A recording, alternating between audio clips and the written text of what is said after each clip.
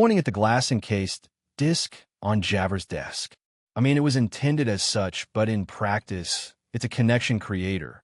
That's why the effects are spreading why Arya can see our memories without touching us, why Jalen is getting visions through eye contact. Javer leaned forward, resting her chin on steepled fingers. So, the memory snare was designed to create permanent psychic links between people?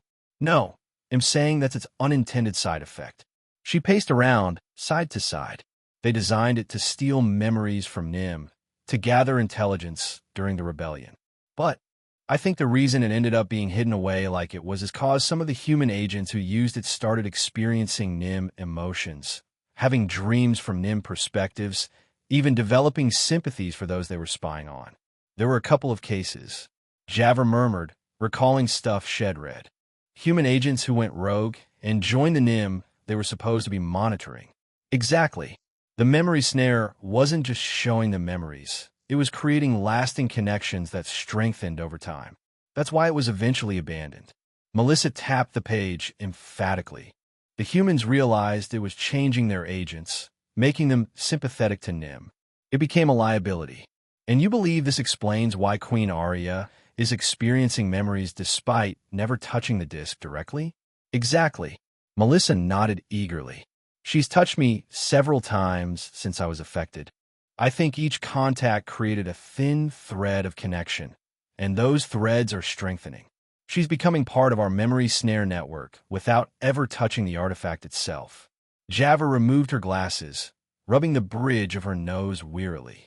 If you're right, this is far more serious than I initially believed. We're not just invading people's privacy, we're potentially creating permanent psychic bonds with everyone we touch. And the longer we wait to do the ritual, the stronger and more widespread these connections become, Melissa added grimly. The office door burst open without warning. Jalen stood in the doorway, breathless from running. Javer, something's weird with the memory snare. She stopped, noticing Melissa. Oh, you're here too. Discussing the same thing, apparently, Javer replied. Melissa has a theory about the memory snare's expanding influence. Jalen entered, closing the door behind her. I kissed Margaret this morning, she blurted out. Melissa's eyebrows shot up. You did what now? It was an accident. Jalen's face reddened. Well, kind of. The point is, nothing happened. No memory transfer, even though we made direct contact. But you've seen her memories before through touch? Javer asked. Yes, multiple times. Jalen's blush deepened. Very, vivid ones. Actually, this supports my theory, Melissa said, turning back to Javer. The connections are evolving beyond simple touch activation. They're becoming something else entirely. Okay, someone want to fill me in on this theory? Jalen crossed her arms, looking between them. Melissa quickly explained her findings, watching Jalen's expression shift from confusion to alarm. So we're all becoming what? Psychically linked? Jalen asked. In a manner of speaking, Javer confirmed. And it appears the links are growing stronger and more independent of the original artifact. Shit, Jalen whispered. Does that mean Margaret and I are connected now? Possibly, Melissa said. But more importantly, we need to perform the ritual as soon as possible, before these connections become permanent. Agreed, Javer nodded. He'll contact Raven immediately. We should perform the ritual tonight, while the moon is in the correct phase. Tonight? Jalen's voice rose in pitch. But I haven't had time to prepare, or would you prefer to spend the rest of your life psychically bonded to my mother? Melissa asked dryly. Jalen opened and closed her mouth several times before sighing in defeat. Fine. Tonight it is. The office door flew open once more, this time revealing Raven. Her usually pristine uniform was wrinkled, and most shocking of all, she was breathing heavily as if she'd been running. In her hand was a crumpled newspaper. Raven? Melissa stepped forward in concern. What's wrong? Raven held out the newspaper wordlessly. The front page headline screamed in bold black letters. Assassination attempt on Queen Arya. One of her knights, Raven said, her voice uncharacteristically strained. He tried to kill her during her morning court session. The queen was badly wounded. Melissa felt the blood drain from her face as she snatched the paper. The article detailed how a trusted member of the Royal Guard, a man with a scar across his left cheek, had suddenly attacked Queen Arya with a spelled dagger. She had survived, but was gravely injured. The guard I warned her about. Melissa realized with a sickening jolt. The Shadow Mage. This is my fault. She whispered. I knew about him. I warned her. No, it isn't, Javert said firmly. But it does complicate our situation. How? Jalen asked. Javert's expression was grim as she replaced the glass cover over the memory snare. If Melissa's theory is correct, and the Queen has formed a connection with her through the memory snare's influence, then her injury could affect Melissa, Raven finished, understanding dawning in her eyes.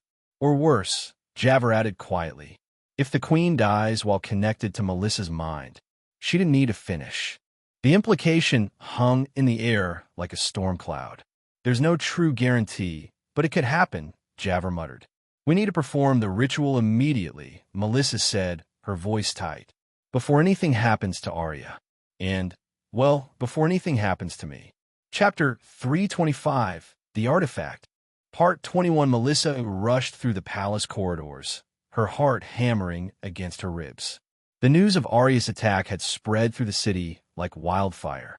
The hallway leading to the royal chambers was blocked by 4 knights in full armor, their expressions grim and weapons at the ready. They crossed their pole arms as Melissa approached. Halt! The tallest one commanded. The Queen is not receiving visitors.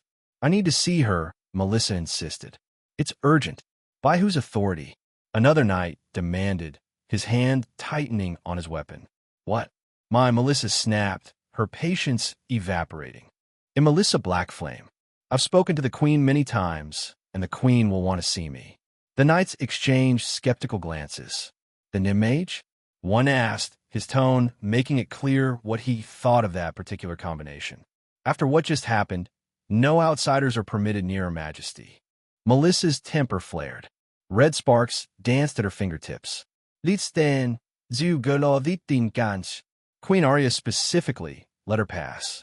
The weak but commanding voice cut through their argument. A lady-in-waiting had appeared in the doorway behind the knights. Her elegant dress stained with what looked disturbingly like blood. Her Majesty is asking for Miss Blackflame, the woman continued, giving the knights a pointed look. Specifically, the knights reluctantly parted, though their suspicious glares followed Melissa as she squeezed past them. One muttered something about Nim whores under his breath, but Melissa pretended not to hear. There are more important things than him right now. The lady-in-waiting led her through an antechamber and into a spacious bedroom that smelled of healing herbs and blood. A massive canopied bed dominated the center, where Arya lay propped up against a mountain of pillows. The Queen looked both better and worse than Melissa had feared. Better, because she was conscious and alert, her gray eyes clear. Worse, because her normally flawless skin was ashen and thick bandages were visible beneath her loose nightgown. Your Majesty, Melissa bowed, her throat suddenly tight. Just call me Arya, the Queen said, a weak smile touching her pale lips. The lady-in-waiting withdrew silently, closing the door behind her.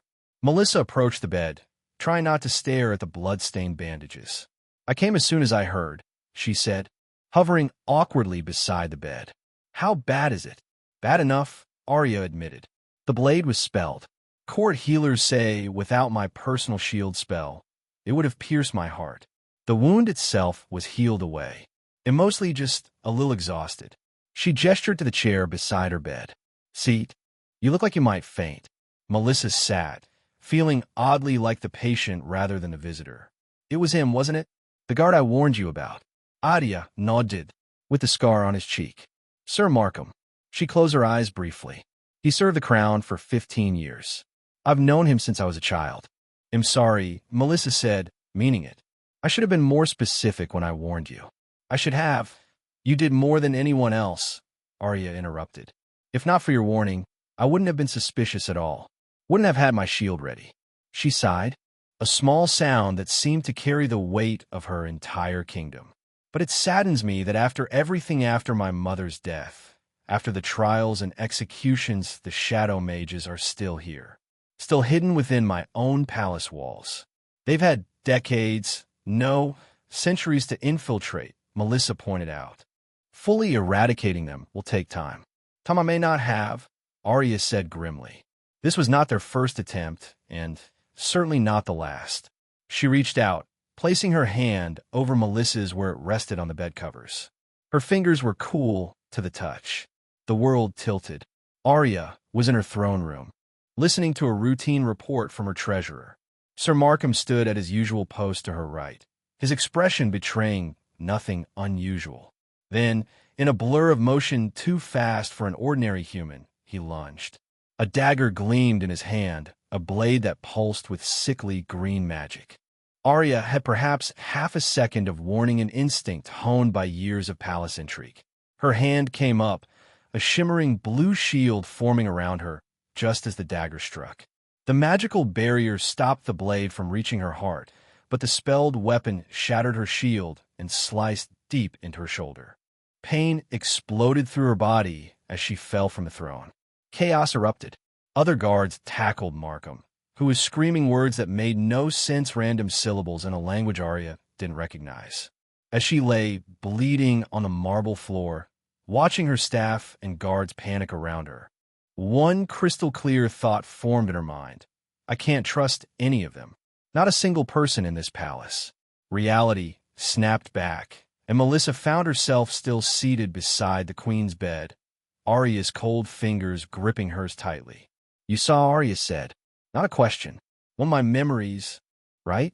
You made the same face I usually make when it happens.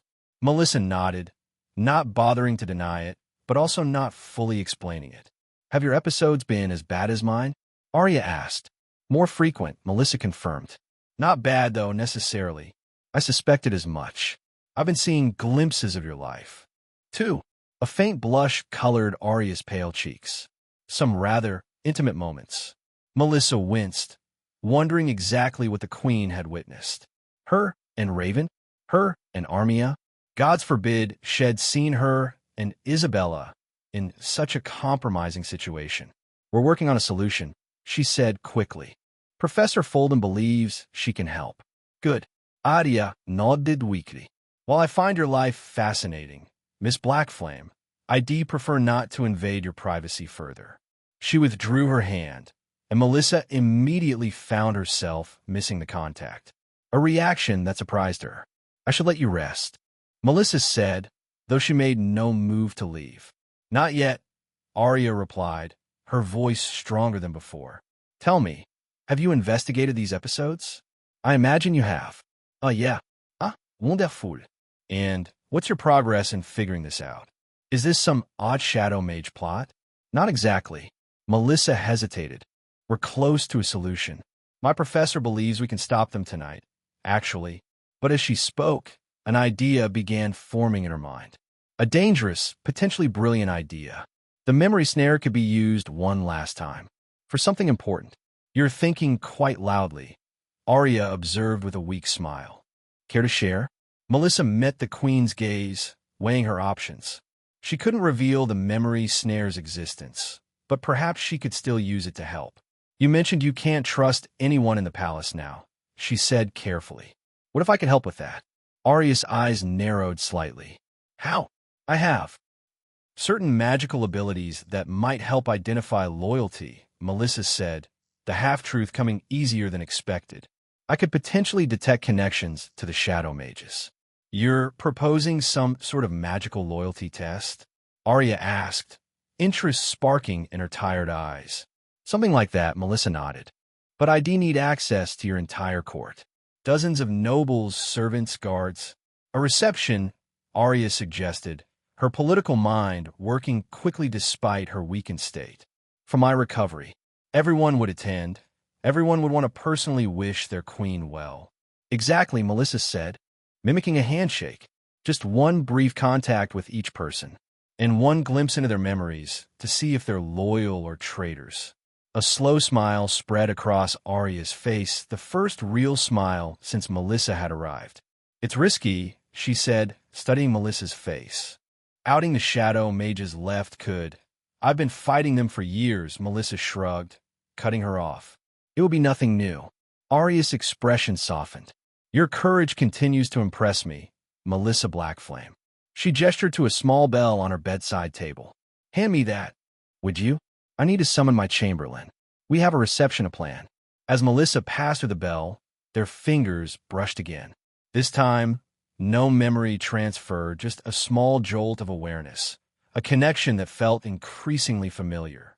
One last use of the memory snare's power. Melissa thought as Arya rang for her servant. One final mission before ending its influence forever. Anim, using it to help a human queen find traitors. Kind of ironic. Chapter 326. The Artifact, Part 22. 2 days later, Melissa stood in the grand reception hall of the royal palace. Wearing a dark blue dress that Javert had insisted was appropriate for a royal function. The bodice was uncomfortably tight across her chest, but she had to admit the effect was impressive her. Tits practically demanded attention, drawing eyes away from her horns and tail. Perfect for what she needed to accomplish tonight. The hall buzzed with activity as courtiers, nobles, and palace staff mingled, all eager to see the queen's miraculous recovery. Arya sat on a modest throne at the far end, looking remarkably well for someone who had been stabbed less than 3 days ago. Royal healers and magic could work wonders, apparently. Ready? Arya asked quietly as Melissa approached for their prearranged greeting. As it'll ever be, Melissa replied. Arya extended her hand, speaking loudly enough for nearby courtiers to hear. Miss Blackflame, how kind of you to attend? I understand you've been experimenting with a new form of protective magic at the Academy? Yes, Your Majesty. Melissa played along, taking Arya's hand. Professor Folden believes it could be quite valuable for detecting harmful intentions. Fascinating, Arya nodded. Perhaps you could demonstrate while you circulate? I'd be curious to see its effectiveness. It would be my honor. With that thin pretense established, Melissa began her mission. She moved through the crowd, smiling, nodding, introducing herself to nobles who eyed her Nim features with barely concealed distaste. And she touched everyone. A handshake here, a brush of fingers there. With each contact, she focused her thoughts on a single question. Shadow Mage? Most touches revealed nothing but mundane memories. Breakfast that morning, gossip about court affairs, sexual fantasies about various nobles. But occasionally, she hit something more substantial. Lord Selim, Arya's advisor, revealed a memory of himself burning some documents late at night after the Queen's attack. What were they related to? She had no clue. Lady Eleanor, a minor noblewoman, yielded a vision of herself mixing herbs into a very unappealing drink that, judging by her own reaction to it, must have been poison. Sir Devon, a senior knight, showed himself meeting with hooded figures in the lower city. Each time, Melissa made a mental note of the name and continued circulating, careful not to react or linger too long with any suspect. As Shed told Arya, they needed to be subtle. If any shadow mages realized they were being identified, they might panic and attack, turning this elegant reception into a bloodbath. Ah, you must be the famous Nim mage, a portly man said, blocking her path. Baron Wexley at your service. He bowed over her hand, his meaty fingers lingering too long on hers. The world tilted. Baron Wexley was in his bedchamber, on his knees, being whipped by some serving girl behind him. Reality snapped back, and Melissa forced herself not to recoil from the Baron's touch. Goodness, a pleasure to meet you, Baron, she said instead, extracting her hand. If you'll excuse me, Her Majesty asked me to circulate. She slipped away quickly. Near a refreshment table, Melissa bumped into a serving maid, apologizing as their hands briefly touched. Again, the world tilted. The maid was pressed against a wall in a dim hallway. Her skirts were rumpled, and her breath came quick as she steadied herself against the wall. A maid knelt nearby, adjusting the hem with careful hands. Shoo, the standing maid whispered. Someone might hear us.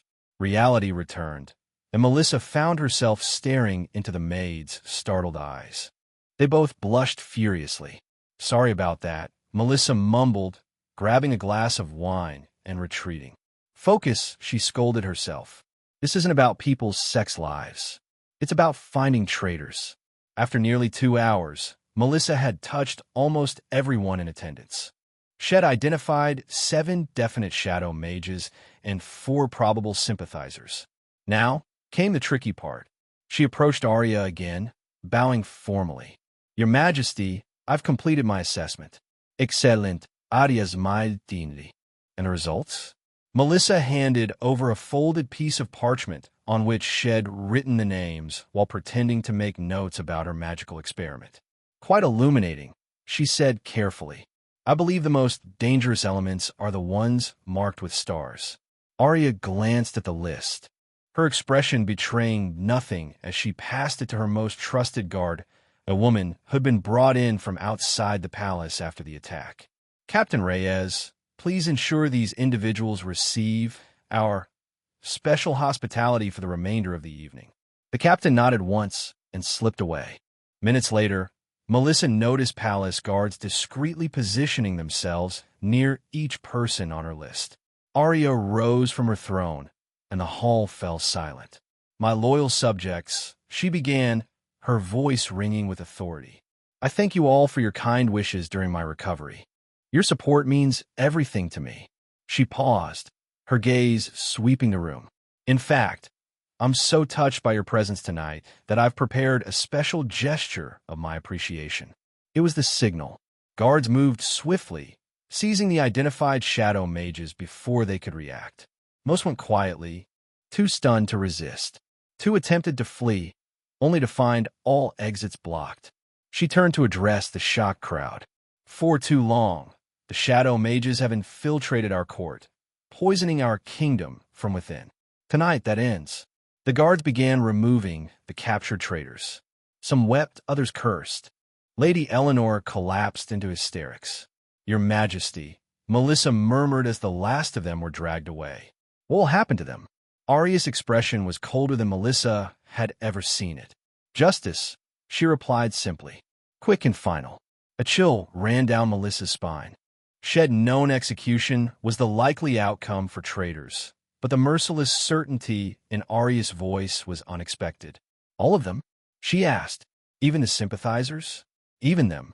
Arya's gray eyes were hard as stone. The route must be cut out completely, or it will return. Then, as if a switch had been flipped, Arya's face softened into a warm smile. She placed her hand on Melissa's arm, squeezing gently. Thank you, Melissa, she said, her voice sweet and genuine. I couldn't have done this without you. Your loyalty and courage have saved my life, possibly saved the kingdom. The abrupt shift in demeanor was jarring, but Melissa managed to smile in return. I'm glad I could help, Your Majesty. Arya, the queen corrected. In private, remember?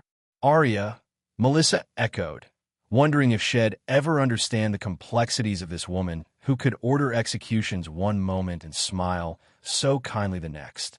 The reception continued, the mood strained but gradually recovering as wine flowed and musicians played. Melissa stayed long enough to be polite, then made her excuses. She had what she came for. The shadow mages were exposed, and Arya was safe. Now she could return to the academy with a clear conscience, ready to end the memory snare's influence once and for all. As she left the palace, the distant sound of steel being sharpened reached her ears, executioners preparing for their night's work. She quickened her pace, not wanting to think about what was coming. She had played her part. The rest was in Arya's hands. Time to put this power away, she thought firmly, before I see any more things I can't unsee. Chapter 327, The Artifact, Part 23. Melissa woke to sunlight streaming through the dorm window and Raven's solemn face hovering inches from hers. She nearly screamed. God's Raven. She clutched her chest. We've talked about this. Normal people don't watch others sleep. I wasn't watching you sleep, Raven replied matter-of-factly. I was waiting for you to wake up. There's a difference. Barely, Melissa grumbled, but she couldn't stay annoyed. Not today. What time is it? 8:17. Javert expects us at 9:30. Melissa stretched, her tail uncurling from around her leg where it had wrapped itself during the night. Just a few more hours, and they'd be free of the memory snare and all its complications. No more accidental glimpses into people's private moments. No more worrying about touching anyone. No more shadow mage hunts in royal palaces. Can you believe it's finally going to be over? She asked, sitting up. Raven's expression remained neutral, but Melissa had learned to read the subtle cues, the slight softening around her eyes, the barely perceptible tilt of her head. I will miss certain aspects of the experience, Raven admitted. The research potential was significant. Well, you've certainly put it to good use, Melissa teased. Raven reached into her uniform pocket and withdrew a small paper-wrapped package. I got this for you, she said, extending it with mechanical precision. What's this? Chocolate, dark with sea salt. You mentioned liking it once. Melissa's heart melted a little. That's really sweet of you, Raven. It's practical, Raven countered. You need to eat before the ritual. Sure. Very practical. Melissa unwrapped the chocolate, breaking off a piece and popping it into her mouth. The rich bitterness with hints of salt spread across her tongue. Perfect. She offered a piece to Raven, who hesitated before accepting it with careful fingers. A mischievous idea struck Melissa. She said casually, since this is our last day with the memory snare active, maybe we should use it one more time. For science. Before Raven could respond, Melissa reached out and touched her shoulder, focusing her thoughts on finding a secret memory. The world tilted. Raven was standing by a window in the dormitory, completely alone. Afternoon light slanted across her face as she simply stood there. Not training, not studying, not doing anything productive. Just gazing out at the academy grounds with no particular expression on her face. Reality snapped back, and Melissa found herself staring at Raven, who looked uncharacteristically embarrassed. That's it. Melissa laughed. All your secret memories are just you.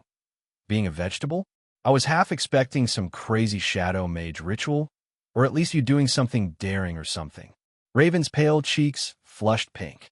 It's not significant, she mumbled. Then why did the memory snare show it to me? It usually reveals intimate secrets. Raven looked away, her fingers fidgeting with the hem of her uniform. It's embarrassing, she finally admitted. Standing around, doing nothing. It's inefficient, wasteful.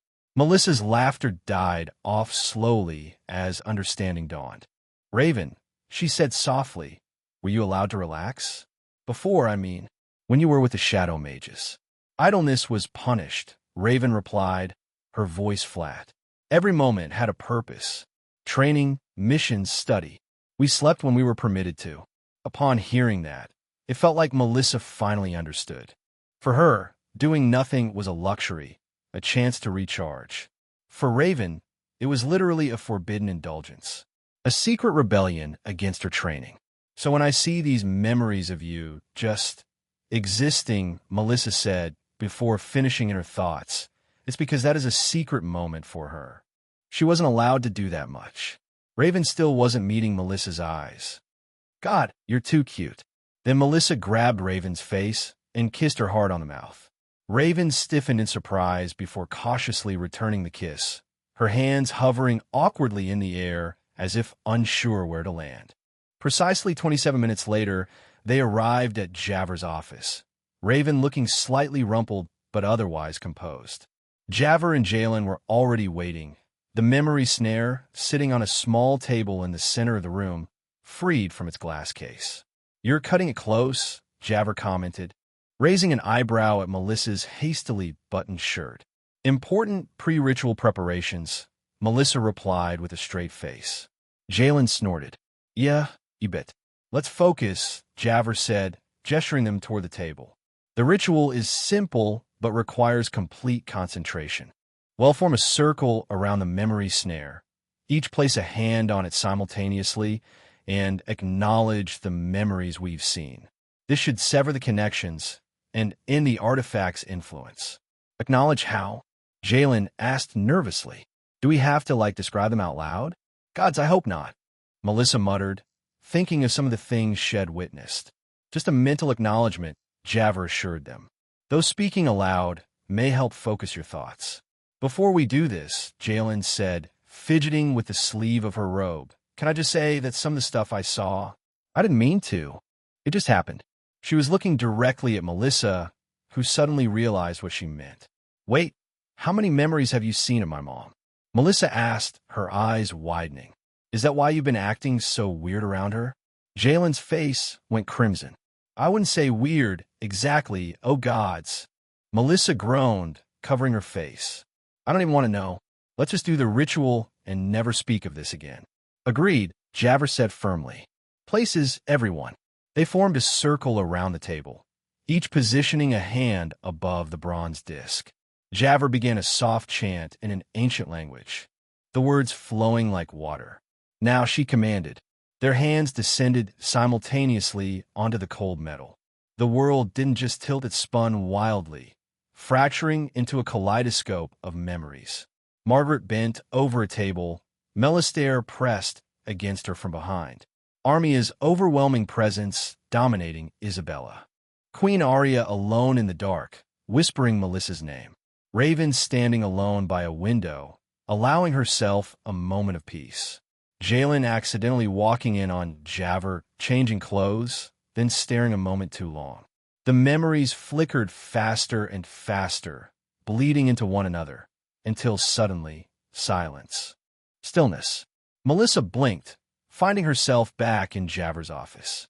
The memory snare sat inert on the table, its bronze surface now dull and ordinary looking.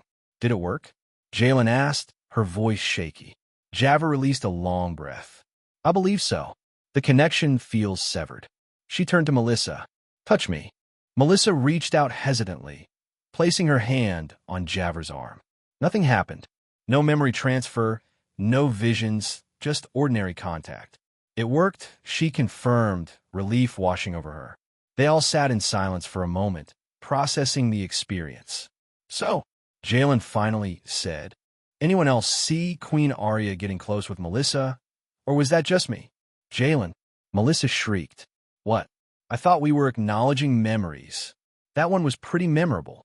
I also observed this memory, Raven stated matter-of-factly, though the Queen's approach seemed suboptimal. Can we please? Javer interrupted, pinching the bridge of her nose. Focus on the important part. The ritual worked. The memory snare is deactivated.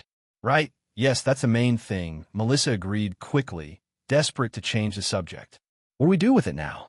They'll return it to the library archives, Javer said, carefully wrapping the disc in a cloth. Ms. Millie has prepared a special storage box with additional sealing spells. With luck, it will remain dormant for another century. Good, Jalen said firmly. That thing caused enough trouble. Yet as they filed out of Javer's office, Melissa couldn't help feeling a hint of nostalgia. The memory snare had been dangerous, invasive, and ethically questionable, but it had also shown her sides of people she'd never have seen otherwise. She glanced at Raven, who walked silently beside her. Any regrets? She asked softly. Raven considered this for a moment. No, she replied. The data collection was valuable, but the privacy violations were uncomfortable. Yeah, Melissa agreed. Though I might miss seeing the Queen's secret fantasies about me.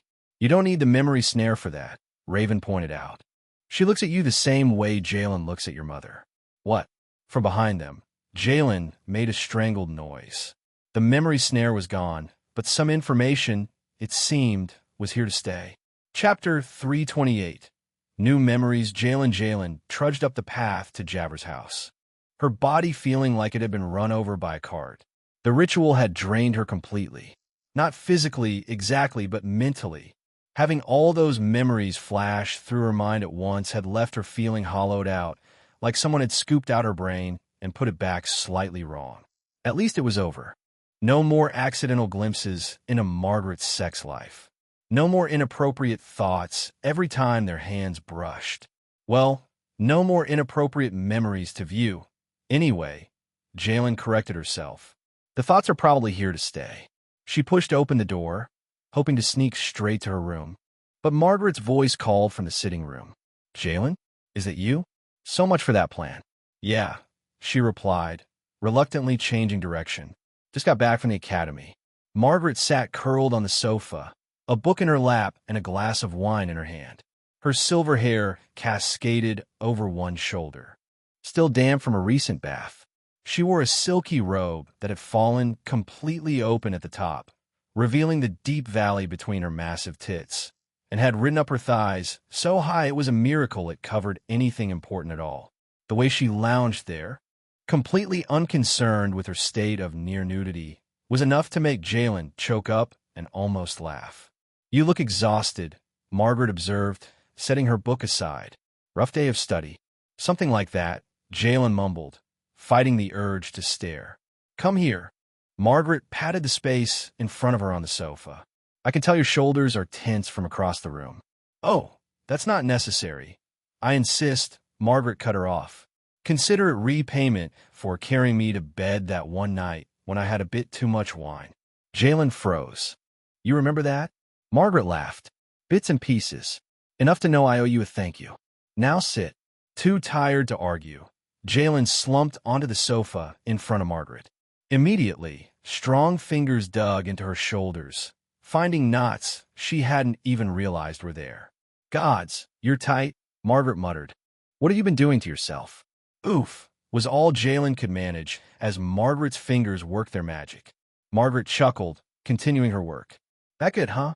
"You have no idea," Jalen sighed, her head drooping forward as Margaret found just the right spot. The massage continued in silence for a while, Margaret's hands gradually moving from Jalen's shoulders to her upper back, then lower. Each press of those fingers sent waves of pleasure pain through Jalen's body, making her bite her lip to keep from moaning. "Better?" Margaret asked, her voice close to Jalen's ear. "Much," Jalen admitted. "You're really good at this." "Years of practice, hee-hee," Margaret replied, moving back up to Jalen's neck. "Melistaire gets the same knots when he's been working too hard." The reminder of Margaret's husband should have doused Jalen's inappropriate thoughts like cold water. Instead, it conjured memories shed seen through the memory snare, and she felt her face heat up. "Speaking of the other night," Margaret continued, her thumbs pressing in small circles at the base of Jalen's skull. "Did anything else happen that I should know about?" "Like what?" Jalen asked, suddenly tense again. "I don't know. Perhaps something involving lips?" Jalen's heart stopped. "You remember that?" "So something did happen." Margaret sounded triumphant. "I wasn't sure if I'd dreamed it or not. It was just you were drunk, and Jalen stammered, then took a deep breath. "We kissed. Once. It was an accident." "An accident," Margaret repeated, her hands pausing. "Like tripping and falling mouth first onto someone else's lips?" "No. I didn't plan it. It just happened." Margaret resumed the massage, her touch lighter now. "And did you enjoy this accidental kiss?" Jalen could have lied, should have lied, but something about the ritual, about finally being free of the memory snare's influence, made honesty feel easier. "Yes," she admitted quietly. "I did." Margaret's hand stilled. Then she gave Jalen's shoulders a little squeeze. "Want to do it again?" she asked casually, as if suggesting another glass of wine. "Now that I'm sober enough to remember it properly?" Jalen twisted around, her eyes wide. "What?" "The kiss," Margaret clarified, looking amused. "I'm asking if you want to kiss me again, preferably when I'm not about to pass out." "But Melistaire," Margaret waved a dismissive hand. "Knows I like to have fun. We're Nim, remember?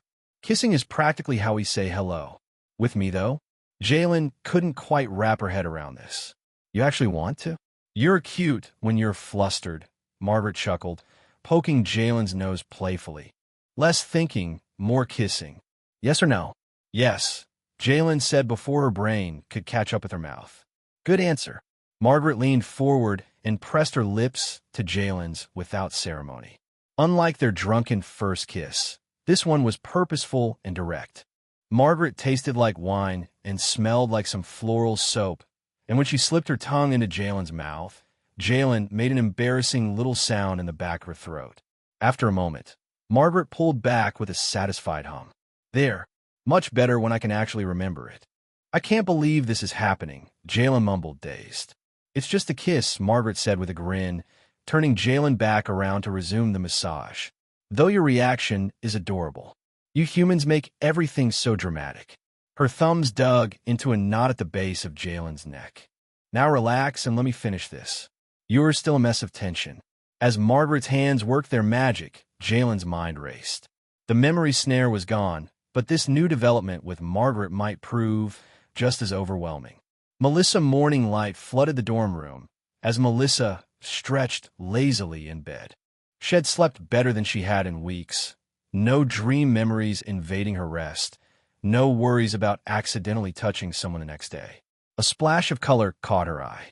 On the nightstand beside her bed sat a small bouquet of wildflowers, carefully arranged in a simple glass. Melissa smiled, touching the delicate petals. Raven must have left them before her morning jog. Well, this deserves a proper thank you, Melissa thought, an idea forming in her mind. She slipped out of bed and padded to her wardrobe, pulling out a little package. Isabella had given it to her weeks ago with a wink and a suggestion that it would drive anyone wild. The perfect opportunity to test that claim had just presented itself. Melissa unwrapped the black lace lingerie and held it up against her body. The material revealed way more than it covered, but that was the point, with strategic cutouts that would showcase her best assets. Exactly the sort of thing Isabella's horny ass would like, but for once, Melissa wasn't complaining. After a quick brush of her teeth and fluff of her hair, she slipped into the lingerie. The cool lace against her skin sent a pleasant shiver down her spine. A glance in the mirror confirmed the effect was everything Isabella had promised. Her tits looked amazing, spilling over the top of the delicate bra, and the bottoms emphasized the curve of her ass while leaving it mostly bare.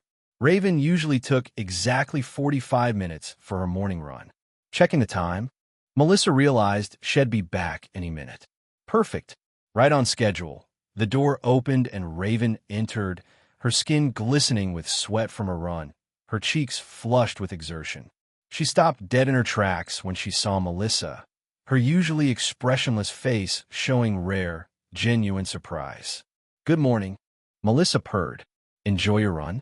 Raven blinked, her eyes traveling slowly over Melissa's nearly naked body. "Yes," she replied automatically. "What are you doing?" "Saying thank you for the flowers," Melissa replied, stretching deliberately to showcase the lingerie. "Do you like it?" Raven trailed off, frozen by the doorway. Melissa laughed. "They'll take that as a yes. By the way, the flowers?" "Thank you." A faint blush colored Raven's cheeks. "They reminded me of you." And this, Melissa gestured to her lace-covered body, reminded me of something I've been wanting to do to you. She crooked a finger at Raven. "Come here." Raven hesitated only briefly before approaching the bed. She still wore her running clothes, her shirt damp with sweat. "I should shower first," she said, though her eyes never left Melissa's body. Later, Melissa decided, reaching up to grab the front of Raven's shirt and pulling her down onto the bed. "I want you close to me like this." She leaned over Raven, who lay beneath her looking both confused and intrigued. Melissa bent down to kiss her softly. Raven's hands came up to rest on Melissa's hips, tentative at first, then holding her closer, removing each article of sweaty clothing with deliberate slowness. Raven watched, her breathing growing heavier, her typically expressionless face showing clear anticipation now. When Raven was undressed and Melissa was still clad in the black lace, she moved closer, drawing Raven into the charged moment. "Just sit back and relax," she instructed softly. "Let loose for once. Don't do anything but feel." "I don't think," Raven began, but her words cut off into a soft gasp as Melissa leaned closer. For someone who claimed to be confused by social norms, Raven relaxed completely under Melissa's gentle attention. Her back arched softly, her hands curled loosely in the sheets, and the quiet sound she made encouraged Melissa to keep going. "That's it," Melissa said softly. "Just feel. Don't think." It took time, since Raven wasn't used to letting someone else take the lead when it was just the two of them, but eventually, her resistance melted away. Her normally restrained voice rose with an emotion she hadn't expected. When the moment finally passed, it was with a look of genuine surprise, as if the intensity of what she had felt had caught her off guard. Melissa returned to her side, grinning smugly. "See?" she said, wiping her mouth. "Doing nothing productive can be pretty amazing." Raven lay still for a moment, staring at the ceiling as she caught her breath. "That was educational," she finally said. Her hand reached out to touch the lace still covering Melissa's breast. "Though your outfit seems unnecessary if that was your intended purpose." "Oh, we're not done," Melissa said with a wicked smile. "I just wanted you to properly appreciate it before you tore it off me." Raven's eyebrow raised slightly. "Is that what I'm supposed to do next?" "Only if you want to," Melissa teased.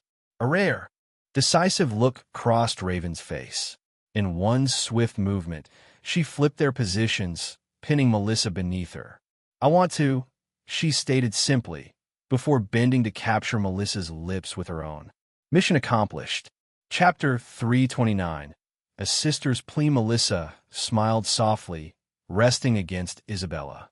The familiar sensation was as comforting as it was exciting. Isabella's fingers tangled gently in her hair, guiding her movements. Finally, she could relax for a little while. "Gods, I missed you," Isabella sighed. "It's been way too long since we've spent time together like this." "You know," Melissa responded with an enthusiastic effort, earning a delighted shudder from a kitsune. "Ugh, that's it," Isabella encouraged. "Make it up to me for ignoring me these past weeks." Melissa pulled back enough to catch her breath, raising a brow. "I didn't ignore you," she protested. "I was dealing with an ancient magical artifact." Isabella rolled her eyes. Details, details. Less talking, more action." Melissa grinned and obliged. Through the open bedroom window, she could hear the sounds of everyone else enjoying the sunny afternoon. Raven and Armia's voices drifted up from the garden. Hazel's excited squeals punctuated the air as she chased something or was being chased.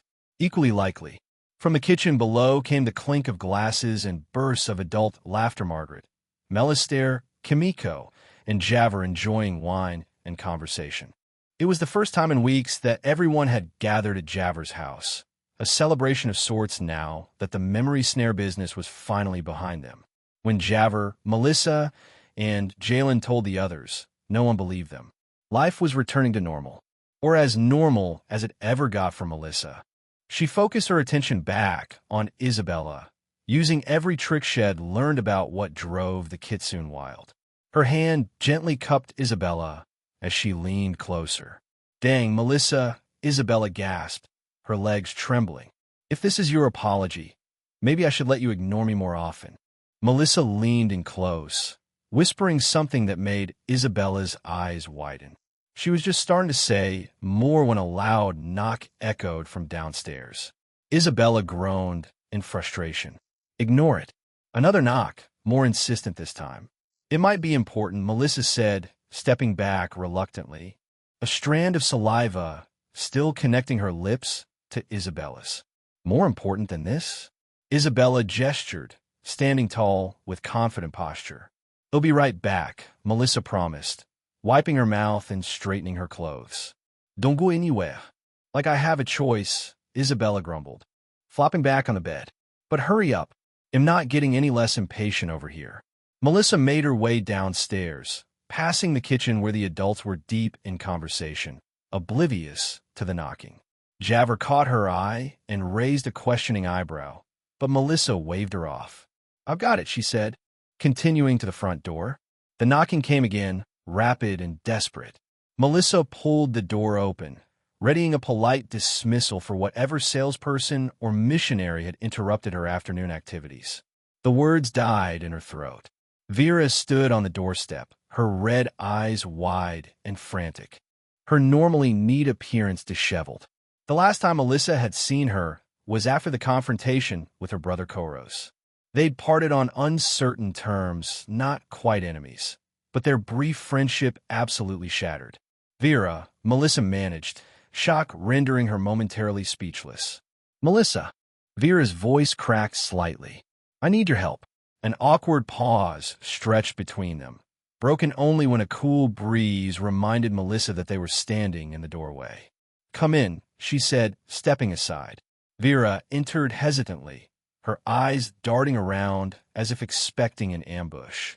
She flinched when she heard laughter from the kitchen. "Is there somewhere we can talk?" she asked softly. "Privately?" "The study," Melissa decided, leading her down the hallway to Javers' small book-lined office. She closed the door behind them, then turned to face her unexpected visitor. "What's going on? How did you find me?" Vera's hands twisted together nervously. "Finding you wasn't hard. Everyone knows where the Nim mage lives. That's concerning." She took a deep breath. "It's about my brother." Melissa stiffened. "Koros? What about him?" "They're going to execute him." Vera's voice was barely a whisper. "In 3 days. Queen Arya ordered it." "I see." Melissa chose her words carefully. "Vera, you know what he did? He organized attacks against humans. People died." "I know." Vera's eyes welled with tears. "What he did was wrong. I've never denied that. But he's still my brother." "Melissa, my only family." An uncomfortable silence filled the room. Melissa wasn't sure what to say. Part of her sympathized with Vera's pain. She couldn't imagine losing a sibling. But another part remembered the terror and destruction Koros had caused, including the attack that endangered Melissa's own family. She couldn't forgive him for that. "What exactly are you asking me to do?" she finally asked. Vera's gaze met hers directly. "Speak to the queen. Ask for mercy. She listens to you." The statement caught Melissa off guard. "What makes you think that?" "Everyone knows you have her ear," Vera replied. "You're the Nim she trusts. The one who helped expose the shadow mages and all that." She stepped forward, desperation etched on her face. "Please, Melissa. I'm not asking for his freedom. Just not death. Imprisonment, exile, anything but execution." The pain in Vera's voice was genuine, as was the plea in her eyes. It was hard to take in, hard to look at. "I can't promise anything," Melissa said slowly. "Koros organized attacks that killed people. He tried to burn down a house with my family inside." "I know," Vera whispered, a tear slipping down her cheek. "And I'm not excusing what he did. But you of all people understand how the world has treated Nim. What could drive us to?" Melissa felt a pang of guilt. "I need to think about this," she said finally. "It's not a simple request, Vera." Hope flared in Vera's eyes. "But you'll consider it?" "That's all I'm asking. Please, just consider helping him. He'll sleep on it." Melissa promised. "That's the best I can offer right now." Vera's shoulders slumped slightly, but she nodded. "Thank you. I'm staying at the Full Moon Inn in the lower quarter. Room 12. She moved toward the door, then paused. "For what it's worth, I never lied about enjoying our time together. That was real." "Neither did I." Before Melissa could respond, Vera slipped out, leaving her alone with tangled thoughts and the distant sounds of her family and friends enjoying their afternoon. She stood there for several long moments, weighing her options. Approaching Arya about clemency for Koros would be risky. The queen had been merciless with the shadow mages, and Koros crimes were well documented. Yet the thought of Vera losing her only family. A tap at the study door interrupted her thoughts. "Mel, you coming back or what?" Isabella's impatient voice called through the wood. "I'm starting to think I need to find another companion." Despite everything, Melissa smiled. "Be right there," she called back, closing the door. Chapter 330. Discussion. Melissa returned to Isabella's bedroom, where the kitsune was sprawled on the bed, lazily running a hand through her hair. Her tail twitched in irritation. "About fucking time," Isabella said, her green eyes narrowing. "Care to explain why you abandoned me for so long?" Melissa sighed and closed the door behind her, leaning against it. "It was Vera." Isabella's hand stilled. "Vera? As in the sister of the guy who tried to burn your family alive? That Vera?" "Yeah." Melissa nodded, pushing off from the door and walking to the bed. "She wants me to talk to Arya. Apparently, they're executing Koros in 3 days." Isabella sat up, her wandering thoughts momentarily forgotten. "And that's bad?" "The guy literally ordered attacks on innocent humans. He tried to kill your parents." "I know," Melissa said, sitting on the edge of the bed. "Trust me, I know. But you should have seen her face, Izzy. She was desperate." Isabella snorted. "Of course she was. Her brother's about to lose his head." "She doesn't want me to get him freed," Melissa clarified. Just commuted to life, imprisonment, or exile or something. Anything but death. And you're actually considering it? Isabella looked genuinely surprised. After everything he did? Melissa fell back onto the bed, staring at the ceiling. I don't know. Part of me thinks he deserves whatever he gets. But another part is thinking with your hormones, Isabella finished for her. Because Vera meant something to you? It's not just that, Melissa protested, though her cheeks flushed. I understand their anger. How the world treats Nim. How it can push people to extremes. Isabella scooted closer, pressing against Melissa's thigh. You know what I think? I think you're too nice for your own good. She leaned down and planted a kiss on Melissa's lips. It's annoying as fuck, actually. Melissa laughed against Isabella's mouth. You are the worst. And yet, you still want me, Isabella replied with a grin. So what does that say about you? Before Melissa could answer, Isabella kissed her again, deeper this time. Her lips pressed firmly against Melissa's as the two of them leaned into each other. Melissa sighed softly, her earlier worries temporarily forgotten as her body responded to the kitsune's touch. Isabella pulled back, her eyes dark with desire. We can talk politics after you finish what you started. And just like that, Melissa was on her knees again, her lips parting as she leaned in close to Isabella, letting the physical pleasure drown out her moral dilemma. At least for a little while. You want to what? Melister's voice rose sharply, drawing stares from the other occupants of Javer's living room. Evening had settled over Syux, and the celebration had given way to a more serious atmosphere once Melissa had shared Vera's request with everyone. I didn't say I was going to do it, Melissa countered, crossing her arms. I said I was considering it. There's nothing to consider, her father insisted, his red eyes blazing. That man ordered an attack on this house. On your mother. On Hazel. He's responsible for deaths across the city. I know that, Melissa said, her voice tight. Melister looked ready to continue his tirade, but Margaret placed a hand on his arm. Let's hear everyone out, she suggested gently. This affects all of us. Javer, who had been quietly contemplating from her seat near the fireplace, finally spoke. There might be political considerations worth thinking about. All eyes turned to her. What do you mean? Melissa asked. Queen Arya is still establishing her rule, Javer explained. How she handles Koras execution will set a precedent. If she's seen as too merciless towards Nim, it could inflame tensions further. Or it could show strength. Raven countered from her position against the wall, her voice flat, as always. Deter future rebellions. Kimiko, who had been unusually silent, leaned forward her chair. Javer's right, she said, surprisingly serious for once. Execute Koros, and he becomes a martyr for every disgruntled Nim in Syux. His sister will tell the story of how she begged the queen for mercy and was denied. So we should care about optics more than justice? Melister demanded. We should care about what happens next, Kimiko replied, her normally playful eyes hard. Dead men tell no tales, but their grieving sisters do. And those tales spread. Armia, who had been sitting beside Isabella on the sofa, shifted uncomfortably. The military would support execution, she said quietly. It's the standard punishment for treason. But is it the right punishment? Melissa asked, more to herself than anyone else. The room fell silent for a moment. Maybe death is too easy, Raven said suddenly. Everyone turned to look at her. I've seen the royal prisons. Life imprisonment might be a worse fate than a quick execution. Raven has a point, Isabella said, her tail swishing thoughtfully. Plus, keeping him alive means he can be interrogated later. Maybe give up names of other conspirators. Melissa hadn't considered that angle. That's actually a good point. Incapable of them occasionally, Isabella replied with a wink. Melister stood up abruptly. I can't believe we're even having this conversation.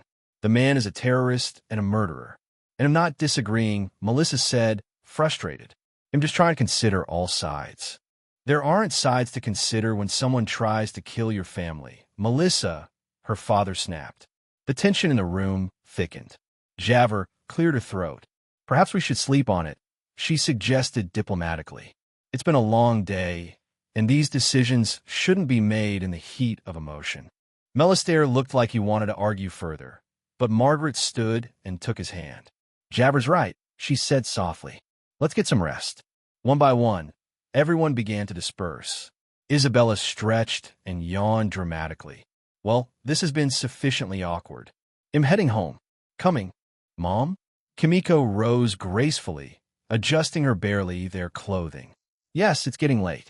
She approached Melissa and gave her a knowing look. Trust your instincts, dear. They've served you well so far. Armia and Raven also prepared to leave, exchanging quiet words that Melissa couldn't hear. As the four of them headed for the door, Melissa watched them go with a mixture of relief and frustration. The conversation had left her with more questions than answers, and Vera was expecting a response soon. What was the right thing to do? What was the smart thing to do? And were they even the same in this case? Fuck, why does everything have to be so complicated? She still had no idea what she was going to tell Vera, or Arya, for that matter. The weight of the decision pressed down on her, heavy and unyielding. Outside, the first stars of evening were appearing in the darkening sky. Somewhere in the lower quarter of the city, Vera was waiting, clinging to the hope that Melissa would help save her brother's life. And Melissa still didn't know if she should. Chapter 331. Diplomatic Affairs. Melissa woke with Isabella's leg draped across her chest and a foxtail tickling her nose. Sunlight streamed through the curtains, illuminating the chaos of discarded clothes and tangled sheets. Fuck, she muttered, blinking away the sleep from her eyes. The memory of Vera's desperate plea crashed back into her consciousness. At some point last night, though she wasn't sure if it was after the encounter with the kitsune next to her or while it was still in progress, she'd come to a decision. She would speak with Queen Arya about it today, if she could. Isabella stirred, her pink hair a wild mess around her face. Morning, sexy. She stretched like a cat, her naked body arching as she yawned. You look stressed already. Was last night not good enough for you? Melissa rolled her eyes. It's not that. Melissa sat up, pushing Isabella's leg off her chest. I have to see Arya today about that whole please don't execute my terrorist brother situation. Oh right, the Vera drama. Isabella rolled onto her stomach, her ass perking up invitingly. So what are you going to tell her? Melissa groaned, running her fingers through her tangled black hair. I have no fucking idea. On one hand, Koro's organized attacks that killed people, including one attack that could have killed my parents. On the other hand, executing him might just create a martyr. Ugh, politics is so boring. Isabella crawled over and planted a kiss on Melissa's shoulder. But watching you squirm in front of the queen might be entertaining. You're not helping. Melissa stood up and began gathering her clothes from the floor. Isabella propped herself up on her elbows. I'm coming with you. Melissa blinked. What? Why? Moral support. Isabella grinned, her fox ears twitching with mischief. Plus, I want to see if you and Arya finally fuck. The sexual tension between you two is ridiculous. There is no sexual tension. Melissa's face flushed crimson. And this is serious. Exactly why you need me there. Isabella hopped out of bed, her body shifting slightly as she moved. It'll help keep you from overthinking things. An hour later, after much arguing and a shared bath that took twice as long as it should have due to Isabella's wandering hands, they were walking toward the palace. The morning air was crisp, and the streets of Syux were already busy with merchants setting up their stalls. So have you decided yet? Isabella asked, skipping alongside Melissa. Decided what? Whether you're going to argue for or against chopping off Nimguy's head. Melissa sighed. It'll figure out when we get there. That's a terrible plan. Isabella laughed. But hey, I'm here for it. Maybe you'll just stare at her tits the whole time and forget to speak. I do not stare at her tits. You absolutely do. Everyone does. And it's fine. They're not even big. I mean, no offense, Melissa said, as if the queen was there. Doesn't matter. They're royal tits. Melissa felt an unusual warmth spreading through her body as they approached the palace gates. After the absolutely mind-blowing night last night, she had stepped out into the garden to experiment with blood magic some more, and the residual effects lingered in her system like a pleasant buzz. What she hadn't anticipated was how her increasing mastery was affecting her pheromones beyond what she felt she could control. The first guard they encountered, a stern-faced man with a neatly trimmed beard, suddenly lost his professional demeanor mid-sentence. "State your business," his eyes widened, nostrils flaring as he caught her scent. A flush crept up his neck, and he shifted uncomfortably, adjusting his stance. "With the, Queen," Royal Advisor Melissa Blackflame, and guest to see Queen Arya, Melissa replied, tried to ignore the way his eyes had glazed over. "If Shed have us." "Why, yes, of course." He waved them through. "What?" Melissa raised a brow. "Aren't you going to go tell her first?" "No need," he said, avoiding her gaze. "The Queen has already given orders that if you show up, we are to let you in. No further questions asked." Melissa and Isabella glanced at each other. "That's convenient. Anyway, please go ahead," he said, then turned away quickly, hunching over slightly. Isabella leaned in close as they moved. "Did you just fluster that guard with your presence?" "Shut up." Interesting effect to have at your disposal. Isabella raised her eyebrows suggestively. "Very useful." As they proceeded through the palace corridors, Melissa noticed a pattern. Each guard they passed seemed to undergo the same transformation. Professional stance melting into flustered confusion, followed by awkward posture adjustments and averted gazes. "You're leaving a trail of obvious clues," Isabella whispered gleefully. "We could find our way back by following them." "This is kind of humiliating," Melissa groaned. "I didn't realize the pheromone effect was still getting stronger." They rounded a corner and nearly collided with a palace page who was rushing in the opposite direction.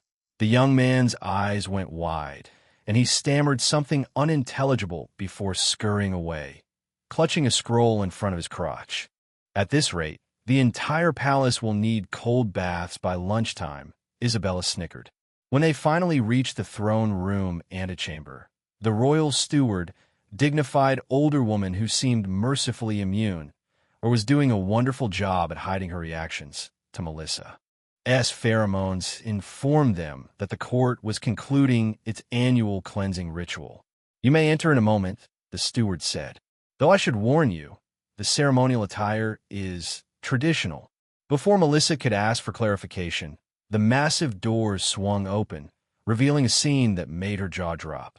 The royal court stood in formation around Queen Arya's throne, but not in their usual formal attire. Instead, every courtier wore sheer, flowing fabrics that revealed far more than they concealed.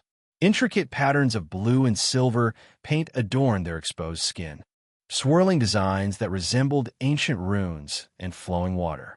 And there, on the throne, sat Queen Arya herself. Holy fuck.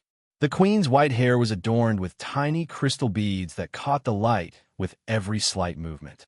Her ceremonial garment was little more than strategically placed strips of translucent silk that did nothing to hide her small, perfect breasts or the curve of her hips. Silver and blue paint traced patterns across her collarbone, down her arms, and across her exposed midriff. Melissa." Arya's gray eyes lit up as she spotted them. "What a pleasant surprise. We just finished the ritual." Isabella nudged Melissa. "Close your mouth before you start drooling." Melissa snapped her jaw shut, suddenly aware that Shed been staring. "Your Majesty, I can return when the court is. Perhaps later would be better?" "Nonsense." Arya waved a dismissive hand, causing the silk to shift in ways that made Melissa's pulse quicken. "The cleansing ritual is complete, but tradition dictates we remain in ceremonial attire until sunset. Court is dismissed, but I would speak with my advisor." The courtiers filed out, many casting curious glances at Melissa and Isabella. Melissa couldn't help but notice that several of the male courtiers seemed to be having difficulty walking normally. Great. Even the fancy nobles aren't immune. When the room had emptied except for two ceremonially dressed guards at the far doors, Arya descended from her throne with fluid grace. "Now," she said, approaching them with a smile that made Melissa's heart stutter, "what brings you to court today? It must be important for you to seek me out so early." Melissa tried desperately to remember why she'd come. Something about Koros and execution and political considerations. But with Arya standing before her, practically naked and painted like some divine being, coherent thought seemed like a distant memory. We're here about the Nim terrorist, Isabella supplied, helpfully, clearly enjoying Melissa's discomfort.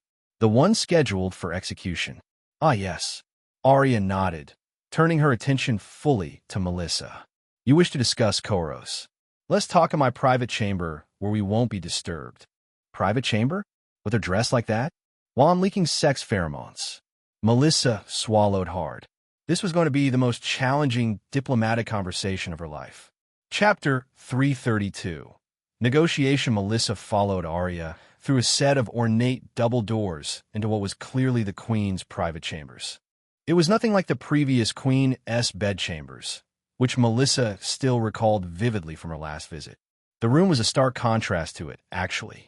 Intimate, warm, and filled with plush furnishings in rich purples and blues. Wait outside, Arya instructed Isabella, who pouted dramatically. Be but your majesty. I'm her moral support. You're her chaos enabler, Arya corrected with a knowing smile. I don't even know you particularly well, and I know that much. I prefer this conversation remain focused. Isabella sighed theatrically. Fine, I'll just imagine what's happening in here. She winked at Melissa before the doors closed, leaving Melissa alone with the nearly naked queen. Great. Thanks for that, Isabella. Arya moved to a pile of plush cushions arranged near a low table and gracefully reclined, the sheer fabric of her ceremonial garment shifting to reveal even more skin. She gestured for Melissa to join her. So, Arya said, you wish to discuss the terrorist's execution.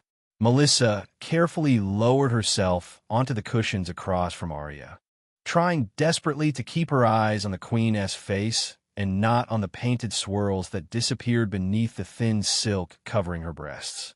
Yes, your majesty. About Koros.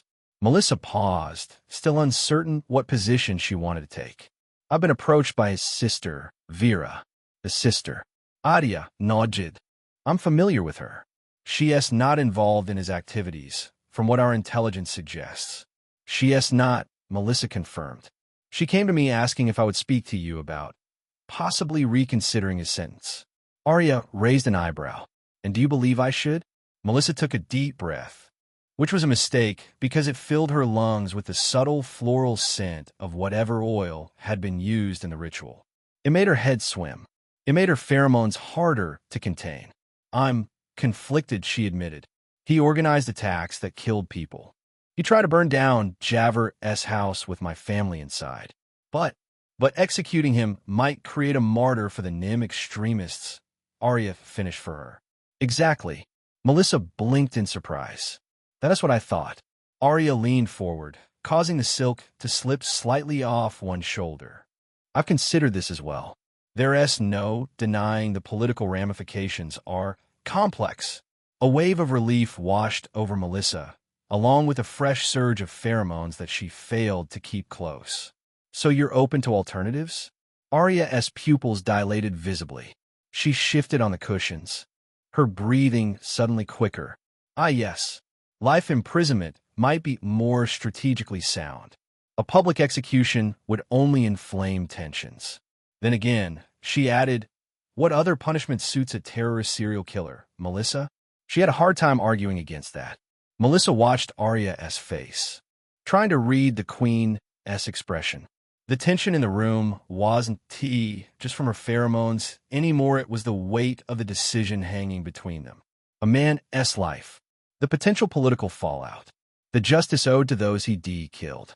I understand your concern about creating a martyr, Arya said, her fingers still playing with the edge of her ceremonial garment. But what message does it send if we spare the life of someone who has shown such disregard for the lives of others? Melissa shifted uncomfortably on the cushions. I'm not saying he shouldn't be punished. Just that. Maybe there's a punishment that serves justice without giving his cause more fuel. I mean, the dungeons aren't exactly comfortable. And it's still taking away his freedom forever, Melissa pointed out. And it gives us the option to, learn from him. Understand why the Nim are so angry? Arya's eyes narrowed. I know why they're angry. Melissa, you're not speaking to my parents. The question is whether that understanding justifies murder. It doesn't, T, Melissa replied quickly. And thus, the solution of just imprisoning him leaves a bad taste in my mouth. And it would for anyone else who heard he wasn't executed for his crimes as well, I suspect. Would you agree? Melissa felt her stomach twist. She didn't have a good answer for that.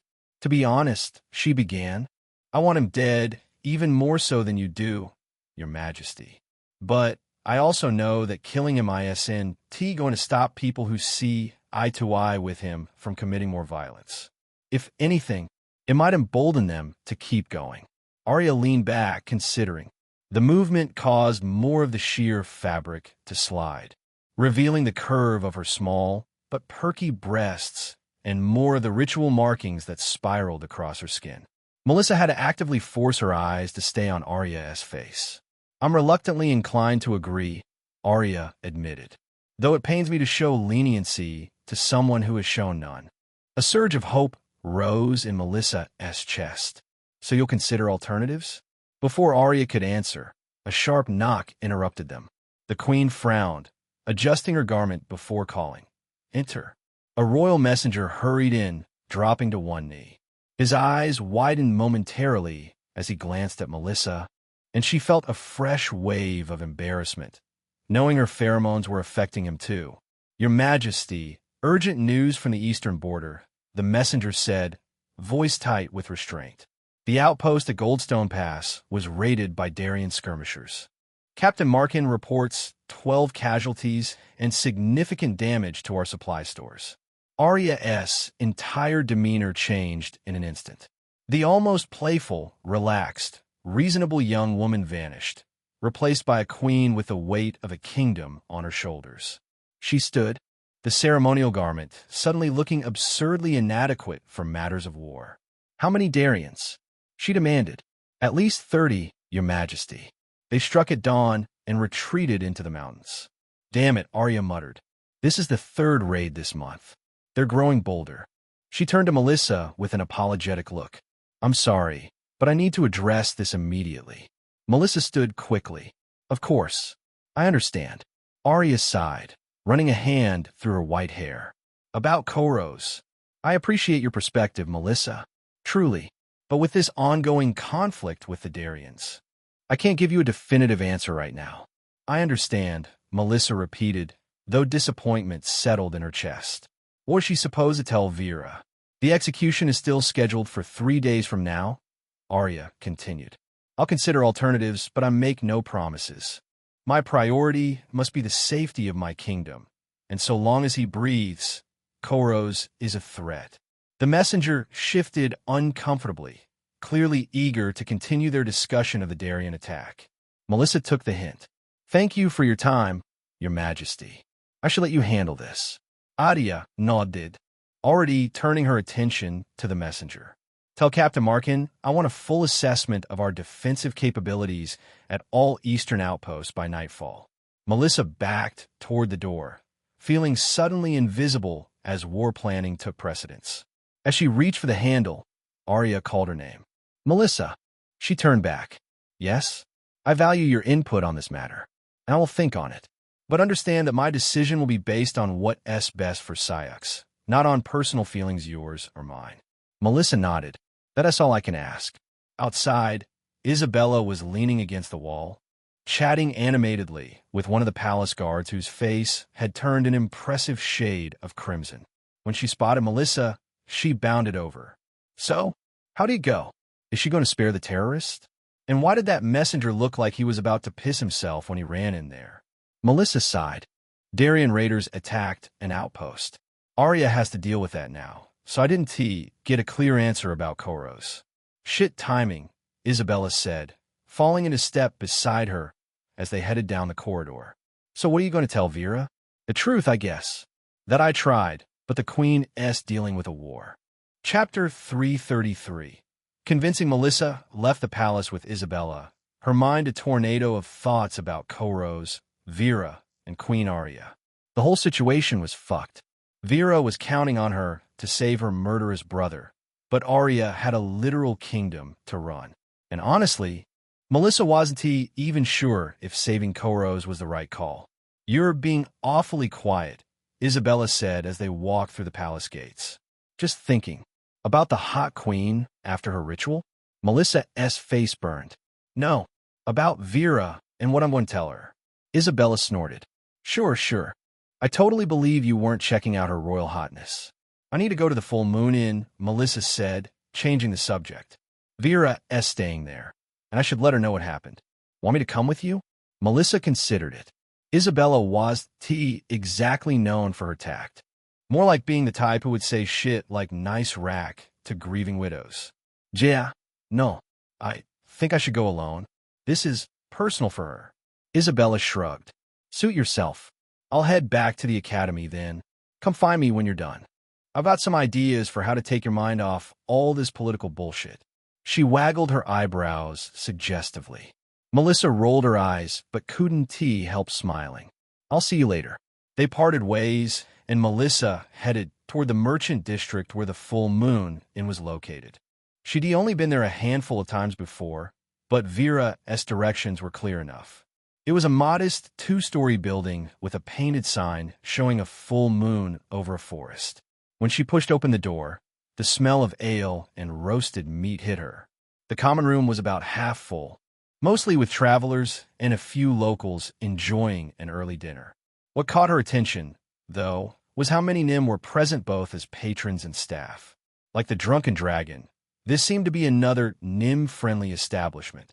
But unlike the Drunken Dragon, where she always felt welcome, the atmosphere here shifted when she walked in. Several Nim glanced her way, and their expressions weren't friendly. A few whispered to each other, and one even spat on the floor. Great. I'm a celebrity for all the wrong reasons. It wasn't hard to figure out why. Word had spread about her involvement with the royal court, and probably her role in Koros' capture. To many Nim, especially those sympathetic to Koros' cause, she was a traitor to her own kind. She spotted Vera behind the bar, serving drinks. The other Nim woman looked up and froze when she saw Melissa. For a moment, Melissa thought Vera might pretend not to recognize her, but then she said something to another bartender and came out from behind the counter. "You came," Vera said, her voice neutral. "Let us talk over there." She pointed to an empty table in the corner, away from most of the other patrons. Melissa followed her, feeling the hostile stares burning into her back as she crossed the room. They sat, and a serving girl brought them 2 mugs of ale without being asked. Vera must have arranged it. "So?" Vera asked once they were alone. "What did the queen say? Will she spare him?" Melissa took a deep breath. "She didn't give me a definite answer." Vera's face fell. "What does that mean?" Melissa sighed. "There was an attack by Darien raiders at one of the border outposts. The queen had to deal with that emergency, so our conversation was cut short." "So you failed," Vera said flatly. "I didn't fail," Melissa protested. She said she'd consider alternatives to execution. She just couldn't give me a final decision because of the attack. The execution is in 3 days. What good is considering if she doesn't actually do anything? She has a kingdom to run, Vera. People died in that attack. Besides, I still haven't decided whether I want to help you or not. Vera's eyes narrowed. "Be that as it may, more people will die if she executes Koros. My brother may be misguided, but he is fighting for our people. By killing innocent humans? Are they innocent? Are they really?" Melissa leaned forward. "Not all humans are the same, just like not all Nim are the same. All this violence Koros did will only serve to create more violence. It's stupid," and Melissa trailed off, realizing she was getting heated. "That is easy for you to say," Vera hissed. "You're the princess's fucking advisor. You live in the academy. You've got it made." The words stung because there was some truth to them. She went to the fancy school. She hung out with royalty. She had human friends who didn't treat her like shit. "Do you care about our people at all? Or are you just playing both sides?" Vera's voice rose, drawing attention from nearby tables. "Of course I do," Melissa answered quietly. "Well, you got a funny way of showing it. The queen, the woman you sit around and chat with, sits in her palace while Nims suffer in the streets. And when one of us fights back, she orders his execution. You might as well be. Vera finally stopped yelling when she saw the look in Melissa's eyes. Melissa was about 2 more syllables away from reducing this whole place to ashes. Melissa put her mug down with a thud that made the nearby tables go quiet. "Listen to me very carefully," she said, her voice low but sharp. "I came here as a favor to you. I went to the Queen as a favor to you. And I'm seriously considering helping your brother who, let me remind you, tried to burn my family alive as a favor to you, for no other reason than because I like you." Vera's angry expression faltered. "So maybe, just maybe," Melissa continued, "you should think twice before calling me a traitor to my people when I'm literally the only reason your brother might not have his head chopped off in 3 days." The tension at their table was thick enough to cut with a knife. Several Nim at nearby tables were openly staring now, though at least they had the decency to look uncomfortable rather than hostile. Vera swallowed hard. "You're right. I'm sorry." Her voice was barely above a whisper. "I'm just scared. Yes, all I have left." Melissa's anger deflated slightly. "Look, I get it. But yelling at me about how bad of a Nim I am isn't going to help your brother." "I know." Vera took a deep breath. "But you have to understand. If Arya executes him, he'll become a martyr.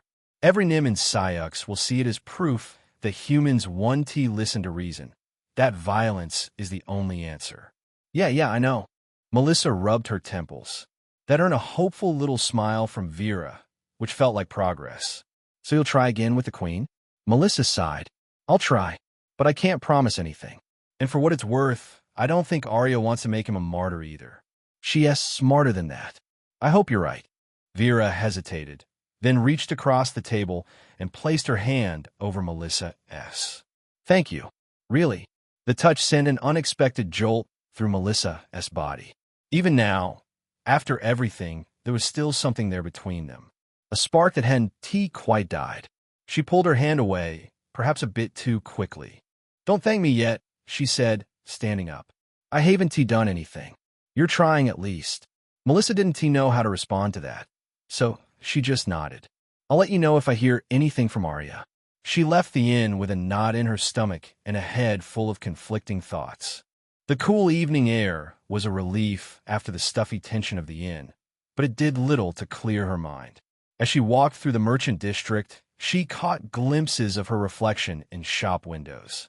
The black horns, the red eyes, the unmistakable signs of her Nimhood. Am I really a traitor to my people? No. She couldn't let Vera's words get to her. She wasn't a traitor for wanting peace, for believing there were better ways to achieve equality than burning down houses with families inside. "I'm not a fucking traitor," she mumbled to herself, increasing her pace. "I'm trying to help everyone. Humans, Nim, everyone." A passing Darien gave her an odd look, clearly wondering why the strange Nim girl was talking to herself in the street. Melissa ignored him. She had a focus. 3 days to convince Arya to spare Koro's life. 3 days to prevent him from becoming a martyr for the Nim cause. 3 days to avoid a potential bloodbath if Vera decided to take matters into her own hands. And somewhere in there, she needed to figure out how to offer her services fighting Darien raiders without getting herself killed in the process. Fuck my life. Seriously. Just fuck it all. Maybe Isabella's offer to take her mind off things wasn't such a bad idea after all. A bit of pleasure might be exactly what she needed to clear her head, or at least to stop her from marching back to that inn and telling Vera exactly where she could shove her accusations. Chapter 334. Offer Melissa sat cross-legged on her dorm room floor, a small bowl of her own blood in front of her. 3 drops. That's all she figured she'd need to make this spell work. The goal was simple. Turn the blood in the bowl into a projectile that wouldn't make her look like a complete psychopath when she used it. "Sanguis, Lumen, Vitae," she whispered, drawing the spell sign in the air above the bowl. The blood shimmered, then rose, forming a small, pulsing red sphere that hovered at eye level. Hell yes. Step 1. Don't fuck up immediately. Check. But as she prepared to move to the next stage, Vera's voice sliced through her concentration. "You're the princess's fucking advisor. You live in the academy. You got a maid." Something like that, though maybe Melissa was making it sound angrier than it was. The blood sphere wobbled dangerously. Shit, she muttered, frantically retracing the spell sign to stabilize it. Focus, Melissa. Focus. This was the third time her thoughts had drifted back to that conversation at the Full Moon Inn. 2 days had passed, and she still hadn't figured out how to approach Arya again about Koros, which meant the execution was tomorrow. The blood sphere quivered with her anxiety, picking up on her emotional state like some kind of fucked up mood ring. She took a deep breath and tried again. Sanguis mutare forma. The blood sphere stretched and reshaped itself, forming a small, crimson bird that flapped its wings experimentally. Melissa smiled despite herself. Creating shapes from blood was an advanced technique, one she'd been practicing for weeks. The bird wouldn't last long, maybe a minute at most, but it was progress. The hope, obviously, was that she'd soon have some badass blood swords, or blood daggers, or blood whatever to work with. Once she got the spell down, the tiny creature fluttered around the room, leaving a faint trail of red particles like some morbid fairy dust. Melissa watched it, momentarily distracted from her worries. A knock at the door shattered her concentration. The blood bird dissolved mid-flight, its essence splattering harmlessly to the floor where it quickly evaporated. Damn it, I almost had it that time. Who is it? She called, not bothering to hide her irritation. Message delivery, came the response. Melissa sighed and got to her feet, wiping her hands on a towel before opening the door. A young page boy stood there looking like he might piss himself, probably, because everyone knew this was the Nim Mage's room, and rumors about her were getting wilder every week. From Her Majesty, the boy said, thrusting a sealed letter at her like it might bite him. She requests a prompt response. Melissa took the letter, recognizing the royal seal immediately. Thanks, she said, already breaking the seal as the boy practically sprinted away. The letter was brief and to the point. Melissa Blackflame, I have given consideration to our previous discussion. I believe I have a solution that may satisfy all parties concerned. Please attend me at the palace at your earliest convenience today. Arya, Queen of Syux. Melissa read the letter twice, her heart racing. She found a solution? For Koros? She glanced at the clock. Just past noon. Raven wouldn't be back from her training run for at least another hour. Plenty of time to visit the palace and return before her roommate noticed she was gone. Maybe. Not that Raven would care too much, but still. Melissa quickly changed out of her practice clothes into something more suitable for a royal audience, though nothing too formal.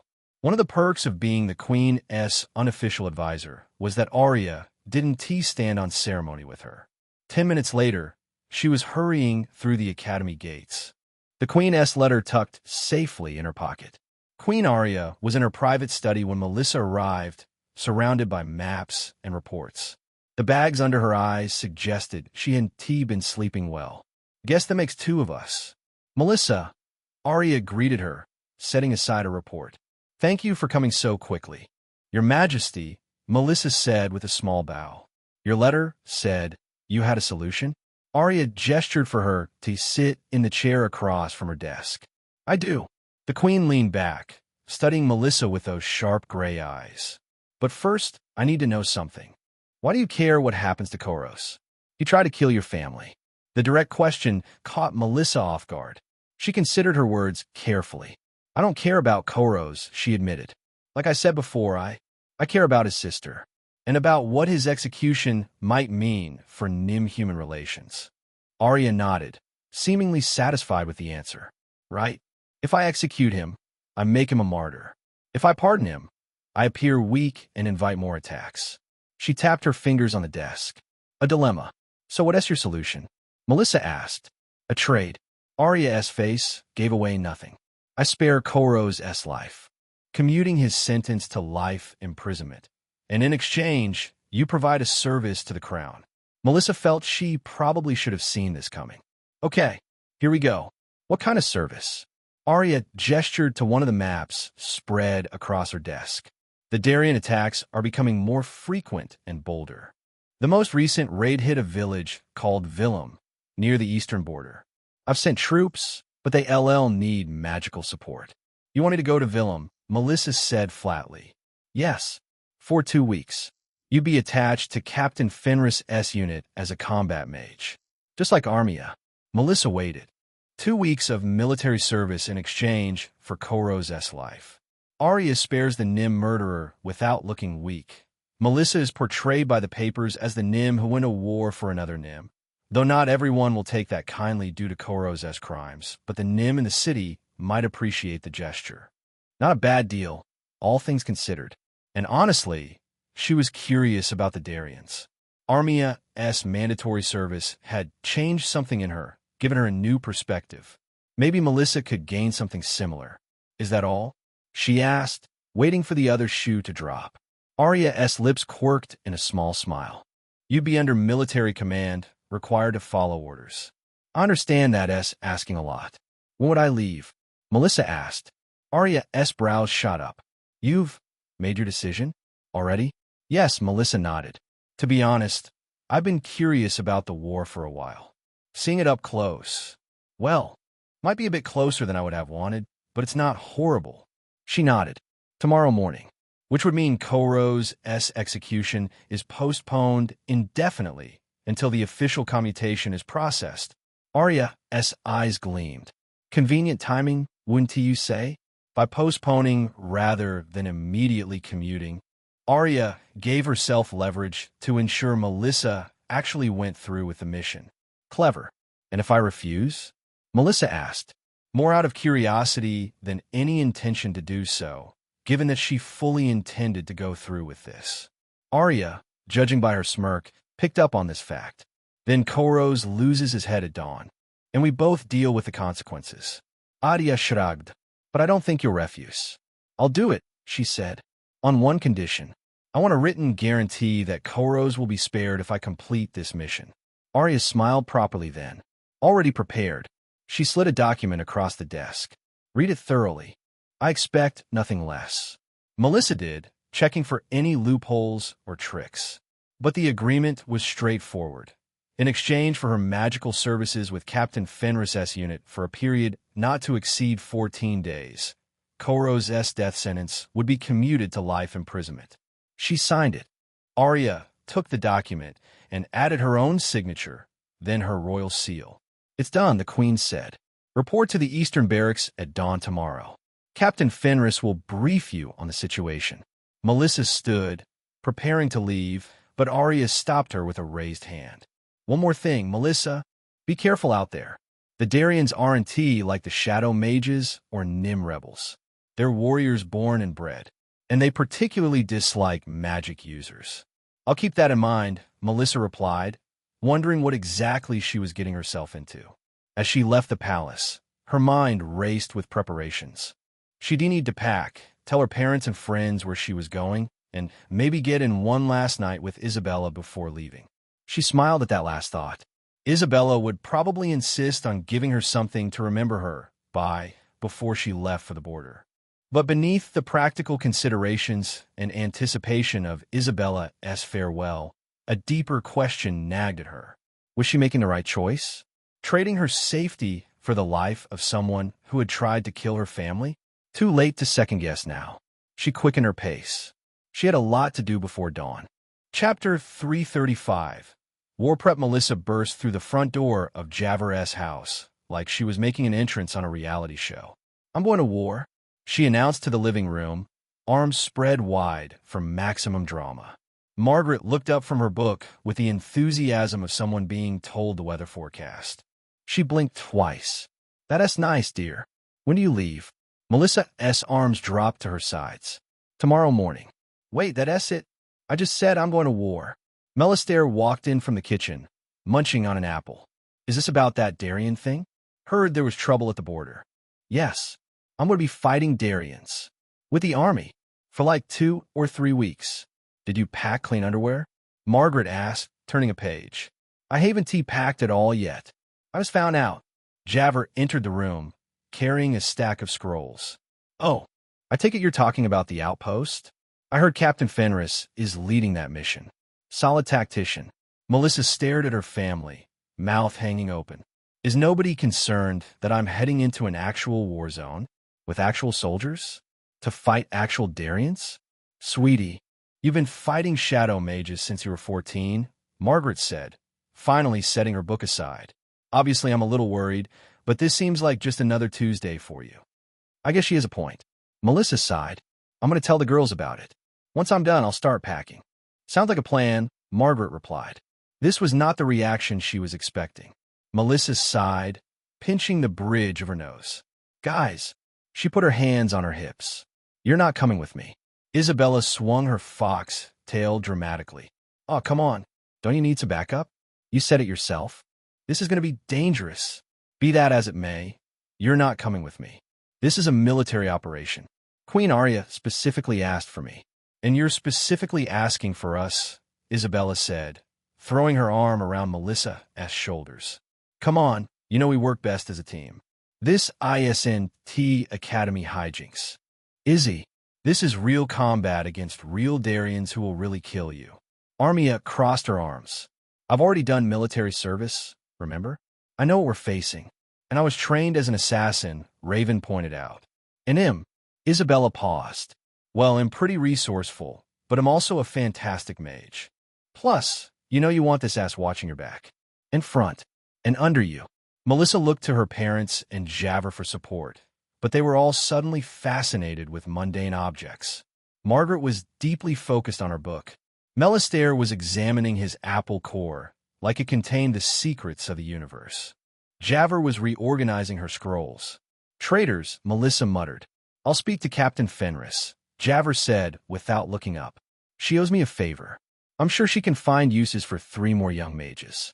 Et tu, Javier? Seriously? Fine, Melissa sighed in defeat. But you all follow orders out there. Understand? No heroics, no solo missions, no getting yourselves killed. Yes, Mom, Isabella teased, giving Melissa a playful squeeze. The evening turned into a chaotic packing frenzy. Raven, being Raven, already had a go-bag packed with essentials. Armia went home to collect her armor and weapons. Margaret helped Melissa pack, while Melistaire wrote a list of combat tips, even though Melissa had approximately 100 times the combat experience he had. Hours later, Melissa found herself alone with Isabella in her bedroom, supposedly checking her spell components. So Isabella said, locking the door behind them with a click that might as well have been a starting pistol. Pre-war relaxation? Melissa laughed. Is that a thing now? It should be. Isabella was already shrugging off her jacket, moving with impressive energy. It's very important to keep our spirits high. Well, I wouldn't want to keep our spirits low, Melissa replied, yanking her own shirt over her head. Isabella crossed the room in 2 strides, her hands going straight for Melissa's tits. Gods, I'm going to miss these on the battlefield. You'll see them every night, you idiot. You know, when we aren't fighting. Not the same as having unrestricted access. Isabella's mouth found Melissa's neck, biting just hard enough to make her gasp. Not the same as being able to have you all to myself whenever I want. They fell onto the bed, a tangle of limbs and half-removed clothing. Isabella pulled her close, pressing against Melissa's thigh as they kissed passionately, like they were trying to devour each other. There was an urgency to their movements, like they were racing against time. I need you, Isabella gasped, her hand sliding along Melissa's leg. Right now, Melissa pulled her closer, her body practically throbbing at Isabella's touch. She grinned. Then let's go. Isabella positioned herself, moving closer to Melissa. Just as the tension peaked, the door creaked open. Melissa, I wanted to ask about, They both looked up to see Armia standing in the doorway, her eyes wide and her face red as a tomato. Unlike Raven, who would have simply closed the door and walked away, Armia stood frozen, her eyes glued to the scene unfolding before her. Sorry, Armia stammered but didn't move an inch. It'll just... Isabella grinned like a predator spotting prey. You just what? Leave? Or join us? Isabella, Melissa hissed. What? We might die tomorrow. Little. Armia swallowed hard, her eyes still locked on them. I could join? Melissa stared at her. Are you serious? Melissa asked, smirking. You've been there for me 1,000,000 times, Army. You don't have to ask every single time. I do and I will, Armia replied, blushing. But, I mean, if you both want me to. Isabella's grin widened. Oh, we definitely want you to. Right, Mel? Before Melissa could answer, the door opened wider, and Raven appeared behind Armia like a ghost. Apparently, the captain sent a detailed. Raven stopped, taking in the scene with her usual blank expression. I see you're busy. Want to be busy too? Isabella asked shamelessly. Raven tilted her head, considering the offer like it was a tactical problem. Actually, yes. If that's acceptable. Melissa couldn't help but laugh.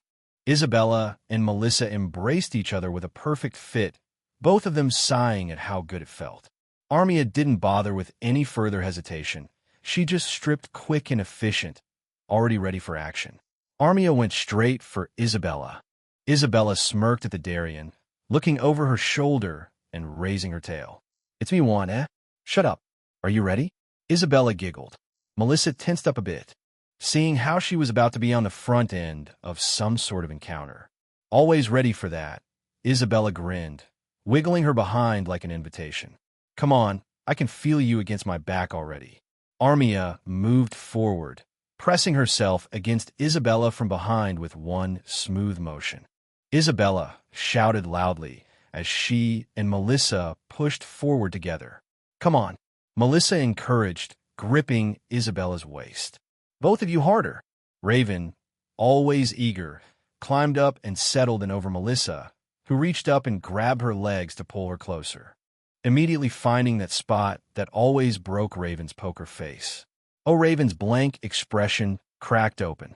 After all this time together, Melissa knew exactly how to make the former assassin lose her composure. Their bodies found their rhythm fast. They'd been together like this enough times to know what worked. Armia moved with Isabella, which pressed Isabella closer to Melissa, while Melissa pleased Raven between her legs. The bed creaked beneath them. Switch, Isabella ordered after a few minutes, pulling away from Melissa with a wet sound. Scales, I want to watch you with Melissa. I'm fine with that, Armia muttered.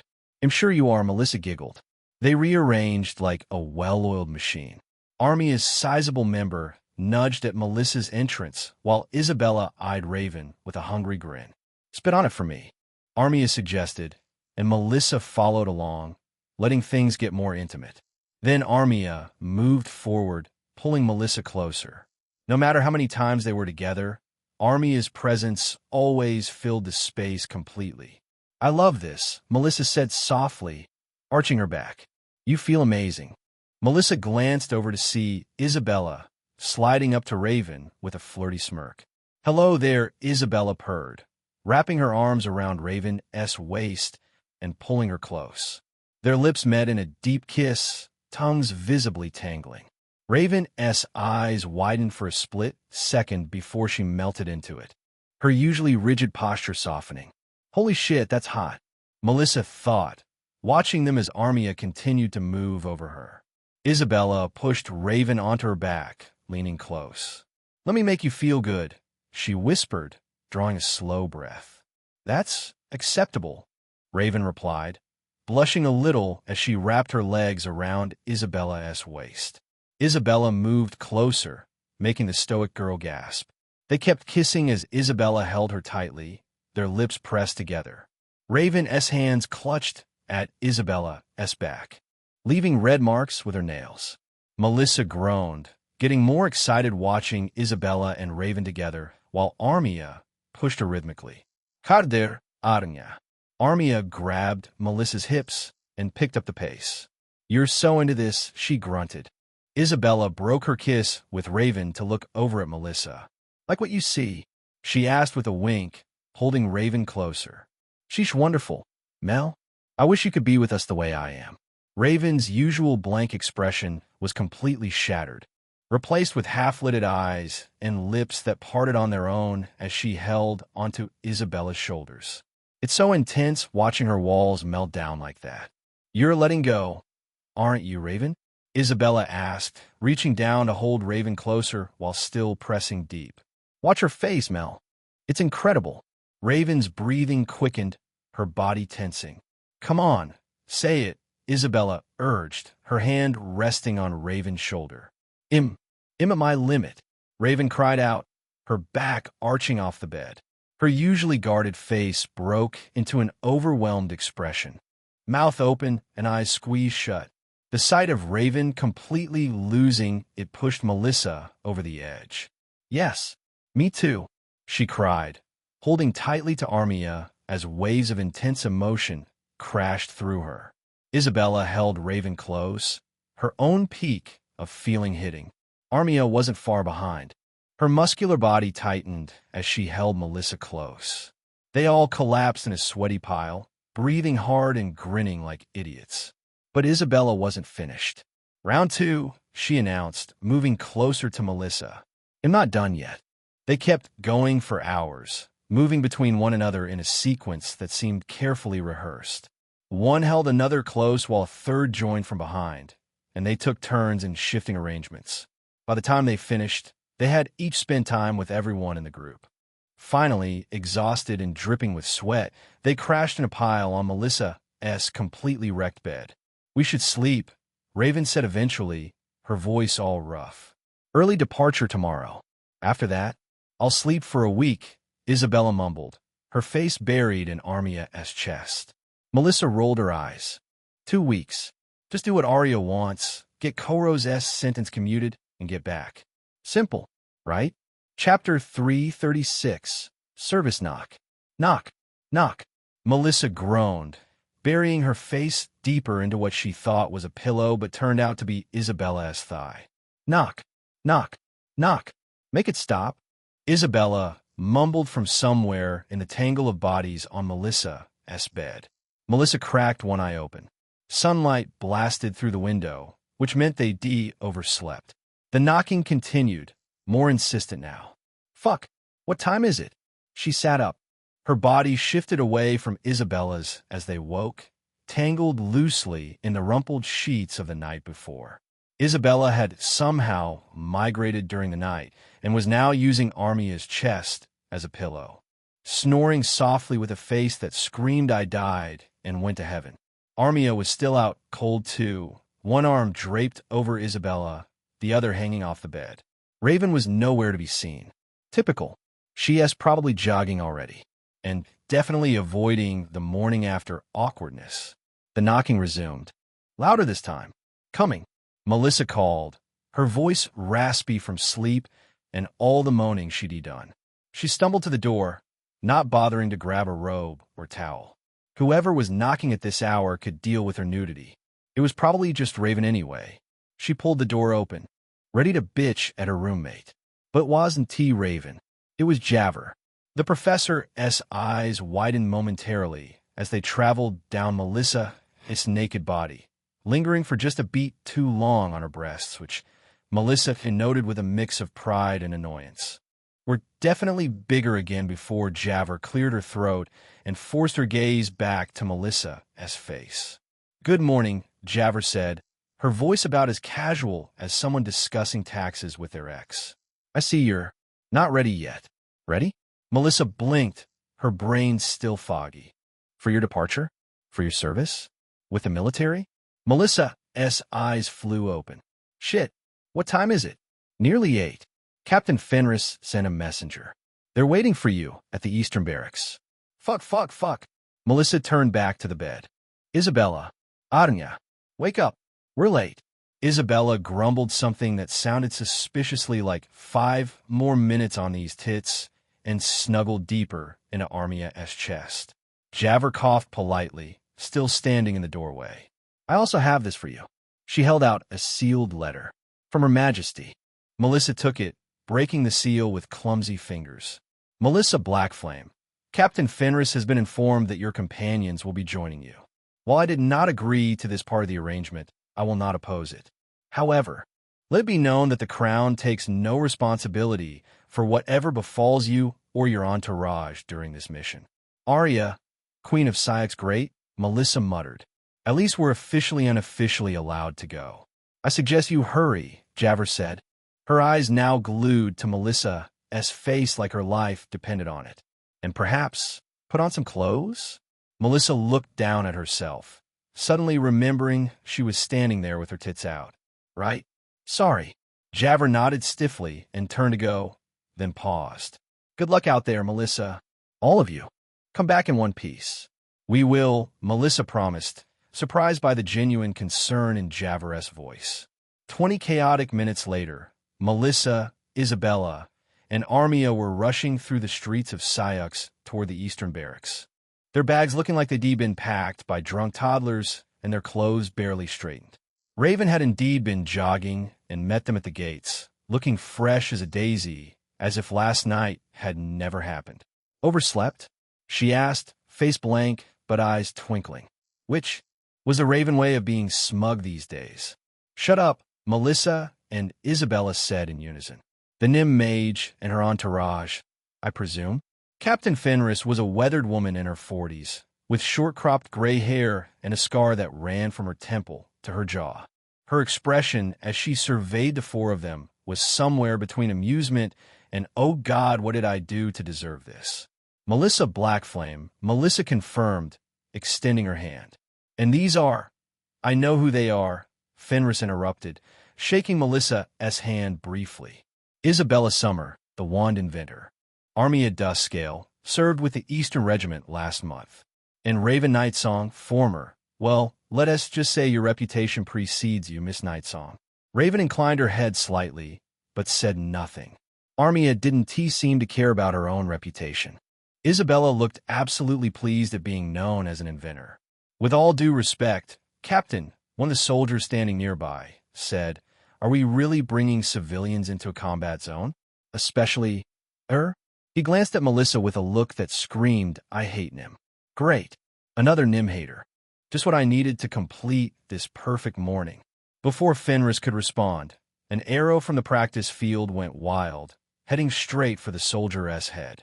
Without thinking, Melissa traced a quick spell sign in the air. Ignis Cor. Plotefmine. A shimmering shield of flame materialized in front of the soldier, burning the arrow to ash inches from his face. The entire barracks went dead silent. I believe, Captain Fenris said into the stillness, her skepticism gone. That answers your question, Sergeant. The soldier stared at Melissa, his face paling. Ah, yes, Captain. Fenris turned back to Melissa with newfound respect.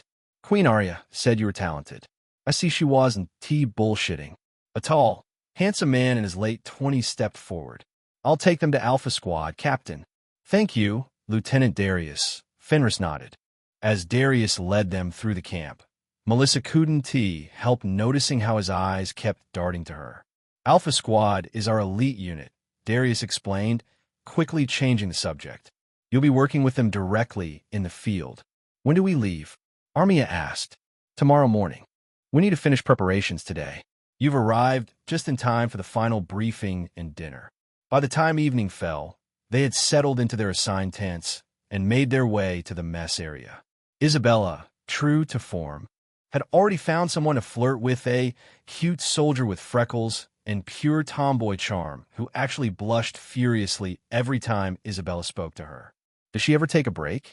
Armia asked, watching Isabella lean in close to the soldier, her tail swishing back and forth like she was about to pounce. You know the answer to that, Melissa replied, taking a bite of the surprisingly decent stew. They'll probably be behind a supply tent within the hour. Captain Fenris joined them, sitting across from Melissa with a face that meant business.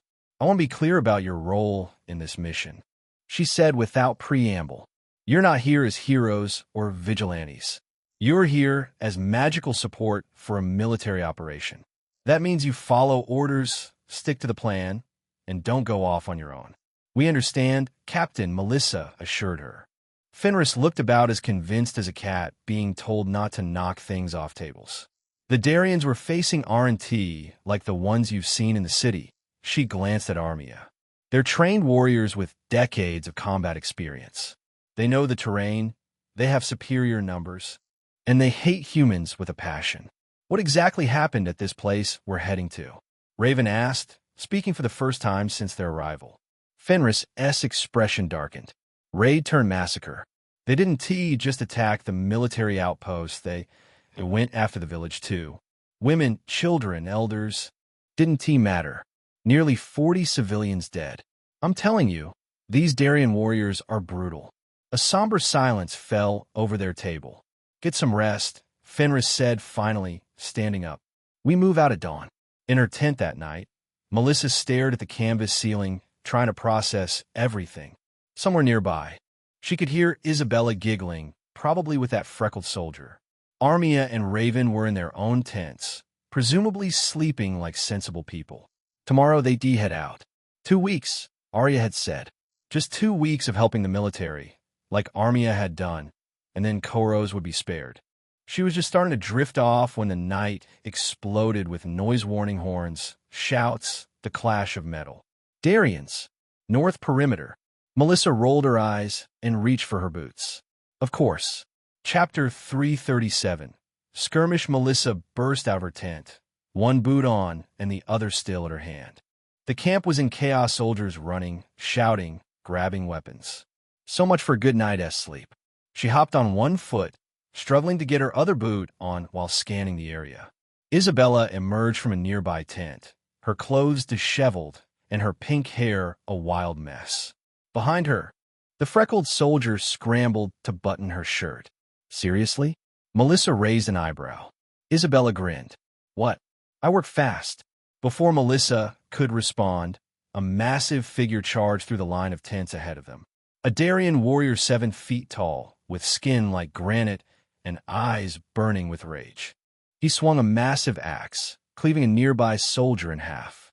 Blood sprayed across the ground as the two halves of the man fell separately. Holy shit, Isabella whispered, her grin vanishing in an instant. Another soldier rushed the Darien with a sword. The warrior caught the blade with his bare hand, yanked it away, and drove it through the soldier's eye. The man didn't even have time to scream. These weren't like the shadow mages Melissa had fought before. The mages were calculated, quick, and precise. These Darians were pure savage, force unstoppable, and brutal. Spread out, Melissa shouted at her friends as 3 more Darians broke through the perimeter. Isabella, find Armia. Raven, cover my left side. She hadn't even seen Raven approach, just assumed she'd be close, but the girl was suddenly there, daggers in hand, nodding silently. A Darien charged straight at Melissa, battle axe raised high. Melissa traced a spell sign, so fast her finger left a trail of light in the air as the spell materialized. Glacis, catena, vinculum. Ice erupted from the ground, wrapping around the Darien's legs and climbing up his body all the way to his neck. He roared in fury, muscles straining against the frozen chains. For a moment, it seemed like he might break free until Melissa completed the second part of her plan. Glacis spica, perforare. The ice chains shattered, but as they did, Melissa sent razor-sharp spikes at him that impaled the Darien from every angle. He gurgled, blood pouring from his mouth, then collapsed. Melissa whirled as another Darien leaped toward her. This one was female, smaller but faster, wielding twin swords that gleamed beneath the moonlight. Aer impulsum repellere. The blast of compressed air hit the Darien square in the chest, sending her flying backward into a supply tent. The structure collapsed on impact. All around the camp, soldiers were fighting for their lives. Many were already down. These Dariens weren't just raiders, they were elite warriors, each worth 10 regular soldiers. Melissa spotted Isabella back-to-back with Armia, holding off 3 Dariens. Isabella's wand flashed with magic while Armia, in nothing but a nightshirt, swung a massive sword she'd apparently found somewhere. Raven darted between the shadows, appearing long enough to slash a throat or hamstring a warrior before pretty much vanishing again. But they were outnumbered. For every Darien they took down, another seemed to appear. Time to stop playing nice. Melissa bit her thumb hard enough to draw blood. She let 3 drops fall to the ground, then traced a complex spell sign that glowed crimson in the night air. This was one of the spells she'd been practicing lately. Sanguis, Ignis, Tempestus. The blood droplets erupted into a swirling vortex of crimson flame that rose higher and higher, taking the shape of a massive fiery tornado. Melissa directed it with her finger, sending it tearing through the ranks of Darien warriors. Their screams cut through the night as flesh charred and armor melted. But blood magic had its price. Just not the price it typically had for non-Nim. Heat rushed through Melissa's body, pooling low in her belly. Her nipples hardened against her shirt, and she had to bite back a moan. "Oh fuck," she muttered. "Not now, body. Seriously, not the time." Still, it worked. The surviving Darians began to fall back, clearly not prepared for whatever it was she was doing. As they retreated, one warrior turned to look directly at Melissa. Unlike the others, this one had striking blue eyes that stood out against red hair that blazed as bright as Melissa's fire tornado. Their gazes locked for a moment, and Melissa could have sworn she saw a smirk cross the Darian's face before she disappeared into the darkness. As suddenly as it had begun, the attack was over. The remaining Darians melted back into the forest, leaving behind their dead and wounded. Melissa let her blood magic dissipate, fighting the uncomfortable arousal it always left her with. Her entire body tingled, and she pressed her thighs together, hoping no one would notice. Captain Fenris appeared through the smoke, her sword dripping with blood and her face grim. "Report." She barked at a nearby lieutenant. 8 soldiers dead, 15 wounded, 6 Darians confirmed killed. "They were testing our defenses," Fenris growled. This was just a probing attack. Her eyes found Melissa, widening slightly at the destruction surrounding her 3 dead Darians and a circle of scorched earth where a fire tornado had raged. "What the hell was that spell?" she demanded, approaching Melissa. "Fire magic," Melissa replied, trying to keep her voice steady despite her body's persistent demands. "Nothing that special. I've never seen anything like it," Fenris admitted, something like respect creeping into her voice. "Good work." All around them, soldiers were staring at Melissa with a mixture of fear, awe, and gratitude. Word of her magic was already spreading through whispers. The Nim mage who could summon fire from blood. The girl who saved the camp. Isabella sidled up to Melissa, looking both disheveled and exhilarated. "Well, that was exciting," she whispered. "You okay? You look a little flushed." "Yeah, just, worked up a sweat." Isabella nodded and then grinned. "Want to sweat a little more?" "Shut up," Melissa replied, rolling her eyes lightheartedly. Fenris cleared her throat loudly. "We'll reinforce the perimeter and double the guard tonight. I want everyone combat ready at all times." She looked at Melissa. "Especially you, Black Flame. Whatever that magic was, we might need it again." As Fenris walked away, Melissa caught soldiers looking at her differently. Yesterday, she'd been the Nim mage, a curiosity, maybe even a liability. Now, maybe she was something else entirely to them. This was going to be an interesting 2 weeks. Chapter 338. Patrol. The sun rose over the military camp, making everything look golden in a way that made last night's battle seem like a bad dream someone else had. Melissa sat outside her tent, choking down a cup of something that the army had the audacity to call coffee, but tasted like dirt mixed with tears and broken dreams. Isabella finally showed up, strolling out of some random soldier's tent. Her hair was a complete disaster, and she wore the shit-eating grin of someone who had just had the wildest night of her life. "Morning, sunshine," she said, plopping down next to Melissa. "You look like shit." "Thanks," Melissa grunted. "I feel like it too. After the battle, she'd spent a bit of time helping the healers patch up the wounded. The blood magic Shed used had left her restless and on edge, but there hadn't been time to do anything about it. By the time Shed crawled into her tent, she'd been too exhausted to do much of anything. Black Flame. Melissa looked up to see Captain Fenris marching toward her. The woman had a black eye and a fresh cut on her cheek, but moved like she hadn't just killed a bunch of Darians 6 hours ago. Captain Melissa stood, putting down her sad excuse for coffee. "Walk with me," Fenris ordered. Melissa followed her through the camp. Soldiers scrambled around reinforcing walls, hauling supplies, and taking care of the wounded. Everyone looked like death warmed over, but they moved with serious purpose now. "That was some solid magic last night," Fenris said when they reached an empty training area. "But I need to know what else you've got." "What do you mean?" Fenris pulled out her sword. "Spar with me." Melissa blinked. With magic? With whatever you've got. Magic, weapons, fists. I need to know what you can really do. Is she fucking serious? She wants to fight now? I've trained a bit, but I'm not exactly a sword expert, Melissa admitted. Fenris tossed her a wooden training sword. Then today, when you learn. I'm one of the best sword women in the kingdom. Melissa caught the wooden sword, her eyes getting big. One of the best in the kingdom? Really? She asked before she could stop herself. Fenris smiled, and her whole face changed. You want to be a fighter too, don't you? Not just a mage. Melissa had never told anyone that. How did you know? The way you moved last night. The way you watch others fight. There's a certain hunger in your eyes. Melissa felt a rush of excitement. This was her chance to learn from a total pro. She raised her training sword into what she hoped wasn't a completely stupid stance. Okay then, show me how it's done. For the next hour, Fenris beat the shit out of her. Melissa had picked up some good sword moves throughout the years at the academy, but Fenris' style was completely different, smooth, efficient, and brutal. Keep your guard up, Fenris barked, smacking Melissa's knuckles with the wooden blade. Again, as they trained, Fenris told her about the war. Not the clean version that had reached the academy, but the raw truth of what had been happening while Melissa had been studying magic and working her way through school. The Darians have been hitting border villages for years, Fenris said, easily blocking Melissa's attack. But something changed 6 months ago.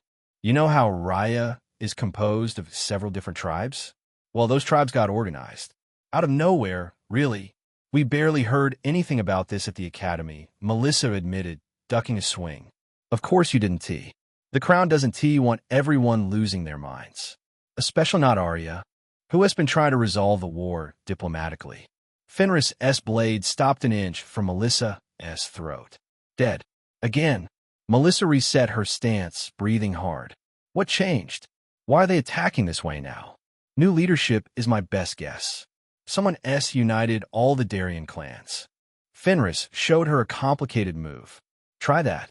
Melissa tried and failed spectacularly. No, like this. Fenris fixed Melissa's grip. Anyway, the Darians have always hated humans, but they've never gotten their shit together enough to have a real shot at winning this war. Until now, by the time they finished, Melissa was drenched in sweat and covered in bruises. Fenris hadn't pulled any punches, but Melissa had managed to land a couple of hits by the end. Not bad, Fenris said as Melissa healed herself, which from her probably meant you're amazing. Your instincts don't suck. You just need training. Thanks. Melissa panted, bent over with her hands on her knees. I think. Fenris looked her up and down. I'm sending a patrol to check the area before we move out. You're going with them. Now, after you just kicked my ass for an hour? Welcome to the military, Black Flame. Rest is for dead people. An hour later, Melissa dragged herself through the forest with 5 soldiers. Her muscles screamed from the sparring session, and she was starting to think this whole mission was a huge mistake. 2 weeks. Just 2 weeks of this bullshit, and then Koros gets to live. Simple. You really took down 3 Darians by yourself last night? Asked one of the soldiers, a young guy with a scar across his nose. I had help, Melissa said, trying to be modest. Bullshit. I saw that fire spell. Never seen anything like it. The soldiers kept giving her these weird side glances, half, holy shit, that's amazing, and half, please don't murder me. Word of her magic had spread through the camp faster than an STD in a brothel. It was just a fire tornado, she shrugged, then added, nothing special. They kept walking through the forest, and the soldiers gradually stopped acting like she might explode. They cracked jokes, talked about old battles, bitched about the food. It was almost nice, until the arrow hit the scarred soldier right in the fucking eye. He dropped without making a sound. Before Melissa could even blink, Darians burst from the trees. 5 of them, huge and armed to the teeth. Ambush, shouted one of the soldiers, yanking out his sword. Melissa's hands moved on autopilot, drawing spell signs in the air. Glacies, Spica, Perforaire, ice spikes shot up from the ground, skewering one Darian and pushing the others back. Another soldier went down, his head almost completely off from a Darian axe. Shit. Melissa dodged a flying spear, rolled, and came up casting. Ventus Lapis Impetu. The Windstone Impact spell sent another Darien flying backward into a tree with a crack that definitely meant death. Two soldiers were still fighting, back to back, surrounded by the remaining Darians. Melissa ran toward them, starting another spell, when something hard slammed into the back of her head. Pain exploded through her skull. The world went sideways. The last thing she saw before everything went black was a pair of familiar blue eyes in a face framed by fire-red hair. Chapter 339. Capture. Melissa woke to a pounding headache and the taste of blood in her mouth. She tried to touch her head, but found her hands wouldn't move. What the fuck? Her eyes snapped open. She was sitting on dirt, wrist chained to two wooden posts on either side of her. The chains were tight enough that she couldn't move her fingers to draw spell signs. Well, that's just great. She looked around, taking stock of her situation. She was in some kind of tent large, with animal skins covering the ground and various weapons hanging from racks. Light filtered in through the entrance, telling her it was still daytime. Her boots were gone, as was her wand, but they left her clothes on, which she supposed was something to be grateful for. Focus, Melissa. Need to find a way out of here. She tested the chains. Solid iron. The posts, however, didn't look quite as sturdy. If she could just get enough leverage. But first, she needed a plan for when someone came in. Without her ability to cast spells, she'd have to rely on other tactics. My pheromones. I could still use those. Melissa had spent the last year learning to control and direct her pheromones with precision, of course. If she could get whoever came in close enough, maybe she could flood them with enough pheromones to make them stupid with lust and convince them to free her. Guess all that time training, working on manipulating my pheromones directly, is about to pay off. The tent flap rustled. Melissa quickly shifted her position to look more vulnerable and frightened than she actually felt. The flap parted slightly. Two small faces peered in, their red eyes wide with curiosity. Melissa blinked. Nim? What the fuck are Nim doing here? The children, because that's what they were. Two Nim children, no older than 10, stared at her with undisguised fascination. Melissa stared back, completely thrown off guard.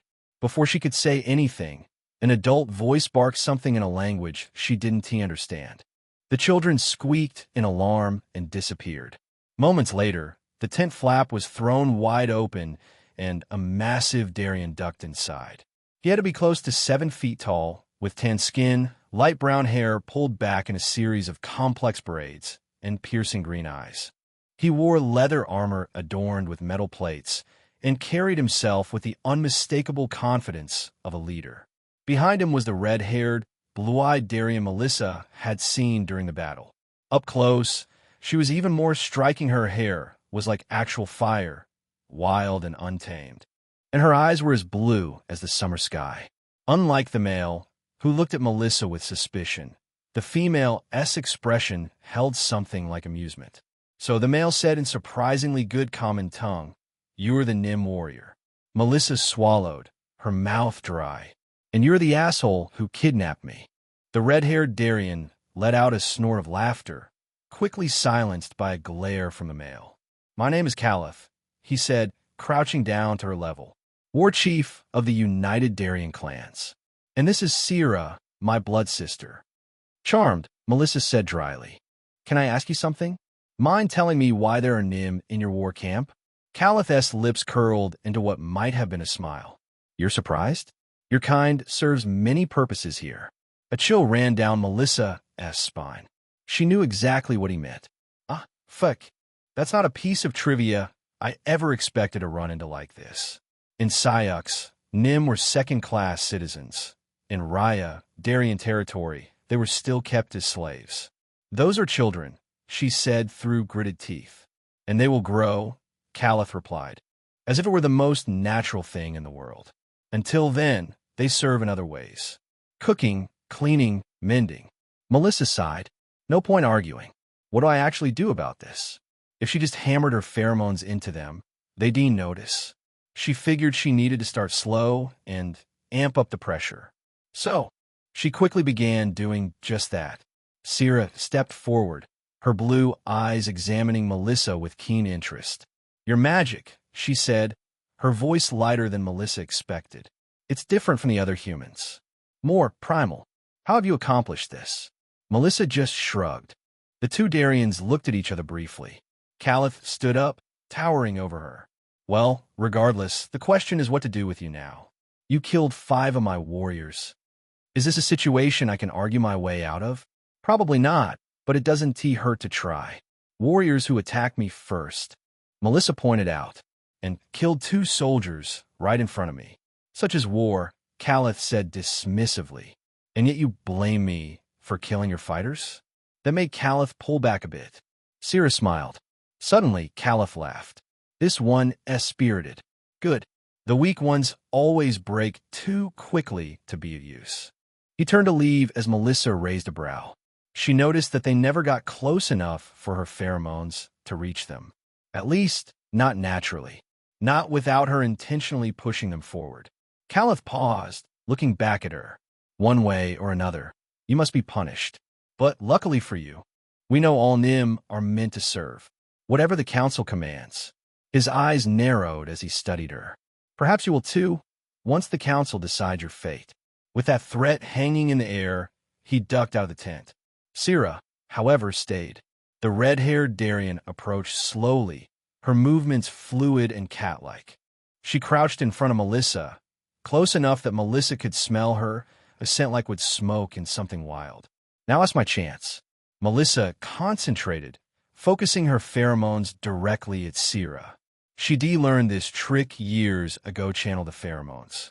Direct them like a weapon rather than letting them disperse in the air. She saw Sira's pupils dilate slightly, her breathing quicken. What are you doing? Sira asked, her voice husky. Nothing, Melissa said innocently. Just getting comfortable.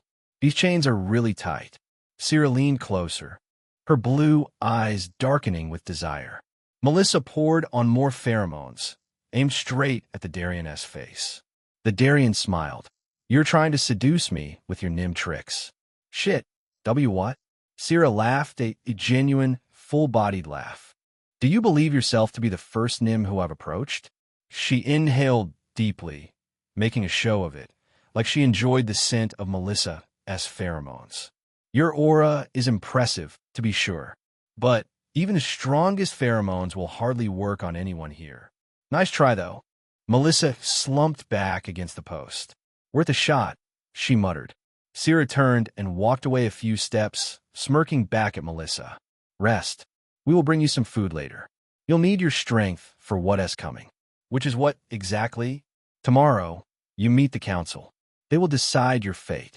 With that, she left, tying the tent flap closed behind her.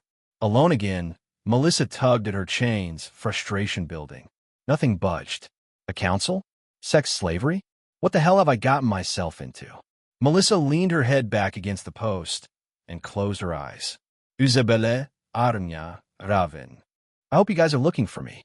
I might just be in some deep shit. Chapter 340. Council Raven watched the soldiers stagger back into camp, their faces grim and bloodied. She counted them quickly. 5 left from a patrol of 8. No Melissa. She put down the dagger, she been sharpening, and walked toward them. Captain Fenris was already there, her expression hardening as the soldiers gave their report. Ambush. Came out of nowhere, took her alive, didn't have a chance. Raven stood perfectly still, absorbing every word. Isabella and Armia rushed up behind her, drawn by the commotion. What's going on? Isabella asked, her tail bristling. Where's Melissa? Darians took her, Raven said flatly. What? How? Armia's hand went to her sword. When? One of the soldiers, his face caked with dried blood, looked up at them. Red-headed bitch hit her from behind. Knocked her out cold. Took her before we could do anything. His voice cracked. Killed Bomas and ran. Isabella's face drained of color. We have to get her back. Raven was already walking away, heading back to her tent. She pulled out her pack and began methodically filling it with essentials: rope, daggers, dried food, a water skin. Isabella and Armia followed her, watching in confusion as she prepared. What are you doing? Armia asked. Raven didn't even look up. What do you mean? I'm going to get Melissa back. Just like that? By yourself? Isabella's voice rose. Against an entire Darien camp? Yes. Wait. That's suicide. Raven, Armia replied. Calm down. Raven continued packing, her movements precise and economical. She hadn't exactly been trained for solo extraction missions, but, oh well. What better time to figure that out than now? She was halfway through checking her weapons when Captain Fenris ducked into the tent. Stand down, Night Song. Raven finally paused, looking up at the captain with empty eyes. I'm going after her. No, you're not. Fenris's voice was steel. You'll run into 100 Darien warriors between here and their main camp. Warriors who've been training since before you even knew what a sword was. How exactly do you plan to handle that? I want to be seen. You will, and you'll die. Fenris crouched down, meeting Raven's gaze. And then who rescues Black Flame? Huh? Raven's fingers tightened around the dagger she was holding. For a moment, she considered simply ignoring the order. But logic prevailed. The captain was right. What do you suggest? She asked, her voice emotionless. We plan. We gather intelligence. We strike when we have the advantage, not in blind panic. Raven nodded once and set the dagger down. How long? 2 days at least. Isabella looked ready to explode. 2 days? They could do anything to her in 2 days. They want to kill her, Fenris said with certainty. If they wanted her dead, they wouldn't have taken her alive. Armia put a hand on Isabella's shoulder. I'm sorry to say it, but I think the captain's right. We need a real plan. Raven said nothing more. She simply resumed her preparations, but at a slower pace. 2 days. She could wait 2 days, but not a minute longer. Melissa squinted as she was led from her tent into the harsh daylight. Her hands were still bound, but now in front of her instead of to the posts. 6 Darien guards surrounded her, all massive and heavily armed. Overkill much? It's just little old me. They'd brought her boots back at least, though her wand was still missing. They marched her through what appeared to be a large camp, much larger than she'd expected. Hundreds of tents spread across a valley, with Darians everywhere she looked. And Nim, more Nim than she'd ever seen outside of Syux. They worked around the camp, cooking, cleaning, carrying. Some wore collars. Others didn't. A few even walked freely, hanging off the arms of Darien warriors. So this is what Caliph meant. Captives. The thought made her stomach turn. But she noticed something odd. Not all the Nim looked miserable. Some even appeared content, laughing and chatting with the Darians around them. Stockholm syndrome, or something else. They approached a large open-air pavilion at the center of the camp.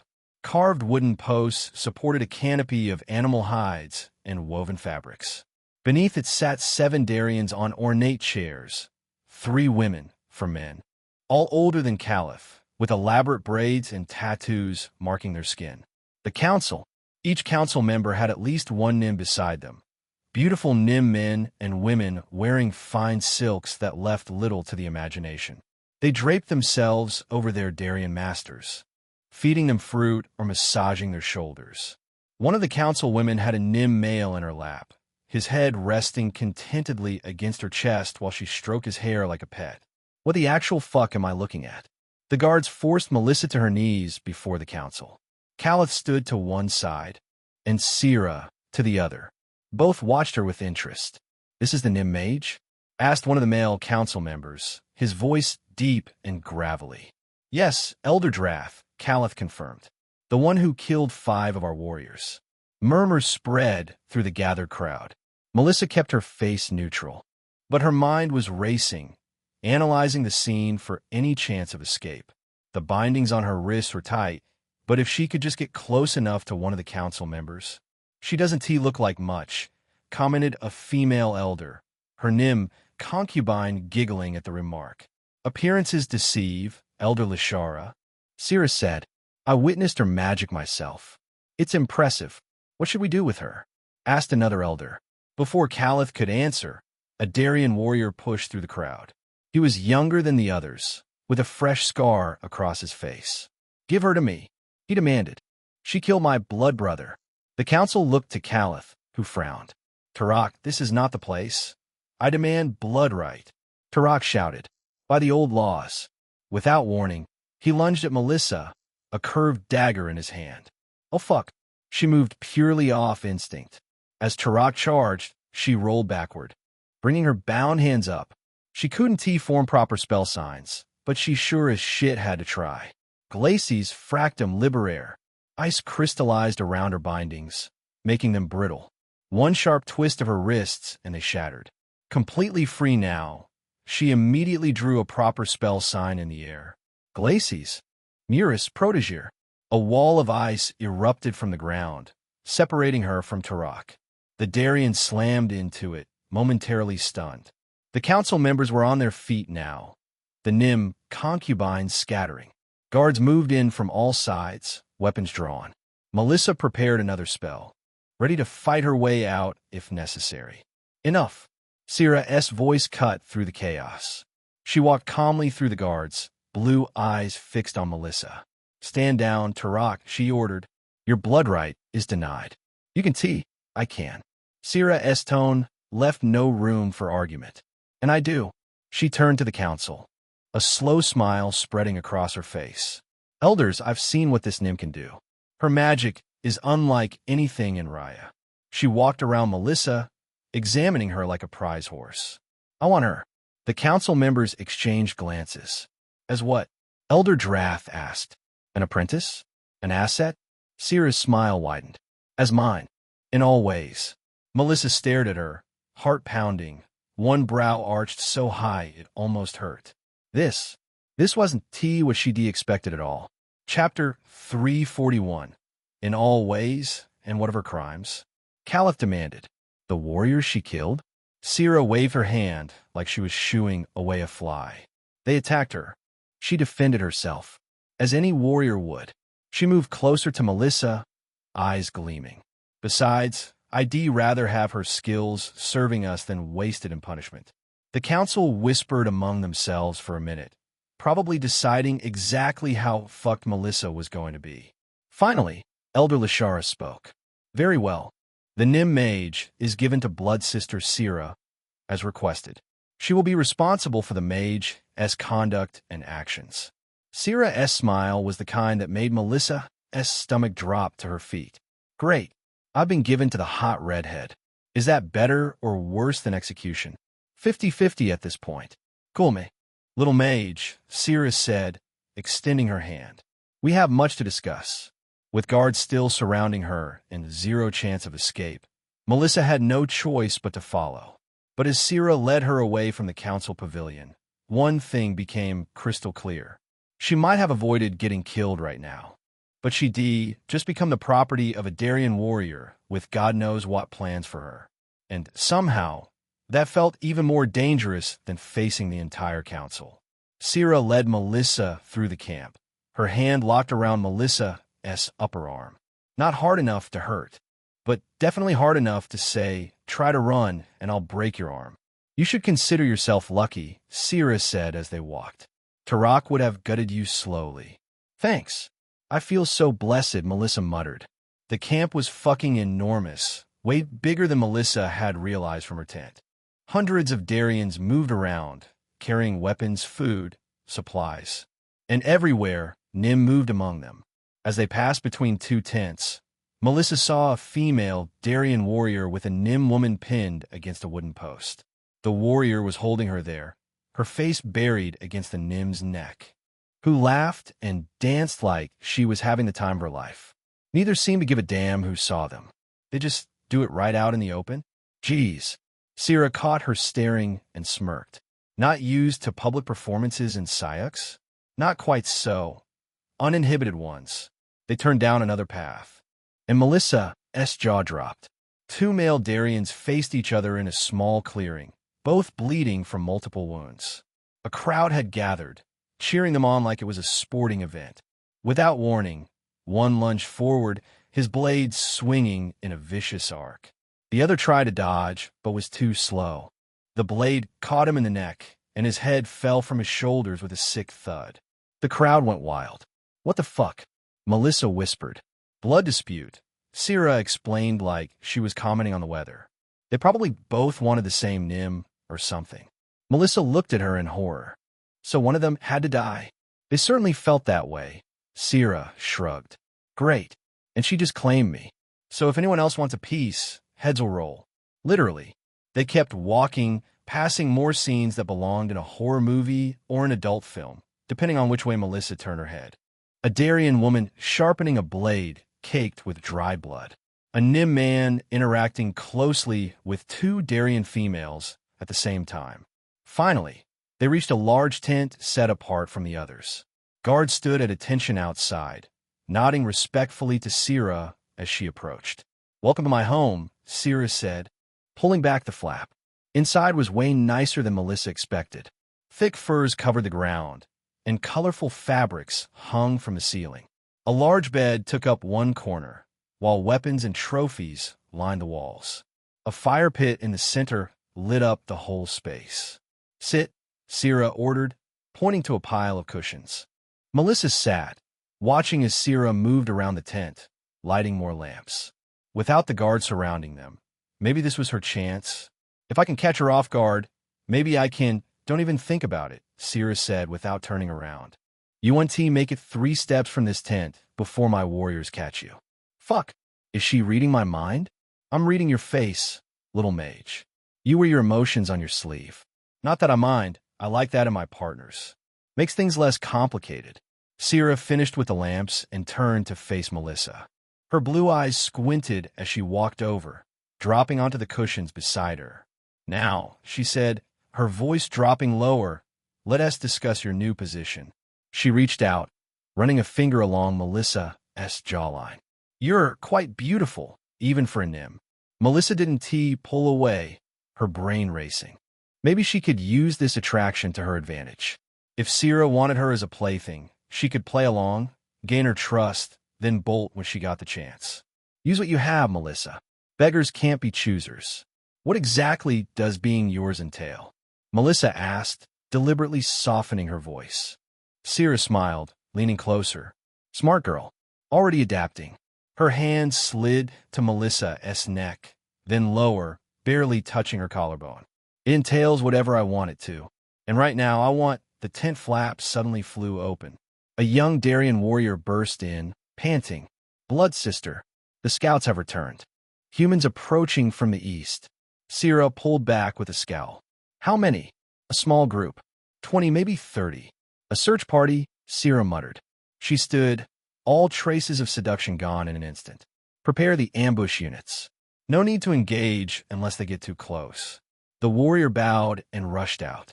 Melissa's heart jumped. A search party? Had Isabella, Armia, and Raven convinced Fenris to come after her already? Don't get your hopes up. It could be a regular patrol. Sierra grabbed a sword hanging on the wall.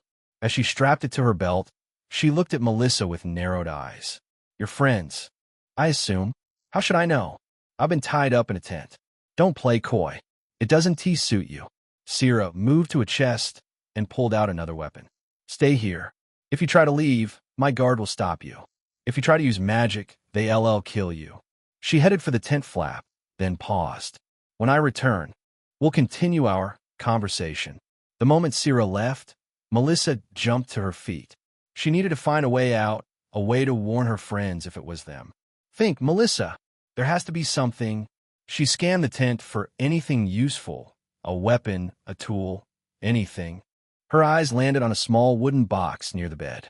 Moving quickly, she knelt beside it, lifting the lid. Inside were various items, jewelry, small daggers, and what looked like letters written in a language she couldn't read. She grabbed one of the daggers, tucking it into her boot. The tent flap rustled. Melissa spun around, expecting a guard, but it was Sierra, back already. Forgot something, the Darien said, eyeing Melissa suspiciously. Melissa stepped away from the box, trying to look innocent. That was quick. Meh, the humans are still a ways off. Sierra moved closer, backing Melissa against the center pole of the tent. Time enough for this. In one fluid motion, Sierra stripped off her leather vest, revealing a muscled torso covered in intricate tattoos. Then, without ceremony, she unfastened her pants and pushed them down. Melissa's eyes widened. Holy fuck. Between Syrah's legs hung an impressive appendage Melissa had never seen before, thick, long, and already half erect. It was decorated with rings of metal and tattoos that matched those on her body. Surprised? Syrah grinned, noticing Melissa's expression. Darien females are different from what you might be used to. Melissa swallowed hard, her mind racing. This changed things. Changed her plans. Changed everything. Now, Syrah said, stepping closer with an imposing presence. Let's see what else you're capable of. Chapter 342. Rescue Operation Raven. Captain Fenris slammed her fist on a makeshift war table so hard the map markers went flying like confetti. We're not sending a full battalion after one mage. That's final. Isabella's tail bristled up like an angry cat's. That one mage is the reason half your camp isn't dead after last night's attack. They'd been arguing for about an hour. The sun was setting. Everyone looked ready to either pass out or murder someone. Black Flame knew the risks when she joined this mission, Fenris said, but even she didn't sound convinced by her own bullshit. We will get her back when the opportunity presents itself. Armia stepped forward. With respect, Captain, we're wasting time. Every hour Melissa spends with the Darians is another hour they could be extracting information from her. Or worse. Isabella muttered. Raven, who'd been silent up to this point, spoke up. We need a distraction. All eyes turned to her. What kind of distraction? Fenris asked. A fight. A loud one. Draw their warriors out. While they're engaged, I slip in and extract Melissa. And how exactly do we create this distraction without getting everyone killed? Fenris demanded. Isabella's face lit up like she just had the best idea ever. Magic. Really flashy, noisy magic. I can make it look like we've got twice the numbers we actually have. Armia nodded slowly. It could work. We can make it look like we're trying to ambush them. If we make enough noise, they'll come out to fight. And while they're busy with the big shiny light show, Isabella continued, wiggling her fingers for dramatic effect. I find Melissa, Raven finished. Fenris rubbed her temples like she was trying to massage away a migraine. This is insane. Got a better idea? Isabella challenged. After a long pause that practically screamed internal screaming, Fenris sighed. Fine, but we do it my way. Limited engagement, no unnecessary risks. Armia gave a sigh of relief. That's fine by me. Melissa had been through plenty of intense encounters in her life, but never like this. Syrah's overwhelming strength pinned her in ways she didn't think possible. The Darien had her bent over a table, one large hand pressing Melissa's face into the wood, the other gripping her hip hard enough to leave fingerprints for days. Take it, little mage, Syrah growled, seizing her with relentless force. Take all of it. And God help her, Melissa did. Each surge of intensity overwhelmed her senses, making her cry out despite herself. The metal rings added a whole new dimension to the sensation, hitting places inside her that made her eyes roll back in her head. Damn. Shed started this as a ploy let Syrah have her way, gain her trust, find an escape.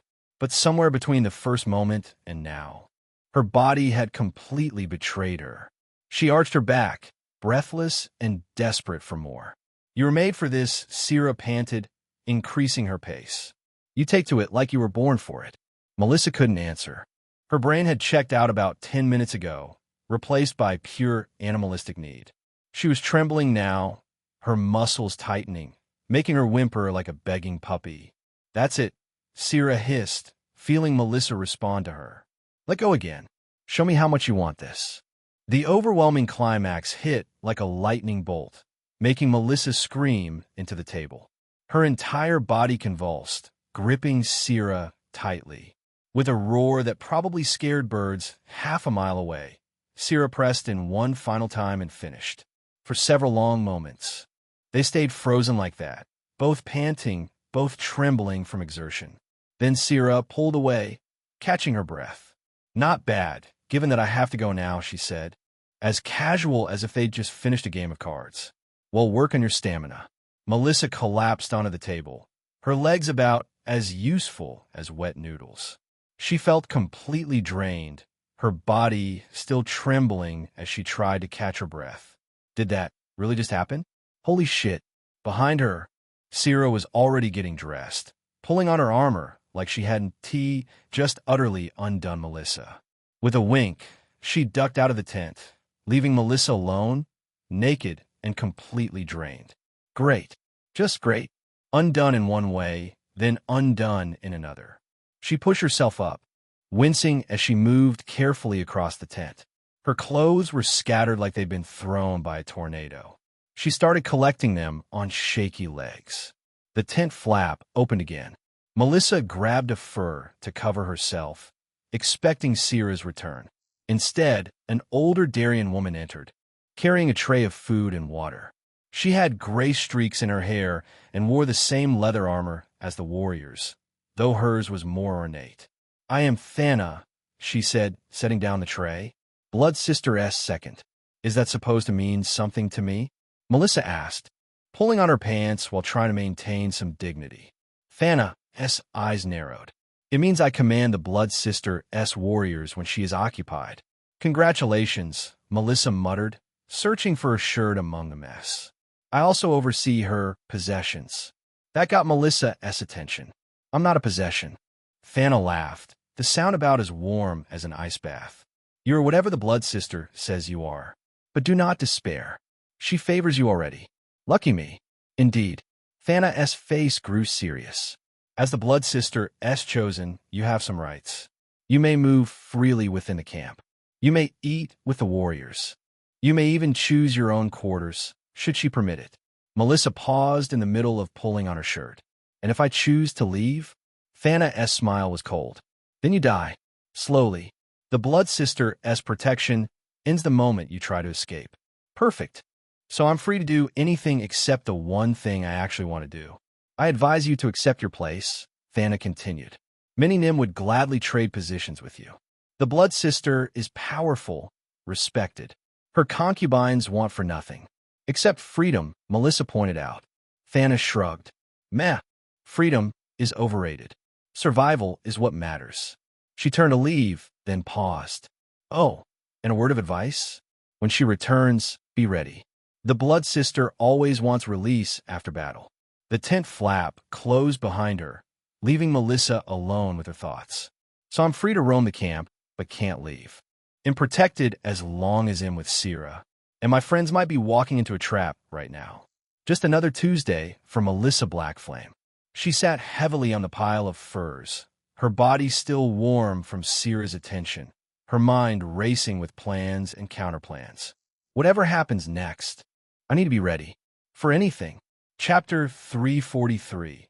Fitting in Melissa's legs still felt like overcooked noodles, but sitting around in Sierra's tent wasn't going to help her situation. She needed information. A layout of the camp. Potential escape routes. Anything. Time to see what kind of prison I've landed myself in. She pushed through the tent flap and stepped into the afternoon sun. The Darien camp spread out before her like some bizarre mix of military fortress and hedonist paradise, like she'd seen before. Warriors sparred in dirt circles while others were locked in sexual embrace against weapon racks. The casual brutality and sexuality existing side by side made her head spin. A group of Nim sat near a communal fire pit, and Melissa drifted toward them. Some looked fine, not happy exactly, but not miserable either. They wore simple tunics and had leather collars around their necks, each decorated with different colored stones. One Nim woman caught her eye immediately. Silver hair cascaded down to her ankles, and purple eyes watched Melissa approach with obvious disdain. Some kind of exotic animal, maybe a white ferret, draped around her shoulders like a living scarf. Well, the woman purred, her voice dripping honey and poison. "That hair, those eyes. The famous Nim mage graces us with her presence." Melissa stopped a few feet away, keeping her expression neutral. "Feels weird that they've heard about me. Even this far out. Just walking around. How delightful." The woman's smile could cut glass. "Tell me, does it feel good? Being the human's pet? Performing tricks for their amusement?" Melissa raised a brow, setting aside the fact that that's not even true, but what? Is being a Darien's pet better? The other Nim watched the exchange with varying degrees of interest. Some looked uncomfortable, others curious. "I'm nobody's pet," Melissa said evenly. The silver-haired woman laughed, the sound tinkling like broken bells. "No, you fight their wars, cast their spells, spread your legs for their approval. What else would you call it?" Melissa's fingers twitched. "You hypocritical. One spell. That's all it would take to turn this bitch into a pile of ash. The blue flame spell she invented would do nicely. Quick, clean, effective. No, not worth it. Not yet. I call it surviving," Melissa said instead. "Surviving?"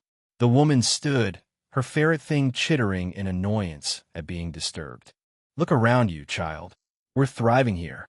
The Darians understand our nature, our needs. They don't shame us for what we are. They also don't let you leave," Melissa pointed out, holding back a smirk. The woman's purple eyes flashed dangerously. "And where would we go? Back to Syux? To be collared and leashed by humans who see us as nothing more than enough." The deep voice cut through the tension like a blade. A Darian warrior approached, her scarred face set in a scowl. She wore more armor than most, intricate designs etched into the metal. "Lyri," the warrior said, addressing the silver-haired Nim. "Leave the new one alone." Lyri's entire demeanor shifted.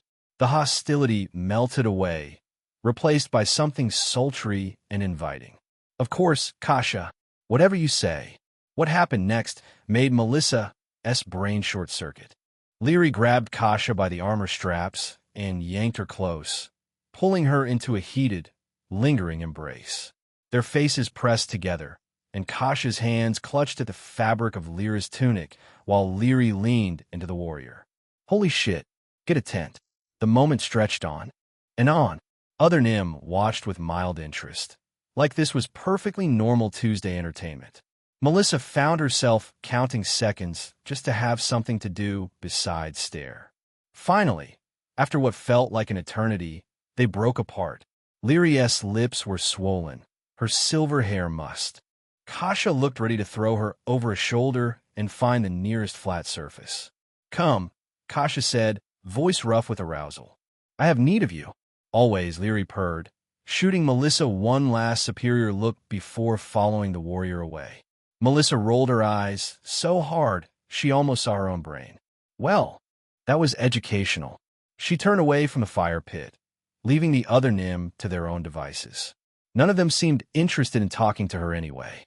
The camp bustled with activity warriors sharpening weapons, hauling supplies, drilling formations. She tried to look casual, just another body moving through the crowd. Her lack of a collar drew some looks, but most Darians seemed more interested in their own business. Where to go? Where to go? A familiar cluster of tents caught her attention. The larger, more elaborate ones where she'd been taken to meet the council. Voices drifted from that direction, low and serious. Melissa angled her path, keeping to the shadows between tents. As she got closer, the voices became clearer. Losses were heavier than expected, a gruff male voice said. 7 dead, 12 wounded. The mage did that. Another voice, female this time. Her and the others. They fight differently than regular Syux soldiers. Magic, someone spat. Coward-s weapon. Effective weapon, the first voice corrected. We need to adjust our tactics. Melissa crept closer, finding a spot behind a supply wagon where she could hear without being seen. Through the wheels, she could make out legs and boots, at least 5 Darians, all in heavy armor. What about the night raid? The female voice asked. Still proceeding? Blood Sister wants to wait. See what the humans do first. Cautious. Unlike her, she has distractions. Several knowing chuckles. Melissa's face burned, remembering exactly what kind of distraction Sierra had been enjoying. The prisoner could be useful, someone suggested. Information about their defenses, their numbers. Blood Sister claims her. No touching without permission. Since when does she keep war prizes? Since now, apparently. More discussion followed patrol schedules, supply concerns, arguments about battle formations. Melissa absorbed it all, filing away every detail. She shifted positions slightly, trying to get a better view of who was talking. Her foot scraped against a loose stone. The conversation stopped. What was that? Melissa's heart hammered against her ribs. Okay, time to go. Chapter 344. Not another Nim slave. Melissa pressed herself against the wagon wheel, holding her breath. Heavy footsteps approached. Probably just a rat, one of the Darians said. This place is crawling with them. Check anyway. Fuck. The footsteps got closer. Melissa's mind raced through spell options. She could try the invisibility spell, but it took too long to cast. Fire Shield would give away her position. Maybe if she, Blood's sister, returns. The shout echoed across the camp. The approaching footsteps stopped. Already? The patrol wasn't supposed to. She's injured. Get the healers. All thoughts of investigating suspicious noises forgotten. The Darians rushed away. Melissa stayed frozen for another heartbeat before scrambling out from behind the wagon. Injured? Who did they fight? Whatever the case, she was absolutely going to take the convenient timing. She followed the flow of bodies toward the camp entrance. Warriors crowded around, making it hard to see, but she caught glimpses of armor splattered with blood, weapons being passed off to attendants. Then she saw Sira. The Darian warrior stood tall despite the gash across her shoulder, blood painting her armor in abstract patterns. Her red hair stuck to her face with sweat and gore. Those blue eyes found Melissa in the crowd immediately. A slow smile spread across Sira's face. Please don't be my friend's blood. Please don't be my friend's blood. My prize, Sira called out, her voice carrying over the noise. Cool me. It wasn't a request. Melissa pushed through the crowd, trying to read anything in Sira's expression. Had they attacked the Syx camp? Was that Isabella's blood on her sword? Inside Sira's tent, the warriors started stripping off her armor without ceremony. Each piece hit the ground with a wet thud. Help me, Sira said. Melissa didn't move. I said help me. Sira's voice dropped dangerously. Whose blood is that? Sira paused, looking at Melissa with something between amusement and annoyance. Enemies. What enemies? Where? You ask many questions for a concubine. I'm not your concubine. Sira laughed, wincing as the movement pulled at her shoulder wound. No? Then what are you? Good question. Someone who is not going to do anything for you until you tell me who you fought. The tent fell silent. Sira's eyes narrowed to slits. Bandits, she said finally. On the eastern road. They thought to ambush us. Relief flooded through Melissa so fast it made her dizzy. Not her friends. Not the Syx camp. Now, Sira said, her voice low and dangerous. Help me, or I'll find another use for you. Melissa moved forward, helping Sira out of the blood-soaked leather. The wound on her shoulder looked bad deep, but clean. It would scar. You need a healer, Melissa said. Later, Sira grabbed Melissa's wrist, pulling her close. First, I need you. The kiss that followed was violent, all teeth and dominance. Melissa tasted copper blood from a split lip. Sira's hands were already working at Melissa's clothes. No, Melissa said, pulling back. Sira stared at her like she'd grown a second head. No, you're injured. I need you, Sira growled. Battle makes the blood sing. Stay close. I want. The silence stretched between them like a taut wire. Sira's expression cycled through confusion, anger, and something else Melissa couldn't identify. You refuse me? I do. Please don't kill me. Please don't kill me. Sira released her, stepping back. For a moment, Melissa thought she might actually strike her. Instead, the Darian laughed. Interesting. She sat heavily on the furs, pressing a hand to her wounded shoulder. Very well. Send the healers when you leave. Melissa blinked. That's it. Would you prefer I force you? Sira's smile was sharp. I could. But where's the satisfaction in mounting an unwilling mate? I assume most here wouldn't care. If not most. Sira lay back on the furs, closing her eyes. Go. Before I change my mind. Melissa didn't need to be told twice. She ducked out of the tent, nearly colliding with a Nim carrying medical supplies. It was funny, given that Melissa could obviously just heal Sira herself. But, well, she didn't mind getting a little more alone time. She needs help, Melissa said. The Nim nodded and hurried inside. Melissa stood there for a moment, processing what just happened. Wow, she let me go. She actually let me say no? Strange. Raven miles away, in the Syx military camp, Captain Fenris spread a map across the table. The Darien camp is here, she said, marking the location. Based on our scouts' reports, they have between 80 and 100 warriors. Against our 30, Armias said. 28, Fenris corrected. We lost 2. Isabella's tail swished anxiously. So when do we move? We don't. Not yet. What? Isabella's voice pitched high. Every second we wait. Every second we wait is a second they're not expecting us, Fenris interrupted. Right now, they know we want her back. They have double the guards. Tripled the patrols. We need to let them relax. How long? Raven asked.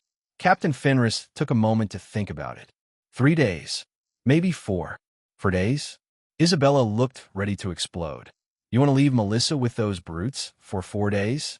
I want to get her back alive, Fenris said. Rushing in now is suicide. Regardless of the plan we go for. Armia considered it and then sighed. Raven, on the other hand, was considering whether she should just go get Melissa on her own. I guess you're not too wrong. We need them complacent. Besides, Fenris added, studying the map. We need time to prepare. This distraction of yours, it needs to be perfect. One mistake, and we're all dead. Isabella deflated slightly. Fine, but if anything happens to her. At 1T, Captain Fenris replied. Trust me. Fenris rolled up the map. Get some rest. Tomorrow we start preparations. And remember, no one acts without my order. Understood? The 3 girls nodded reluctantly. As they left the command tent, Isabella grabbed Raven's arm. You really think she's okay? Raven considered the question. She's alive, probably. That's what matters. That's not what I asked. I know. They walked in silence back to their tents. Above them, stars glittered in the cold night sky. Hold on, Melissa, Raven thought. We're coming. Chapter 345. Not another Darien warrior. Melissa sat on Sierra's bed, staring at the tent wall like it might suddenly reveal the meaning of life. She let me say no. She actually let me say no. At the same time, though, Melissa's body couldn't stop remembering every single second of what happened earlier, the overwhelming intensity of Sierra's piercings pressing against her in ways she didn't know existed. No, bad Melissa. Do not think about earlier. Too late. Her thighs clenched on their own. Fuck. Maybe I should have just... No, that's Stockholm Syndrome talking. Or just regular horny syndrome. Hard to tell the difference sometimes. She shifted on the furs, trying to get comfortable, but every movement reminded her how exhausted she was. The good kind of soreness that made her want to hate herself for enjoying it. Get it together, Melissa. You're a prisoner, not on a kinky vacation. The tent flap opened. Sierra walked in, her shoulder freshly bandaged, carrying what looked like a few leather straps that were apparently cosplaying as clothing. Put this on. Melissa held up the outfit. It was basically a bikini made of leather triangles and wishful thinking. You're joking. Does it look like I'm joking? No, she absolutely did not. Melissa stripped and squeezed into the scraps of leather. The top barely covered her nipples, and she was pretty sure if she breathed in too deeply, they'd pop right out. The bottom was a thong that left exactly nothing to the imagination. She'd worn skimpy stuff before, at Isabella's behest, usually, but this was next-level exhibitionism. Where are we going? The blood hall. There are formalities. What kind of formalities? Sierra's smile was all teeth and zero comfort. You'll see. Cool me. They walked through the camp. Melissa tried not to think about how her ass was basically on display for anyone with functioning eyeballs. Warriors openly stared. Some nodded to Sierra with the kind of respect you gave someone who could gut you without breaking a sweat. Others looked at Melissa like she was a particularly appetizing piece of meat. Just another Tuesday in captivity. At least I'm not dead. Yet, a few whistles followed them, and Melissa caught fragments of conversation that made her skin crawl. Crude remarks about the Blood Sisters prize, hungry suggestions about what might happen once the ceremony was over. Sierra's hand tightened on Melissa's wrist, and suddenly the comment stopped. Interesting. The blood hall was exactly what it sounded like, a massive structure that couldn't decide if it wanted to be a temple or a tavern. Stone pillars carved with battle scenes that were way too detailed supported a high ceiling. Long tables filled with rowdy Darians occupied most of the space. At the far end, an altar dripped with what Melissa really hoped was wine. Every single head turned when they entered. "Blood sister," someone called out, raising a horn of something alcoholic. "You bring your prize." Cheers erupted like they were at a fucking football game. Melissa's skin crawled. Sierra led her to the center of the hall where a circle had been carved into the stone floor. Darkstain suggested this wasn't tea used for dancing, or anything fun, really. So Melissa said, trying to keep her voice steady, "What exactly are these formalities?" A woman stepped forward from the crowd. Tall, muscle like she bench-pressed boulders for fun, with scars crisscrossing her arms. Her dark eyes fixed on Melissa with the kind of hunger that made Melissa want to hide behind something. Anything. I challenged the Blood Sister's claim. Like this, for example, Sierra muttered, already reaching for her sword. The crowd roared approval. Someone actually started taking bets, because apparently death matches were prime entertainment around here. Wait, what? Melissa stepped back, bumping into a wall of spectators. Challenge? What challenge? Sierra was already drawing her sword with the casual air of someone uncapping a pen. Gracia clearly thinks she deserves you more than I do. Her tone was conversational, like discussing the weather. She's wrong. Gracia pulled out her own blade, a wicked curved thing that looked designed for maximum pain and minimum quick deaths. The Nim mage would be wasted warming your bed, Gracia sneered, spinning her sword in a show-offy move. I'll put her to better use. No, you won tea. Sierra's voice dropped to a growl that made Melissa's knees go weak for entirely the wrong reasons. They started circling each other like predators sizing up their prey. The crowd pressed closer, forming a living arena that trapped Melissa at the edge of the circle between bloodthirsty spectators who smelled like sweat and violence. This is insane. They're fighting over me like I'm a fucking trophy. Gracia struck first, her blade singing through the air with a sound that promised swift death. Sierra parried so easily it looked choreographed, the clash of steel ringing through the hall. Too slow, Sierra taunted, not even breathing hard. She spun, bringing her sword around in a vicious arc that would be taken Gracia's head clean off if she hadn't gotten her guard up. The impact drove her back 3 steps. They traded blows, each strike precise and deadly. But Melissa could tell Sierra was toying with her opponent like a cat with a particularly stupid mouse. Every movement was calculated for maximum spectacle. She's showing off. For me, the realization hit like a bucket of ice water. This wasn't just about defending a claim. Sierra was putting on a performance. "Come on, Gracia," someone shouted from the crowd. "Make it interesting." Blood Sister's just playing with her food. Gracia's face twisted with rage and embarrassment. She lunged forward, overextending herself in a desperate attempt to land a killing blow. Sierra sidestepped like she was dodging a drunk toddler and brought her elbow down on Gracia's wrist with a crack that made Melissa wince. The curved sword clattered across the floor, spinning to a stop near the altar. "Yield," Sierra said, her blade kissing Gracia's throat. "Never." Gracia dove for her weapon with the kind of desperation that meant she knew exactly how fucked she was.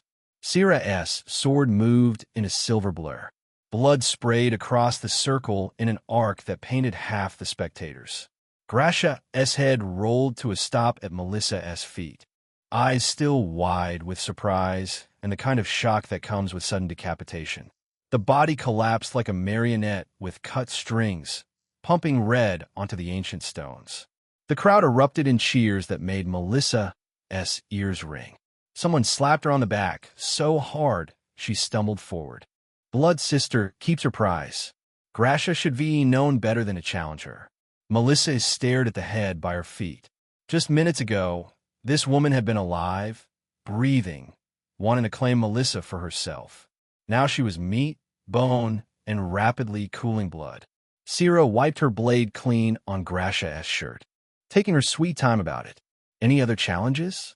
Silence stretched through the hall like a hell breath. Good. She sheathed her sword and grabbed Melissa's wrist with a grip that brooked no argument. Kulme. We drink to victory. She dragged Melissa to one of the tables where warriors scrambled to make room like she was royalty. Someone shoved a horn of ale into Melissa's numb fingers before she could protest. To the blood sister, someone shouted, raising their drink. To her prize, another added with a leer that made Melissa want to punch something. Everyone drank. Melissa brought the horn to her lips, but barely tasted the bitter liquid.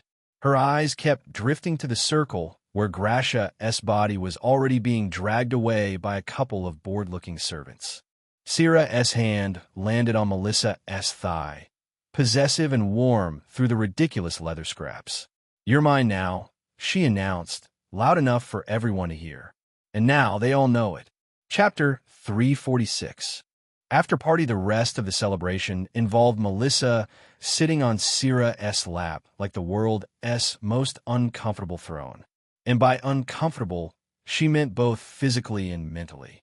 The leather scraps they called an outfit were riding up in places that shouldn't be ridden up, and Syrah's hand stayed glued to Melissa's ass like it was magnetized. Syrah squeezed hard enough to make her jump.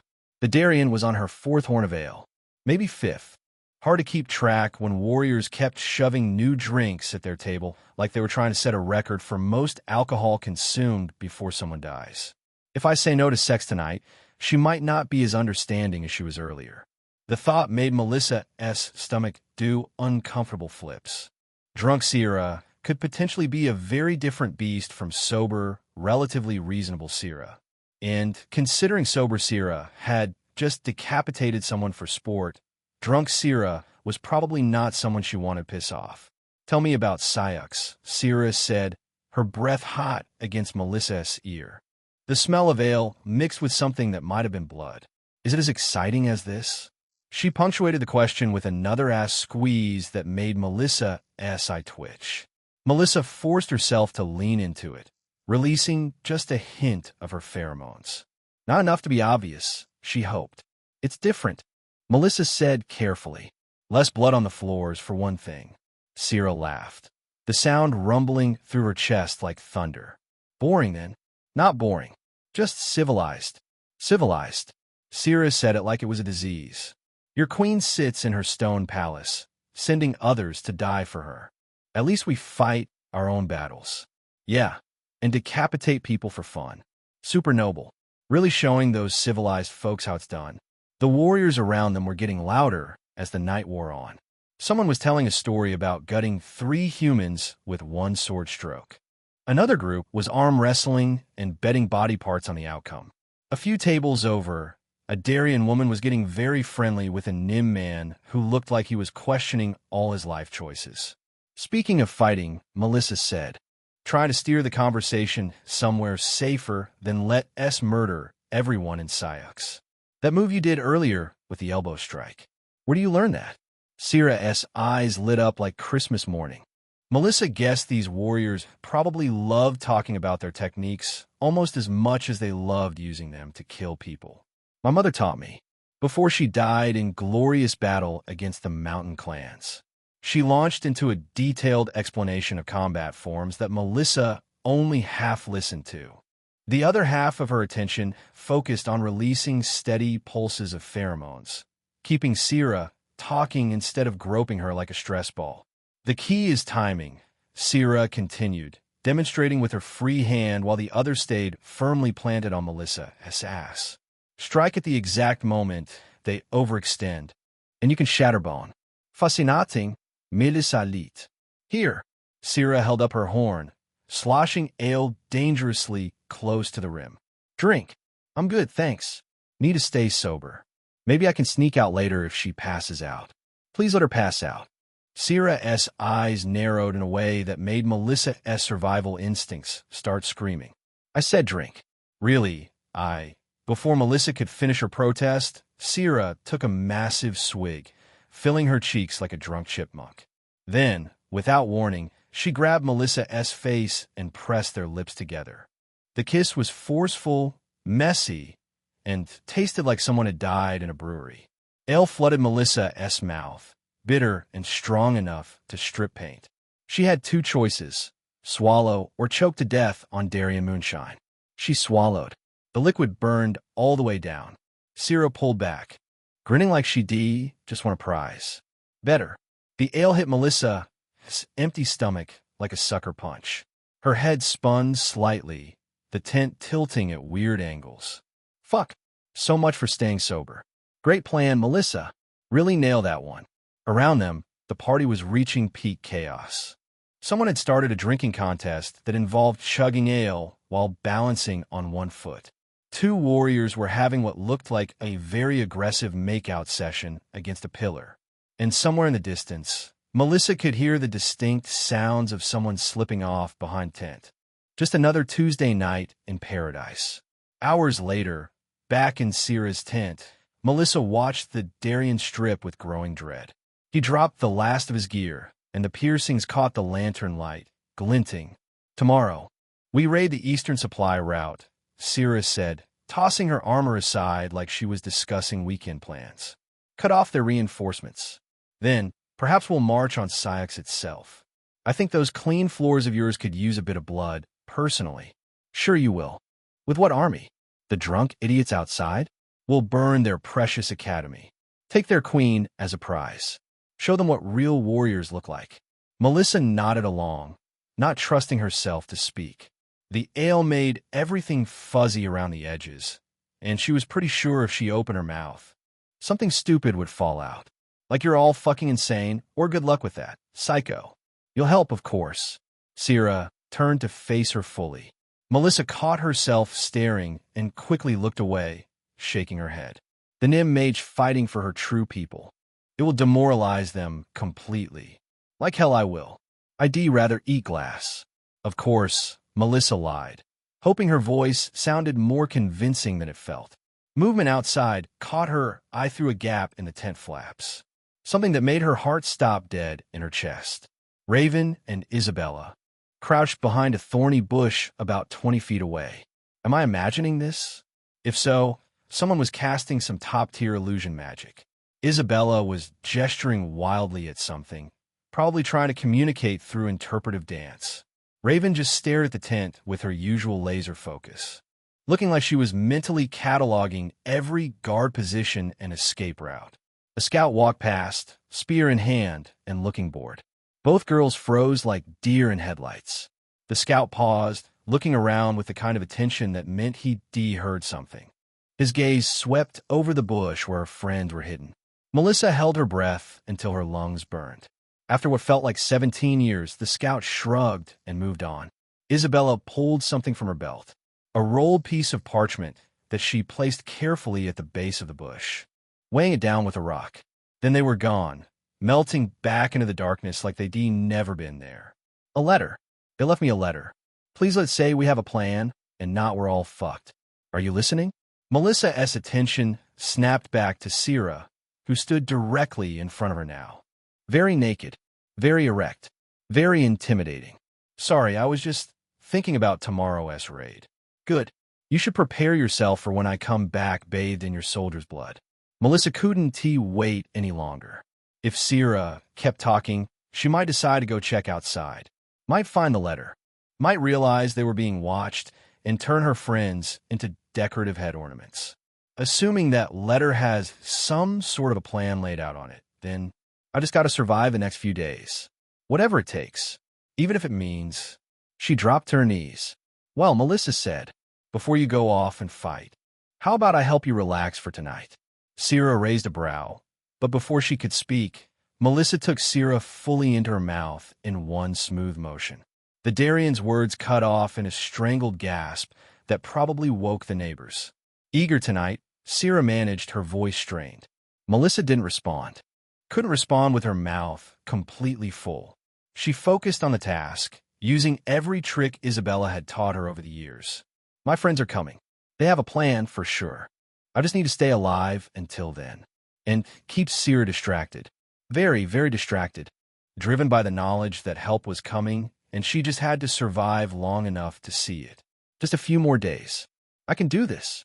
if it survived verse. Probably. Chapter 347. The plan. Melissa's entire body ached in ways that would make a yoga instructor cry. Sierra had been intimate with her 3 more times after that first round, each session more athletic than the last. Now the Darians slept like the dead, one arm thrown possessively over Melissa's waist like she was a teddy bear. Finally, finally, moving slowly enough to make a sloth jealous. Melissa slipped out from under Sierra's arm. The warrior didn't even twitch. Thank fuck for being completely exhausted. Best feeling ever. She crept to the tent entrance on legs that felt like jelly, peering through the gap. The camp was quiet, most warriors either asleep or stumbling around on patrol duty. The bush where Isabella and Raven had hidden stood about 20 feet away, looking innocent as hell. Melissa held her breath and darted outside, completely naked because finding her clothes in the dark without waking Sierra was not happening. The cold night air hit her sticky skin like a bitch slap. Shit. Cold. So fucking cold. The letter was right where they left it, wedged under a rock. She grabbed it and rushed back inside, heart hammering hard enough to crack ribs. Sierra hadn't moved, still dead to the world. Melissa unrolled the parchment with shaking hands, angling it toward the dying lantern light. Melissa, tomorrow. Raven gets captured on purpose. Once she's in, we attack from the west to draw fighters out. She breaks you out from inside. Be ready. Melissa memorized every word before shoving the letter into the dying embers of the brazier. It caught instantly, curling into ash and taking her anxiety with it. Tomorrow. She just had to survive until tomorrow. One more day. One more day of this bullshit, and I'm free. I can do this. Probably. She crawled back into bed, trying not to wake the sleeping murder machine beside her. Raven crouched behind a boulder, watching the Darian patrol approach like they owned the world. 5 warriors, heavily armed, moving in standard formation that screamed were tough as nails. Remember, Captain Fenris whispered beside her. We engage, we retreat, you get captured. Simple, right? Isabella stared at the patrol, looking a little nervous. This is stupid, she muttered. What if they just kill her? They won T. Armia said from behind them, adjusting her grip on her sword. A lone Syax soldier? They want information. Or they want to make an example. Isabella shot back, her voice tight with worry. Quiet, Fenris hissed. They're almost in position. The Darians drew closer, their boots crunching on dead leaves. Raven's hand found her sword hilt, muscle memory taking over. 3, 2, 1. Now. They burst from cover like hell itself had opened up. Isabella launched a fire spell that caught the lead Darian square in the chest, sending him flying backward into a tree with a crack that definitely meant broken bones. Armia's sword took another in the shoulder, spinning him around. Fenris moved quickly, her blade finding gaps in armor like it was magnetized to flesh. The Darians regrouped quickly, forming a defensive circle that actually looked competent. Syax dogs, one shouted, spitting blood. Kill them all. The fight was brutal, but brief. They planned it perfectly, make it look real, but leave an escape route, just in case they really didn't feel like taking prisoners today. One by one, the Syax fighters retreated under overwhelming pressure, selling their panic beautifully. Fall back, Fenris shouted, very convincingly. We're outnumbered. Isabella shot Raven one last worried look that said, please don't die, you emotionless bitch, before following orders. In seconds, Raven stood alone against 3 remaining Darians who looked pissed as hell. It's time. She attacked with everything she had, unleashing years of that assassin training in a flurry of steel. Her sword opened the throat of one warrior before he could blink. The second lost his hand, then his head in quick succession. The third barely managed to parry her strikes, backing away with eyes wide as dinner plates. More Darians poured from the tree lean like angry ants. 10, 15, 20. Way more than intelligence had suggested. Too many. Perfect. Raven kept fighting, but let herself be pushed back step by step. A spear shaft grazed her knee, sending lightning up her leg. A sword pommel struck her temple, making stars explode across her vision. She allowed both hits to happen, and on cue, she went down hard. "Bind her," someone ordered. Quickly, rough hands grabbed her arms, yanking them behind her back hard enough to pop joints. Rope it into her wrists like angry snakes. Check for weapons. They stripped her methodically, finding 3 hidden knives, 2 poison vials, and her lockpicks. They missed the thin metal wire woven into her hair, which was exactly the point. Amateurs. What do we do with her? Take her to the Blood Sister. She'll want to question this one personally. They hauled Raven to her feet.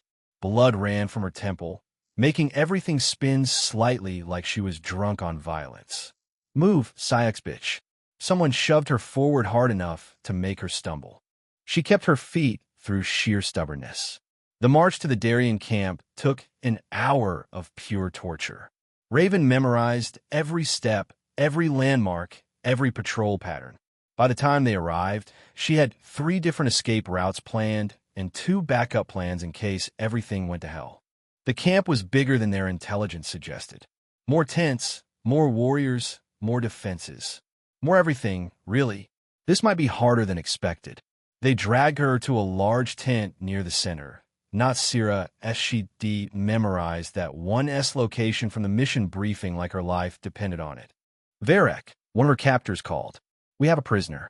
A scarred Darien emerged, took one look at Raven, and smiled like Christmas had come early. Well, Syux sends children to fight now? Raven said nothing. Silent type? Varek circled her like a predator eyeing dinner. "We'll see how long that lasts." He grabbed her chin, forcing her to meet his eyes. His breath smelled like death. His fist connected with her stomach like a sledgehammer. Raven doubled over, gasping for air that didn't want to come. She straightened slowly, expression blank as fresh paper. "Tough one." Varek grinned, showing teeth that had seen better days. "Good. I like it when they last a while." He turned to the guards. "Put her with the other prisoners. Let her think about her situation. Tomorrow, we'll have a proper conversation." Looking forward to it. They dragged Raven to a smaller tent that smelled like fear and unwashed bodies. Inside, 3 Nim huddled together on dirty straw like abandoned puppies. They looked up with frightened eyes as the guards shoved Raven inside. "Try to escape, and we'll gut you," one guard warned before leaving. Raven waited until their footsteps faded into the night, then examined her surroundings with professional interest. The tent was sturdy but not impenetrable. 2 guards outside, probably bored and half asleep. The Nim prisoners watched her warily, like she might explode. Phase 1 complete. Now to find Melissa and get the fuck out of here. She settled against the tent wall, closing her eyes and letting her body go limp. Tomorrow would be interesting, and probably bloody. Chapter 348. Set in motion, Melissa sat beside Syrah in the war tent, trying to look interested while various Darien leaders argued about supply routes like they were discussing the weather. Her ass hurt from the wooden bench, and she kept shifting, which made Syrah's hand tighten on her thigh like a fucking vice. "Just smile and nod. Smile and nod. Pretend this is fascinating." The tent was packed with muscle-bound killers, all of them gesturing at maps and talking strategy. The air was thick with the smell of sweat, leather, and barely contained violence. Melissa felt like a sheep at a wolf convention. "The eastern route is too exposed," a gray-bearded warrior said, jabbing at a map with one thick finger. "We should War Chief Gorith." A guard burst through the tent flaps like his ass was on fire. "We captured a Syux soldier yesterday. Thought you'd want to see her." Gorith, apparently the big boss around here, waved him in with the casual air of someone used to interruptions. "Bring the prisoner." 2 guards dragged someone forward. Melissa's heart jumped in her throat. Raven. Her friend looked like she'd been through a blender-dried blood on her temple, wrists bound with rope, clothes torn to shit. But her gray eyes were sharp as ever, scanning the tent, cataloging threats and escape routes like she was shopping for groceries. "Holy shit, she actually did it. She's here. This one killed 2 of our warriors," the guard said, pride and annoyance fighting for control in his voice. "Fought like a demon before we took her down." Murmurs ran through the assembled leaders like ripples in a pond. Gorith stood, circling Raven like she was livestock at market. He was huge, even by Darien standards, with scars covering every visible inch of skin. Small for a Syux soldier. Raven said nothing. Silent too. Gorith grabbed her chin, forcing her head up with enough force to crack bones. What were you doing near our camp? Still nothing. Raven's expression didn't even flicker. Gorith backhanded her with a sound like a whip crack. The blow echoed through the tent. Raven's head snapped to the side, but she straightened immediately, expression still blank as a fresh sheet of paper. Tough one. Gorith looked around at his warriors with genuine appreciation. Who wants to test themselves against Syux's finest? Several hands shot up like eager students in a fucked-up classroom. Oh fuck. This isn't part of the plan. This is definitely not part of the plan. Melissa tensed, ready to leap up, to blast everyone with magic, to grab Raven and run for the hills. But then Raven's eyes found hers across the tent. A tiny shake of the head, barely noticeable. Stay calm. Trust her. She's got this. Right? Right? Drager. Gorith pointed to a massive warrior with arms like tree trunks and about as much brain. You've been itching for blood. Here's your chance. Drager grinned, showing way too many teeth and not enough intelligence. Finally, some entertainment. They cleared a space in the center of the tent. Warriors scrambling back like this was dinner theater. Someone tossed Drager a sword that looked like it could cut through a building. He tested its weight, swinging it in lazy arcs that whistled through the air. Give the prisoner a weapon, Gorith commanded. Let us make this interesting. They cut Raven's bonds with quick, efficient movements and threw a sword at her feet. She picked it up slowly, testing the balance like she was evaluating a fine wine. Rules are simple, Gorith announced to the crowd. Fight until one yields or dies. Drager didn't wait for more ceremony. He charged like an angry bull, sword raised high above his head in a move that screamed, I have more muscle than brains. Raven sidestepped at the last second. Drager's momentum carried him past like a runaway freight train. She pivoted, blade flashing in the lantern light. First blood. A line of red opened across Drager's back, neat as a surgeon's cut. He roared like a wounded bear, spinning around with fury in his eyes. This time he was careful, measured. They circled each other like predators sizing up dinner. Lucky strike, Drager spat, blood trickling down his back. Raven's face remained emotionless, as ever.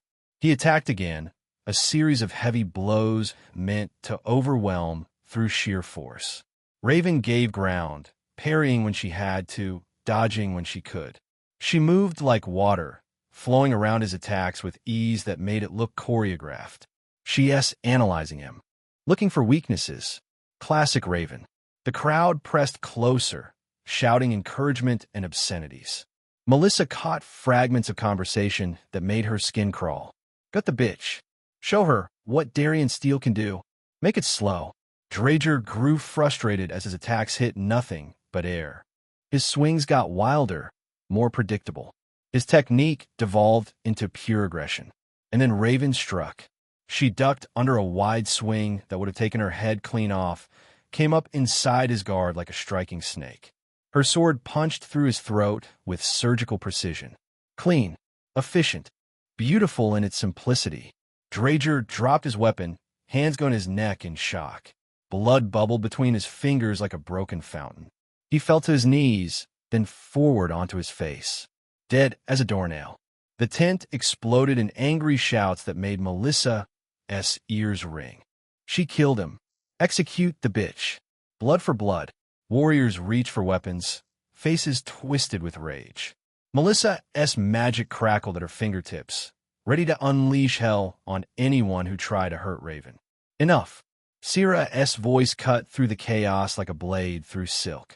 She stood, stepping forward with the kind of authority that made people shut up and listen. The prisoner fought with honor. Drager knew the risks. She's Syux scum. Someone protested from the back of the crowd. She's a warrior who bested one of ours in fair combat. Syrah looked at Gorith with steady eyes. By our laws, she's earned another night of life. Maybe two. Gorith stroked his beard, considering the words like they were made of gold. The Blood Sister speaks wisdom, he said finally. The prisoner lives. For now. The angry muttering continued, but no one challenged the decision. Nobody wanted to argue with both Sira and Gorith at the same time. Take her back to the holding tent, Gorith ordered with a wave of his hand. Double the guards. As they dragged Raven away, she caught Melissa's eye one more time. The tiniest nod. Phase 2 complete. Whatever you're planning, Raven, I hope it's fucking brilliant. Your Syux soldiers fight well, Sira said, sitting back down. Her hand returned to Melissa's thigh like it belonged there. That one would make a fine addition to our warriors. If she survives long enough, someone muttered darkly. The meeting resumed. But Melissa couldn't focus on a single word. Her mind raced with possibilities. Raven was in the camp. She'd bought herself time by being a badass. But what came next? Outside, Melissa could hear the camp stirring with excitement. Warriors talking about the fight. About the small Syux soldier who killed Drager like he was nothing more than a practice dummy. They had no idea what was coming. Chapter 349. Soon-to-be fugitives. The camp had quieted down to a dull roar. Most warriors were drunk or fucking or both, which was pretty much their default state. Perfect time for a little reconnaissance mission. Melissa slipped out of Sira's tent like a shadow. The Darien was at another strategy meeting, probably planning more creative ways to kill people and conquer shit. Thank fuck for violent hobbies. Keeps her busy. She kept to the shadows between tents, moving like she belonged there.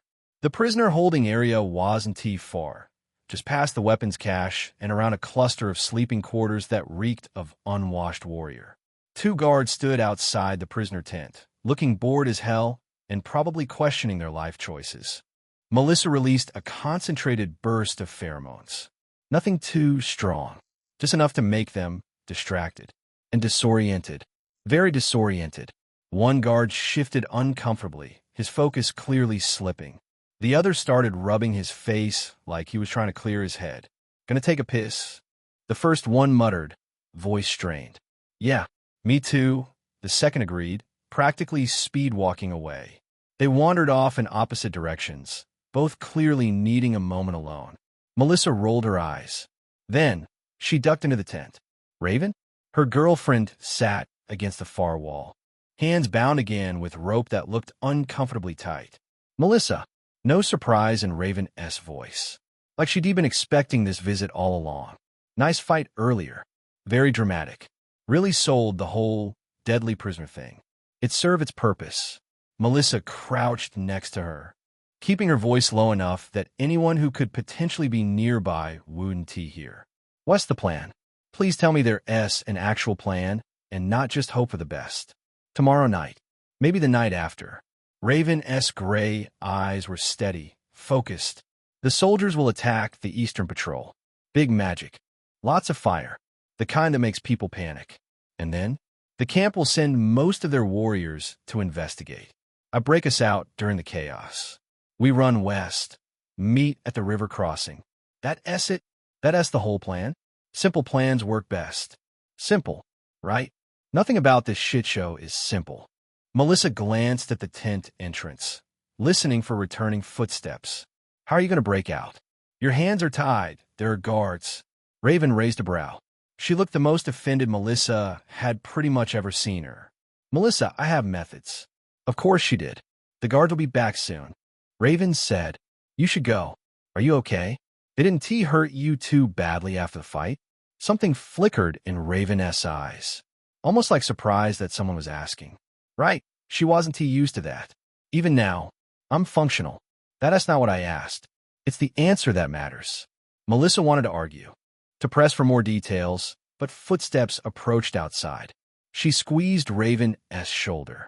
Tomorrow night. Be ready. I'm always ready. Melissa slipped out just as the guards returned, looking confused and slightly sticky. One of them was still tucking his shirt back in. Gross, but effective. Back at Sira's tent, Melissa's stomach dropped straight to her toes. The Darien sat on the bed, completely naked and looking like a warrior goddess with anger issues.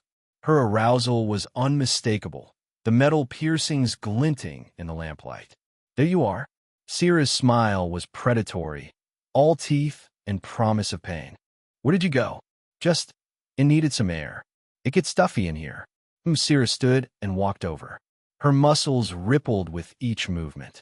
Melissa had to crane her neck to meet her eyes. You smell like fear. Something I should know about? Oh, of course not. The camp makes me nervous. All these warriors, all the weapons. You're lying. Sierra's hand wrapped around Melissa's throat, not squeezing hard enough to cut off air. Just holding, making a point. Where did you go? The prisoner tent. No point denying it now. Sierra could probably smell the fear and desperation on her. I wanted to see the woman who killed Drager. Sierra studied her face like she was reading a book, looking for deception, for cracks in the story. Why? Curiosity. She asked from Syux. Like me. Melissa forced herself to sound casual. I've never seen someone so small kill someone so big. The hand on her throat tightened slightly, making breathing just a little harder. And I couldn't get close. The guards were right there, watching everything. Sierra laughed, a sound like breaking glass. She released Melissa's throat. Of course you couldn't. They have orders to kill anyone who tries to approach the prisoners without permission. Well, shit. Good thing they were too busy fooling around to notice me. Cool me. Sierra returned to the bed, his pride still very much on display. I have need of you. Melissa followed slowly, her legs feeling like they were made of lead. Every step brought her closer to the towering figure before her. What kind of need? The kind where you show me your loyalty in a way I won't forget. Great. Just wonderful. Melissa sank down in front of Sierra. She could feel the threat inches from her face. The piercings looked even more intimidating up close, and the air was heavy with tension and danger. You know what I like, Sierra said, her voice dropping to a growl. Yeah, unfortunately, just a short time after meeting this woman, Melissa had a decent idea what she liked already. Tomorrow night.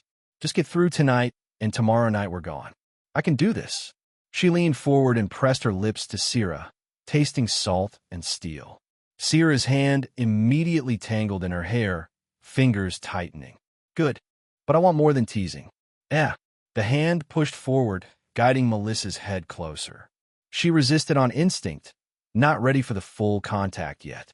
Open up, Nim. The pressure against her lips demanded entry, unrelenting. Melissa gulped. Geez. Chapter 350. Gratitude. Melissa's jaw felt like someone had taken a sledgehammer to it and then gone back for seconds. She sat at the long wooden table, trying not to wince every time she moved her mouth. Last night had been excessive, even by Sierra's ridiculous standards. The Darien had kept her on her knees for what felt like 17 hours, but in actuality was more like 2, treating her like a servant at his beck and call. At least tonight, I'm getting out of this hellhole. Just gotta survive dinner without my legs giving out. Eat, Sierra commanded, pushing a plate of roasted something toward her. Could VE been beef? Could VE been human? Hard to tell with these people. Melissa took a small bite. Chewing hurt. Swallowing hurt more. Everything involving her mouth hurt like a bitch. The dining hall buzzed with conversation that mostly revolved around who had killed what and how many battles they'd won this week. Warriors boasted about their conquests while their companions sat beside them, some looking content, others staring into space like their souls had vacated the premises. Across from them, a scarred warrior named Kresh was hand-feeding a Nim woman with silver hair. Not the bitchy one from earlier. This one had kind eyes and actually smiled when Kresh whispered something in her ear. Probably dirty jokes. Melissa had long since determined that everything here was either violent or sexual.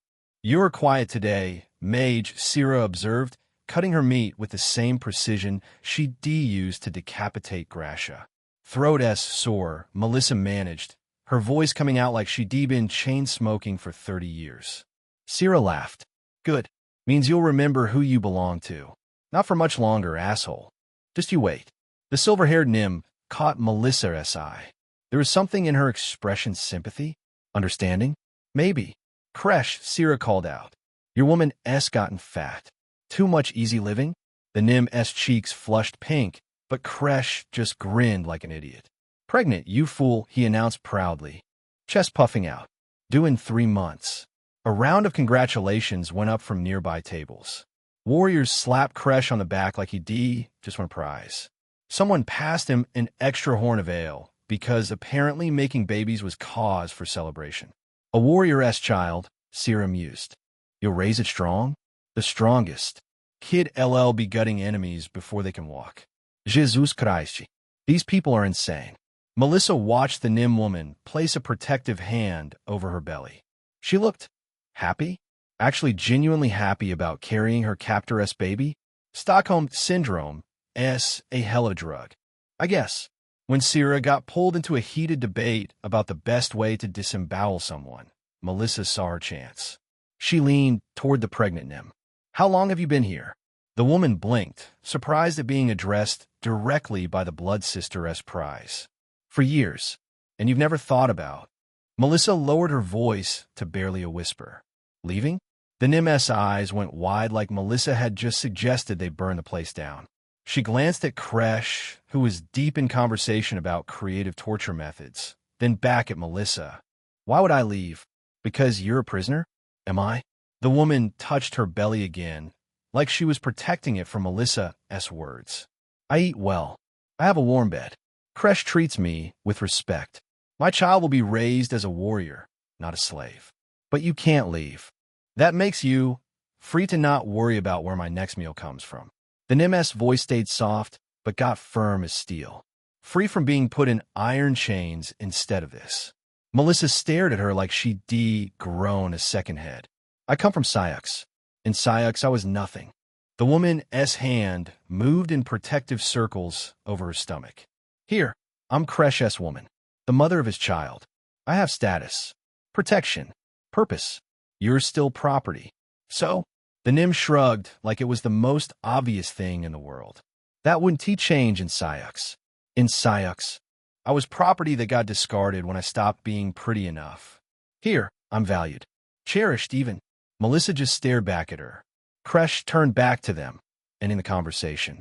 He pressed a kiss to the Nim's temple that looked genuinely affectionate. "She was just telling me about her life." Melissa explained. "In that shithole Syux, yes," Kresh grunted. "No offense, blood sister as prize. But your people don't know how to treat their women." Several warriors nodded agreement like this was common knowledge. "My Sarmaya came from there too," another warrior chimed in, pointing to a Nim with bright red hair. "Skin and bones when we found her, covered in bruises. Now look healthy, strong, happy." His concubine, a young Nim with bright green eyes, leaned into his side like he was the best thing since sliced bread. The happiest, she confirmed, and meant it. More stories followed. Nim rescued from places where they'd been beaten daily. From abusive masters who worked them to death. From starvation on Syux's streets while humans walked past like they were invisible. Each one painting the same picture life here was better than what they left behind. All Melissa could do was sigh. "Whatever. It's not my duty to save these people if they don't want to be saved. You see?"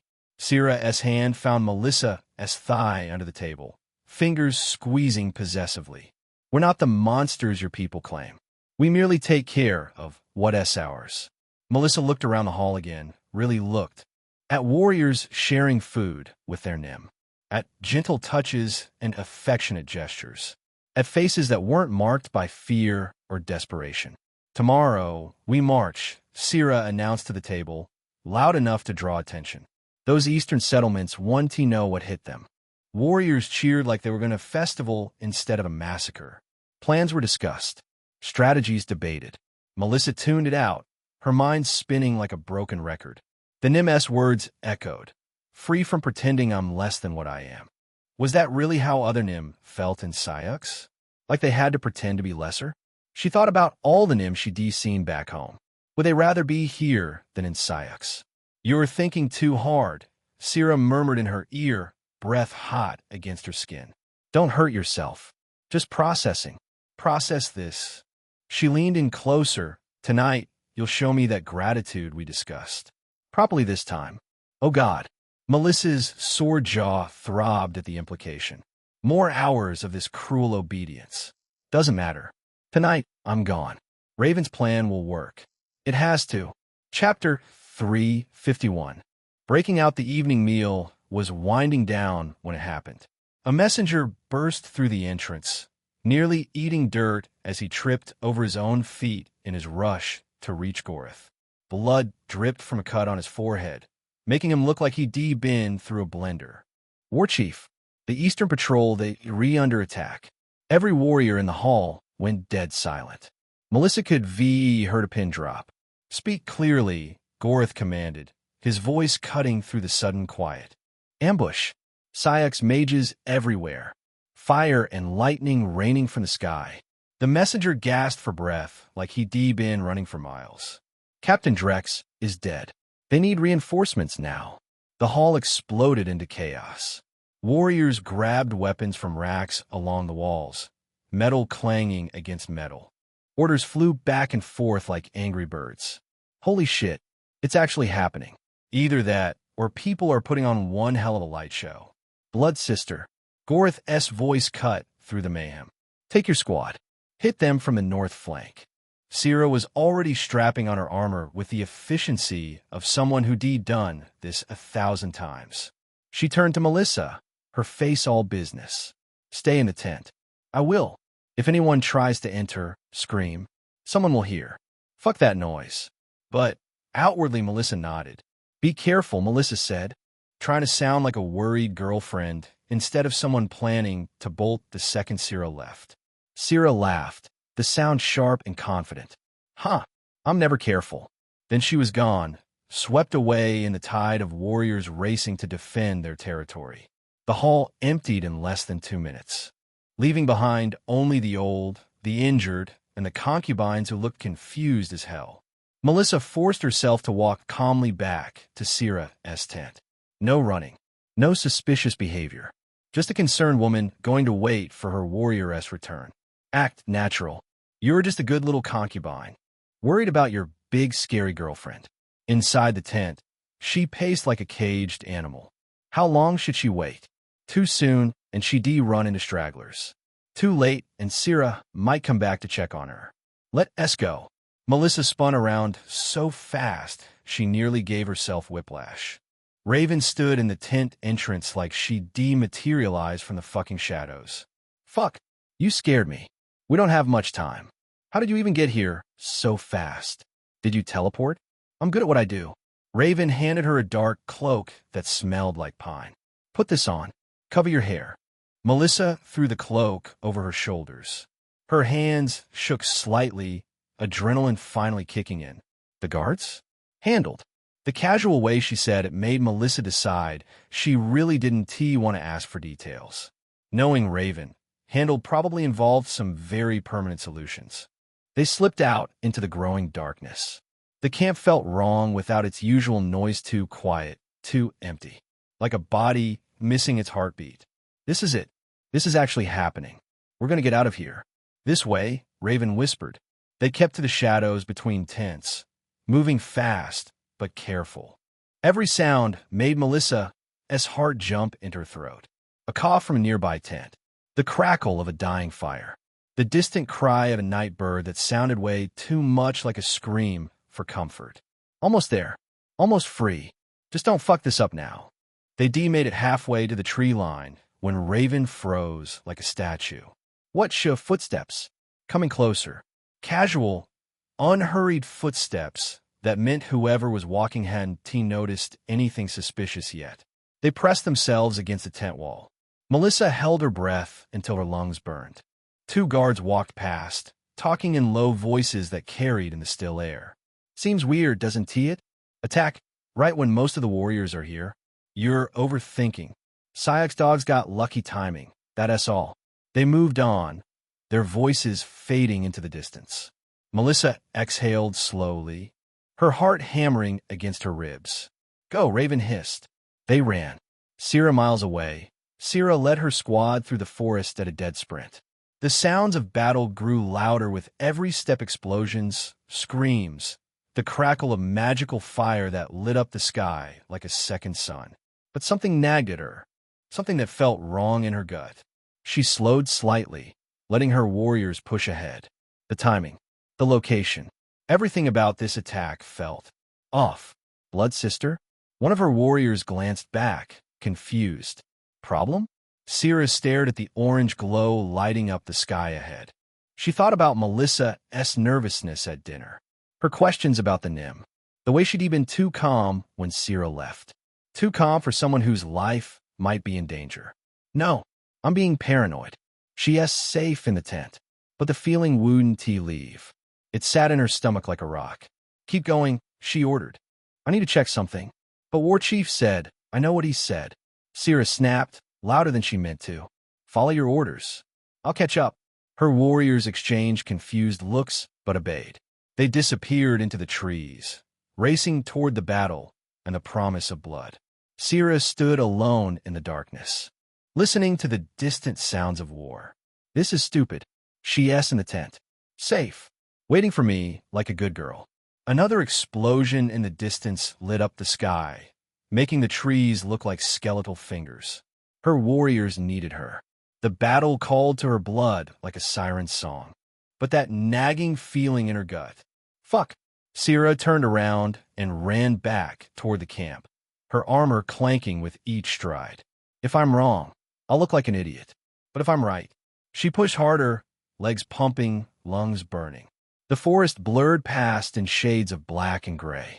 The camp appeared through the trees, too quiet, too dark.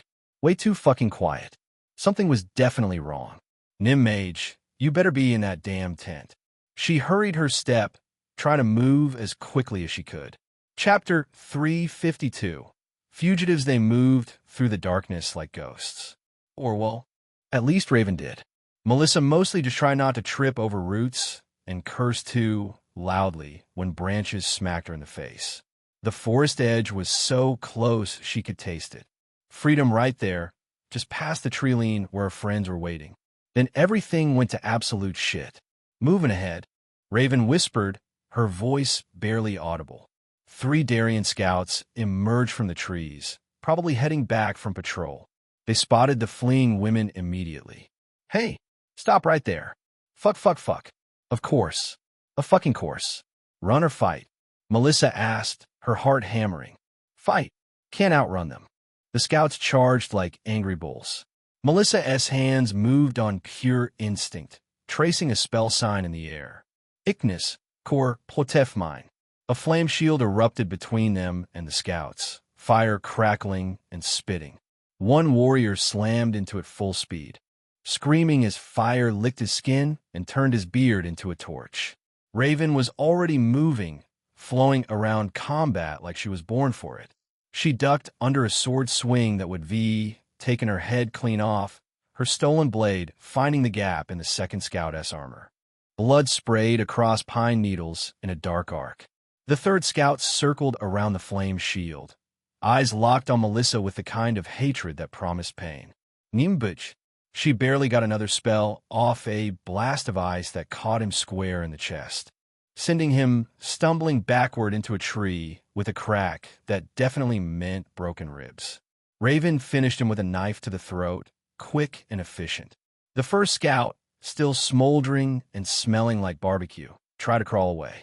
Raven's boot connected with his temple. He went still. We need to move, Raven said, wiping blood from her blade on the dead scout's shirt. Others will have heard that. They ran deeper into the forest. Branches tore at Melissa's cloak, trying to hold her back. Her lungs burned from the effort and the taste of smoke. Where exactly are we going? River crossing. 2 miles west. Raven vaulted over a fallen log without even slowing down. Isabella and Armia will meet us there. And then? Safe house in the mountains. The captain arranged it. Of course she did. That woman comes off like she thinks of everything. Probably has backup plans for her backup plans. Behind them, horns sounded through the night air. The alarm spreading through the camp, echoing off trees and rocks. They know we're gone, Melissa panted, stumbling over a root. Good. Means the distraction worked. How is that good? Would you prefer they discovered it now, or while we were still tied up in that tent? Fair point. They pushed harder, following game trails and creek beds that only Raven seemed able to see in the darkness. She led with the confidence of someone who dememorized every tree, every rock, every possible escape route, which, knowing her, she absolutely had. Left here, Raven said, pulling Melissa behind a cluster of boulders. Why are we... Shoo! Footsteps thundered past their hiding spot. A whole squad of warriors, breathing hard and cursing, heading back toward camp. Probably called back by those horns. They waited until the sounds faded completely, until even the echo of boots on dirt was gone. Okay, almost there. The trees started thinning. Melissa could hear water rushing somewhere ahead the river. Safety. Her friends waiting on the other side with escape routes, and maybe some food because she was fucking starving. They broke through the tree line and stopped dead. Sierra stood at the river's edge, sword drawn, looking ready to murder someone very slowly. Preferably Melissa. Her armor was splattered with mud from running through the forest. Those blue eyes burned with the kind of fury that promised a lot of pain before death. Going somewhere? Oh, fuck me sideways with a rusty spoon. Sierra. Melissa tried to keep her voice steady. Failed miserably. You're supposed to be fighting Sayak's soldiers? Yes. Funny thing about that. She took a step forward, boots squelching in the mud. The timing was too perfect, too convenient. Raven shifted slightly, hand moving toward her weapon with careful precision. Don't, Sierra warned without even looking at her. I'll cut you down before you draw steel. You can try, Raven said, voice flat as paper. The temperature dropped about 10 degrees. Or maybe that was just the murderous tension. Melissa swallowed hard and stepped forward, putting herself between them. Look, this isn't necessary, she said quickly. Just let us go. Tell them we escaped before you got here. Let you go. Sierra laughed. It wasn't a happy sound. More like glass breaking. After I claimed you? After I fought for you? I'm afraid I can't do that. Oh my God, that doesn't matter. Melissa exclaimed, frustration bubbling over. It's just some stupid Darien ritual. It matters to me, Sierra replied, her voice deadly quiet. The river rushed behind them, so tantalizingly close. If they could just get across, wade through the water, reach the other side where Isabella and Armia were probably waiting with horses and weapons and a way out of this nightmare. I know what you're thinking, Sierra said, reading her face. The water's too deep. Too fast. You'll be swept away before you make it halfway. Fuck. There goes that plan. Yeah? So what now? Melissa asked. You drag me back? Chain me up like a real prisoner this time? That depends. Sierra's grip on her sword tightened, knuckles going white. Do you come quietly? Or do I have to hurt your friend first? Raven pulled her blade free in one smooth motion, the steel singing as it cleared the sheath. Like I said, Raven said, exuding that usual silent murderous intent. You can try. The words hung in the air between them, sharp as the weapons they held. Melissa inhaled slowly, her mind racing through options. None of them were good. This is turning into quite the shit show. Isn't it? Chapter 353, Stolen Property Raven, Don T. She spoke a tad too late. The two warriors exploded into motion. Steel clashed against steel, the sound ringing through the night air and probably waking up every bird within 5 miles. Sierra moved like rage incarnate. Every swing of her sword carried enough force to split a tree in half, but she controlled it perfectly. Years of training, hundreds of battles, all condensed into economical movements that wasted nothing and promised death, fully on display. Raven, on the other hand, was smoke and shadow, slipping around attacks that should have taken her head clean off. Her smaller blade darted in and out, testing, probing, looking for weaknesses in Sierra's defense. This wasn't random scouts or drunk warriors anymore. Sierra had probably killed more people than Melissa had ever met. She knew every trick, every feint, every desperate move someone might try when they were about to die. But Melissa wasn't about to let Raven face her alone. Sierra brought her sword around in a vicious horizontal arc. Raven threw herself backward, the blade whistling inches from her throat. Ignis, Nerka, Vafal. Melissa called out. Melissa's signature blue flame nearly crashed into Syrah's back, but the Darien avoided it at the last second. 2 against 1? How honorable. Fuck honor. Melissa shot back, already tracing another spell sign. Iemen noshuldi. Raven rolled, came up swinging. Her sword caught Syrah's armor, scraping across the leather with a screech that made Melissa's teeth ache. No blood, barely a scratch. You'll have to do better than that, Syrah taunted. Melissa finished her spell.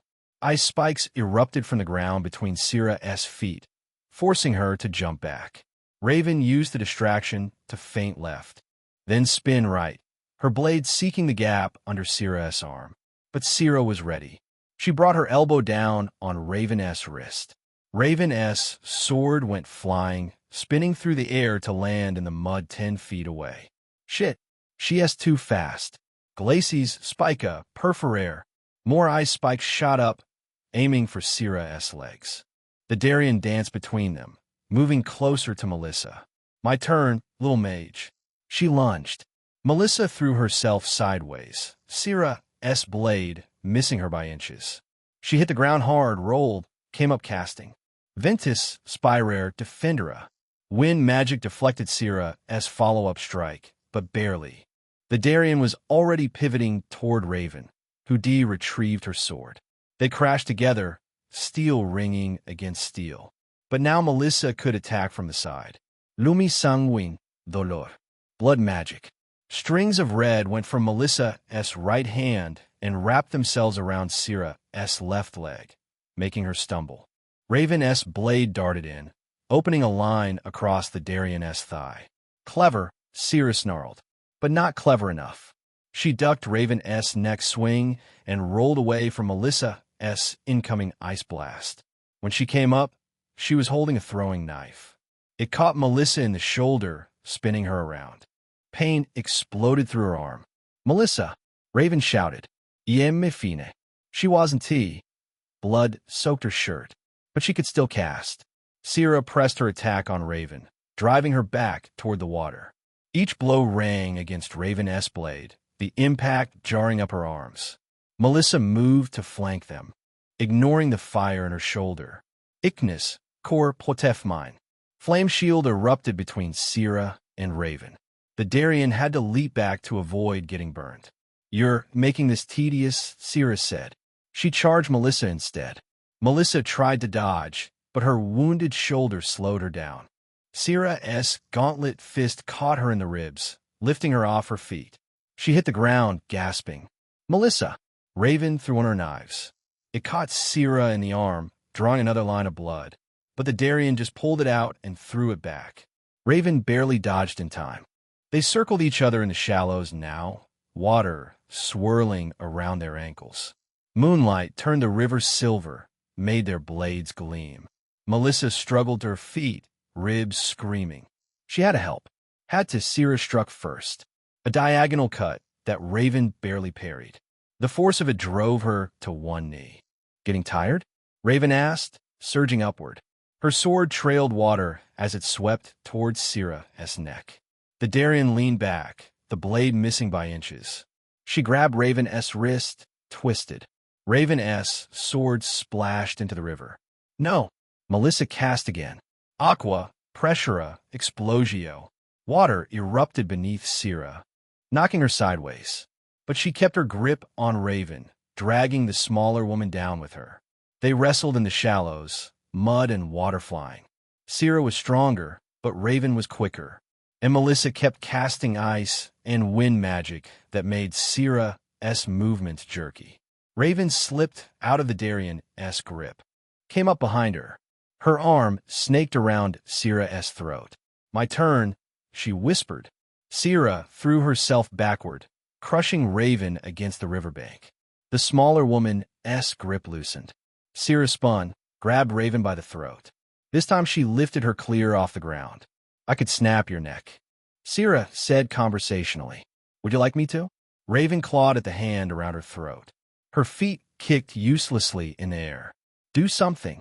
She is going to kill her. Melissa stepped forward, hands already moving in a spell sign. Let her go. Or what? Syrah laughed. You'll throw more fire at me? Something like that. Melissa completed the spell. Ice erupted from the riverbank, sharp spikes that forced Sierra to dodge sideways. She dropped Raven, who hit the water, gasping. Interesting, Sierra mused. But predictable. She charged Melissa, sword raised. Melissa tried to cast another spell, but Sierra was too fast.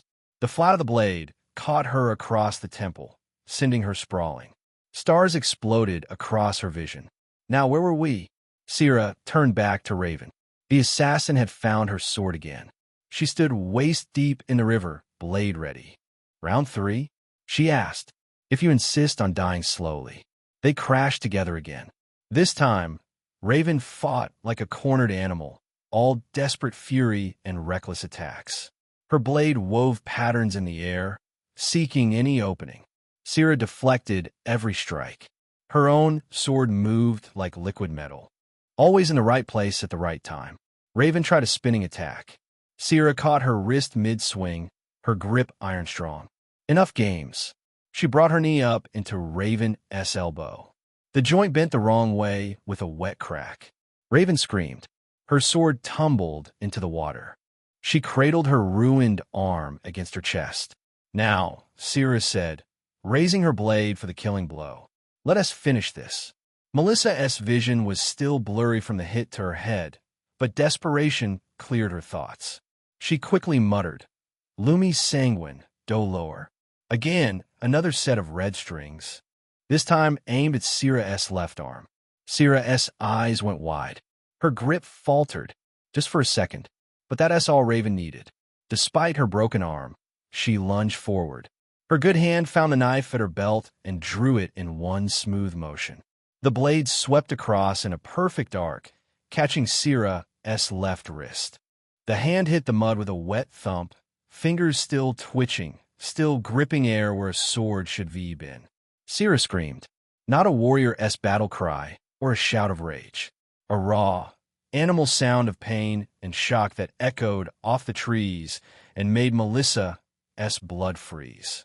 She stumbled back, staring at the spurting stump where her hand used to be, blood pumping out in rhythm with her heartbeat. Raven raised her knife for the killing blow, blade gleaming red in the moonlight. As she brought it down, Sierra caught her wrist. They stood there locked like that. Melissa raised a hand and was about to finish Sierra off when, crashing through the underbrush, voices shouting. The rest of the warriors had heard their blood sister's scream and were coming fast. Shit, Raven, we need to go. Now. Melissa got off one spell. Ignis Nurka, Varfall. Her blue flame crashed into Sierra's back, and Sierra screamed even harder than when her hand was cut off. Raven went to stab her neck, but Sierra dodged back, purely off instinct. As Raven stepped forward to try finishing Sierra off again, Melissa caught her good arm. Come on. Raven hesitated, but only for a moment before turning with Melissa, and they ran off. But Melissa looked back. Sierra had fallen to her knees in the mud, cradling her maimed arm against her chest. Blood soaked into the ground around her, dark as spilled wine. But it was her face that confused Melissa. Gone was the fierce warrior who'd claimed her. Gone was the confident predator who'd, well, overwhelmed her completely. No, the face she saw looking back at her was that of a woman who'd lost everything in the span of seconds. The first warriors burst through the trees, weapons drawn and panic in their voices. Blood sister, get the healer. Now, find them. Don't let them escape. Melissa turned away from Sierra's heartbroken expression and ran. She followed Raven into the darkness, branches tearing at her clothes, the sound of pursuit growing behind them like an angry storm. Sorry, but I'm not going to be anyone's captive. Chapter 354. Honorable discharge. They stumbled into the military camp like drowned rats who de-bin through a blender. As soon as Melissa arrived, her eyes landed on her friends. And Isabella's hug nearly broke Melissa's ribs. You absolute fucking idiot. I thought we were going to find pieces of you scattered across the forest. Nice to see you too, Melissa wheezed. Armia checked Raven's broken arm with gentle efficiency. Goodness, what happened to your arm? Raven wiggled her fingers slightly. It's functional enough. That is not what I asked, Raven, Armia replied with a wry smile. You need healing. Raven looked down at herself again. I can do it in a bit, just give me a second, Melissa said, dry heaving. She still wasn't too used to this much running around. Captain Fenris strode over, taking in their mud-covered, blood-splattered appearance with professional assessment. Looks like the mission was a success. Fenris allowed herself a small smile. Good work, all of you. Textbook extraction. If textbook extractions involve cutting off hands and nearly drowning, sure. We can't relax yet, Fenris continued. The LL want payback. Double the watch tonight. Sleep in shifts. Just like that, the camp began to buzz with controlled activity. Soldiers checked weapons, reinforced perimeters, prepared for an attack that might come at any moment. Melissa collapsed onto a log near the fire. Every muscle ached. Her head still throbbed from where Sierra had hit her with the flat side of her sword. Here, someone pressed a flask into her hands. Drink. She took a swig and immediately regretted it. Whatever was in there burned like liquid fire going down. What the fuck is this? Darien whiskey, the soldier said. Took it off a dead raider last week. Figured you earned it. Great. Now I'm drinking dead people's booze. Night fell like a thick blanket. The camp settled into watchful quiet. Half the soldiers on guard while the others tried to rest. Melissa found herself on watch with Isabella around midnight. They sat on a fallen tree at the edge of camp, eyes scanning the darkness. So, Isabella said, tail swishing with barely contained curiosity. The tribe. What was it really like? Violent. Brutal. Exactly what you'd expect. Come on. Give me details. Were the warriors all muscled and sweaty? Did they walk around half-naked showing off their abs? Despite everything, Melissa snorted. Is that really what you want to know? I mean, I also want to know about tactical stuff. But mostly the muscles thing. They were impressive. Physically. How impressive? Like, on a scale of 1 to step on Imami? Isabella. What? Curious. You got captured by barbarian warriors. That's like one of my biggest fantasies. Melissa blinked. If Isabella had been the one to get kidnapped, she may not have wanted to even come back then. Their leader claimed me, Melissa said quietly. What? Melissa nodded. Sierra. She was hot. Terrifying. Those aren't mutually exclusive.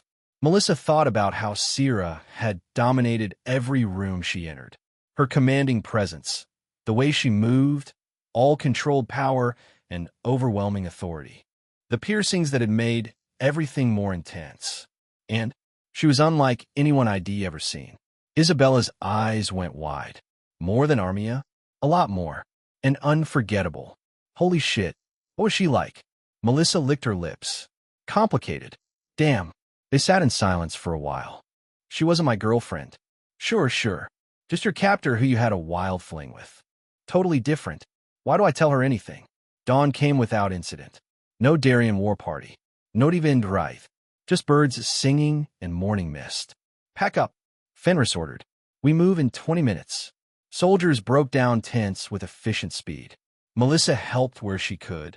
Tried to ignore how her hands shook from exhaustion. A sound cut through the morning bustle. Wheels on dirt. Horses. Stagecoach approaching. A scout called. Everyone tensed. Weapons appeared in hands.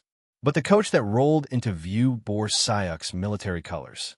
It stopped near Fenris.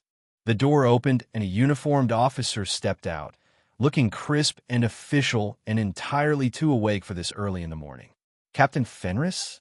That's me. I'm here for the Nim Mage and her companions. As per your orders, Mayam. Good. Fenris nodded. Right on time. Melissa blinked. What? You're going home. Black Flame. Your friends, too. Fenris turned to address the group. Soon as we started piecing together the plan to get you back, I called to have you picked up. After what you've been through, you've done more than enough. I arranged transport back to Syaks. But the mission will continue without you. Fenris's tone was firm but not unkind. It's not that I don't appreciate your assistance, but you're no soldier. After what you went through, I have no desire to extend your time with us. What about the deal with the Queen? Melissa asked. The Queen-s reasonable. I'm sure Her Majesty will understand when I explain the circumstances. Armia stepped forward. Captain, we appreciate this, but we can still, no. Fenris held up a hand. You four came here to help each other, not to fight our war. You've done that and more. It's time to go home. The stagecoach door hung open. Plush seats promising comfort and safety in a return to normal life. Whatever normal meant anymore. Well, the officer said, we should depart. Long journey ahead. Melissa looked at the camp that had been her world for such a short, intense time. At the forest where she left pieces of herself behind. At Fenris, who was watching her with something that might have been concern. Thank you, Melissa said quietly. For everything. Fenris nodded. Take care of yourself, Black Flame. All of you. One by one, they climbed into the coach. Isabella claimed the window seat immediately. Armia settled across from her. Raven took the corner, already closing her eyes. The door closed with a final click. Wheels started turning. Through the window, Melissa watched the camp shrink and disappear. Damn, I guess we're going home. Chapter 355. Homecoming. The stagecoach wheels hit familiar cobblestones, and Melissa's whole body relaxed. Syux. Home. Sure, being a Nim here meant dealing with dirty looks and whispered insults and shopkeepers who suddenly remembered they were closed when she walked in. But compared to being someone's war prize, this was paradise. God, I missed these prejudiced assholes. Through the window, she watched merchants hawking their wares and guards looking bored at their posts. Normal. Wonderfully, beautifully normal. I guess my existence in the military is over now. Just like that. Finally, Isabella stretched like a cat. The movement of her tail nearly hit Melissa in the face. My ass is numb from sitting so long. Your ass is numb because you insisted on sitting on my lap for the last hour, Armia pointed out. Details. Raven sat quietly in the corner, her newly healed arm moving stiffly. The military healers had helped fix the break, but even with literal magic, she didn't need time to get back to full strength. Suddenly, Isabella's tongue traced the shell of Melissa's ear. Gah! Melissa jerked away. Seeking till you wait till we get home? Geez, but you taste good. Isabella grinned. No, I don't. I taste like sweat and dirt. Sexy sweat and dirt. The coach pulled up to the palace gates. Guards checked their papers with the efficiency of people who'd rather be anywhere else. The Queen's expecting you, Miss Black Flame, one said. Follow me. They were led through those familiar marble halls that probably cost more than most people's houses. Even then, although Melissa had been here before, it still felt kind of surreal. Like she was playing dress-up as someone else, almost. Arya waited in her private study. She looked tired, shadows under her eyes that makeup couldn't quite hide. Melissa. Her voice was carefully neutral. I heard you had quite the experience. That is one way to put it. Captain Fenris sent word about your early extraction. Arya's fingers drummed on her desk. She said you were captured and escaped. Impressively, for what I gather. Melissa looked away. Given how quickly she arranged for the stagecoach and all, she must have drafted the letter and sent it ahead of us as the stagecoach was making its way to the city. We managed. Indeed. Arya leaned back. The question now is our agreement. You came to serve in exchange for Koro's life. Melissa's stomach tightened. After everything, if Arya decided to execute him anyway. However, Arya continued, you did serve. You fought. You gathered intelligence about the Darien tribes that could prove valuable. A small smile touched her lips. I say you've more than fulfilled your end of the bargain. So Koros will live. Life imprisonment instead of execution, as discussed. Arya's expression hardened slightly, though I doubt his sister will thank you. Word is she's vanished from the city. Vera. Melissa hadn't thought about her since the escape. Where'd she go? What would she do? Maybe she thought Koros was doomed, and that somehow she'd be next. Oh well, not my problem anymore. Thank you, your majesty. Don't thank me yet. Adiastud. The Darien tribes likely won't be happy that even a single prisoner managed to escape. You won't have to deal with those consequences, but the soldiers will. No doubt they'll fight more vigorously. I just hope we'll be able to handle it. Melissa didn't have an answer for that. So, can I go, your majesty? Arya hesitated for just one quick second. But, she nodded. Indeed, you may. Javer's house looked exactly the same. Warm lights in the windows. Smoke rising from the chimney. Like the last week hadn't tea happened at all. Melissa for sure wasn't heading back to the academy after all that. Not yet. The academy's dorms were a house. She wanted to go home. Home sweet home, Isabella announced, throwing the door open. Anybody miss us? Melissa. Hazel barreled into her, nearly knocking her over. Her little sister had grown another inch in just a week. You're back. Mom said you were fighting Darians. Did you kill any? Was it scary? Did you let her breathe, sweetie? Margaret appeared, pulling Hazel back. Her eyes swept over Melissa, checking for injuries. You look thin. Iem me fine. Mom. Hum. Margaret's hug was fierce and quick. Javer's in her study. You should probably let her know you came back. Later, Melissa's legs felt like jelly. I need a bath. And sleep. And food. Not necessarily in that order. I'll heat up some water, Melistaire said from the doorway. His smile was relieved. Good to have you home, princess. Good to be home. And it was. Even with everything that had happened, everything that had changed, this still felt right. Isabella grabbed her hand. Come on. I'll help you wash your back. Melissa raised a brow. Just my back? Well, we'll see where things go. She waggled her eyebrows. I got a week of restless energy to work through. When don't you? They headed upstairs, Isabella already chattering about all the things she wanted to do. Most of them involved shedding their clothes. Some things never change. Her room was exactly how she had left it. Books scattered on the desk. Clothes thrown over a chair. The bed she had been dreaming about for days. So, Isabella said, already kicking off her shoes. Bath first, or should we just head straight to bed? Bath. Definitely bath. I'd rather not spend time together while I smell like a horse, though. A sexy horse, what does that even mean? Despite everything, Melissa laughed. Here, in her room, with Isabella's familiar warmth against her and the sounds of home drifting up from downstairs, she could almost pretend the last week was just a bad dream. Almost. Hey. Isabella's voice went softer. Are you okay? Really? I'm fine, she replied. It felt good to have someone ask, though. All right. Isabella tugged her toward the bathroom. For now, let us get you clean. Then I'm going to make you forget all about angry Darien warriors. Promises, promises. But she let Isabella lead her. Let familiar hands undress her. For now, she was home. Everything else could wait. Home sweet home, I guess. Chapter 356. Rightful ownership. Sira stared at the stump where her left hand used to be. The healers had done their best. Clean bandages, herbs to prevent infection, even some expensive salve that was supposed to help with the pain. None of it helped with the real problem. Her hand was gone. Just gone. Need to adjust our approach, Commander Thrak was saying. Big bastard with more scars than sense. The humans have pulled back their eastern patrols. Our raids will have to wait.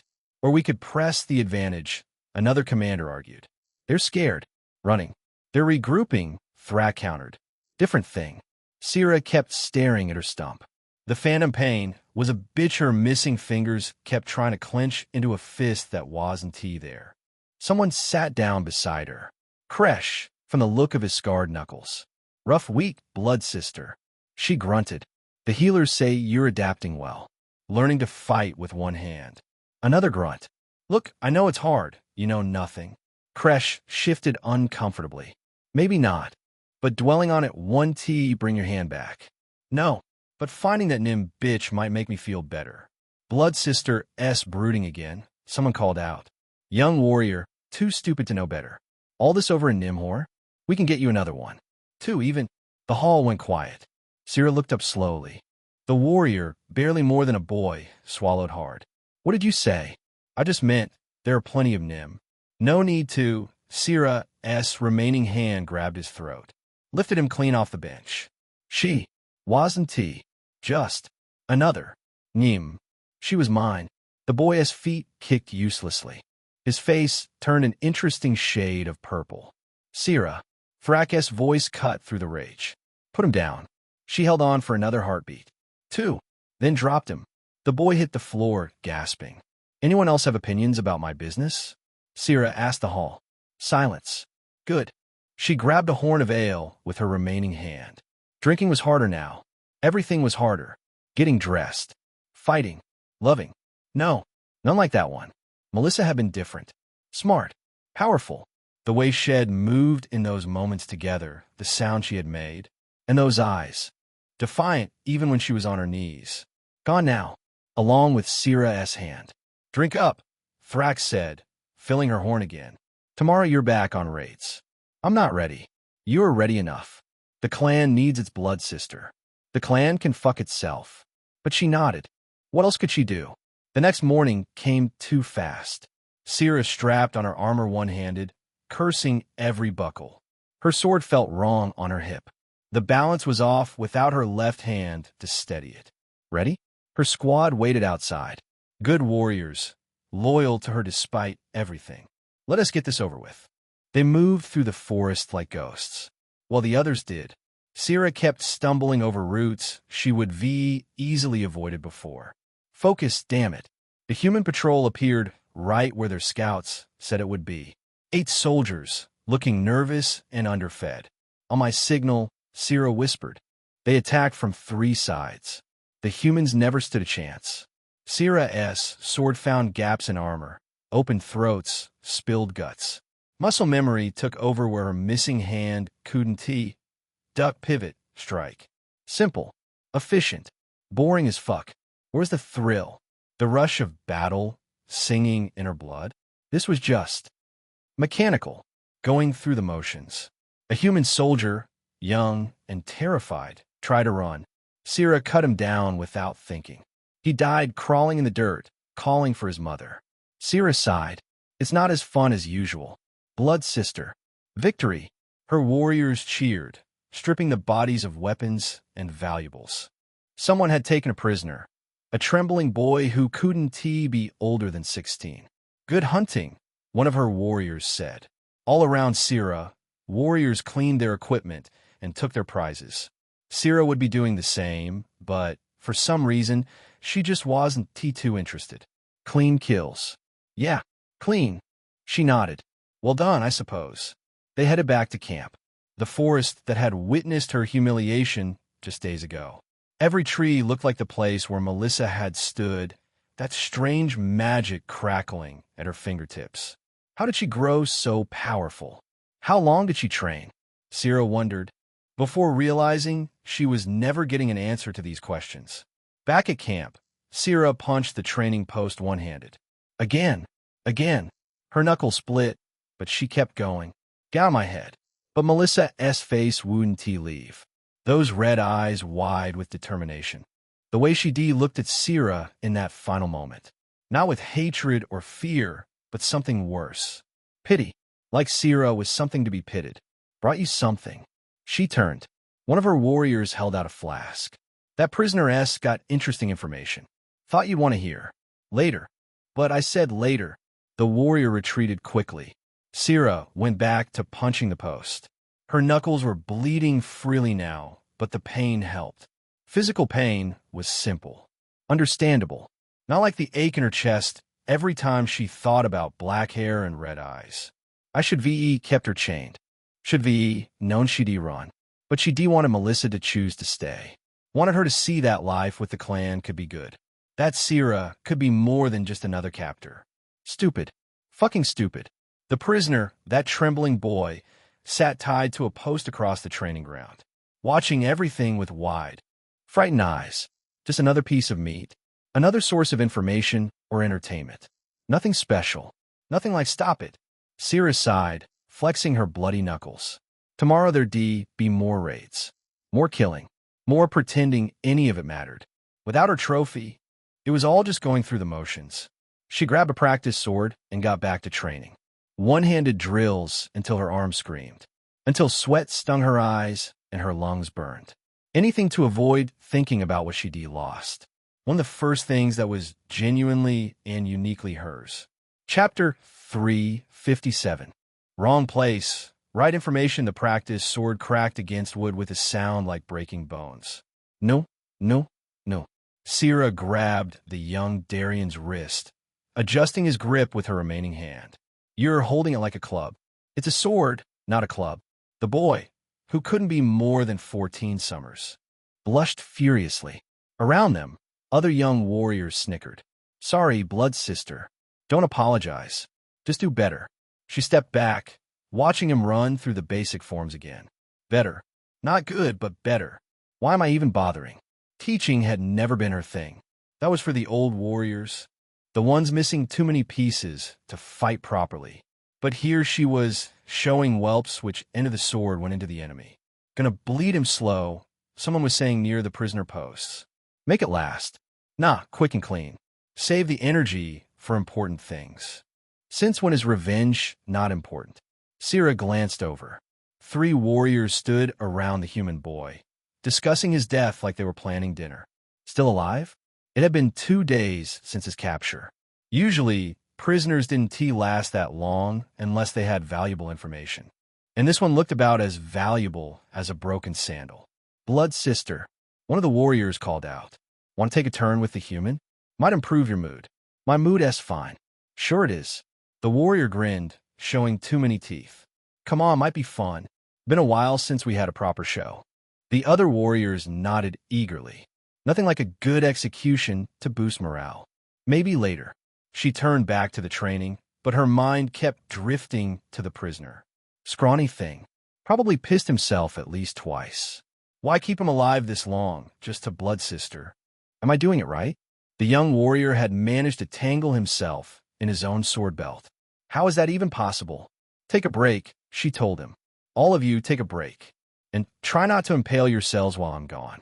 The prisoner area stank of fear and piss. The boy sat slumped against his post, hands bound above his head. His uniform, what was left of it, marked him as auxiliary corps. Whatever that meant. Pathetic. Sira crouched in front of him. He flinched, eyes squeezing shut. Look at me. Nothing. She grabbed his chin with her good hand, forcing his head up. I said, look at me. Watery blue eyes met hers. Barely more than a child. Who are you? Please, I don't know what I asked. Who are you? Corvo. The name came out in a rush. Corvo Fletcher, a messenger corps, 3rd Division. Messenger? You're not even a soldier? He shook his head frantically. I was just. The patrol needed someone to carry dispatches. Wrong place, wrong time. Story of everyone's life out here. She should leave. Let the others have their fun. But something made her stay. You know any Nim named Melissa? The change was instant. His eyes went wide, fear replaced by something else. Recognition. Oh, of course. Everyone knows her. Sira's grip on his chin tightened. What? The Nim mage. He swallowed hard. She's famous. Famous? That didn't make sense. Melissa was just another Nim. Special, yes, but famous? Explain. She's the first Nim to use magic. Ever. She saved the king's life at the Royal Gala. Hunts shadow mages. His voice dropped to a whisper. They say she's close to Queen Arya herself. Sira let go of his chin, rocking back on her heels. What the fuck? You're lying. No, I swear. Ask anyone in Syux. She's like a legend. The Nim who broke all the rules. Her mind raced. Melissa hadn't just been some talented Nim. She was what? Some kind of hero? No wonder she fought so hard to escape. Tell me more. And he did. Words tumbling over each other as he spoke about the mysterious Nim who appeared at Syux Academy 8 years ago. How she had proven Nim could use magic when everyone said it was impossible. Her battles against shadow mages. The night she saved the king with some impossible healing spell. With each word, Sira felt smaller. I had a legend in my bed, and all I did was nothing. Sira stood abruptly. The boy flinched. Boy, are you important in any form? What? You heard me. Are you important? Would anyone care if you disappeared? Corvo straightened as much as his bond allowed. My uncle is a merchant. Supplies the army. And I carry important messages. Confidential ones. Probably lying. Or at least exaggerating. But a messenger would know how to get messages to people. The thought formed before she could stop it. Stupid. Dangerous. But once it took root, it wouldn't leave. If you can give me a meeting with Melissa, she heard herself say, I will help you escape. The words hung in the air between them. Corvo's mouth fell open. You what? What am I doing? but she was already committed. The word were out there, couldn't he take them back? You heard me. Give me a meeting with her, and you live. Fail. I'll let the others have you. But I'm a prisoner. How would I not for long? She leaned closer. I get you out. You get back to Syux. And then you arrange that meeting. I don't even know if she D. Can you do it or not? Corvo swallowed hard.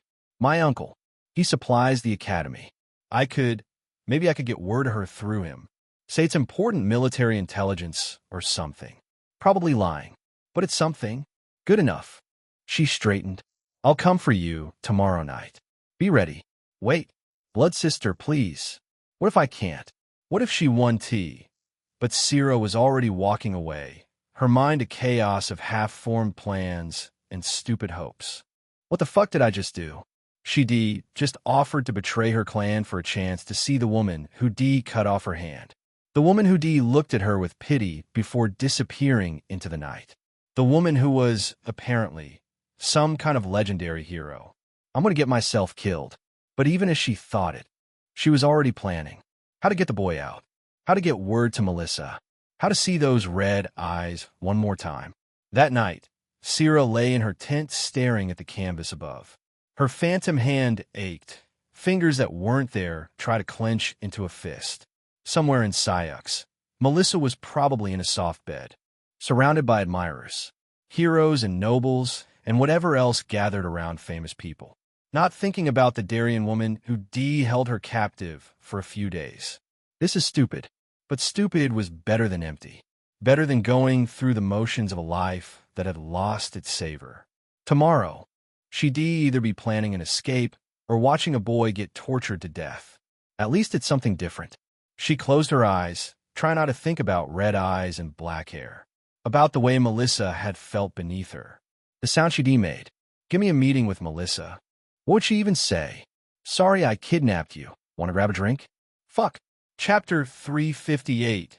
Terrible plans and worse company. The guard change happened at exactly the same time every night.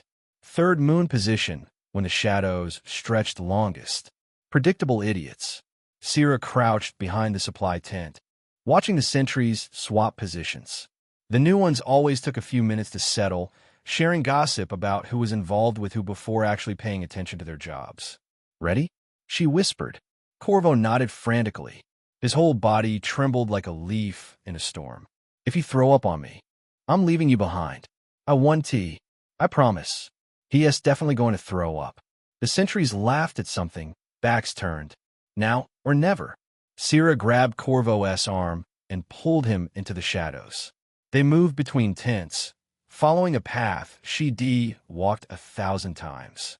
Past the weapons cache, around the healing tent, through the narrow gap between the commander's quarters and the latrine pit. Her phantom hand ached with each step. Blood sister, shut up. They froze as voices approached. Two warriors, drunk and stumbling. Told her she squeals like a pig, and she actually thanked me. The warriors passed. Oblivious. Sierra counted to 10 before moving again. This is insane. She was betraying everything. Her clan, her brothers and sisters in blood. For what? A chance to see red eyes that probably wouldn't even remember her name? They reached the outer perimeter. The forest waited, dark and full of promise. Their SA patrol path 20 yards out, she whispered. They circle every half hour. We go after they pass. How do you know all this? Because I designed the fucking patrol routes. Corvo's eyes widened. Yeah, that's right. I'm betraying my own security measures. The patrol passed exactly when she knew it would. 6 warriors, bored and careless. Why be alert? Nothing ever happened on night patrol. Now, they slipped into the forest. Every snapping twig sounded like thunder. Every shadow could hide disaster. But no one came. Too easy. This is too easy. Maybe the gods wanted to see how this stupidity played out. Or maybe everyone was too drunk to notice their blood sister had vanished with the prisoner. They'd be figured out by morning. By then, she'd better be far enough away that tracking her would be more trouble than it was worth. 2 hours later, Corvo finally threw up. I told you not to, sorry. He wiped his mouth. Embarrassed. It's just, I thought I was going to die. And now I'm escaping with the woman who captured me. and nothing makes sense anymore. Join the club. Keep walking. They followed a deer trail Shidi used for raids. The moons provided just enough light to avoid the worst obstacles. So, Corvo stumbled over a route. What happens when we reach Sayak's territory? You give me that meeting. Right, but they LL kill you. The soldiers. Soon as they see you. Sierra grabbed his collar, lifting him off his feet with her one good hand. Then you better convince them not to. Because if they kill me, I'll take your head off and fuck your skull before I die. His face went pale. That's physically impossible. Want to test that theory? No, I'll figure something out. She dropped him. He scrambled back to his feet, keeping more distance between them now. Good. Fear keeps people motivated. Actually, Corvo said after a few minutes of blessed silence, going to the soldiers would be stupid anyway. They'd arrest you, interrogate you, probably execute you before I could even send a message. Your point? We need to go directly to someone with authority. Someone who could guarantee your safety. Like who? Corvo chewed his lip. The Queen? Sierra stopped walking. The Queen. Of fucking Sayaks. You want me to walk up to the Queen of Sayaks and ask for a meeting with her friend? Not walk up to her. But I could. My uncle has connections. He delivers supplies to the palace. Maybe he could get word to her? Your merchant uncle can get an audience with the Queen. He is very successful. I'm following a boy whose best plan involves his very successful uncle. But what else did she have? Shidi already burned every bridge behind her. Might as well see how much further this insanity could go. Fine. We try your uncle. Really? Unless you have a better idea? He shook his head quickly. They kept walking. The forest gradually thinned, familiar landmarks fading into unknown territory. I don't even care about the Queen. That was the stupidest part. She had no political agenda. No grand plan. Just the desperate need to see Melissa again. To what? Apologize? Beg? Try to explain that Shidi meant it to be different? Pathetic. Can I ask something? Corvo ventured. No. Why her? There must be thousands of Nim. Why risk everything for Sierra's fist connected with a tree? The bark split. Pain shot up her arm. I said no questions. Right. Sorry. Why her? Because Shidi been different. Because Shidi looked at Sierra like an equal, not a master. Because for a few brief moments, when Melissa had been beneath her, around her, it had felt like, we should reach the border by dawn, she said. After that, you better pray your uncle is as connected as you think. He is. You'll see. They walked in silence for a while. Then, what will you say to her? When you see her? Sierra didn't answer. She didn't know. I mean, sorry I kidnapped you seems like a rough opener. Do you ever shut up? When I'm terrified, I talk. It's a problem. I'll say that it's a problem. More walking. More silence. Then, she really is famous, you know. The stories they tell. I don't want to hear stories. But, I want to hear them from her. That shut him up. For about 5 minutes. Your hand. Does it hurt? Every fucking second. No. Oh, good. The sky started lightening in the east. Soon they'd be in Sayak's territory. Enemy territory for her. What am I doing? Throwing away everything for a chance. Not even a guarantee. Just a chance. There. Corvo pointed. That's the border marker. A stone pillar, worn by weather but still standing. The edge of everything she'd known. Sierra stepped past it without hesitation. No going back now. Welcome to Sayaks. Technically, Corvo said weakly. Please don't kill anyone. No promises. They kept walking. The forest here looked the same, but felt different. Enemy trees. Enemy dirt. Enemy air. All for a pair of red eyes that haunted her dreams. My uncle lives in Riverdon. It's about a day's walk from here. Then we better keep moving. Right? Blood sister? What now? Thank you. For saving me. I didn't save you. I used you. Just remember our deal. I will. I promise. Chapter 359. Unexpected visitors and uncomfortable bargains. Arya, the reports blurred together, as usual. Arya set down her quill, rubbing her temples. Supply requisitions from the northern garrison. Tax disputes in the merchant quarter. Another complaint about Nim disturbing the peace that roughly translated to existing while looking attractive. Same trifles, different day. Her eyes drifted to Captain Fenris's letter. still sitting on her desk where she left it 3 days ago. She read it enough times to memorize every word. Your Majesty, I write to inform you that Melissa Blackflame was captured by Darien raiders during a skirmish near the eastern border. However, she has since escaped and is returning to Syux. No serious injuries reported. She should arrive shortly. Arya picked up the letter, running her thumb over the broken seal. Kidnapped. Arya didn't like how hearing that made her feel. Still, she'd gotten what she wanted, hadn't she? Melissa had helped the army, even if it was for all of 2 days before getting herself captured. And in exchange, Arya had kept her word about Koros. No execution for the Nym terrorist. A fair trade. So why does this feel wrong? She wondered what those 2 days had been like for Melissa. What the Darians had. Your Majesty? Arya looked up. Her new advisor, Lord Tarrant, stood in the doorway looking vaguely constipated. His default expression. Yes. There is someone here you need to see. She claims to have vital intelligence about the Rayan tribes. The Rayan tribes? A Darien woman. Missing her left hand. Arya's eyebrows rose. Interesting. Send her in. The Darien who entered looked like she'd been chewed up and spat out by the world. Tall, scarred, with the kind of muscles that came from a lifetime of violence. Her left arm ended in bandaged stump. But it was her eyes that caught Arya's attention. Mildly murderous and just a little bit desperate. What the hell? Your Majesty. That was the most stiff thing Arya had ever heard. You are? Sira, formerly a Rayan blood sister. Immediately, Arya paused. Formerly. That word is doing quite a bit of heavy lifting. So, this person was a former Darien warrior? Here, standing in front of Syux as queen? Arya had half a mind to execute everyone who let this Darien get this far. If she wasn't assassinated before then. And what? You've come to sell out your people? Sira's jaw tightened. I've come to trade. Information for considerations. Arya leaned back at her chair, studying the woman. Everything about her screamed trouble. The way she held herself, ready to fight or flee. The way her remaining hand kept twitching toward where a weapon would hang if it hadn't been taken off. At least the guards got that part right.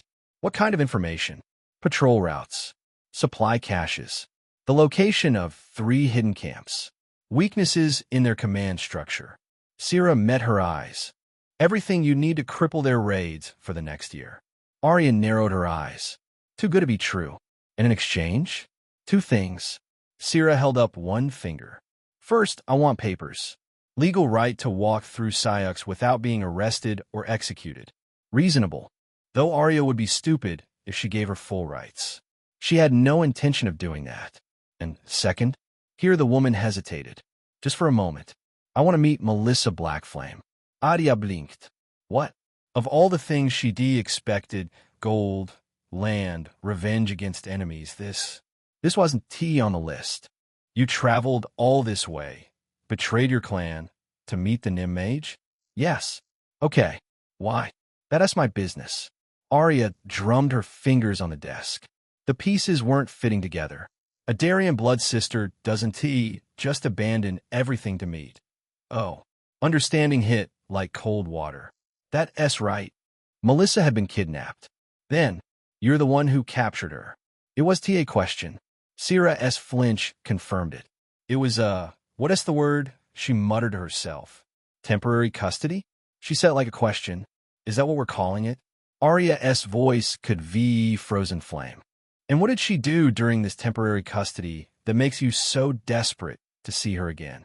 Sira's remaining hand clenched. Nothing she didn't She stopped. Started again. I need to speak with her. To explain. Explain what? Why you kidnapped her? Why you? What else? The reports hadn't mentioned specifics. Just that Melissa had been captured and escaped. But looking at this woman, at the desperation radiating from every tense muscle, Arya stood, moving to the window. The city spread below, afternoon sun painting the rooftops gold. This is insane. But the information. If Sira was telling the truth, it could save hundreds of lives. Prevent countless raids. The kind of intelligence that armies spent fortunes trying to obtain. All for the low price of letting a kidnapper speak with her war prisoner. Personally, I don't want to agree to this. But logically, how do I know your information is good? Test it. Send scouts to verify before you grant my requests. Smart. And if Melissa doesn't want to see you? Sierra's eyes widened a tad. She clearly hadn't expected that question. Then, I guess I'll have traveled a long way for nothing. Arya turned back to face her. This Darien had seemingly thrown away everything to come here. Betrayed her people, walked into enemy territory with nothing but hope and information to trade.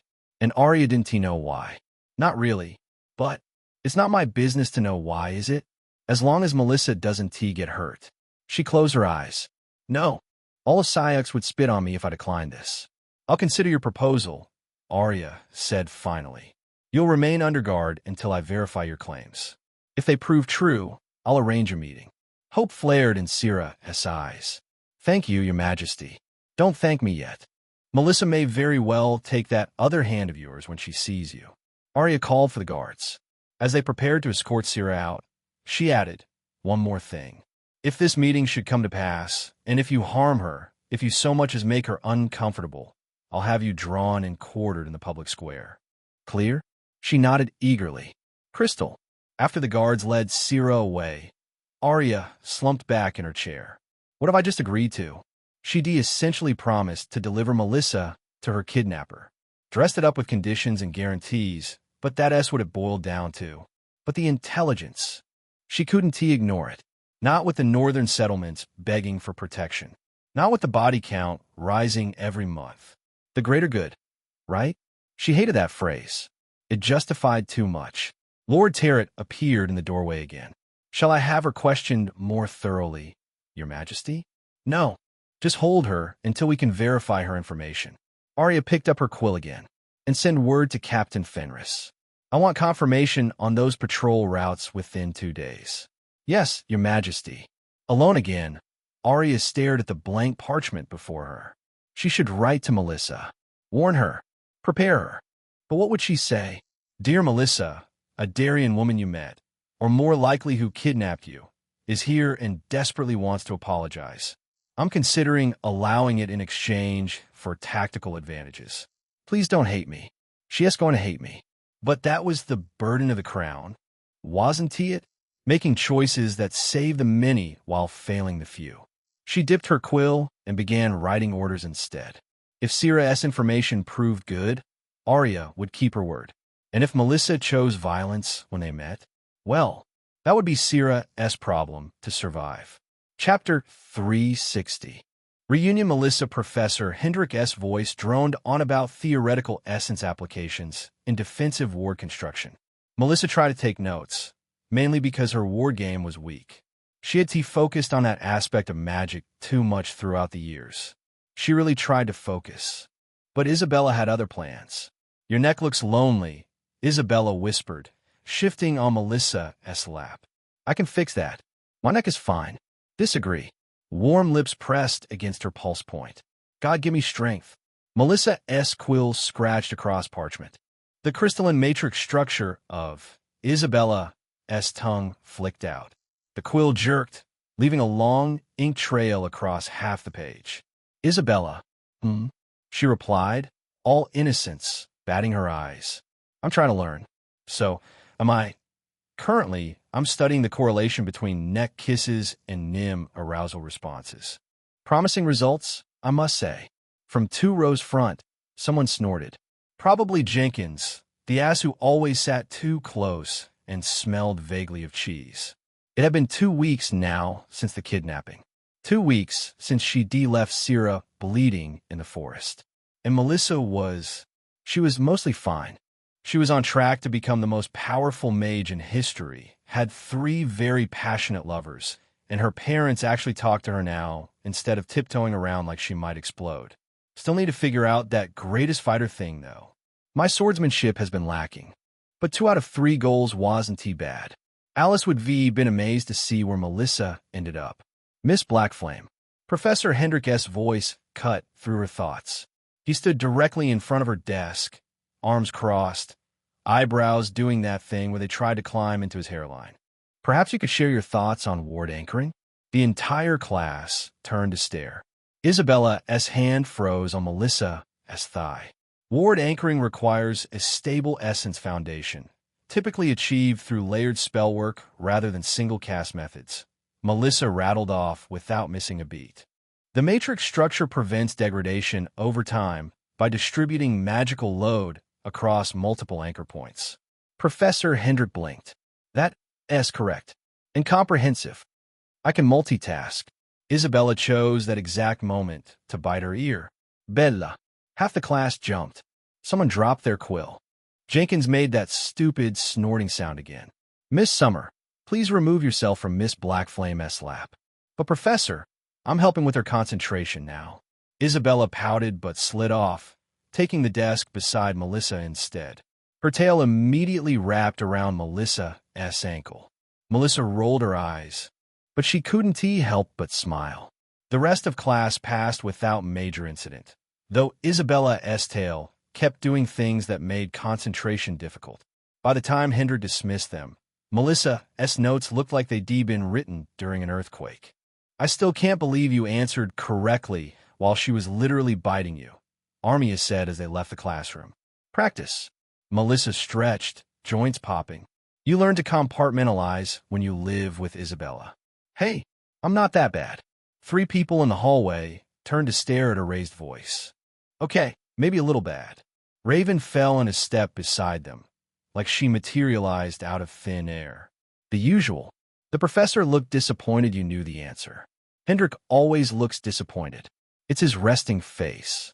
They made their way through the academy grounds, dodging other students and the occasional magical mishap. A first year had somehow set his own robes on fire with water magic. Probably tried some super innovative combination that went horribly. Plans for the afternoon? Armia asked. Home. Books. Studying. Melissa sighed. I'm behind on my essence theory paper. Boring, Isabella declared. We should go to that new tea shop, the one with the cute server. Everything can't be about cute servers. Why not? Life is too short not to appreciate attractive people serving beverages. Because some of us have academic responsibilities. Academic responsibilities are temporary. Cute servers are eternal. That makes no sense. Nothing about Isabella makes sense, Armia pointed out. We've established this. They bickered uncomfortably as they walked, the familiar rhythm of it soothing something in Melissa's chest.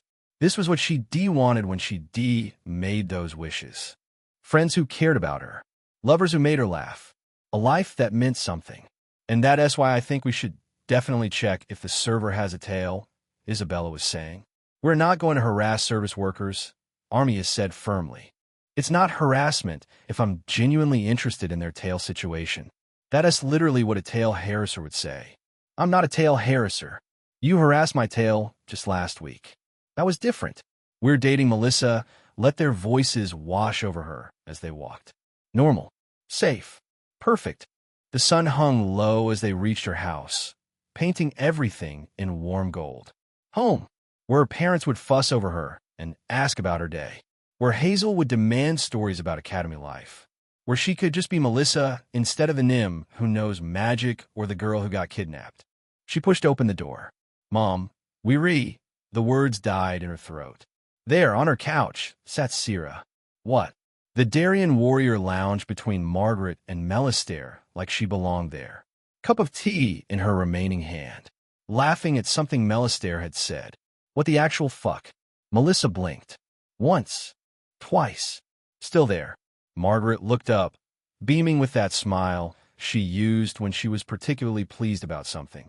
Oh, sweetie, your friend from the trip is here. Friend. From the trip.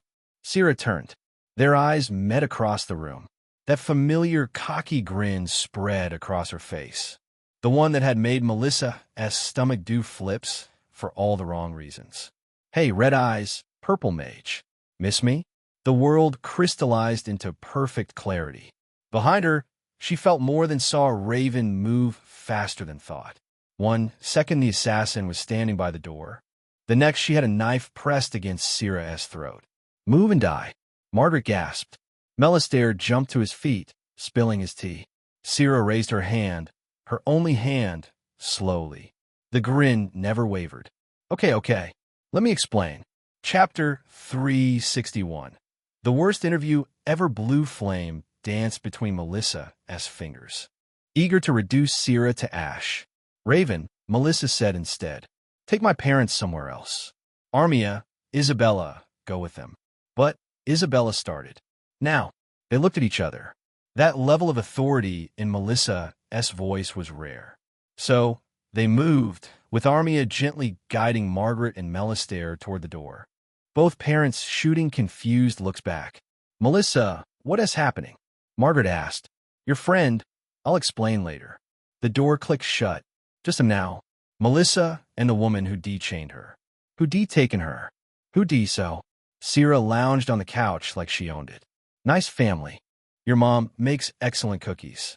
You have 30 seconds to explain before I remove your other hand. And maybe everything else you've got, too.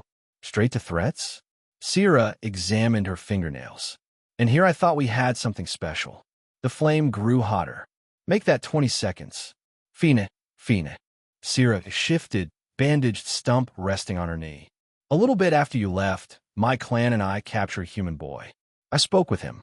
He told me a little bit about himself. And Sierra shifted. I let him go. In exchange, he brought me here.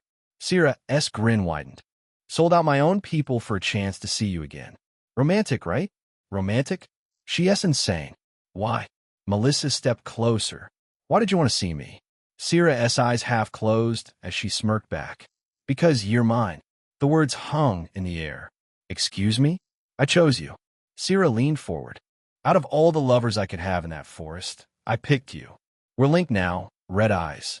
That's not the sort of thing you just walk away from. She's completely lost it. What? So you just thought I was going to pack up and leave with you? Or that you just pick me up and go, and I would fight back? I'm not your property. Never said you were. Never said those were my intentions. Sierra's remaining hand tapped against her thigh. But you're still mine. My trophy. The flame shot forward, flashing past Sierra's face, an inch or two to her left. Careful with that word. Sierra didn't flinch. If anything, her grin widened. There she is, the fighter who took my hand. She leaned back, casual despite the flame. Been thinking about that night. How you moved. How you fought. How I beat you. You and your friend beat me. Sierra's eye twitched. While I was distracted. Emotional. Sloppy. Making excuses now? Give me one reason not to kill you. Besides the Queen's protection? One good reason. Sierra stood slowly. Even missing a hand, she moved like a predator. She still moved like she owned everything around her. I can teach you to fight. Melissa laughed. Actually laughed. You? Teach me? I beat you. With magic and help. Sierra circled her slowly. Take those away, what are you? A Nym who throws pretty flames? Better than a Darien with just one good hand. That hit. Sierra's jaw tightened. Even with one good hand, I'm still better than you individually, Melissa. Your forms are shit. Your footwork's worse. That friend of yours, the quiet one? She carried that fight, and even then I could beat her too, easily. Sierra stopped directly in front of her. Without her, you'd still be warming my bed. Melissa's blue flame flared up.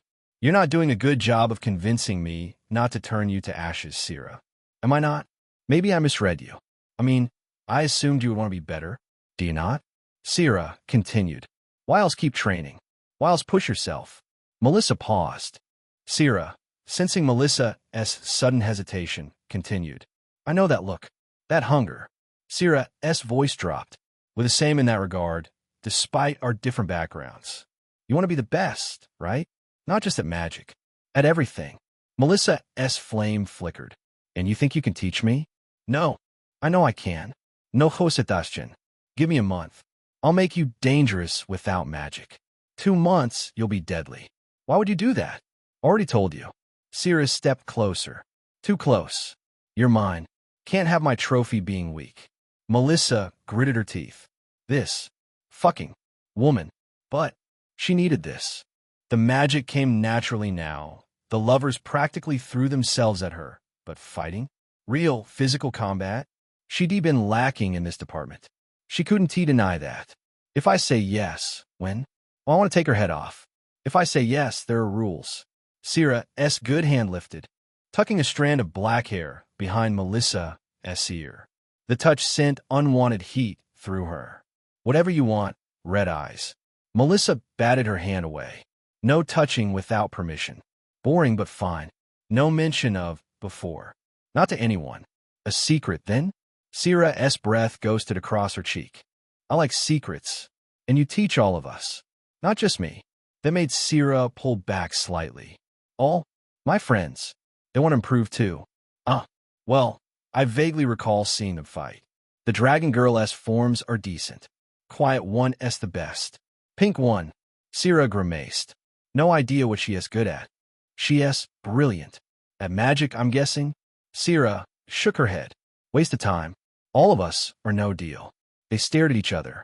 Sierra's dark eyes searched hers, looking for weakness. Don't blink. Don't show fine. Sierra stepped back. But I teach my way. No implants. No whining. Deal. Good. That predatory grin returned. Of course, there are other reasons I want to see you again. Her hand reached out. Melissa caught her wrist. What did I just say about touching? Can't blame a girl for trying. But Sierra's eyes had gone dark, hungry. You can't tell me you Haven T thought about it. Come on. She grinned. Tell me any of these domesticated cats have what I have. Love like I love. Lie to me, Melissa. Go on. Heat flooded Melissa's cheeks. You're nothing special. Liar.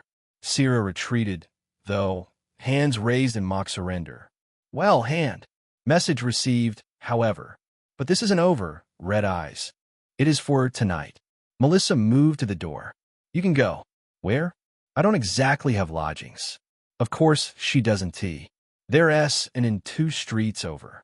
Tell them to bill the palace. And, by the way, if you get into trouble, I want to be helping. Cold. Sending your teacher to sleep alone? Sierra grabbed her cloak with practiced ease. Your mother offered me the guest room, you know. Out. Going. At the door, Sierra paused. Tomorrow morning. Dawn. I'll be back. Dawn? Seriously? Real fighters don't sleep in. That grin again. We're something you don't mind getting dirty. She left before Melissa could respond. What have I just agreed to? Chapter 362. Complicated, doesn't he? Even begin to cover it. The clash of steel on steel rang through the training grounds.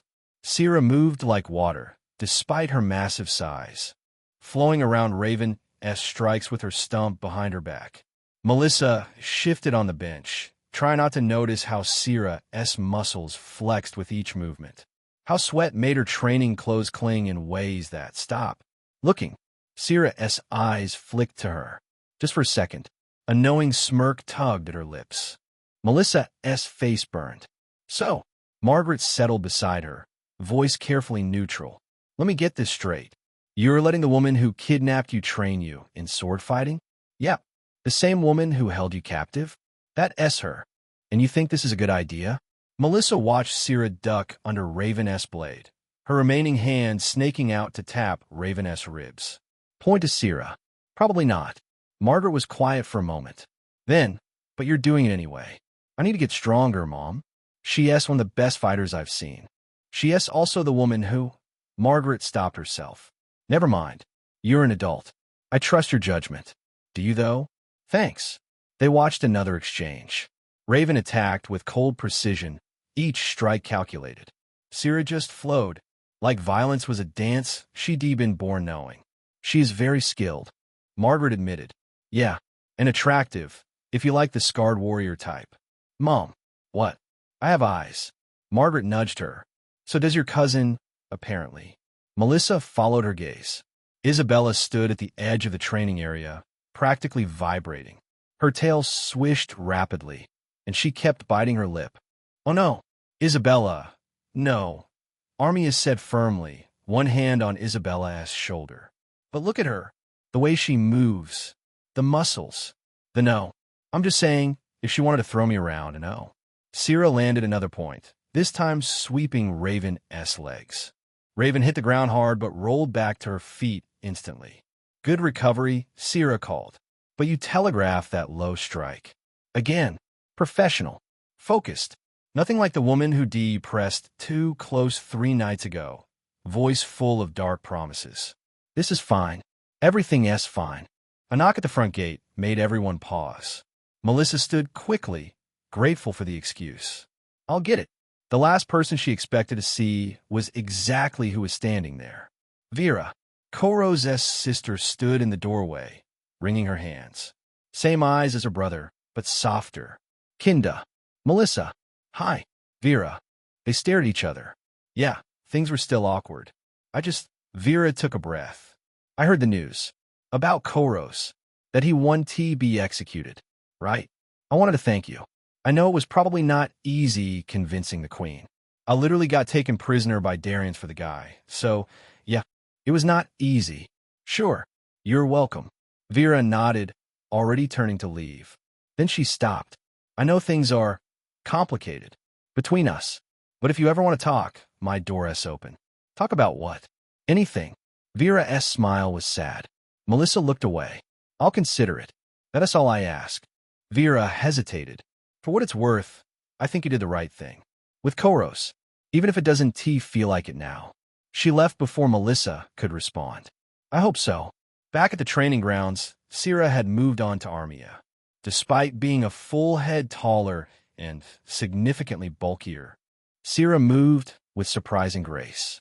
You fight like a human trained you, Sira said, easily catching Armia's strike. All technique, no instinct. Technique wins battles. Does it? Sira twisted, using her superior strength to force Armia off balance. Her hand tapped Armia's throat. Dead. Again. Melissa sank back onto the bench, planting her head on Margaret's shoulder. Tired? Margaret asked, annoyed. At everything. Melissa closed her eyes. Life is too complicated. Welcome to adulthood, sweetie. I didn't ask for this. Except she had. She wished for lovers, for a role that mattered. Well, she had both now. Isabella's libido alone could fuel a small city, and her magic made her important to the crown. But importance came with politics, with moral compromises, with letting would-be terrorists live, because killing them would cause more problems than it solved. Do you think I made the right choice? With Koros? Margaret's hand found her hair, stroking gently. I think you made the only choice you could live with. That is not an answer. Sure it is. Margaret's voice held that mom wisdom that made everything seem simpler. Right and wrong are rarely as clear as we like. You save lives by letting them live. That matters. But what about next time someone dies because I showed mercy? Melissa. Sira called. Your turn. Melissa groaned. Go on, Margaret said. Show the kidnapper what you've learned. Not help him, Mom. But she stood, stretching muscles already sore from 2 days of dawn training. Sira waited in the center of the practice ring. Practice sword casual in her grip. Let us see if you've been paying attention. I've been trying not to. Melissa picked up her own practice blade. The weight still felt wrong, unnatural. Magic came so easily, but this? Remember, Sira circled her slowly. Footwork first. Everything flows from. Melissa struck mid-sentence. Sira parried easily, laughing. Better. You're learning. They exchanged blows, Sira correcting her form between strikes. Professional. Distant. Nothing like Sira stepped inside her guard, suddenly too close. Her breath ghosted across Melissa's ear. You're thinking too much. Then she was gone, dancing back with that infuriating smirk. I hate her. Focus, red eyes. Or do you need more? Personal instruction? Heat flooded Melissa's face. She attacked again. Wilder this time. Sira flowed around each strike, barely seeming to move. There's that fire. Sira's grin widened. But anger makes you sloppy. She demonstrated by disarming Melissa in one smooth motion. The practice sword clattered across stone. Dead. Again. I really hate her. Maybe you need different motivation. Sira stepped closer. What'll make you fight harder? Back off. Make me. They stared at each other. The training ground had gone quiet. Then Isabella's voice cut through the tension. Oh my gods, just fuck already. Bella. Sira laughed, stepping back. Your friend has interesting ideas. Ignore her. Sira retrieved Melissa's sword, offering it handle first. Again, and this time, try to last longer than 30 seconds. Don't say it. Don T. That's what she said, Isabella called. I'm going to kill her, Melissa muttered. After training, Sierra's professional mask slipped back into place. Now, footwork. Show me you've been listening. They continued until Melissa's arms screamed and her legs shook.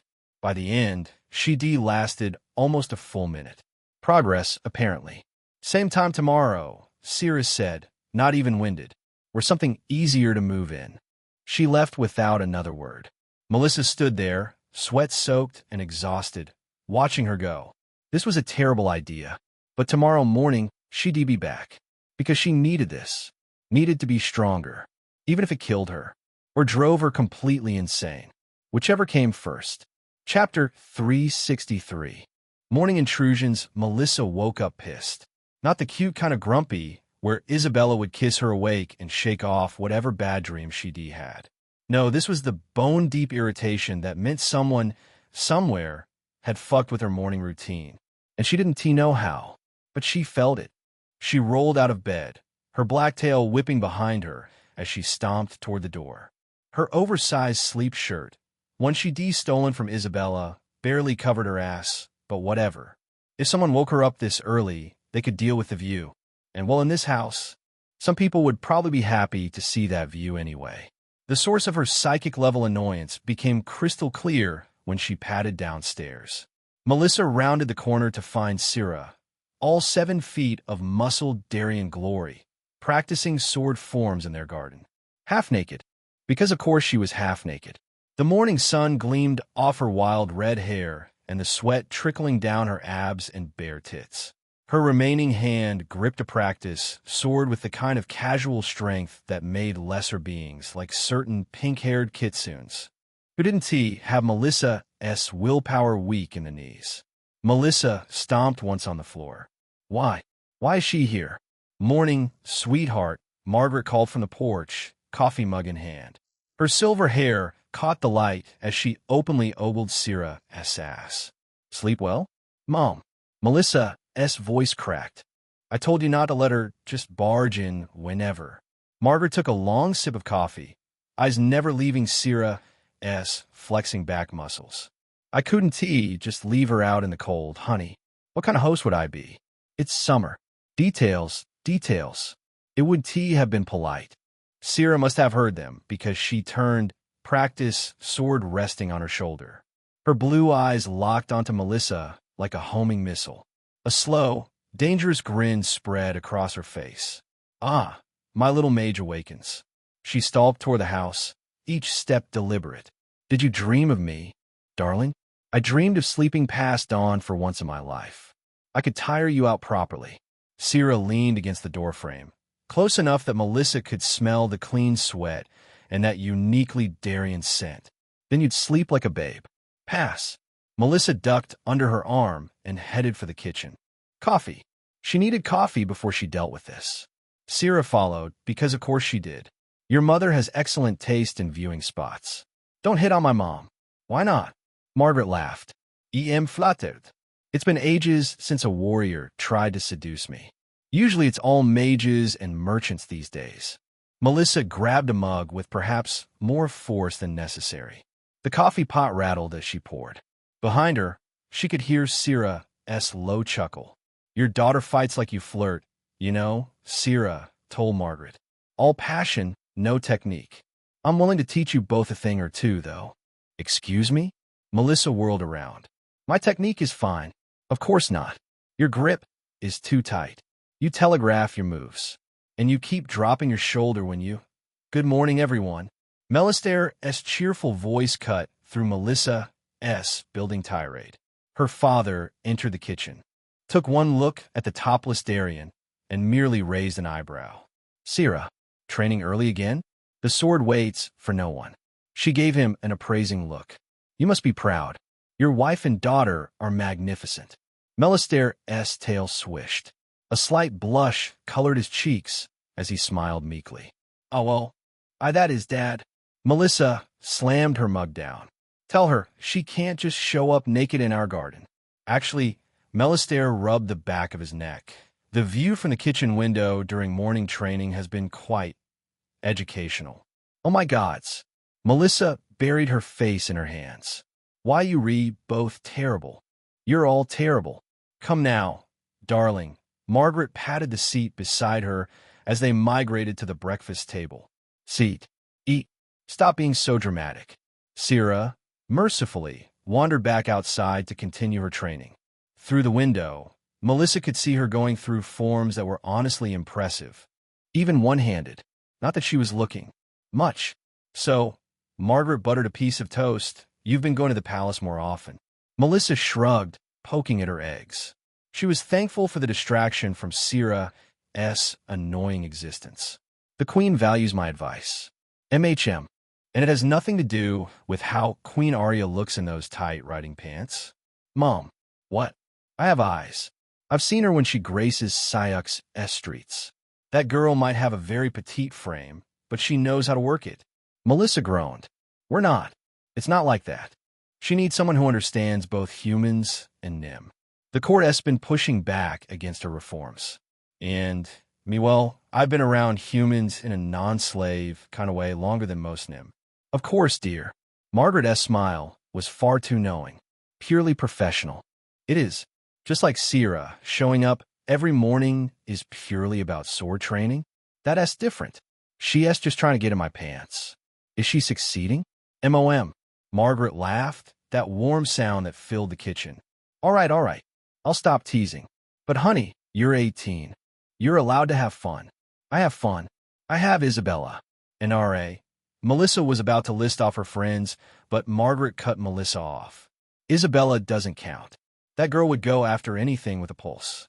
Melissa choked on her coffee. Her mother wasn't wrong, but still. Besides, Margaret continued, variety is the spice of life. And that Darien looks like she could lift a house. Please stop talking.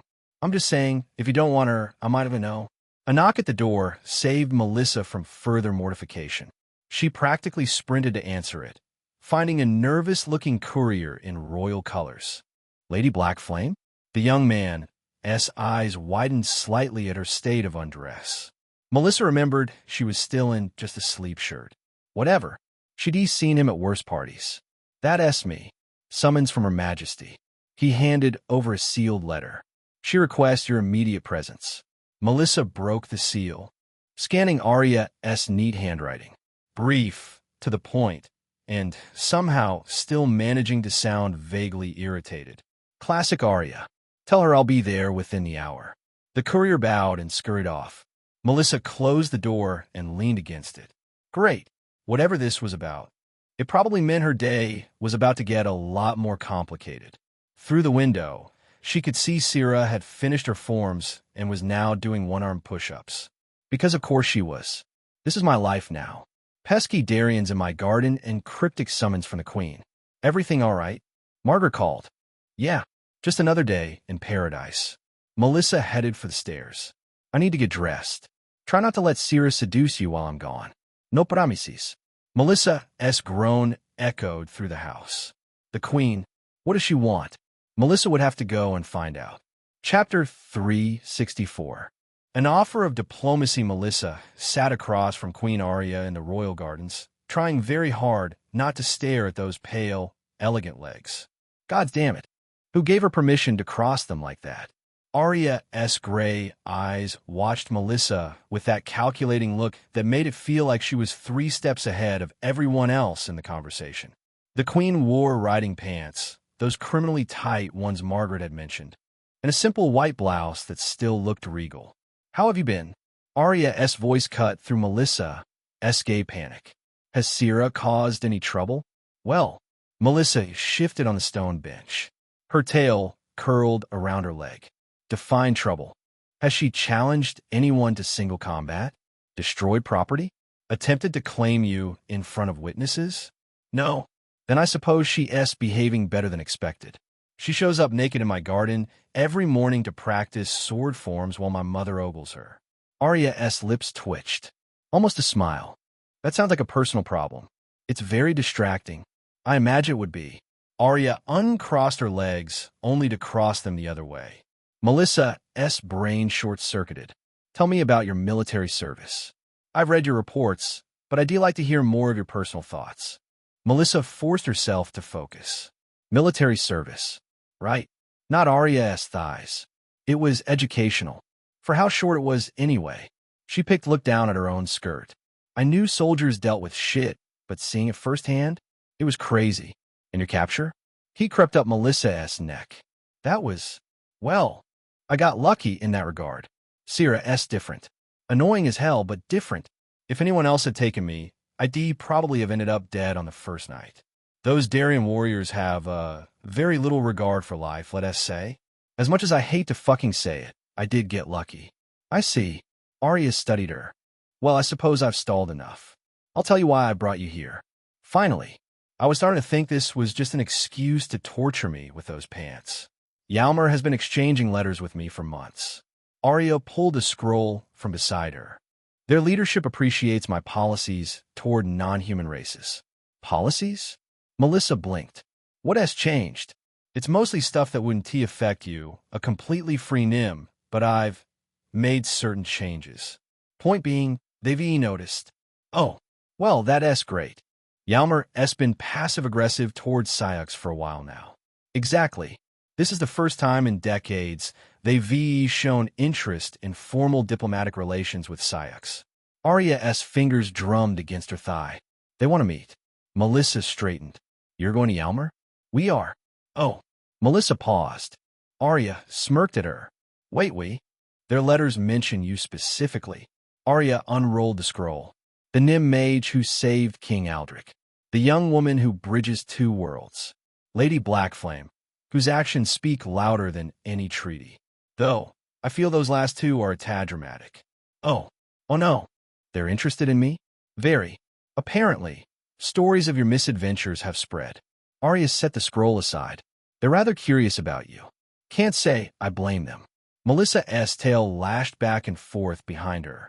What exactly would you need from me? Your presence, your insights, your ability to navigate between human and non-human perspectives. Arya's gaze sharpened. Hjalmar is predominantly Kitsune and Nim. The only nation where Nim can just be. They'll be watching how we interact, how you're treated, whether my policies are genuine or just pretty words. So I'm a prop. You're an advisor. There's a difference. Is there? Props don't get a voice. Advisors do. Arya stood, pacing to the garden's edge. I need someone who understands the complexities. Someone who won't just tell me what I want to hear. Besides, Arya turned back.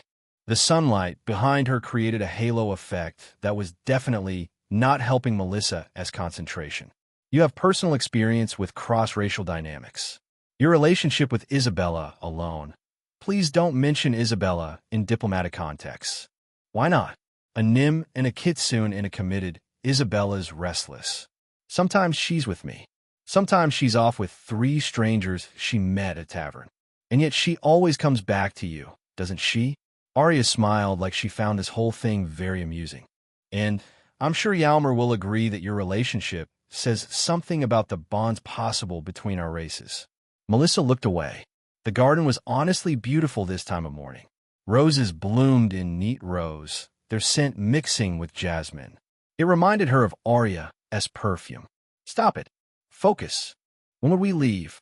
3 days. The journey takes a week by carriage. We'll bring a small delegation. Myself, 2 guards, and a clerk for documentation. That's it? On my end, yes. You, however, Arya's eyes sparkled. Bring whoever you need.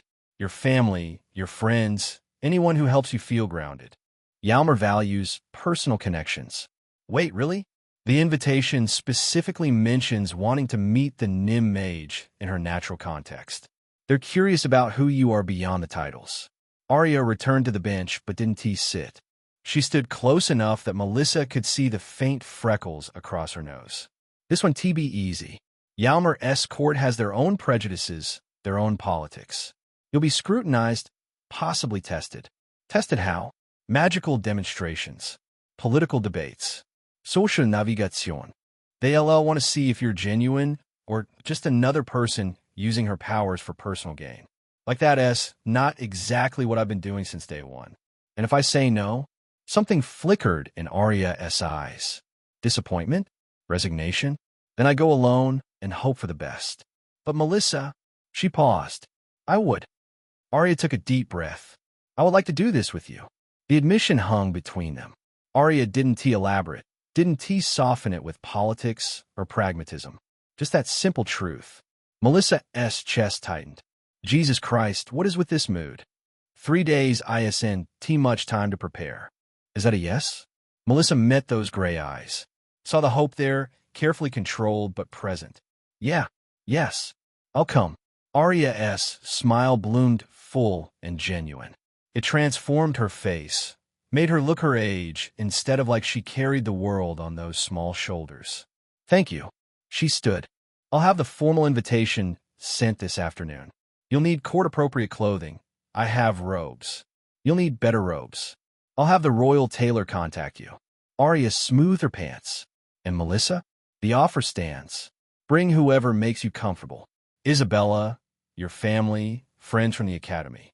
Jalmar respects strength in numbers when it comes from genuine bonds. You're serious about this? Completely. I'll think about who to bring. Good. 3 days.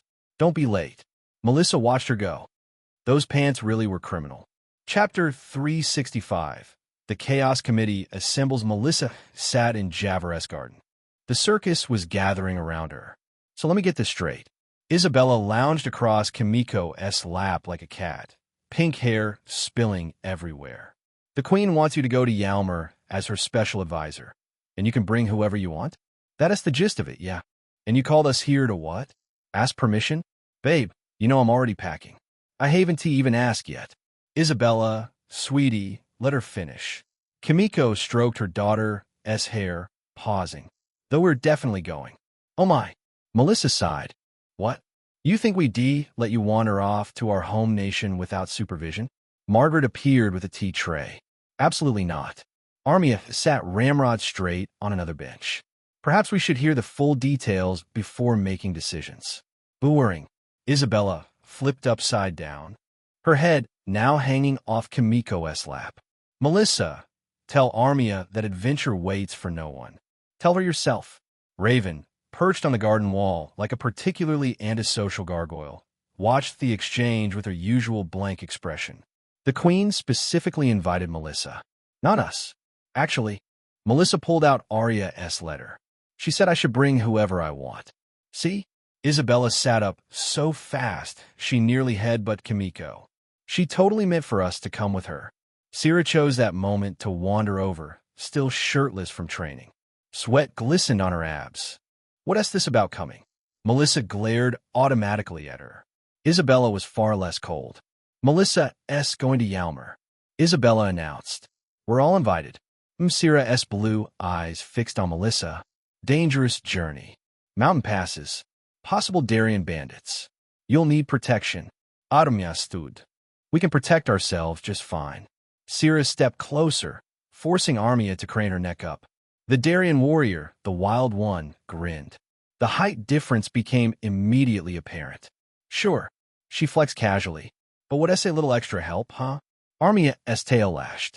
I've been training since you were a pup, I'm sure. Sierra circled her slowly. Yeah, I suppose you have decent muscle tone for one so small. Armia's face was so shocked Melissa nearly laughed.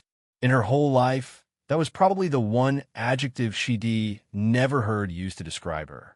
Sierra's hand shot out, catching Armia's wrist. Soft hands. You fight with technique, not instinct. Get your hands off me. Make me, Sierra replied with a dangerous grin. Okay. Melissa jumped between them. Let us all calm down for a moment, all right? Javer emerged from her study, took one look at the assembled group, and immediately poured herself wine despite it being barely noon. Ladies, why is my garden full of chaos today? Melissa's taking us to Jalmar. Isabella declared. Road trip. I haven't agreed to. We're going shopping for travel clothes. Isabella. Ooh, we should coordinate outfits. Raven. You look amazing in something other than black. Raven blinked. I like black. Everyone likes black. That's not the point. Then what is the point? Fashion. Self-expression. The opportunity to make kitsune sorceresses question their sexuality. I don't think that trust me. Isabella's grin turned wicked. I'm an expert at making people question things. Melissa rubbed her temples. Can we please focus? This is a diplomatic mission. The future of human kitsune relations could depend on you being yourself, Margaret interrupted. Which means bringing your family. You're very loud. Very chaotic family, Javer added. Melissa looked around the garden. Her mother, already planning what to pack. Kimiko and Isabella, probably mentally cataloging every pleasure house in Yalmer. Armia, still bristling at Sierra's proximity. Raven, somehow taking mental notes despite no one saying anything useful. Javer, already on her second glass of wine. And Sierra, who apparently decided she was coming whether anyone liked it or not. This is going to be a disaster. Fine. The word escaped before she could stop it. Fine. Isabella's squeal probably woke half the neighborhood. Road trip. Later, Melissa was packing her things. She was, honestly, very excited to come back to Yalmer. Though she wasn't sure it could even be called coming back when she basically spent a week there when she first arrived in Eldora and then immediately moved to Syux. Still, it was bound to be interesting, given how much more she knew about this new world she inhabited than when she came in. Ah, there you are. A voice called out behind her, and instantly, Melissa deflated. Busu. Clearly, Sierra walked over, leaning in and observing. Intense battle you've got going on here against your dresses. Melissa angrily stuffed the rest of her clothes in and turned to glare up at Sierra. Don't you have anything better to do? Better than spending some time with my mate? Not really, no. I'm not your whatever the hell you think I am. Could have fooled me, Sierra shrugged, sitting down on the edge of Melissa's bed. She spread her legs wide, and Melissa's eyes went down to, do not look there. If she did, she probably wouldn't be able to take her eyes back. You're staring. I'm not. Melissa whipped around, grabbing more clothes. Her hands shook slightly. Your tail's doing that thing. What thing? The swishy thing. I've noticed. It does that when you're turned on. Melissa's tail immediately went rigid. It is not. Just did it again. Fucking muscled asshole with her stupid abs and her stupid confidence and her stupid get out of my room. Pull me out. Sierra leaned back on her hands. The movement made every muscle in her torso flex. Come on, give it a shot. Melissa's mouth went dry. She grabbed a random piece of clothing, one of Isabella's gifts, a barely there nightgown, and shoved it in the trunk. You're taking that? Sierra's voice dripped amusement. Interesting choice for diplomacy. Shut up. I mean, if your negotiation strategy involves seduction. I said shut up. Melissa spun around again. Bad move. Sierra had shifted forward, elbows on her knees, putting her face level with Melissa's chest. Too close. Way too close. Gods, you smell good. Melissa stumbled back. You can't just say things like that. Why not? Because we barely know each other. We know each other quite well, I argue. Heat flooded Melissa's face. And other places. Get out. Sierra stood slowly, all 7 feet of Darien muscle unfolding spectacularly. See you at dinner, little mage. She left. Melissa slammed the door and pressed her back against it. Fucking Sierra, with her fucking observations and her fucking. She looked at her trunk. The lacy nightgown sat on top, mocking her. I'm keeping it. For practical reasons. Definitely not because the thought of wearing it makes me. Packing. She said out loud. Packing. Chapter 366. The circus leaves town. Melissa stood outside the palace gates, watching her life choices parade before her. We look like a traveling brothel, she muttered. Don't be ridiculous. Isabella adjusted her top, which barely qualified as clothing. Brothels couldn't even dream of being this sexy. The morning crowd gawked. Gar tried not to stare. A merchant dropped his apples. Can't blame them. Margaret wore a black dress with slitted sides. Kimiko had foregone a top entirely, wearing a bra and a very long skirt with heels.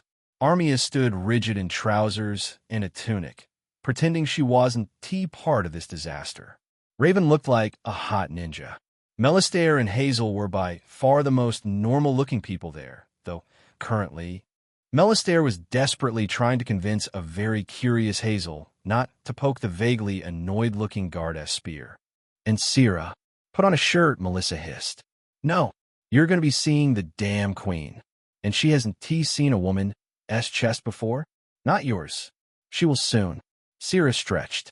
The queen's late, Armia noted. She is probably going to be making an entrance, Isabella corrected. Right on cue. The royal caravan rounded the corner. 5 carriages, each pulled by those fancy horses in regal armor. Guards, banners snapping in the wind. The works. Arya stepped out of the lead carriage. Those fucking pants. Melissa swallowed. Lady Blackflame. Her voice carried perfectly. I see you brought everyone. You said to bring whoever I wanted. Indeed I did. Arya's eyes swept the group. Paused on Sira's bare torso. She looked Sira up and down, made eye contact with her, perhaps considered having her beheaded then and there, and promptly chose to just move on. Shall we make introductions? Margaret stepped forward first. Your Majesty, I'm Margaret Blackflame, Melissa's mother. It's a pleasure. The pleasure is mine. Arya inclined her head. And I'm Melistaire. Her father bowed properly. Thank you for this opportunity, Your Majesty. You're certainly welcome. Your daughter has been invaluable to the crown. Geez, stop blushing, Dad. Kimiko didn't bother with formality. Kimiko Summer. This one's mine. She yanked Isabella forward. You've met her already, though. No, I have. Armia, Raven. Good to see you. Your Majesty. Raven bowed and Armia did the same. The carriage sorting took another 10 minutes. Isabella and Kimiko claimed one carriage, where they were probably going to traumatize the driver. Margaret and Melistaire took another with Hazel. Armia and Raven shared the third, sitting at opposite ends like awkward bookends. Sira tried to follow Melissa. No, Arya said simply. She needs protection. From me? Maybe. Arya's smile could frozen flame. How fascinating. Get in another carriage. Sira looked ready to argue. Melissa grabbed her arm. Were you suicidal? Just go. Fine. Sira stalked off. But if she tries anything, she asked the queen. So, go. Melissa climbed into Arya's carriage, face burning. The interior was ridiculous. Velvet seats, crystal decanters, enough space to host a small orgy. Not that she was thinking about that. Stop thinking about mischief in the queen's carriage. Arya settled across from her. Cross those criminal legs. Your bodyguard is protective. She is not my bodyguard. No. Arya poured wine despite the early hour. She seems to think otherwise. She thinks a lot of wrong things. Arya sipped her wine. Tell me about your family. What about them? They're colorful. Melissa groaned. That's one word. Arya chuckled. It's refreshing. Arya gazed out the window as they left Syux. Most diplomatic envoys are rather stuffy. Yours is insane, genuine. Arya's eyes found hers. Yalmer, from what I hear, values authenticity. Your circus might actually help. Please don't call them that. Would you prefer chaotic collective? Idée profit diplomatique attaques. Line doesn't suit you, Miss Blackflame. They rode in comfortable silence. The city gave way to farmland, then forest. Melissa tried not to stare at Arya's legs. She failed. Oh, I did want to mention your warrior-s information, Arya said suddenly. It's been extensive. Names, locations, supply routes. Seems she was exceptionally well-connected. Oh, indeed. The targets she gave us, for example, they weren't random raiders. They were clan leaders. Her former associates. Melissa paused. She really gave you actual valuable info? Arya nodded. Seems her desire to switch sides was actually genuine. I'm as shocked as you are. All just so she could see me again. Crazy. That kind of devotion can be dangerous, Arya noted. Yes. Intense, yeah. The carriage hit a bump. Melissa grabbed the seat. Arya didn't even wobble. How does she make everything look graceful? Will you demonstrate your magic in Yalmer? Arya asked. Probably. They want to see the Nim who breaks rules. You do excel at that. Breaking rules? Breaking the laws of common sense. More like. Arya's smile was smaller now. Softer. I do not mean that as an insult. Kind of feels like one. Change requires destruction. You can't build new without clearing old. She gestured vaguely. Your very existence challenges centuries of assumptions. Assumptions the shadow mages help construct. Assumptions you and I are actively destroying. Lucky me. Yes, lucky you. They talked more comfortably as the hours passed. What Yalmer might want. What Melissa's time at the academy had been like recently. What Syx could offer. How to navigate Kitsune politics. Melissa found herself relaxing. Arya was sharp, insightful, occasionally funny in that dry way. The forest thinned. Mountains appeared in the distance. There, Arya pointed. Yalmer. We're still days away, but you can see its outer edges from here. Melissa pressed against the window. Yalmer's capital sprawled up the mountainside in the far, far distance. All tiered levels and wondrous architecture. Buildings carved from stone. Bridges spanning chasms. Waterfalls threading between structures. Holy shit. Eloquent. It's huge. Melissa couldn't look away. I was 9 when I left, and I didn't get to see a whole lot of it. I don't remember it being magnificent, terrifying. Arya laughed. Actual laughter, not her usual controlled amusement. Both work. We're really doing this, Melissa breathed. Having second thoughts? Third and fourth thoughts. Good. Doubt keeps you sharp. Arya's fingers brushed hers. Brief. Possibly accidental. But I meant what I said. I couldn't do this without you. Melissa's heart did something stupid. Professional. This is professional. Stop reading into hand touches. We should review protocol, she said quickly. If you insist. They talked etiquette until the city gates loomed. Melissa's nerves returned full force. 9 years. 9 years since I've been here. And I wasn't here for long either. She was actually rather excited all of a sudden. Chapter 367. Road trip night fell over the caravan like a horny blanket. Melissa watched Isabella gyrate around the campfire. Her cousin's hips moved in ways that pulled eyes in and refused to let them go. Kimiko joined her daughter, and suddenly the guards weren't even pretending to patrol. Your family has interesting traditions, Arya observed. That's not tradition. That's Tuesday. They sat apart from the chaos, sharing a log that put them a tad closer than necessary. Arya had changed from her riding leathers into looser travel clothes. Still criminally attractive. Should you be mingling? Melissa asked. Royal presence and all that.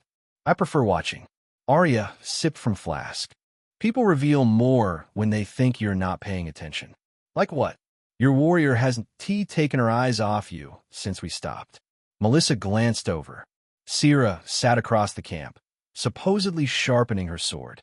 But yeah, those blue eyes tracked Melissa's every movement.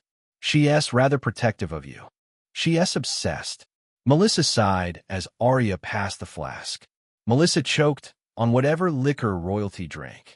It burned all the same, despite probably being expensive enough to make frugal alcoholics cry. Act, she coughed. Smooth, Arya said. Shut up. Such disrespect. I could have you executed. Oh, sorry. Shut up, your majesty. The laugh that comment extracted from Arya was more like a cackle. It was refreshing, seeing the queen let loose like this. Can I ask you something? Melissa wiped her mouth. Within reason. Did you miss it? Being on the road instead of stuck in the palace? Arya's expression shifted. For a second, the mask slipped. Every day, she took the flask back. I spent years traveling between Syx and Raya, negotiating treaties, mediating disputes, sleeping under stars instead of stone. Why do you stop? Have you forgotten? Mother died. Simple. Factual. Heavy. The crown doesn't travel. It waits. That's the job. Arya's shoulder brushed hers. But nights like this, with terrible liquor and your cousin traumatizing my guards, it almost feels normal. Isabella chose that moment to demonstrate an intense amount of flexibility. 2 guards fainted. I'll get you some more liquor, Melissa said. Please. Melissa stood, immediately feeling Sira's attention sharpen. She ignored it, heading for the supply wagon where her father had made sure to pack some of the good stuff. Hey, Dad. Melistaire looked up from his book. Enjoying the show? Try not to watch, actually. Smart girl. I take it you're here for my usual spirits. He rummaged through bags. For you or the queen? Both? That knowing smile all dads perfected. The Amber Heart? Is that the one that tastes like burning piss? All good liquor tastes like burning piss. He handed her a bottle that probably cost more than most people's houses. Melissa hugged him quick before heading back. Melissa returned to find Arya exactly where she left her, watching Isabella corrupt another generation of royal guards.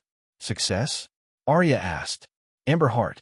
Dad has private stash. Your father has excellent taste.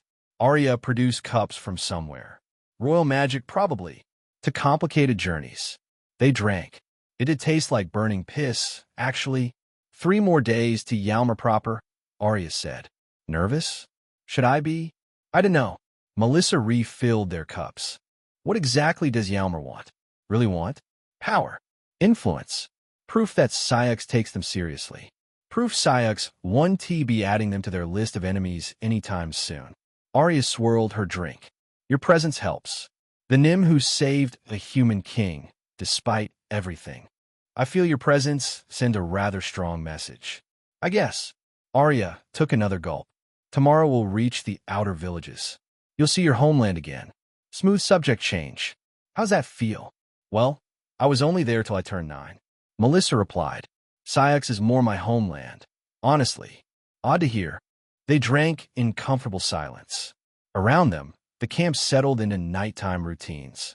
Margaret told embarrassing stories about Melissa's childhood to anyone listening.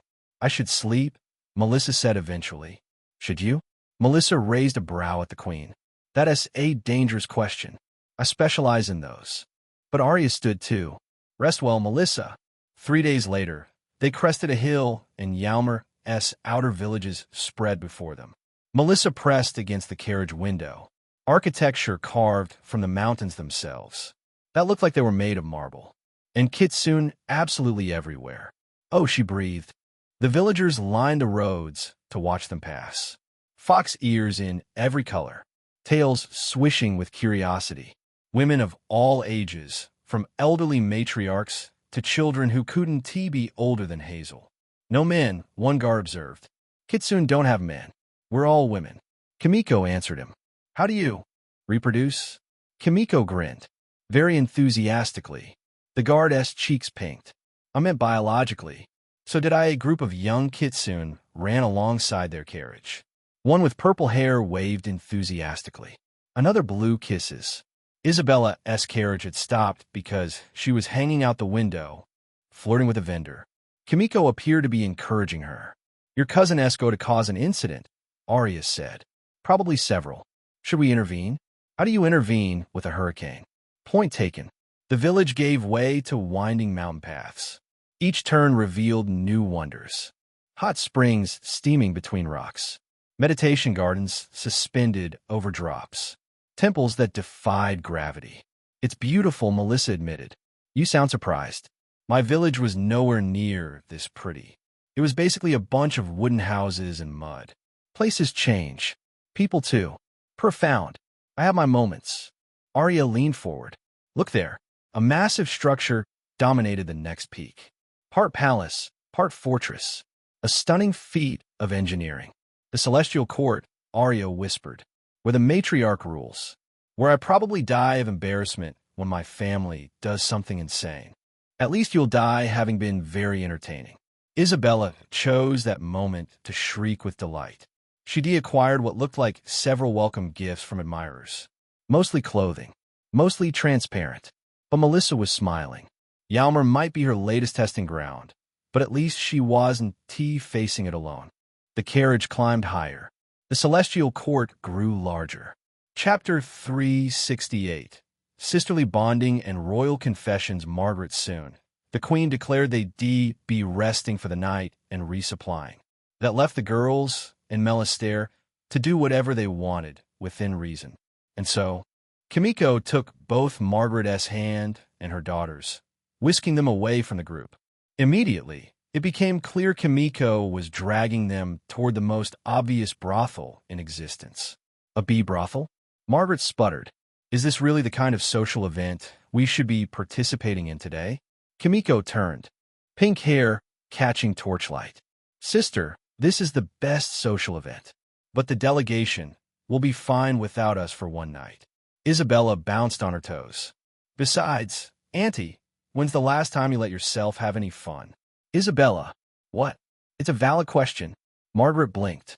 Actually, when was the last time? Melista's been so busy with work and Melissa with her lessons. Come on. Kimiko grabbed her hand. I've been here before. The Silk Petal has the best girls in 3 provinces. The brothel hit Margaret with a wave of perfume the instant she walked in. Red silk draped from every surface. Cushions piled high. And kitsune were absolutely everywhere, dancing, laughing, and entertaining guests with various tricks. Some magical. Ah, fresh meat. A purple-haired beauty sauntered over. She wore a dress that looked like it was designed to pull eyes to the uncovered parts rather than actually cover much. Kimiko Summer. It's been a while. It has, hasn't it? Kimiko and that lady gave each other the tightest, most personal hug Margaret had ever seen. And you brought us presents? My sister Margaret. My daughter Isabella. They need spoiling. I don't need. 3 sets of hands pulled her deeper inside. Oh, Anyim. Someone purred. We don't get many of your kind. Those horns are adorable. Is it true what they say about Nim stamina? Margaret's protest died in an instant as soft lips found her neck. Someone's tail brushed her thigh. Hands worked at her dress clasps with expert efficiency. Wait, I shook. A redhead with golden eyes pressed close. Let's take care of you. Oh my. By the time the moment arrived, Margaret's walls had all but crumbled. An hour later, Margaret lay relaxed between 2 beautiful companions, had shown her things and positions she had only ever read about. Across the room, Isabella had collected her own group and was still going. She definitely has her mother's stamina. Kimiko appeared with wine and a knowing smile. Better? You're terrible. Margaret accepted the cup. Corrupting me like this. Please, remember when we were 15? You were the one corrupting me. That was different. Because we were in a barn instead of brothel. Margaret blushed. Admittedly, those memories felt like another lifetime. Before Kimiko found her true love and ran away with that woman. Before everything changed. I really thought we'd demarry, Margaret admitted. Wine made her a little too honest these days. Stupid, right? Not stupid at all. Kimiko's hand found hers. Just not our paths. She made you happy. Your wife. She did. And Melistaire makes you happy. Most days, our daughters turn out interesting as well. That's one word for it. They drank. Around them, pleasure sounds mixed with laughter. The Silk Petal knew its business and was absolutely shameless about it. I'm glad I dragged you here, Kimiko said. Both of you. It might not seem like it, but she still needs teaching sometimes. Teaching? What does she need to be taught? How to get men to do what she wants in bed. Margaret chuckled. Kimiko smirked back. How to be unapologetically herself. Kimiko sighed with satisfaction. It's the one biggest and clear sign of weakness I see in people back at Syux. People who just refuse their own nature. My daughter sure as all the hell's one tea turn out like that. Melissa wandered the village streets. Everything here screamed prosperity, though not in the same aesthetic coding Melissa was familiar with. Instead, success was shown through intricately carved buildings, jeweled fountains, silk banners. She found Arya on a balcony, smoking something that smelled like cinnamon. That legal? In Yalmer? Everything's legal if you're pretty enough. Or so I'm told. Arya offered the pipe. Want some? What is it? Moonleaf. Mild relaxant. Helps with altitude. Melissa took a careful puff. Warmth spread through her chest. Not unpleasant. Your mother disappeared with the kitsune, Arya noted. Her sister I caught? Yep. They're probably at a brothel by now. You're remarkably calm about that. You met my family. It's nothing out of the ordinary for Am. Fair point. They smoked in companionable silence. Below, the village glowed with lanterns and life. Music drifted from somewhere. Does this feel like home for you? Arya asked. Being back in Yalmer? Honestly? No. Melissa passed the pipe back. I barely remember it. Left when I was 9. Where's home then? Syux, I guess. After all, that's where I became who I am. She studied Arya's profile. What about you? Nowhere. The admission came easy. Maybe the Moonleaf. I've spent more time traveling than anywhere else. Diplomat princess, remember? That why you wanted this trip? Excuse to leave? Partially. Arya took another drag. The palace feels like a cage. Beautiful, but still a cage. We, had a saying for that. Heavy is the head that wears the crown. Yes? More like heavy is the butt that sits the throne. You wouldn't believe how worn out I am. Melissa almost choked. Did you just, I'm giddy. Don't judge me. Never. She's adorable when she's relaxed. Dawn came way too soon. Margaret stumbled back to the caravan with spectacularly messy hair and zero regrets. Fun night? Melissa asked. It was educational. That's what we're calling it. Your cousin S, a terrible influence. Just figuring that out? Let's just go. The caravan assembled slowly. Isabella looked insufferably pleased. Kimiko hummed something cheerful. Even Armia seemed relaxed, though she kept glancing at Sira. Everyone ready? Arya called. Back in queen mode, no trace of last night's softness. Feels weird, like a little glimpse at her that no one else might ever see, that I did get to see. Ready? Isabella chirped. Hey, did you know Kitsune can? Moving out, Melissa announced. Everyone in carriages. Now, the last leg passed quickly. Mountains gave way to the capital proper, a city that defied physics. Holy shit, someone breathed. Welcome to Yalmer's heart, Arya said. Try not to start any wars. No promises. Isabella called. We're so fucked. But Melissa smiled anyway. Whatever came next, at least it wouldn't be boring. The guards at the gate wore armor that shifted colors like oil on water. They examined Arya's credentials with the kind of thoroughness that made everyone nervous. State your business, the lead guard said. Her fox ears twitched with suspicion. Diplomatic mission from Syux. The matriarch expects us. And the extensive entourage. Personal guests of Lady Blackflame. Arya's tone could be frozen fire. Is there a problem? The guard's eyes found Melissa. Recognition flickered. The Nim Mage. Not quite accusation.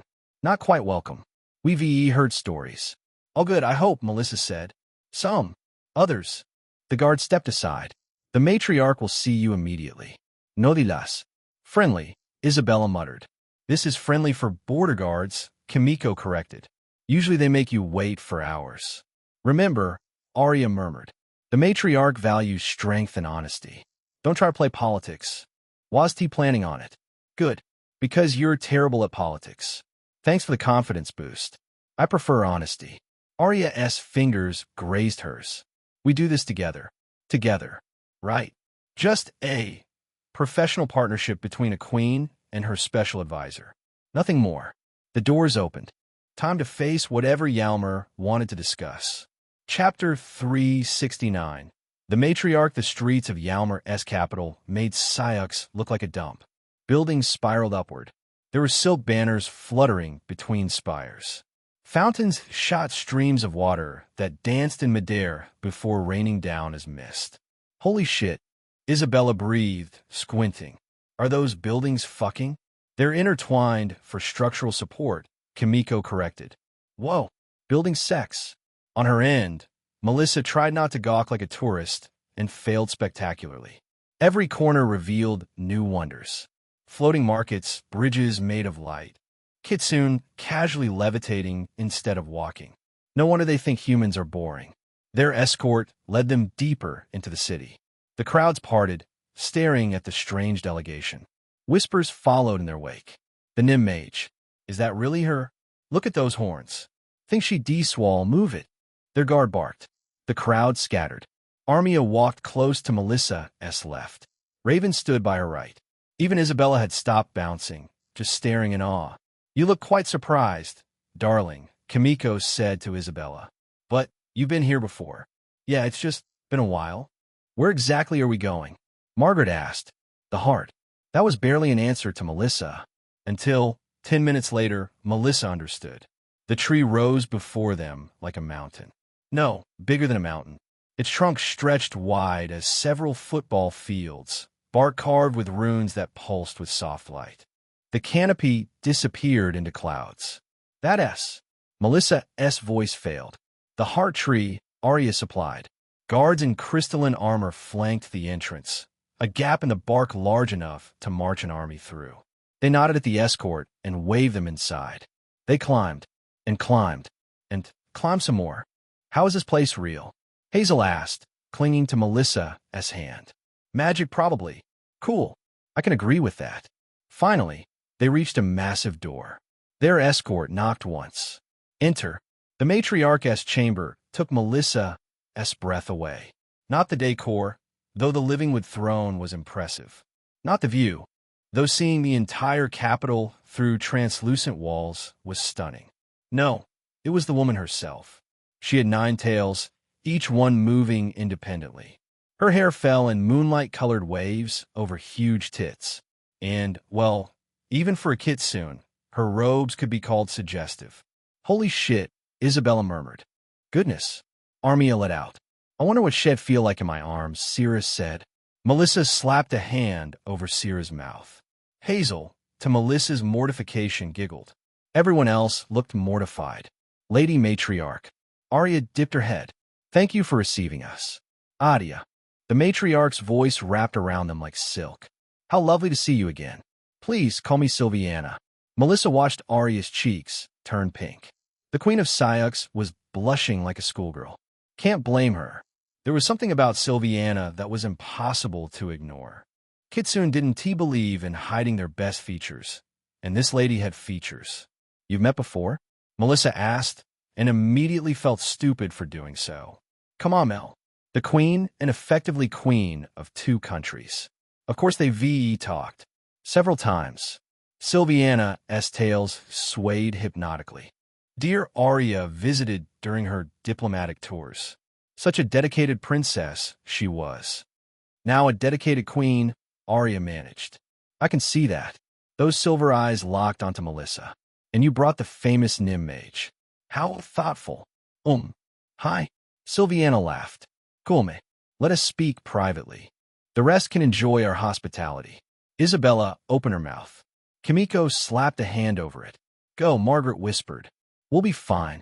The private chamber overlooked the entire capital through crystal walls. Melissa stared at the view and didn't bother hiding it this time. Wine? Sylviana gestured to a floating tray. Gods, yes, Arya said. 3 glasses filled themselves.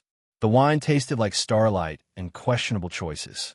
Your diplomatic efforts impress me, Sylviana told Arya. The trade agreements, the cultural exchanges. You've accomplished more for human-kitsune relations in 2 years than your predecessors managed in 20. I try my best. You exceed expectations.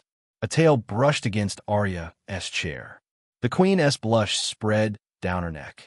And you, Melissa Blackflame. The Nim who shattered every convention. Not every convention. No, a Nim mage who saved a king and befriended a queen. Quite the resume. When you put it like that, tell me about yourself. How does a Nim learn magic? Melissa picked her words like walking through a minefield. Practice. Years of practice. I had excellent teachers. Sylviana's gaze turned predatory. And your specialties? Fire magic mostly. Some healing. Nothing too exotic. Please don't ask about the blue flames. Please don't ask about blood magic. Please don't ask about... A warrior kitsune materialized at the door. Ninetails marked her as elite guard. She whispered something urgent in Sylviana's ear. The matriarch's expression stayed perfectly neutral. Understood. Deal with it. The guard vanished like smoke. Trouble? Arya leaned forward. Border disputes. Nothing that concerns our guests. Sylviana waved dismissively. Local politics can be so tedious. That guard looked terrified. Border disputes, my ass. Melissa kept her mouth shut. Not her circus, not her monkeys. Now then, Sylviana refilled their glasses with another gesture. You'll stay with us for the week. The formal negotiations begin tomorrow, but tonight you should relax. Explore our city. That's incredibly generous, Arya said. It's incredibly practical. The matriarch smiled. Content guests negotiate better. Your rooms are ready in the guest wing. All of you, including your outspoken Darien companion. Sorry about Sierra, Melissa muttered. Don't apologize, she smiled. You think I'm not used to every desperate fox in this country wanting me? Arya choked on air. Melissa blinked, her mouth opening and closing on its own. Sylviana stood gracefully. Tonight is for pleasure. Rest. Explore. Our bathhouses are legendary. And I suspect your foxes have already located our entertainment quarter. They have, yes. Good. Now go. My attendants will escort you to your chambers. They stood to leave. At the door, Sylviana's voice stopped them. Melissa? Yeah? We'll talk again. Just the two of us. She winked. The way she said, just the two of us, made Melissa's tail curl. This is fine. Everything's totally fine. Arya grabbed her arm and dragged her into the hallway. Stop broadcasting your panic, the queen hissed. You want to talk. You were practically melting into that chair. Shut up. Guards appeared to guide them back to the others. Time to discover what Kitsune considered guest accommodations in a magic tree. Chapter 370. Common ground. The guest chambers turned out to be entire apartments carved into the massive tree's trunk. Each room connected through living archways, with furniture that grew straight from the floor. Melissa left the others arguing over sleeping arrangements and wandered the palace corridors. She needed to think. Tunim rounded a corner ahead, deep in conversation. The woman carried scrolls. The man wore what looked like guard armor, though lighter than Sayak's style. They walked with purpose, discussing patrol schedules. Wait, what? Melissa stopped dead in the hallway. The Tunim noticed her staring. The woman's tail flicked with annoyance. Can we help you? She asked. No. Sorry. Then why are you gawking? The man frowned. Is there something on my face? No, I just... Melissa fumbled for words. You're Nim. Obviously.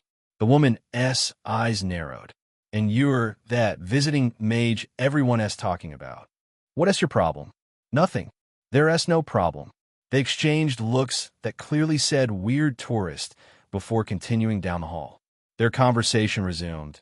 Something about adjusting the Eastern Watchtower rotation. Melissa stood there, brain short-circuiting. Nim guards. Nim administrators. Just walking around. Working. Like it was normal. Because here it was normal. Fascinating. I senti it. Ak. Melissa Spoon. Sylviana stood behind her, having appeared from nowhere, all nine tails swaying in perfect synchronization. She looked incredibly smug, and although on anyone else the expression would be very punchable, on her it looked fitting. Lady Matriarch, I didn't hear you. I rarely announce myself. The reactions are more fun that way. Those silver eyes sparkled with amusement. Walk with me? Melissa nodded and quickly fell into step beside her. You seem surprised by my staff, Sylviana observed. I hadn't seen him in positions like that in a while. Guards, administrators. Melissa gestured vaguely. In Sayak's were mostly manual labor. The human approach. Sylviana's tone stayed neutral, but something flickered across her face. Here in Yalmer, we judge by capability, not race. Those two you met? Among my best. Kellen redesigned our entire patrol system. Improved efficiency by 30%. That's amazing. That's normal. Or should be. Why would a country's ruler make do with anything less than the best, just because the best happens to be purple?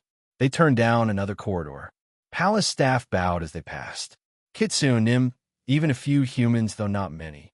Tell me, Melissa Blackflame, how does it feel? How does what feel? Seeing your people as equals. Not as property or trophies like the Rain would have you. Just people. Melissa's throat tightened. Strange. I mean good strange, but still strange. Sylviana paused at a balcony overlooking the city. Despite my criticisms, though, Sayak's has made progress on a young Arya. But old wounds heal slowly. She is trying. The queen, I mean. She really is trying to make things better. I know. Why do you think I invited her here? A tail brushed Melissa's arm. And you, the Nim who learned magic, who saved a human king, who bridges two worlds whether she realizes it or not. Melissa's eyes widened. You don't know quite how true that last statement is. Hee hee. I'm not that special. No. Sylviana turned to face her fully. You discovered something your entire race was told was impossible. How? Careful. Remember the cover story. She couldn't afford to be careless about this sort of thing, even if Nim were slowly starting to uncover the truth on their own. Even here, in Yalmer, there was a chance the tolerance of Nim among Kitsune was owed, at least in part, to the perception from the foxes that they were, well, a lot more powerful intrinsically. Being honest about just how easy it was for Nim to use magic could still have negative effects. Practice. Lots of failed attempts. I had good teachers who believed in me, even when everyone said it was pointless. Just practice? Well, and maybe being too stubborn to accept impossible as an answer. Sylviana laughed. Stubborn. Yes, I can see that. She leaned against the balcony rail. Your essence manipulation is unique. Different from our methods, from human methods. You created something new. I had help. My cousin Isabella invented these wands that, I've heard. Fascinating work. You surround yourself with revolutionary thinkers. More like chaotic disasters, but sure. Another laugh. Below them, the city pulsed with life. Nim and Kitsune mingled freely in the streets. This is what Syux could be. Sylviana said softly, smiling. You really think so? With the right bridges. Those eyes found hers again. The right people willing to stand between worlds. Before Melissa could respond, a warrior appeared at the corridor's end. Another Kitsune, her expression grim. Matriarch, she murmured. The situation at the border. Sylviana's perfect composure cracked for just a second. Her tales immediately became less energetic, and she sighed deeply. Handle it. But I said handle it. The warrior bowed and vanished. Everything all right? Melissa asked. Nothing worth discussing. Sylviana's smile returned, though it didn't quite reach her eyes. Border politics. Tedious matters that would bore you. That asked twice now. What is happening at the border? But Melissa kept quiet. Not her country. Not her business. Yet. Kulme. Sylviana straightened. Let me show you to your chambers properly. I imagine your family is wondering where you've wandered off to. Probably. Isabella's likely claimed 3 beds by now. Only 3? Given what I heard of your friend, she's showing restraint. They walked back through corridors that felt less strange now. Still grand, still magical. But Melissa found herself focusing on the people instead. Nim and Kitsune working together. Living together. Being together. Your chambers are just ahead. Do you try to keep your cousin from corrupting my entire palace staff? No promises. I wouldn't expect any. Oh, and Melissa? Yes. Tomorrow's negotiations will be intense. Rest well tonight. You'll need it. The matriarch glided away, leaving Melissa standing at her door. Through the walls, she could hear Isabella's delighted squealing about something. Tomorrow's going to be interesting. She opened the door to find Sierra and Armia in a flexibility contest while Isabella cheered them on. Melissa. Isabella bounced over. Did you know the beds here adjust their firmness automatically? And the bathroom has a waterfall. A whole-ass waterfall. That's nice. And there's this fruit that tastes like... Melissa let her cousin's enthusiasm wash over her. But her mind stayed on Sylviana's words. On Nim walking freely through palace halls. On what Syux could become. Right people willing to stand between worlds? Huh? I wanted to be important. Well, here I am. Chapter 371. Culture Clash. Melissa wandered the palace corridors that night, too restless to sleep. She turned a corner and froze. Arya stood 20 feet away, speaking with a Kitsune advisor. The queen wore a silk nightrobe that clung to her small frame, her white hair loose around her shoulders. Their eyes met. Arya smiled, soft and private, before turning back to her conversation. Geez, what is with this weird vibe? Melissa's face burned. She nodded and hurried back toward the guest quarters before she did something stupid like wave back. The common room was chaos. Isabella had clearly raided the palace wine stores. Her cheeks flushed pink as she pressed Armia against the wall. You're so tall, Isabella giggled, standing on her tiptoes. Like a sexy tree.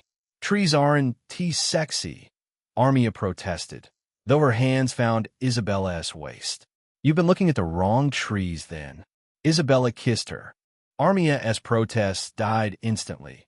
As usual, her massive frame melting into the smaller Kitsune's touch.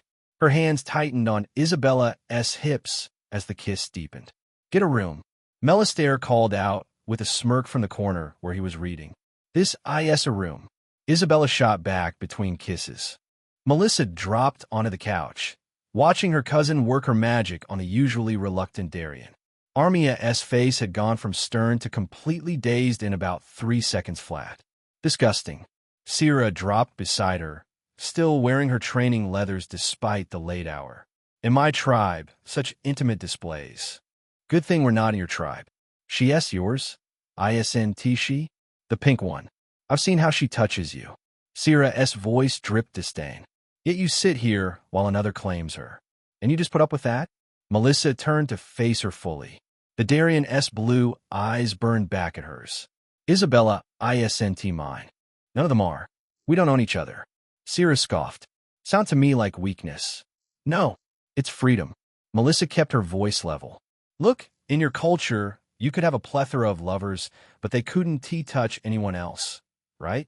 Obviously, they would belong to me alone. Well, that's not how we do things. Isabella kisses who she wants. Armia kisses who she wants. And they're with whoever they want.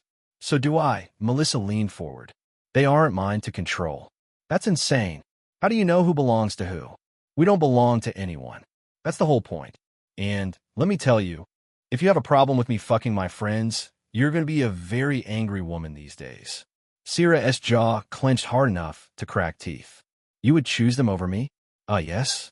Setting aside the whole kidnapping thing. I barely know you." Despite the increasingly tense conversation, Melissa nearly chuckled at the look on Sierra's face, like the gears in her skull were slowly, steadily beginning to turn. "So yes, if you can't handle our way of doing things." Melissa stood. Their caravans heading back to Raya every week. Sierra flinched like she'd been slapped. Across the room, Isabella had progressed to sitting in Armia's lap, whispering something that made the Darian's yellow eyes go wide. "I could make you mine," Sierra said quietly. "If you gave me a chance again, I could claim you properly." "You could try." Melissa headed for her room. "But I'd still do whatever I wanted afterward. Nim need intimacy, and not going to go against my own biology for you. You should think about whether you can live with that." She left Sierra on the couch, the warrior's face a storm of emotions. Morning came too soon. Melissa dressed in her formal robes, trying not to think about how Arya had looked in silk, or how Sierra had looked at breakfast, silent and brooding about the fact that she'd fallen for, probably in her mind, a promiscuous woman. "Melissa!" Isabella burst through the door. "The bathrooms have magically heated floors. My feet have achieved nirvana." "That's great, Bella. Also, I might accidentally propose to 3 guards last night. Or 4. Math is hard when you're drunk." Melissa blinked. "Please tell me you're joking." "About the math? Why would I joke about math?" Margaret appeared behind her, looking remarkably composed for someone who spent the night at a brothel. "Girls, we're going to be late." "The negotiations? Right?" Isabella bounced. "Time to show these kids soon what Syx can do." The negotiations took place in a chamber near the crown of the massive tree palace. The view stretched for miles, showing Yalmer's capital in all its glory. The council table grew from the floor itself, polished smooth as glass. Kitsune nobles filled most of the seats, all of them, of course, women of varying ages. They studied the Syx delegation with expressions ranging from curiosity to outright suspicion.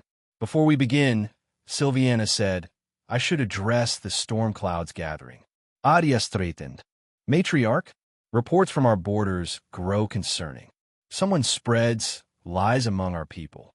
Silviana's 9 tails swayed with agitation.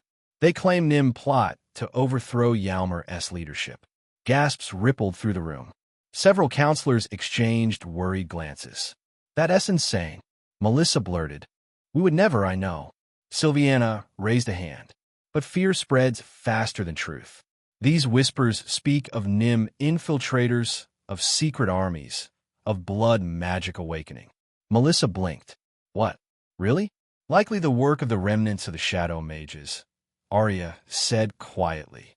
"Most likely. Though their presence in Syux has nearly been snuffed out, their presence outside of the city has increased, not decreased, right? Sylviana's gaze found Melissa. You've fought them, I've read. Too many times. Then you understand their methods. Lies wrapped in enough truth to sound believable. The matriarch stood. Already, a couple of villages have begun to restrict Nim movement, just in case. Guards watch them with suspicion. Old prejudices resurface. A younger Kitsune counselor with a bright orange tail slammed her fist on the table. Because it could be true. The legends say the Nim ruled once before. Myths. And, even if we were to assume they're true, that was centuries ago. Sylviana cut her off. Before any of us drew breath. Melissa shifted. Well, funny that. It turns out we actually did rule. Syux at least. I don't know if we controlled Yalmer too, but if we ruled Syux over our biggest enemies, the humans, guess we could have controlled Yalmer too. History. History that repeats. This is an omen. They will grow stronger, learn magic they shouldn't possess. Her eyes locked on Melissa. Like her. Onion mage. It's unnatural. Counselor Fong, an older Kitsune sighed. Not this again. Don't dismiss me. Mother. Oh great. Family drama. You're right, Melissa said. The room went silent. I'm unnatural. By every law in Syux, I shouldn't exist. She met Fong's stare. But I do. And instead of plotting to overthrow anyone, I'm here trying to build bridges. Pretty words, Counselor Fong. Sylviana's voice could VE frozen flame. You forget yourself. Again. Fong sat back, but her glare promised this wasn't over. The shadow, mages know, alterations of history, Sylviana continued. And they use these rumors and myths against us. Nim who once ruled through seduction and pheromones.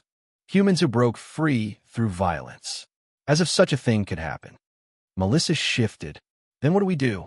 Another counselor asked. My villages grow restless. Some call for preventive measures. You mean imprisonment? Another one said coldly. I mean protection. Same thing, different words. The matriarch added. Her usual playfulness had vanished. I've seen where that road leads. In any case, Sylviana said, this is what is causing me the needless stress you've had the displeasure of seeing, dear guests. But, rest assured I will deal with it. Chapter 372.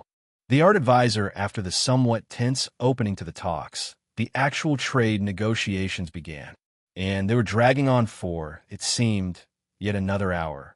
Arya and Sylviana discussed stuff like grain prices, silk tariffs, and magical reagent exchanges while Melissa stood by the balcony, not even pretending to pay attention. No, her mind went right back to the subject of the previous talk, Nim rule. Well, shit, they're actually right about all of that. Her mind kept circling back to Sylviana's words. Nim who once ruled through seduction and pheromones. Not myths, not legends. Actual history that Queen Melara had confirmed before her death. But that doesn't mean we want to take over now, come on. She watched a group of Nim servants bring refreshments to the council. They moved with quiet efficiency, heads down, tails still. Nothing like the confident Nim she'd seen in the corridors yesterday. Are they trying not to bring attention to themselves because of the, previous subject? Lady Blackflame? Melissa blinked. The negotiations had ended while she'd been brooding. Counselors filed out, some shooting her suspicious glances. Counselor Fong looked ready to spit fire. Yes. Arya approached, looking tired but satisfied. The matriarch's art advisor wishes to speak with you.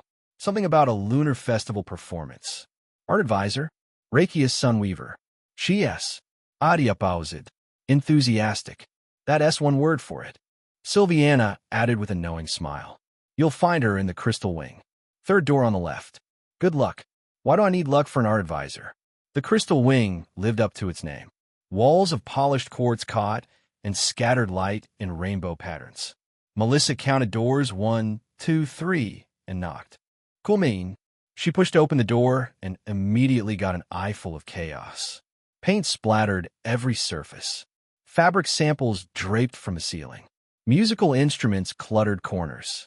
And in the center of it all, URE here. Suddenly, The dream of many an otaku occurred in real time, and a kitsune launched herself at Melissa. Pink and purple hair streamed behind her, tied up in elaborate braids decorated with bells. Her outfit looked like someone had raided a theater-esque costume department and worn everything at once. Before Melissa could react, the kitsune, with gleaming blue eyes, grabbed her face and crashed their lips together. What? A tongue immediately invaded her mouth, tasting like sugar. The kiss was all heat and hunger, the kind that made Melissa's knees weak and her tail shoot straight up, fully erect, heart-shaped tip trembling. Just as her brain started to short-circuit from lack of oxygen, the kitsune pulled back, beaming, a single strand of saliva connecting them. Perfect. Your essence tastes like rebellion. We're going to make such beautiful art together. She had a somewhat high-pitched, little bit bratty voice and an accent that almost sounded French. Ah, you what? Oh, right? Introductions. The kitsune bounced on her toes. EM Ragia. EM 18. I direct all the festivals in the capital, and you're going to be my star. Melissa's brain struggled to catch up. You just kissed me. With tongue. She added internally. Obviously. How else would I know if we're compatible? Rakia grabbed her hand. Come on. So much to show you. Wait, but Rakia was already dragging her out of the room and down the corridor. For someone her size, she was about Melissa's height and thinner.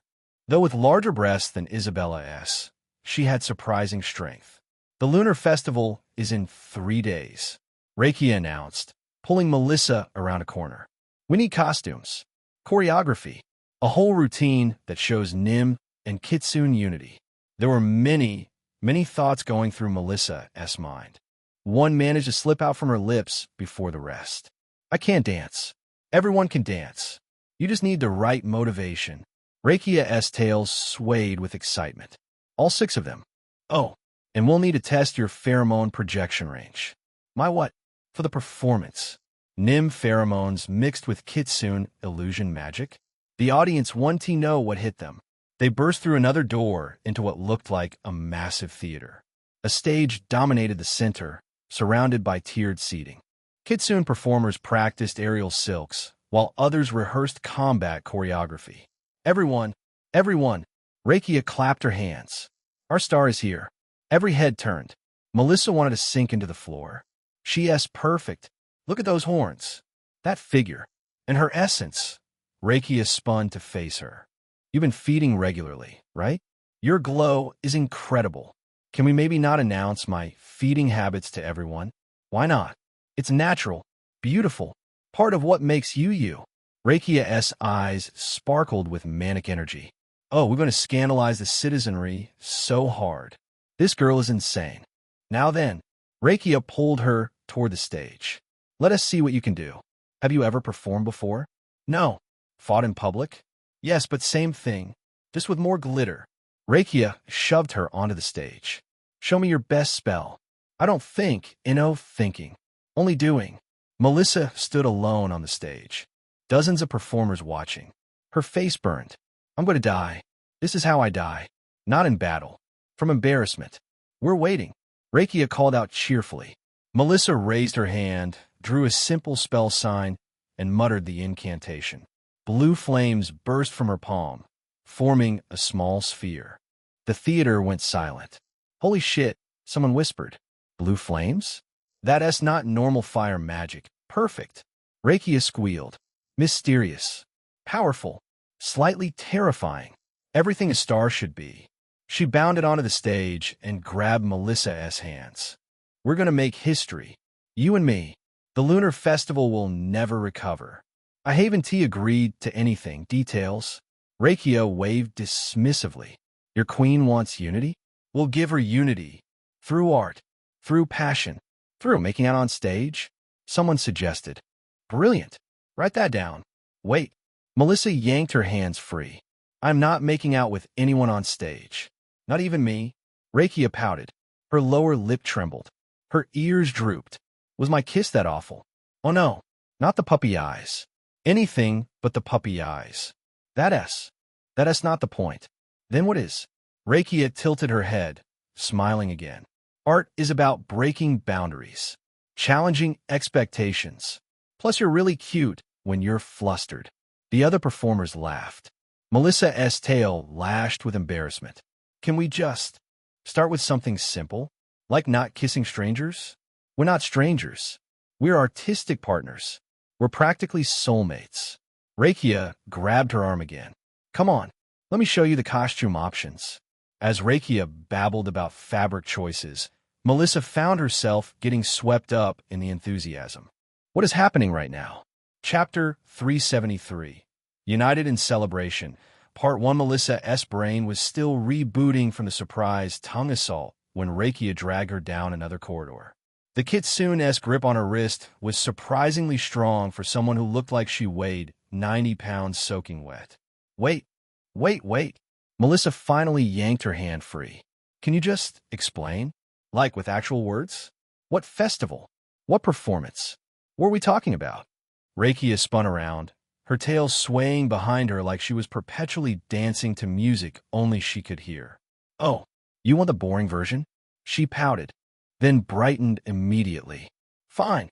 The Lunar Festival happens every year to celebrate the founding of Yalmer's capital. This year's theme is unity between races because the matriarch heard about those nasty shadow mage rumors. Rumors? You know, Rakia waved her hands dramatically.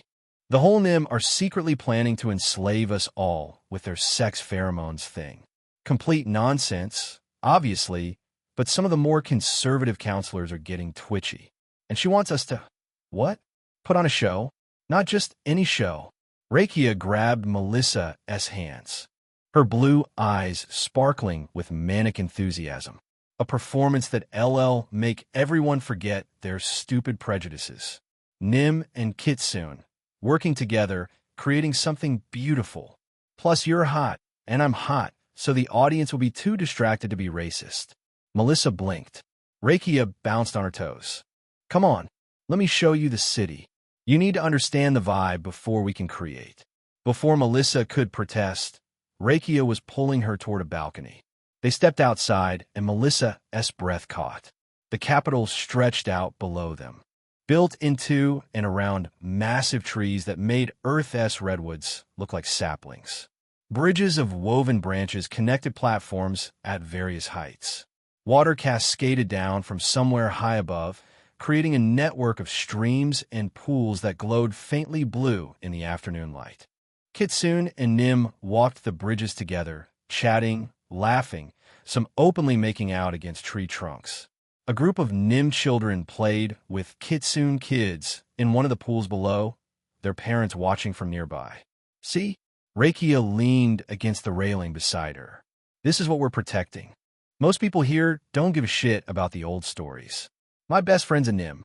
We've been together since we were 16. That's nice. It is nice.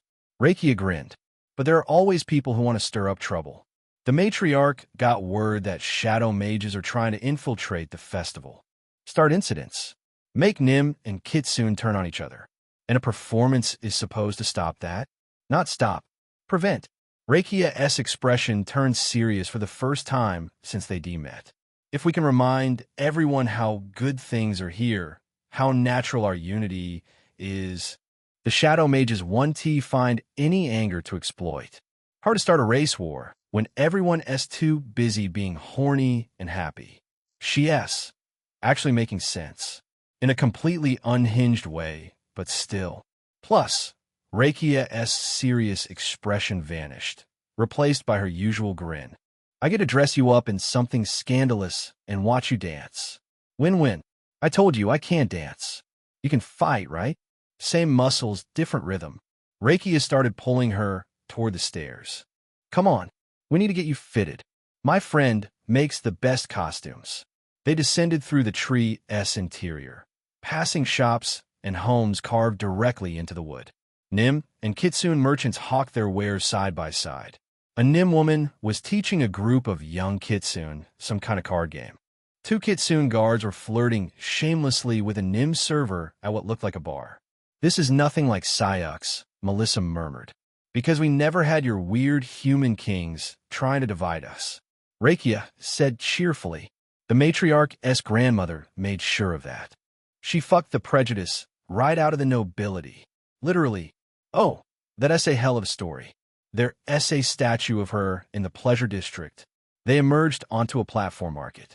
The crowd was thick here, bodies pressing together as people moved between stalls. Rakia navigated through it like water, pulling Melissa along. Ooh, speaking of my friend, there she is. Rami, a Nim woman with green hair, looked up from a stall full of fabric. Her eyes widened when she saw Melissa. Rakia, is that? The Nim mage. ISN, she gorgeous? Rakia bounced over to the stall. We need something that shows off her figure, but still lets her move. Something that screams I could kill you, but I'd rather have my way with you energy. Rami laughed. I have just the thing. But ITLL cost extra for the rush job. Build a palace. This is official festival business. Rakia was already rifling through fabric samples. Ooh, what about this? No, wait, this. Actually, while Rakia debated between what looked like identical pieces of silk, Melissa found herself scanning the crowd. Old habit from all those shadow mage encounters. Most people were focused on their shopping, but there, a figure in a hooded cloak, standing too still in the flow of traffic. Watching them. Shadow mage? Or just someone curious about the foreign Nim? Rakia, Melissa said quietly. We might have company. Rakia looked up from the fabric. Oh, you mean the creeper in the hood?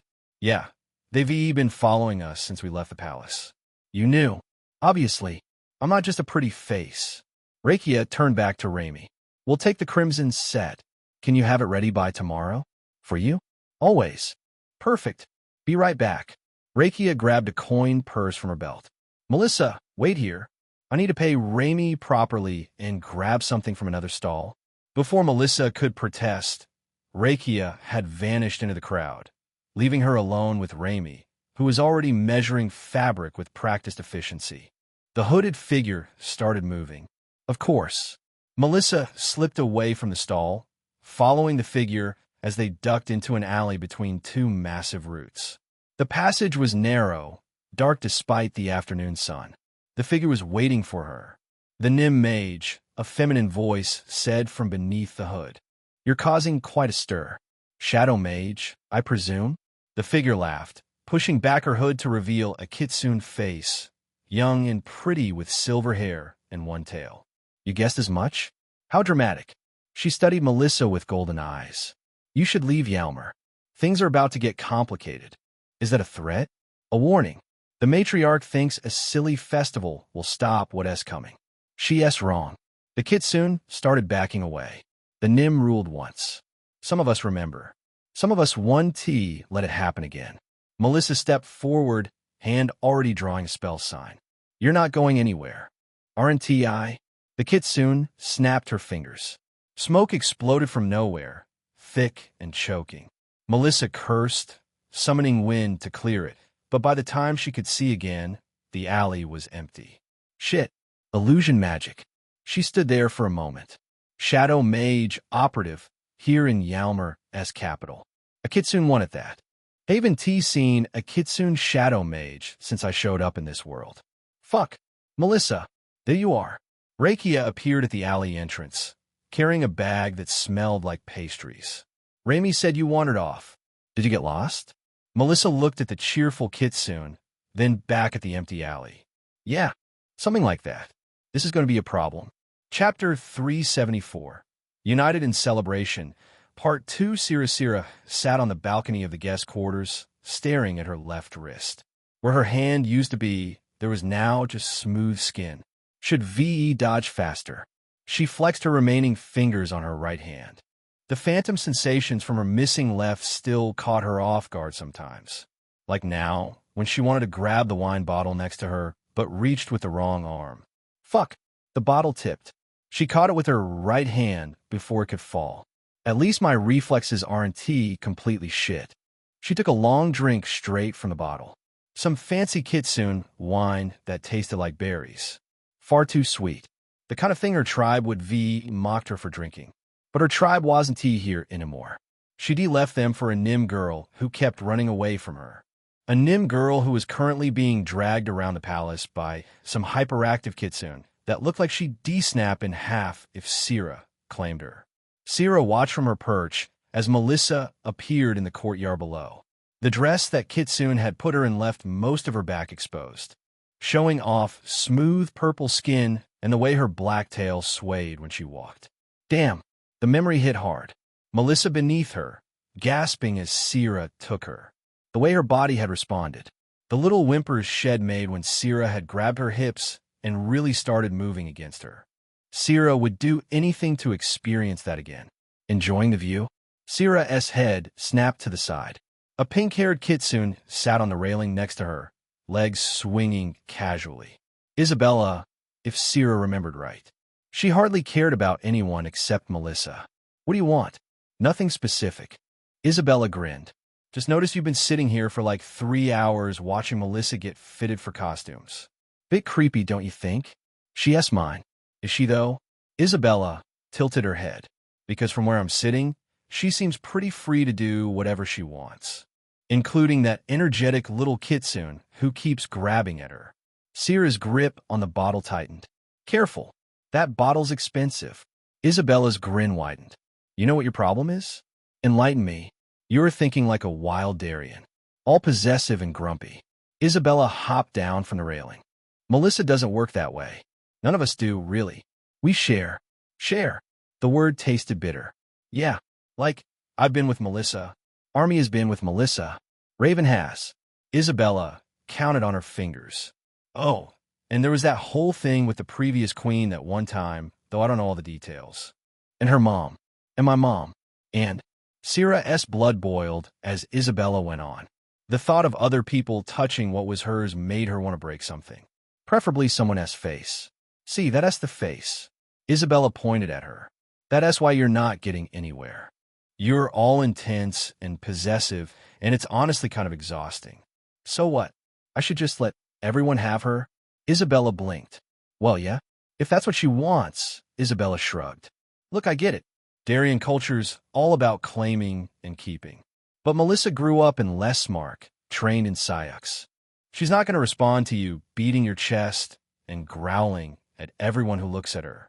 Isabella turned to lean against the railing. Sira watched her figure, round and perky beneath her short skirt. You should try actually talking to her. Isabella continued, without the whole you belong to me vibe. Maybe offer to help with something more thoughtful. Sira smirked. My charm is my best feature. Isabella laughed. Oh, honey, I don't doubt it. If Armias was anything to go by. But Melissa needs more than that. She needs someone who can keep up with her brain, not just her libido. The kitsune pushed off from the railing, her tail swishing as she walked toward the door.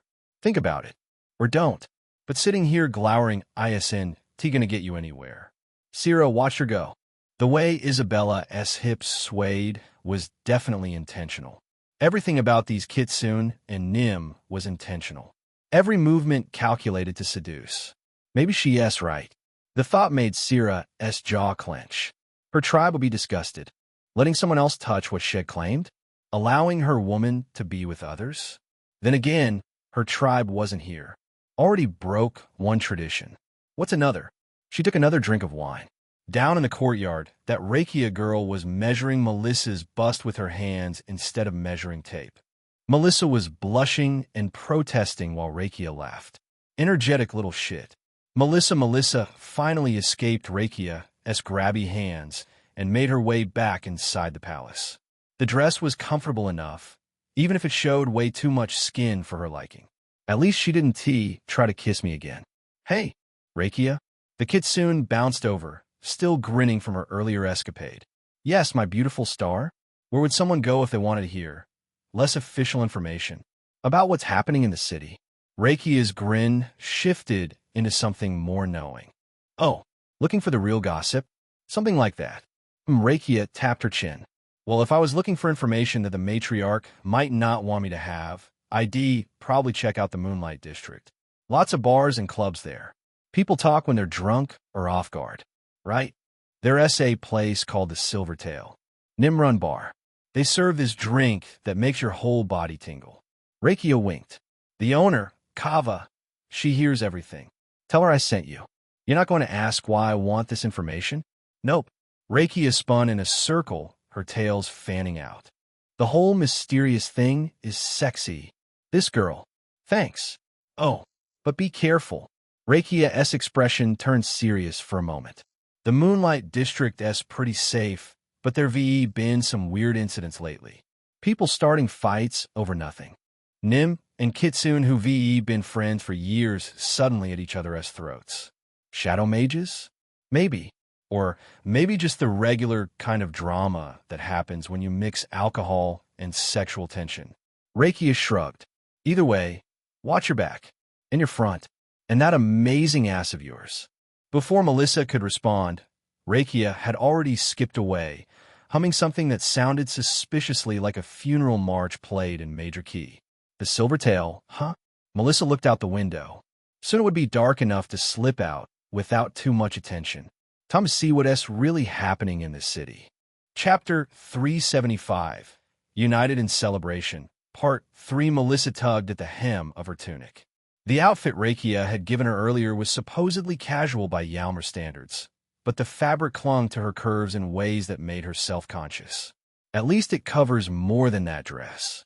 She slipped out of the guest quarters and into the palace corridors.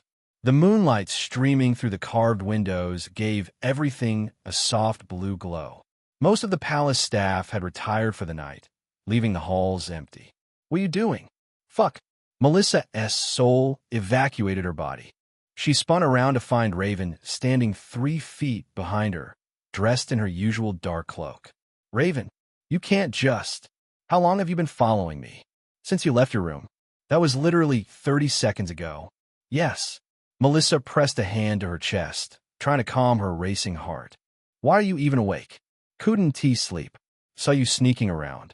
Raven tilted her head. You're investigating something. It was a question. Of course, she figured it out immediately. Maybe. The Shadow Mages? How did you? You have that look. The one you get before you do something dangerous. Raven stepped closer. I'm coming with you. Raven, I don't think. You're going somewhere potentially hostile without backup. That's stupid. Melissa sighed. There was no arguing with Raven when she got like this. Fine, but try to be subtle. I'm always subtle. You literally announce yourself by scaring me half to death. Raven gave a little smile. That was funny, though. Melissa sighed. She is too cute to stay angry at. The Moonlight District lived up to its name. Paper lanterns in blues and purples hung from every building, casting the streets in twilight colors, even though the actual moon was hidden behind clouds. The air smelled like incense and sex. The Silvertail sat wedged between a brothel and what looked like a massage parlor. The sign above the door showed a Nim tail curled around a wine bottle. Classy, Raven muttered. They pushed through the entrance. Inside, the bar was all dark wood and silver accents. Cushioned booths lined the walls while a long bar dominated the center. Nim and Kitsune sat in various states of undress, some openly making out in corners. Even for a shady dive, this place has style. A Nim woman with green hair and impressive curves approached them. Her tail swayed as she walked. First time at the Silvertail? Rakia sent us, Melissa said. The woman's expression shifted from professional to amused. Of course she did. That girl sends everyone here. She gestured to an empty booth. E.M. Kava. What can I get you? Information, Melissa said as they sat down. About recent tensions in the city. Kava's smile didn't falter, but her eyes sharpened. That's an expensive drink. Melissa pulled out a coin purse and set it on the table. She was too sure how much suns were worth in Yalmer. But Kava glanced at it and then slid into the booth beside them. What kind of tensions are we discussing? The kind that involves Nim and Kitsune suddenly hating each other. Kava signaled to the bartender, who brought over 3 glasses of something that glowed faintly pink. That has been bad for business. Hard to run a pleasure bar when your customers stop arguing. Any idea what is causing it? Rumors, mostly. Kava took a sip of her drink. Someone's been spreading stories. Nim planning to overthrow the matriarch. Kitsune secretly poisoning Nim food supplies. Stupid shit that shouldn't work, but people believe it anyway, Raven said. Fear makes people stupid. Kava's tail curled around her leg. Started not too long ago. Little whispers at first. Now I've got regulars who've been friends for decades, refusing to share a table. Have you seen anyone suspicious? New faces spreading these rumors? Kava laughed. Honey, half my clientele is suspicious. But there've been a few. She leaned closer. Young kitsune, mostly. One tail, maybe two. They come in, have a few drinks, start conversations that always seem to end in arguments. Shadow mages recruiting locals, maybe? They never stay long, Kava continued. And they pay in old coins. The kind you don't see much anymore. Old coins? Pre-matriarch currency. From when Yalmer had a different government structure. Kava finished her drink. Whoever's funding them has access to historical treasures. Or they're very good at counterfeiting. A crash from across the bar interrupted them. A Nim man had shoved a kitsune woman, both of them shouting. You think you're better than us. We don't think it. We know it. Kava sighed. Third fight tonight. Excuse me.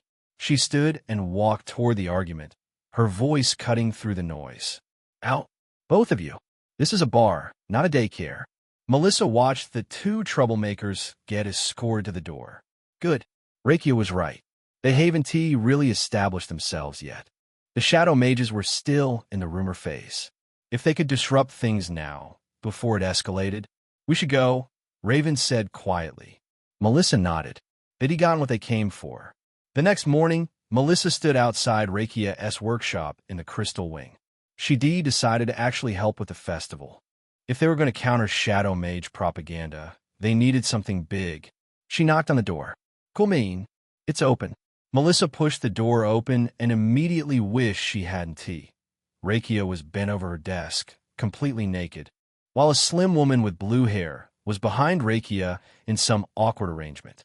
Both of them looked up at Melissa's entrance, but neither stopped. Oh, Melissa, Rakia called out breathlessly. You're early. What? This is my friend Raimi. From yesterday, Rakia said as Raimi held her waist. We're discussing costume materials. That's not discussing. Sure it is. Multitasking. Rakia's tail wrapped around Vera's waist. Did you need something? Melissa's face burned. She backed toward the door. I'll come back later. Okay. Give us like 20 minutes. Raimi's really close to beating this level. Melissa slammed the door shut and leaned against the wall outside, trying to process what she'd just seen. This place is too easygoing. From inside, she could hear Rakia's increasingly loud exclamations. 20 minutes, my ass. That's going to take at least an hour. She walked away, deciding to find breakfast instead. Maybe by the time she got back, Rakia would have clothes on. Probably not, though. Chapter 376, United in Celebration. Part 4. Melissa returned to Rakia's workshop an hour later. To be honest, she wasn't sure if she was hoping Rakia would be done or if she wanted to catch a replay, but whatever the case, she was back and hopefully ready. She knocked again, though a bit more cautiously this time. Safe to come in? Yep. Clothed and everything. Melissa pushed the door open. Rakia sat cross-legged on a pile of cushions, wearing a silk robe that split at the middle, almost making it look like a particularly flowy coat. The Nim woman from earlier, Raimi, was gone. Sorry about earlier. Rakia bounced her feet. I forgot to put up the busy sign. You have a busy sign? No, but I should get one. Rakia grinned. So, you came back. That means you must really want to help with the festival. Yeah, I figured we need to counter the shadow mage propaganda somehow. Exactly. Art defeats hate. Love conquers fear. Pancakes unite all races. Melissa blinked. That last one doesn't fit the pattern. Sure it does. Everything's better after a good release. Wars would end if world leaders just relax more. Melissa blinked. Well, not the worst political theory I've ever heard. Rakia grabbed Melissa's hand and pulled her toward a wall covered in sketches and fabric samples. Look, I've been planning this for weeks. The sketches showed various performance concepts. Nim and Kitsune dancing together. Magical illusions creating shared dreamscapes. Aerial acrobatics that required perfect trust between partners. This is actually really elaborate. Of course it is. I don't half-ass anything. Rakia pointed to one sketch. This one is my favorite. A Nim and Kitsune creating magic together, showing how our abilities complement each other. But Nim can't use magic. Not traditionally. Rakia's eyes sparkled. But you can. The famous Nim mage. Breaking all the rules. I'm not that famous. Please. Every Nim in the world probably knows your name by this point. Half of them want to be with you. The other half want to be you. Melissa's cheeks heated. Surely, that's an exaggeration. Is it though? Rakia flopped back on her cushions. You saved a king. You're training at Syx Academy. You've got that whole mysterious dangerous vibe going on. I do not have a mysterious dangerous vibe. Oh honey, you have so many vibes. Mysterious hero vibe. Awkward virgin vibe despite definitely not being a virgin. Even some I could kill you, but I'd rather kiss you energy. You're making these up, am I? Rakia rolled onto her stomach, kicking her feet in the air. Tell me about yourself then. Who is the real Melissa Blackflame? Melissa sat down on a nearby chair. Yeah, to be honest, there's not much to tell. Bullshit. Everyone has a story. Rakia's tail swayed. Like me, I grew up in the theater district. My mom was a dancer, my other mom was a playwright. I was literally conceived during a performance of The Lonely Shepherdess. Melissa nodded slowly. Then wait, during? MHM, backstage, Rakia elaborated. Whoa, but yeah, Mom says I was born dramatic. Rakia grinned. First word was encore. First steps were dance. First kiss was with my best friend during rehearsal for a romance play. Sounds very theatrical. Everything's theater if you think about it. Life, as we know it, is just one big performance with rising actions. Falling actions, tragedies, comedies, and catharsis. Rakia sat up. But the best performances are the honest ones. The ones where you stop pretending and just be. As much as she may have felt it was crazy to admit it, Melissa was beginning to understand this tiny storm of a woman. Is that what drives you? Honest performance? Not at all. What drives me is the reaction. Rakia's eyes lit up.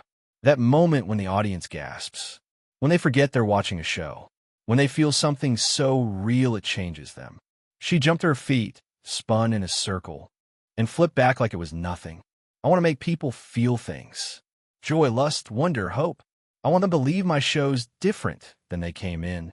Wow, right? Plus I get to see lots of people naked during costume fittings. Melissa laughed. There it is. What? The real reason. Hey, I contain multitudes. Rakia winked. Noble artistic vision and shameless horniness. They're not mutually exclusive. She grabbed a scroll from her desk. Speaking of which, I need your measurements. Real ones this time, not the ones I got from groping you. You were actually measuring? Of course. I'm a professional. A horny professional, but still. Melissa stood and let Rakia measure her properly this time. The kitsune was surprisingly focused, jotting down numbers and muttering about fabric choices. Your proportions are perfect for this routine I'm planning. What routine? It's a surprise. But it involves silk scarves, a little bit of illusion magic, and possibly some light bondage. What? Artistic bondage. Totally different thing. Before Melissa could protest further, someone knocked on the door. Rakia, is Lady Blackflame with you? Yeah, Kumin. A palace servant entered. A young kitsune with golden fur on her tail. She bowed to Melissa. Lady Blackflame, the matriarch requests your presence at the Celestial Springs. The what now? The royal bathing chambers, Rakia explained. Super exclusive. Natural hot springs enhanced with magic. The water literally sparkles. The servant nodded. The matriarch wishes to speak with you privately. She said to come at your earliest convenience. That sounds a little ominous. Which means now, Rakia translated. When a matriarch says earliest convenience, she means drop everything and hustle. The servant maintained her professional expression, but her tail twitched in agreement. I can escort you there, Lady Blackflame. Aye, sure. Okay. Rakia squeezed her shoulder. Don't worry. The matriarch's cool. She probably just wants to chat about Nim-Kitsune relations. Maybe flirt with you a little. That's not reassuring. It's not supposed to be. It's honest. Rakia pushed her toward the door. Go. Bond with our leader. Try not to stare at her tails too much. The servant was already walking down the hall. Melissa hurried to catch up. So these celestial springs are quite beautiful, my lady. The matriarch often conducts informal meetings there. Informal meaning naked? The springs are clothing optional. Of course they are. They walked through increasingly ornate corridors. The decorations grew more elaborate, the wood carvings more intricate.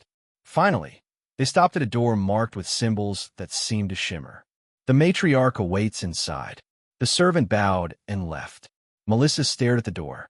Well, this should be interesting. Chapter 377, United in Celebration, Part 5, The Celestial Springs, Lady Blackflame.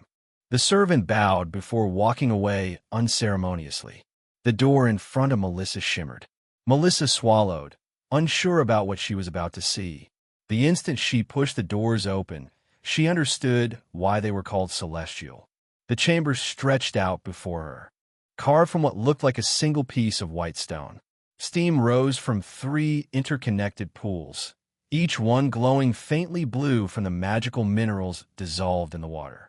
There was no ceiling either, and, just beyond the water, Melissa could see most of Yalmer, bathed by the setting sun in all its glory. And then there was her. Ah, Mudiza. Perfect timing. The matriarch's voice drew Melissa's attention to the largest pool, and her brain immediately short-circuited. Sylviana lounged against the pool's edge, completely naked, with her moonlight-colored hair fanned out behind her like liquid silver. Her breasts floated in the water, each one easily the size of Melissa's head. 9 tails swayed lazily behind her, creating gentle ripples across the surface. That's a lot of woman. That being said, her lower body remained hidden beneath the rippling surface of the water. Melissa could see the outline of something that made her mouth go dry. Oh God. She stared at it like she was looking at the fucking Loch Ness head. Holy shit, that thing could kill someone. Well, don't just stand there, darling. Cool mean. That S when Melissa noticed the other person in the pool. Queen Arya sat on the opposite side, her small frame looking even more delicate next to the matriarch. She had her arms crossed over her chest, her white hair tied up in a messy bun, and her gray eyes locked firmly on a spot about 3 feet above Sylviana's head. The water came up to just below her collarbone, and her entire body was rigid with the effort of not looking down. Your Majesty, Melissa said, bowing slightly. Melissa. Arya's voice came out strained. The matriarch wanted to discuss trade routes. Sylviana laughed, a rich sound. Among other things. But first we should speak privately. House rules. All right. Melissa was glad she was a woman right about now. That would have made this moment way more embarrassing. How much milk must she have in those things? Melissa started undressing, trying to match Arya's determination to look anywhere but directly at the fertility goddess in front of them. She failed within seconds. Her eyes kept drifting down to those massive breasts, then lower to the goddess' prominent form resting against her thigh, even while soft. How's that thing soft? It's bigger than most people's arms. She folded her clothes and set them on a nearby bench, then slipped into the water. The heat immediately seeped into her muscles, and she had to bite back a moan. The water had a strange tingle to it, like carbonation against her skin. There we go. Sylviana stretched. Much better. You can't have a proper conversation with so many clothes on. I fail to see how nudity improves diplomatic discussions, Arya said, her voice still tight. Because when everyone's naked, nobody can hide anything. Sylviana's tail splashed playfully. No hidden weapons, no secret documents, just honest conversation between 3 beautiful women. Melissa settled opposite the matriarch, close enough to Arya that their knees almost touched under the water. She could feel the queen's tension radiating off her in waves. So Melissa said, desperate to focus on something other than the way the steam made Sylviana's skin glow. You wanted to talk about the festival? Eventually, Sylviana leaned forward, which brought her breasts dangerously close to breaking the water's surface. But first, I want to get to know you both better. Arya and I have met before, of course, but never like this. We had 3 diplomatic summits, Arya said flatly. Yes, but you were wearing armor for all of them. Very intimidating. Very unsexy. Sylviana pouted. This is much nicer. I can see the real you. Arya S.I. twitched. The real me is exactly the same whether I'm wearing armor or not. Is it though? Sylviana's eyes sparkled with mischief. Because the Arya in armor never blushed this much. Arya's face went red, which only proved the matriarch's point. This is going to be a long conversation. Sira sat on the floor of her guest room, staring at the stump where her left hand used to be. The phantom pain had mostly stopped, but sometimes she still tried to flex fingers that weren't there. She'd been a two-handed fighter her whole life. Now she had to relearn everything with just her right. Worth it, though. She thought of Melissa's face when she'd shown up at her doorstep. The shock, the anger, the tiny bit of relief she'd try to hide. Melissa could pretend all she wanted, but Sira knew the Nym wanted her here. A knock at the door interrupted her brooding. Come in. Margaret Blackflame walked in, and Sira immediately understood where Melissa got her looks from. The older Nym had the same black hair, the same red eyes, the same curves that immediately caught Sira's interest. The main difference was Margaret's breasts, which were somehow even bigger than her daughter's. It was enough to make Sira's mouth water. Sira, right? Margaret's voice had a maternal warmth to it. Yes, ma'am. That polite word felt strange on Sira's tongue. The others are training in the courtyard, Margaret stated. Thought you might want to join. That caught Sira's interest. Training?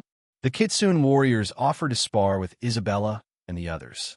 Good practice before the festival. Sira stood up, towering over Margaret. Sure. Lead the way. They walked through the palace corridors, passing Nym servants who kept their heads down and Kitsune guards who watched them with barely concealed suspicion. So Margaret said, have you felt like going back to Raya at all? Not at all. Because of Melissa? Because my tribe are idiots who don't understand what's important. Margaret hummed thoughtfully. And what's important to you? Well, Melissa. Margaret snickered. Just Melissa? Sira thought about it. Strength. Honor. Good fights. Great sex. But mostly Melissa.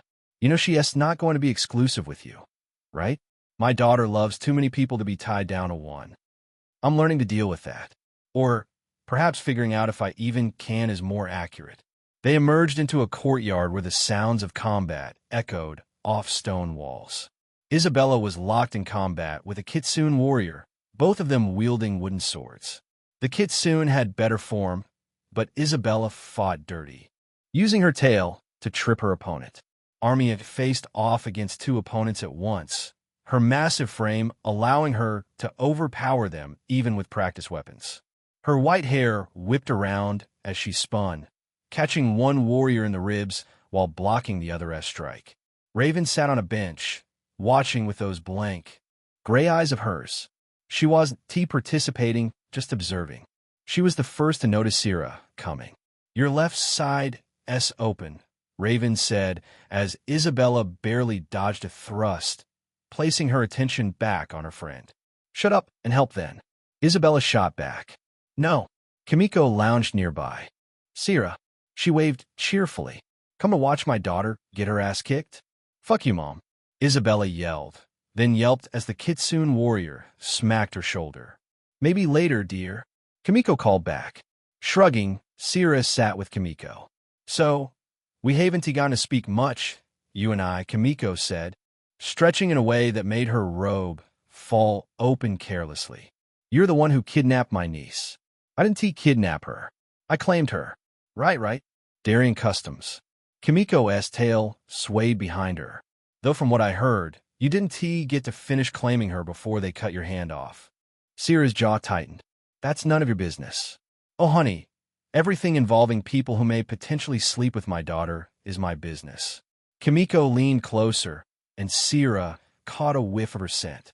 Sweet, like Isabella's, but with something earthier underneath. Besides, you seem tense. When's the last time you had any fun? What? Simple question. You've been following Melissa around like a lost puppy for days now. That frustration has to be building up. Sira shifted uncomfortably. She hadn't even had a moment alone since arriving in Syux. It felt wrong somehow, losing herself while Melissa was right there, but not interested. I'm fine. No, you're not. Kimiko's hand landed on Sierra's thigh. Your wound, so tight you're about to snap. And that's not good for anyone. Sierra grabbed Kimiko's wrist. I belong to Melissa. Do you, though? Kimiko didn't pull her hand away. Because for what I've seen, Melissa hasn't claimed you at all. She's just letting you hang around, because you're a good combat tutor. That stung because it was true. Besides, Kimiko continued, her thumb rubbing small circles on Sierra's thigh. Melissa wouldn't mind if you did a little bonding with the rest of us. She's very open-minded about these things. Sierra nodded. She said if I got jealous about her being with others, she'd send me back to Raya. Exactly. You want a chance at gaining a spot in her heart? It would help if you tried to adapt to how we do things here. Kimiko's hand slid higher. And how we do things here involve a lot of sharing. Sierra's body was starting to respond, and she hated it. This wasn't how things worked in her tribe. You claim someone, they were yours, in a story. I can sense your interest, Kimiko whispered. Kitsune have very sharp instincts. Sierra looked at the Kitsune, really looked at her. The casual confidence, the knowing smile, the way she didn't give a shit about propriety or rules. This is weird, Sierra said. Everything's weird if you think about it too hard. Kimiko pulled her hand back, but winked. The offer stands, though. If you ever want to blow off some steam, my door's always open. Why? Because you're attractive and you've got a great physique. That's all I need. Kimiko stood up, her robe barely staying closed. Plus, I've never been with a Darien with one hand before. Could be fun to see how you compensate. Before Sierra could respond, one of the Kitsune warriors walked over. Hey, yes. Want to spar? I'm curious how you fight with one arm. Sierra grinned, grateful for the distraction from Kimiko's offer and her own racing pulse. You sure about that? Very. Someone tossed Sierra a practice sword. She caught it easily, testing its weight. Lighter than her usual blade, but it would do. Chapter 378. United in Celebration. Part 6. The Kitsune warrior circled Sierra, her wooden sword held low. Ready? Always. The Kitsune lunged forward with a thrust aimed at Sierra's chest. Sierra sidestepped and brought her sword down hard on the warrior's wrist. The Kitsune yelped and dropped her weapon. Too slow, Sierra said. Another warrior jumped in immediately, this one trying to sweep Sierra's legs. Sierra hopped over the attack and slammed her knee into the woman's stomach. The Kitsune doubled over, gasping. Too predictable. A third warrior came at her from behind. Sierra heard the footsteps, spun, and caught the practice sword with her bare hand. The stump of her left arm twitched as muscle memory tried to grab with fingers that weren't there. Too loud. She yanked the sword away and tossed it aside. The courtyard had gone silent.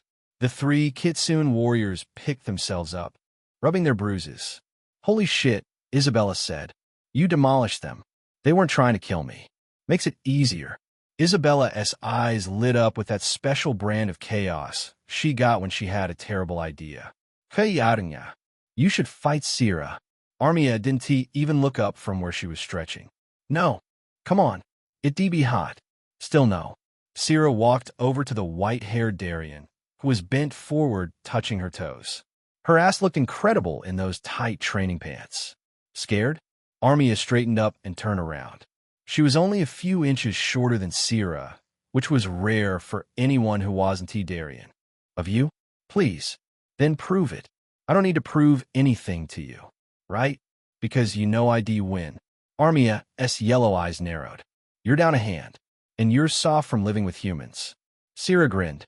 All that etiquette training and fancy swordplay. When's the last time you fought dirty? I don't fight dirty. Exactly my point. Armia's jaw clenched. Sierra could see the exact moment her pride won over her common sense. Fine. 1 round. Isabella squealed. Yes. Raven, you watching this? Obviously, Raven said from her bench. They squared off in the center of the courtyard. Armia had grabbed a wooden sword while Sierra stuck with her fists. No weapons? Armia asked. Don't need them. Armia attacked first. A textbook thrust that would have scored perfect marks at any academy. Sierra slapped the blade aside with her palm and drove her shoulder into Armia's chest. The Darien stumbled back, but kept her footing. That all you got, princess? Armia's next strike came faster and lower, aimed at Sierra's ribs. Sierra twisted, letting the wood scrape across her abs, and grabbed Armia's wrist. She tried to throw the smaller Darien, but Armia planted her feet and refused to budge. They struggled for a moment, muscles straining against each other. "You smell like trouble," Sierra whispered. Armia's concentration broke for just a second. Sierra swept her leg and sent her tumbling to the ground. The wooden sword went flying, but Armia rolled with the fall and came up swinging. Her fist caught Sierra in the stomach, driving the air from her lungs. While Sierra gasped, Armia tackled her around the waist. They hit the ground hard, Armia on top. She tried to pin Sierra's arm, but Sierra bucked her hips and threw her off. They rolled across the courtyard, each trying to gain the upper position. Finally, Sierra managed to get Armia in a headlock with her one good arm. "Yield? Fuck you. Maybe later." Armia drove her elbow back into Sierra's ribs. Sierra grunted, but didn't let go. After a few more seconds of struggling, Armia tapped out. They separated, both breathing hard. Armia's white hair was a mess, and there was dirt on her cheek. Sierra's shirt had torn at some point, showing off her abs. "Not bad," Sierra said. "You either." They stared at each other for a moment longer before Armia turned and walked away. Sierra sat back down next to Kimiko, who was fanning herself dramatically. The sexual tension. I could cut it with a knife. Back in my tribe, I'd already be carrying her off to my tent. So why don't you?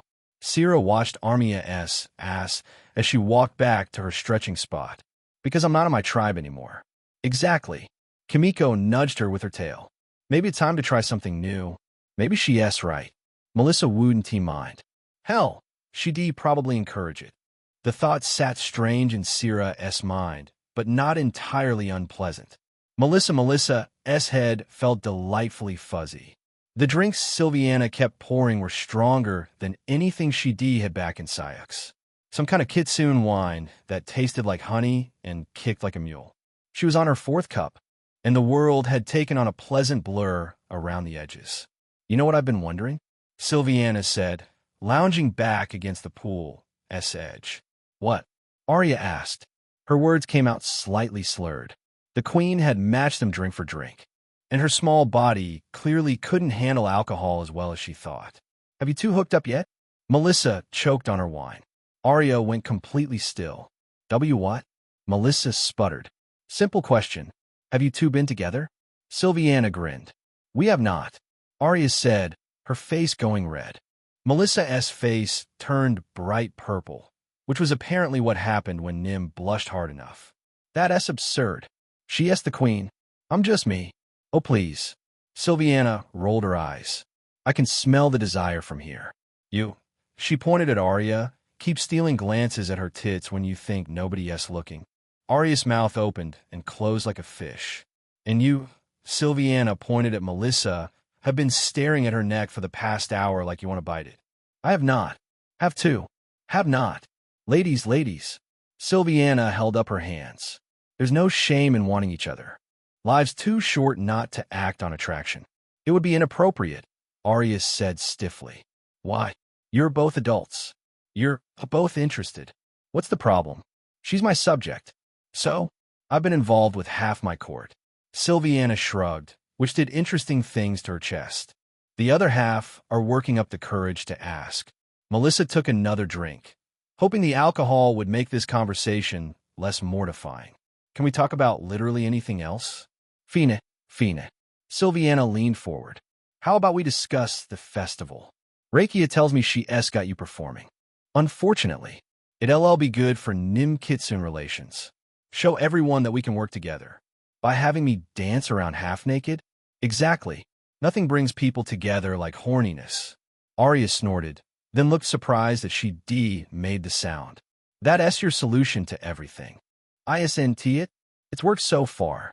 Sylviana stretched. You'd be amazed how many conflicts can be resolved with a well-earned break. Melissa was about to respond when something caught her eye. What the? A shadow moved on the wall behind Sylviana. Her body moved before her brain caught up. Get down. She lunged forward, tackling Sylviana sideways, just as a blade sliced through the air where the matriarch's head had been. The assassin, a Nim woman in dark clothes, cursed and pulled back for another strike. Melissa's hand was already moving, drawing a spell sign in the air. Ignis Cor, Plotefmine. A shield of blue flame erupted between them and the assassin. The woman's blade bounced off it with a hiss. Guards! Sylviana roared, her playful demeanor vanishing. Seal the palace. No one leaves. Kitsune warriors poured into the chamber, weapons drawn. The assassin tried to run, but Arya was already moving. Despite being naked and drunk, the Queen's spell sign was perfect. Glacies subpetibus. Ice spread across the floor. The assassin slipped, crashed into a wall, and got tackled by 3 guards. Melissa stood up, her heart pounding. The alcohol buzz was completely gone, replaced by adrenaline. Everyone okay? Fine. Sylviana stood, water dripping from her body. Though I'm disappointed. Usually assassins wait until after I've had sex to try killing me. This isn't a joke. Adias nept. I know. Sylviana's eyes were hard now. Someone just tried to kill me in my own palace. Someone who got past all my guards. She looked at the struggling assassin. Take her to the cells. I want to know everything. Who sent her? Who helped her? Who so much as looked at her funny today?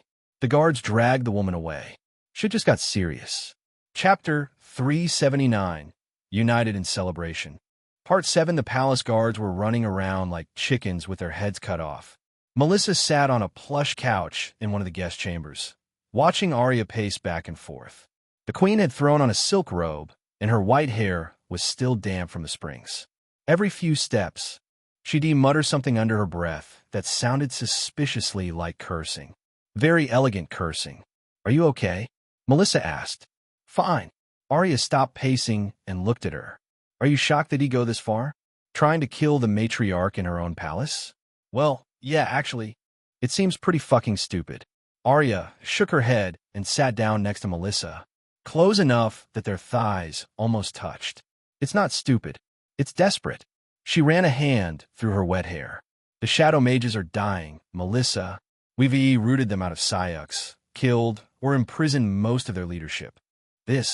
She gestured vaguely at the chaos outside. This is the last gasp of a dying beast. So what? You think they're just lashing out? Exactly. They know they can't win anymore, or at least win right now. So they're trying to either set up a future victory or cause as much damage as possible on their way down. Arya's gray eyes were hard. They fight harder than ever now. Sneakier than ever. Even outside of Syux. Especially outside of Syux, where they think we can't reach them. Melissa thought about that for a moment. The shadow mages have been a pain in her ass for years now, but she'd never really considered what would happen when they got cornered. They do say animals are most dangerous when they're wounded and trapped. Should I be worried? You? Arya actually laughed, a short, sharp sound. You've killed more shadow mages than anyone else I know. If anyone should be worried, it's them. Thanks for the vote of confidence. It's not confidence. It's fact. Arya stood up. I need to coordinate between my own knights and the palace guards. Will you be all right? Yeah. They'll go check on the matriarch. Arya nodded and swept out of the room, her robe billowing behind her. That woman really knows how to make an exit. Sylviana's chambers were fucking ridiculous. The ceiling was painted with what looked like a wild gathering of various mythological creatures. The bed could fit at least 10 people comfortably. There were silk cushions everywhere, incense burning in golden holders, and what Melissa was pretty sure was a sex swing in the corner. The matriarch herself was lounging on a divan, completely naked except for some jewelry that drew attention to all the right places. She was smoking something from a long pipe that made the air smell sweet and heavy. Melissa, come, sit. She patted the spot next to her. Melissa sat down, trying very hard not to stare the massive breasts literally right there at eye level. How are you holding up? Melissa asked. Oh, I'm fine. This isn't my first assassination attempt. Sylviana took another drag from her pipe. Though I'll admit, having a Nim shadow mage try to kill me is new. Usually it's jealous ex-lovers or political rivals. How does that even work? Melissa asked, more to herself than Sylviana. "Hmm." Strange things like that come with the territory in Yalmer. Perhaps she was the self-hating type. Who knows? Who cares? All I care about is who sent her. Sylviana stretched, and Melissa's eyes immediately dropped to watch her breasts move. Sylviana noticed. See something you like? Melissa's face went purple. Relax, dear. I'm not offended. These things are magnificent. She cupped her own breasts and gave them a little jiggle. Cost me a fortune in back support charms, though. This woman has no shame whatsoever. Right? Did you want to talk about something specific? Sylviana's expression turned more serious, though she didn't stop idly playing with her nipple piercing. Actually, yes. These next few days are going to be stressful. The lockdown, the investigation, the paranoia, it's going to make things worse between Nim and Kitsune. Yeah, I figured. It would have been even worse if the Nim woman had succeeded. If you hadn't been there, or worse, if you hadn't noticed her, we'd be in a much bigger political mess right now. But luckily you intervened, which means you and Rakia might be able to fix this better than I can. Melissa blinked. What? How? The festival, dear. Nothing brings people together like a good show. And Rakia tells me you've got something special planned. I don't even know what we're doing yet. That's fine. Rakia works best when she's improvising anyway. Sylviana leaned forward, and Melissa had to physically force herself to maintain eye contact. The point is, you're a Nim who saved my life from the attack of another Nim. Word will no doubt be spreading already about that. That count for something. If you can put on a good performance, show everyone that Nim and Kitsune can work together, it might be enough to counter whatever the Shadow Mages are planning. No pressure or anything. Oh, enormous pressure. The fate of interspecies relations might literally rest on your ability to dance. I can't dance. You'll learn. Rakia's very persuasive. Sylviana winked. In more ways than one, if you're interested. Melissa stood up quickly. I should go. Check on my friends. Make sure they're not freaking out. Of course. But Melissa? Sylviana's voice stopped her at the door. Thank you for saving my life. I want tea, forget it. Melissa nodded and practically fled the room. That woman is going to give me a heart attack. The guest quarters were eerily quiet when Melissa got back.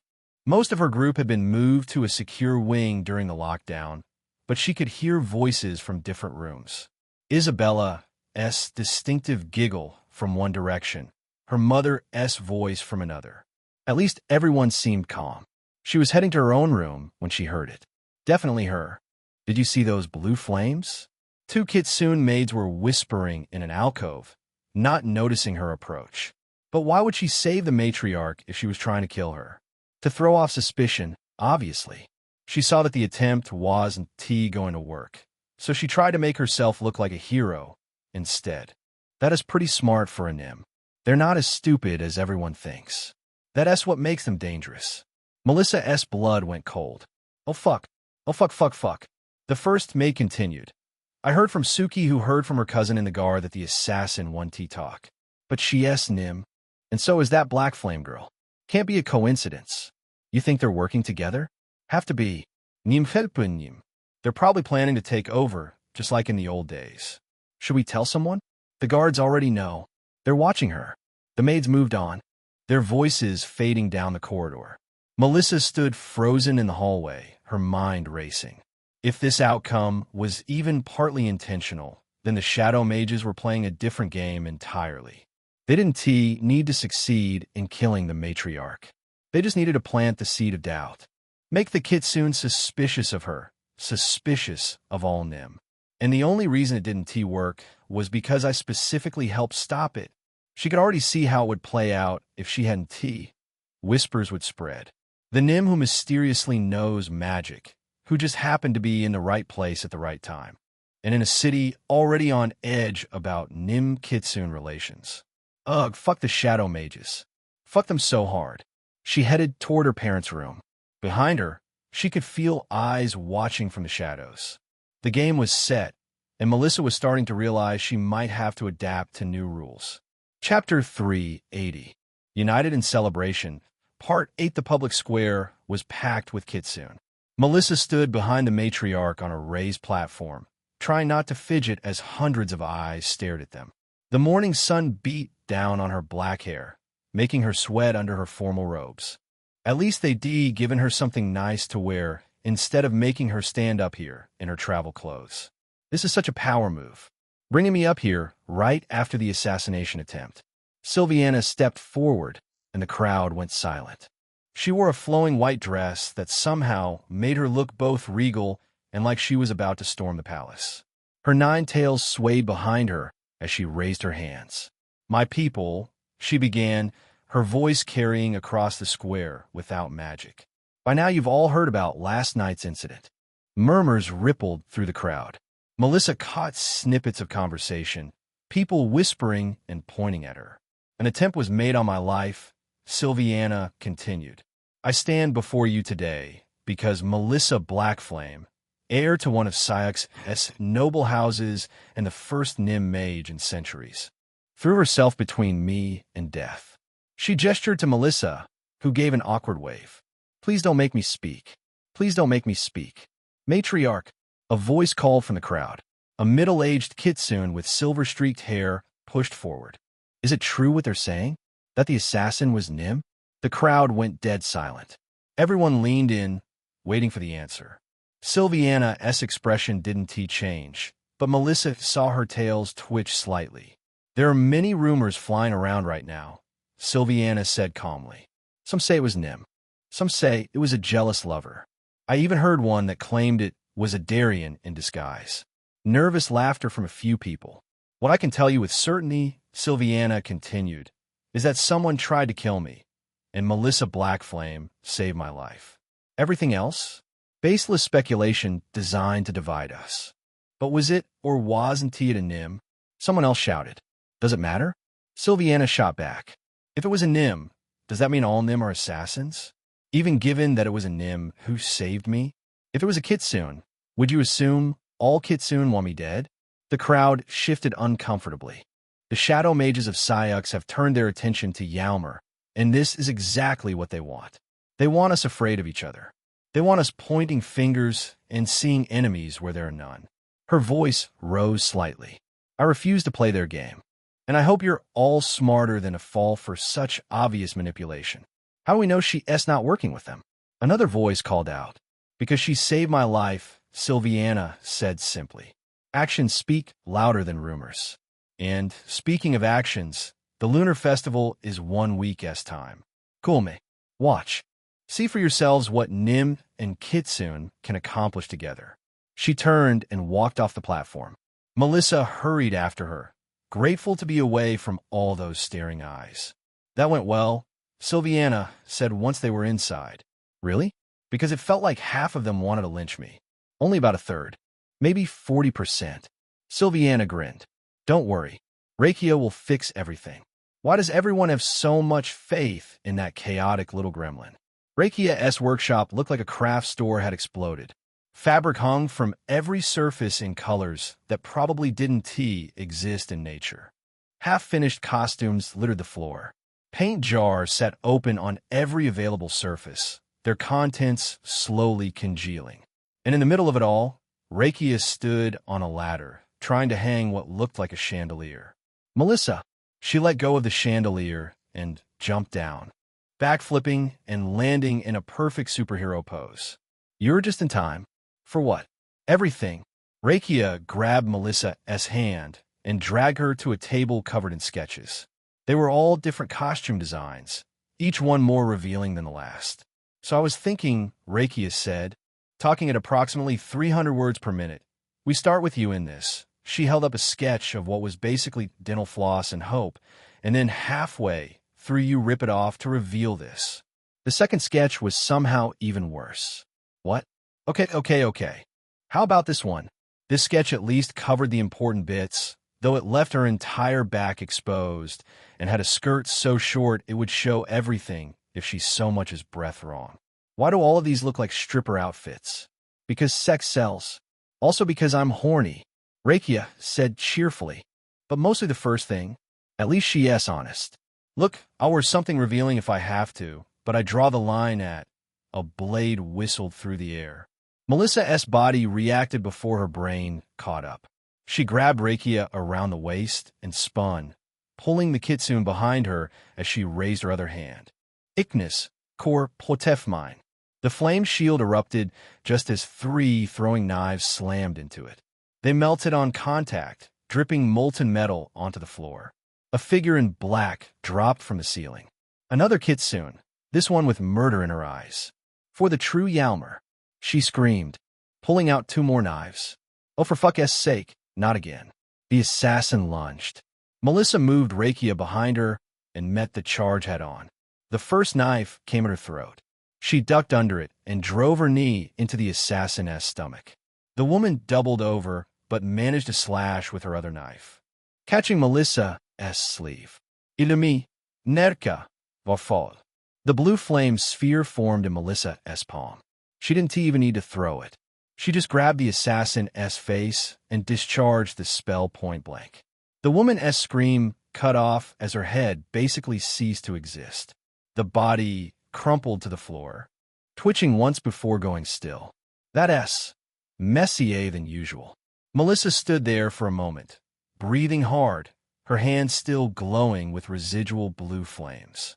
She could feel Rakia pressed against her back, one arm still wrapped protectively around the kitsune's waist. You can let go now, Rakia said quietly. Right? Sorry. Melissa released her and stepped back. When she turned around, Rakia's face was bright red. The usually hyperactive kitsune was standing very still, her ears flat against her head and her tails tucked between her legs. You okay? You saved me. Well, yeah. Couldn't he let you die before the festival, right? Melissa tried to give a smile that let Rakia know she was joking. No, Rakia looked down, then back up at Melissa. No one has ever protected me like that before. Suddenly, Melissa realized what just happened. Is she embarrassed? Rakia? The girl who tongue-kissed me within 5 seconds of meeting me? It's not a big deal, Melissa said, suddenly feeling awkward herself. Anyone would have done the same. No, they wouldn't. Rakia's voice was uncharacteristically serious. Most people would have saved themselves first. But you put yourself between me and danger without even thinking about it. The silence stretched between them. Melissa became very aware that they were standing very close together, that Rakia's perfume smelled like cherry blossoms, and that the kitsune's lips looked extremely kissable. We should probably call the guards, Melissa said, breaking the moment. Yes, guards. Good idea. Rakia shook her head, and just like that, the manic energy was back. But first, we need to hide the body, because if my workshop gets shut down as a crime scene, we'll never finish your costume. That's your priority right now? The show must go on. Rakia grabbed a paint-stained tarp. Help me wrap her up. We'll stuff her in the closet, and I'll burn her at night. That has to be illegal. Only if I get caught. This girl is absolutely insane, and I think I might be into it. What's wrong with me? They wrapped up the body together, Rakia chattering about costume modifications the entire time like they weren't handling a corpse. Once it was safely hidden in a closet full of bizarre, tubular costume rejects, Rakia grabbed Melissa's hands. Okay, so now that we've trauma-bonded through murder, you must wear the backless dress. How does that follow? Because you looked really hot when you were protecting me, and I want everyone to see how amazing your back muscles are when you move. Not to mention that it cuts so low, everyone will get a tasteful peek at your incredible butt. Melissa felt her face go purple again. What? Also, we should probably add some protection enchantments to the costume. Just in case someone else tries to kill us during the performance. That is actually not a bad idea. I have those occasionally. Rakia pulled out the sketch of the backless outfit again. So, will you wear it? For me? Your savior/saved person? Those puppy eyes should be illegal. Fine. But if my tits fall out during the performance, you're taking responsibility. Deal. I'll catch them myself, if I have to. Rakia immediately started pulling fabric from various piles, holding different colors up to Melissa's skin. She was back to her usual chaotic self, but Melissa noticed she stayed closer than before, occasionally brushing against her arm or touching her hand. That said, as Rakia started taking her measurements, chattering about dance moves and light effects. Melissa found herself not minding the closeness, even if there was a dead body in the closet. Chapter 381. United in Celebration. Part 9. Sira watched from the palace courtyard as that tiny kitsune dragged Melissa around like a doll. The girl looked like she'd snap in half if Sira so much as breathed on her wrong. All colorful hair and bouncing energy, probably weighed as much as Sira's left hit. And yet there was Melissa, following along with that dazed expression that meant she was either confused or horny. Probably both, knowing her. "You're staring." Kimiko appeared beside her, those huge breasts barely contained in what could generously be called a dress. The older kitsune grabbed Sira's hand without warning. "Come on, we're going to enjoy the city." "Idonti, Isabella. We're leaving." Isabella popped up from behind a fountain. "Oh good. Are we going shopping?" "Better." Kimiko's grin turned predatory. "Much better." 20 minutes later, Sira stood in front of a building that screamed sex happens here from every angle. Red silk curtains in the windows. The smell of incense and arousal thick in the air. Moaning drifting from upstairs rooms. And a sign with a picture of two kitsune women in a very acrobatic pose. "A brothel," Sira said flatly. "The best brothel in the capital," Kimiko announced, already pulling them toward the entrance. "My treat. I don't need." "Yes, you do." Kimiko stopped and looked at her seriously. "You want to win Melissa's heart? Start changing. Stop thinking like a Darien warrior who claims property and start thinking like someone who deserves her." Sira's jaw clenched. "I do deserve her. I'm the strongest warrior there is. Who could possibly deserve her more? Then prove it. Learn what it means to share pleasure instead of just taking it." Isabella was already inside, chatting up a kitsune whose chest jiggled with every little chuckle. The woman had her hand pressed against Isabella through her pants, and Isabella looked visibly flustered. "This is stupid," Sira muttered, but she followed them in any way. The interior was all plush red velvet and golden accents. Kitsune women lounged on divans in elegant robes and ornate jewelry, chatting and laughing together. A few were already in deep conversation with visitors, and the sounds coming from the private rooms upstairs left nothing to the imagination. "Welcome to the Velvet Tail." A kitsune with silver hair and 3 tails approached them. She greeted them warmly, the outline of her form visible through her sheer dress. "Kimiko, it's been too long." "Yuki." They embraced like old friends, pressed close to each other just enough to make it clear they were more than that. "This is Sira. She needs an education." Yuki looked Sira up and down, studying her carefully. A Darien, and clearly a Rayan at that. We don't get many of those." "Experienced?" "No." Sira snapped. "Then there's much to learn." Yuki circled her, trailing a finger across Sira's abs. "You've only ever tried to dominate, haven't you? To claim. To own." Sira grabbed her wrist. "Watch it. See?" Yuki grinned. "All aggression, no finesse." "Don't worry, darling. We'll fix that." She led them upstairs to a room that was basically a bed with walls. Isabella immediately started undressing, tossing her clothes aside. "So who's going first?" she asked cheerfully. "Sira is," Kimiko said, pushing the Darien toward the bed. "And she's going to learn how to accept help." "I don't accept help from anyone." "Tonight you will." Yuki's dress hit the floor. Probably almost as big as Sira's own. Almost. Unless you're scared? Scared? Sira really didn't like that word. But that was the energy that carried in the air. The 3 women around her looked at Sira like she was a wimp. "Fuck, they're challenging me. And if I back down? Fine." Sira started pulling off her clothes. "But if this is stupid, I'm leaving." "Deal." Yuki climbed onto the bed, ready. "Now come over here." Melissa, the interrogation room smelled like fear and old blood. Melissa stood beside Arya and the matriarch, watching through enchanted glass as 2 kitsune guards questioned the Nim assassin. The woman sat chained to a chair, her face bruised but defiant. "Tell us who sent you," one guard said for probably the 100th time. "Fuck yourself," the assassin spat back. "This is going nowhere," Arya muttered. "We've been at this for hours." The assassin laughed, high and sharp. You'll get nothing from me. The Nim will rise again. We'll take back what's ours. She's clearly insane, Arya said. But something bothered Melissa. The way the woman moved, the way she held herself. It was off somehow. Let me try, Melissa said. Arya looked at her skeptically. You think you can do better than trained interrogators?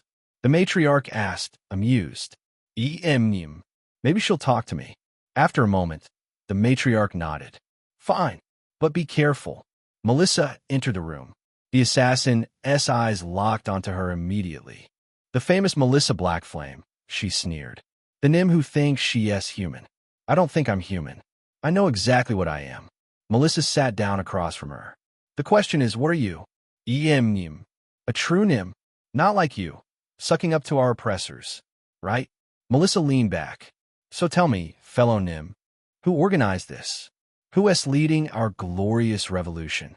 The assassin's eyes gleamed. Wouldn't you like to know? I would actually. She's too eager. Too theatrical. Something's wrong here. The humans in Kitsune have kept us down for centuries. The assassin ranted. But we remember when we ruled. When they served us. And killing the matriarch would accomplish what exactly? Chaos. Fear. Show them we're not weak. Melissa stood and walked around the table, noting how the assassin tensed. You know what? You're right. We should take what's ours. She moved closer. In fact, she began weaving a spell sign the guards wouldn't recognize. The charm spell she created herself a year ago, the one that had worked on Queen Melara. Pheromono Desiderium Proicera. The spell hit the assassin like a wave. Her pupils dilated, her breathing quickened, and her thighs pressed together. What did you? Just a little something to help you relax. Melissa straddled her. Now let's talk honestly. Who sent you? The assassin squirmed in her chair, her face flushed. I can't. Sure you can. Melissa leaned forward, giving the woman a clear view down her shirt. Just tell me the truth, and it'll make this feeling stop. The shadow mages? Good girl. Names? The assassin was panting now, grinding against her chair. But then something unexpected happened. Something pressed against Melissa's thigh.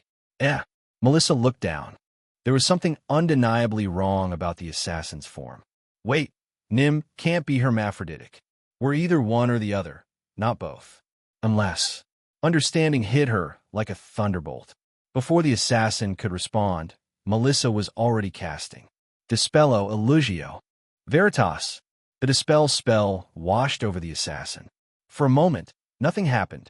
Then her appearance flickered like a bad hologram. Her black hair turned pink. Her horns vanished. Fox ears sprouted from her head, and 3 tails appeared behind her. A kitsune. She'd been a kitsune the entire time. Shit. The fake assassin breathed. Guards! Melissa shouted. The door burst open. The kitsune guards took one look at the revealed infiltrator and drew their weapons. Shadow Mage, Melissa said, backing away. The so-called Nim assassin was a kitsune shadow mage using illusion magic. Arya appeared in the doorway, her eyes wide. How did she fool everyone? Really good illusions, apparently. Melissa was still processing. They didn't just send a Nim to kill you, Sylviana. They sent a kitsune disguised as a Nim. To make it look like Nim were responsible, the matriarch finished. Fuck, I'm almost impressed at the audacity. The shadow mage kitsune laughed, the charm spell still making her squirm. You think you've won? This is just the beginning. The Nim will be blamed regardless. The seeds of doubt are planted. Gag her, the matriarch ordered, and get her out of my sight. As the guards dragged the shadow mage away, still aroused and struggling, Arya turned to Melissa. What kind of magic did you use there? She asked with a raised brow. Just something I've been working on for a while. Melissa tried to sound casual. Figured it might be useful someday. Useful is an understatement. You just exposed their entire plan. Not the entire plan. This is just one piece. They're playing a bigger game. Chapter 382. United in Celebration, Part 10. The interrogation room still smelled like arousal, even after the guards had dragged the fake assassin away. A kitsune, Sylviana said for the 3rd time. Like saying it enough would make it less insane. They sent a kitsune disguised as a Nim to kill me. It's brilliant, actually, Arya admitted, though she looked like the words physically hurt to say. If we hadn't caught her, every kitsune in Yalmer will be blaming the Nim right now. They still might. Melissa pointed out. Just because we know the objective truth doesn't mean everyone will believe it. The matriarch S9 tails moved sporadically, each one moving independently like they had their own anxiety to work through. We'll need to make a public announcement immediately. Show the citizens exactly what happened. That could backfire, Arya said. Some might think we're covering for the Nim, making excuses. Then what do you suggest? We use the festival, Melissa cut in. Both leaders turned to look at her. Think about it. We have 1 week to show unity between Nim and Kitsune. If we pull it off right, the Shadow Mage's whole plan falls apart. You're putting a lot of faith in a performance, Sylviana said, but there was something considering in her tone. The only thing that can move hearts better than politics is art, right? Plus, Rakia is already working on it. Feels like all we need to do is adjust our ongoing approach is all. Sylviana thought about it. Fine, the matriarch decided. No big announcement. We continue with the festival plans. But we also increase security. I want guards at every event, every rehearsal. Agreed, Arya said. Now if you'll excuse me, I need to check on my delegation. As the queen left, Sylviana turned to Melissa with a look that could only be described as predatory curiosity. That spell of yours. Where exactly did you learn that? I invented it. Invented it. The matriarch's eyebrows rose. A spell that makes someone so aroused they can't lie. That's quite the achievement for someone so young. Thanks. I'd love to discuss it more sometime. Perhaps over drinks at the Springs again? Sylviana smiled. For academic purposes, of course. Of course, Melissa squeaked. This woman is going to be the death of me. Isabella was still sore from the brothel visit as she walked through Yalmir's merchant district with her mother and Armia. They'd left Sira back at the Velvet Tail, completely wrecked and possibly having a spiritual awakening about the nature of pleasure. Watching that massive Darien warrior get outmatched by Yuki had been absolutely hilarious. And impressive. Mostly impressive. Girl went from I don't engage to this is amazing in like 10 minutes. Iconic. Then they'd picked up Armia, who was walking beside Isabella with a suspicious look. You're grinning like an idiot, Armia muttered beside her, just thinking about Sira's face when Yuki got the better of her for the 3rd time. Armia's cheeks went red. The shop they were walking to was exactly the kind of place Isabella loved. Cluttered with half-finished experiments, books stacked to the ceiling, and the distinct smell of magical residue mixed with burnt paper.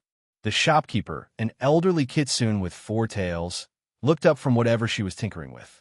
Can I help you? I'm Isabella Summer, Isabella announced, pulling out one of her prototype wands. I invented these. I was wondering if you'd be interested in stocking them. The shopkeeper's eyes narrowed as she examined the wand. You're with the Syx delegation. Yeah, and? The one traveling with that Nim. Melissa Blackflame. Isabella's smile tightened. She is my cousin, actually. The temperature in the shop dropped about 10 degrees. The shopkeeper handed the wand back like it might bite her. I'm not interested. You didn't even look at what it does. Don't need to. Not buying anything associated with Nim. Not after what they tried to do to the matriarch. Isabella wanted to argue more, but Kimiko's hand on her shoulder stopped her. They left the shop in tense silence. The next 3 shops went exactly the same way. The moment Melissa's name came up, doors might as well have slammed in their faces. This is bullshit. Isabella exploded after the 4th rejection. My wands are revolutionary. They're literally going to change how magic works. And they want to even look at them because of some racist conspiracy theory garbage. The fear is real, Kimiko said softly. Even if the cause is fabricated, it's still fucking stupid. They found a small park and sat on a bench. Isabella's tails whipped back and forth in agitation, while Armia sat unnaturally still beside her. Through all the annoyance, she noticed the look on Armia's face and decided to ask about it. She needed some form of a distraction. Any. You've been quiet, Isabella said, poking the Darien's arm. Like, more than usual. What's wrong? Armia stared at her hands folded in her lap. It's nothing. Bullshit. I said it's nothing. And I said bullshit. Come on, what's eating you? And don't say it's about the shops because you've been weird since yesterday. Armia's jaw clenched. It's Sierra. What about her? She's. Armia struggled for words. She's everything a Darien is supposed to be. Isn't she? Strong. Confident. Commanding. Takes what she wants. Even with one hand, she could probably break me in half. Okay. And I've spent my whole life trying to be seen as human. The words burst out of Armia like they'd been building pressure for days. I've spent years learning etiquette and swordsmanship and magic, trying to be refined and civilized and everything a proper lady should be. Then she shows up and she's just unapologetically Darien. Hell, a little too Darien, with the whole taking Melissa against her will thing. And yet, Armia sighed. And yet she doesn't seem to care. Isabella blinked. Wait, are you jealous? No. Maybe. I don't know. Armia's head dropped into her hands. Haven T, I've been trying to distance myself from all that. The violence, the dominance, the whole Darien warrior thing. But then I see her and part of me thinks, what if I've been doing this all wrong? Okay, first of all, Isabella said, turning to face Armia fully, you're overthinking this. Second, who says you have to be one thing or the other? Society. Screw society. You think I care what society thinks? I'm out here inventing magic wands and doing whatever I want with my family. Society can eat my entire ass. Despite everything, Armia snorted a laugh. That's different. How? You're a Kitsune. You're supposed to be like that. And you're Darien. You're supposed to be whatever the fuck you want to be. Isabella grabbed Armia's face, forcing her to make eye contact. Look, you want to be seen as a lady? Be a lady. A lady who could also absolutely destroy someone in combat if needed. You want to be seen as a Darien? Start getting stronger or something. If you don't want to be seen that way, that's fine too. That's not how it works. Says who? You're literally making your own rules here. That's the whole point. Isabella let go of her face. Besides, you think humans don't have warriors? You think they don't have noble ladies who can sword fight? Please. Half the human nobility are trained killers in fancy dresses. Armia was quiet for a moment, processing. When I see her, I feel small. Inadequate. Babe, she is almost 7 feet tall. Everyone feels small next to her. That's just physics. That's not what I meant. I know what you meant. And I'm telling you it's bullshit. So what if you're not the biggest, strongest Darien all of a sudden? You're you. And that's enough. Kimiko, who had been quietly watching, added, she's right, you know. There's no one way to be anything. Even among Kitsune, we're all different. But everyone expects. Fuck their expectations, Isabella interrupted. Seriously, life is too short to live for other people's ideas of what you should be. Armia took a deep breath, then another. I guess you're right. When am I not right? Armia raised a brow, as if to ask, do you really want to know? Anyway, Isabella quickly said, I think someone out here has got to appreciate a good world-changing invention when they see one. Come on, ladies, let us keep strutting. Kimiko and Armia exchanged a look. Up ahead, Isabella walked forward into her entrepreneurial future with a little more hip sway than normal. Chapter 383, United in Celebration. Part 11. Melissa, 5 days remained until the Lunar Festival. By now, all sorts of rumors had slowly spread through the capital. People said Nim were forming gangs to hurt innocent Kitsune. People said more Nim assassins were hiding in the shadows. Some people even said Melissa herself was here alongside the Queen of Syux for no other reason than to try to establish her dominance. And through it all, Melissa and Rakia kept working. Right, no, left. Rakia instructed as Melissa helped hang some items up. The festival preparation area was chaos. Beautiful, organized chaos, but chaos nonetheless. Kitsune performers stretched and practiced routines, while others painted massive backdrops.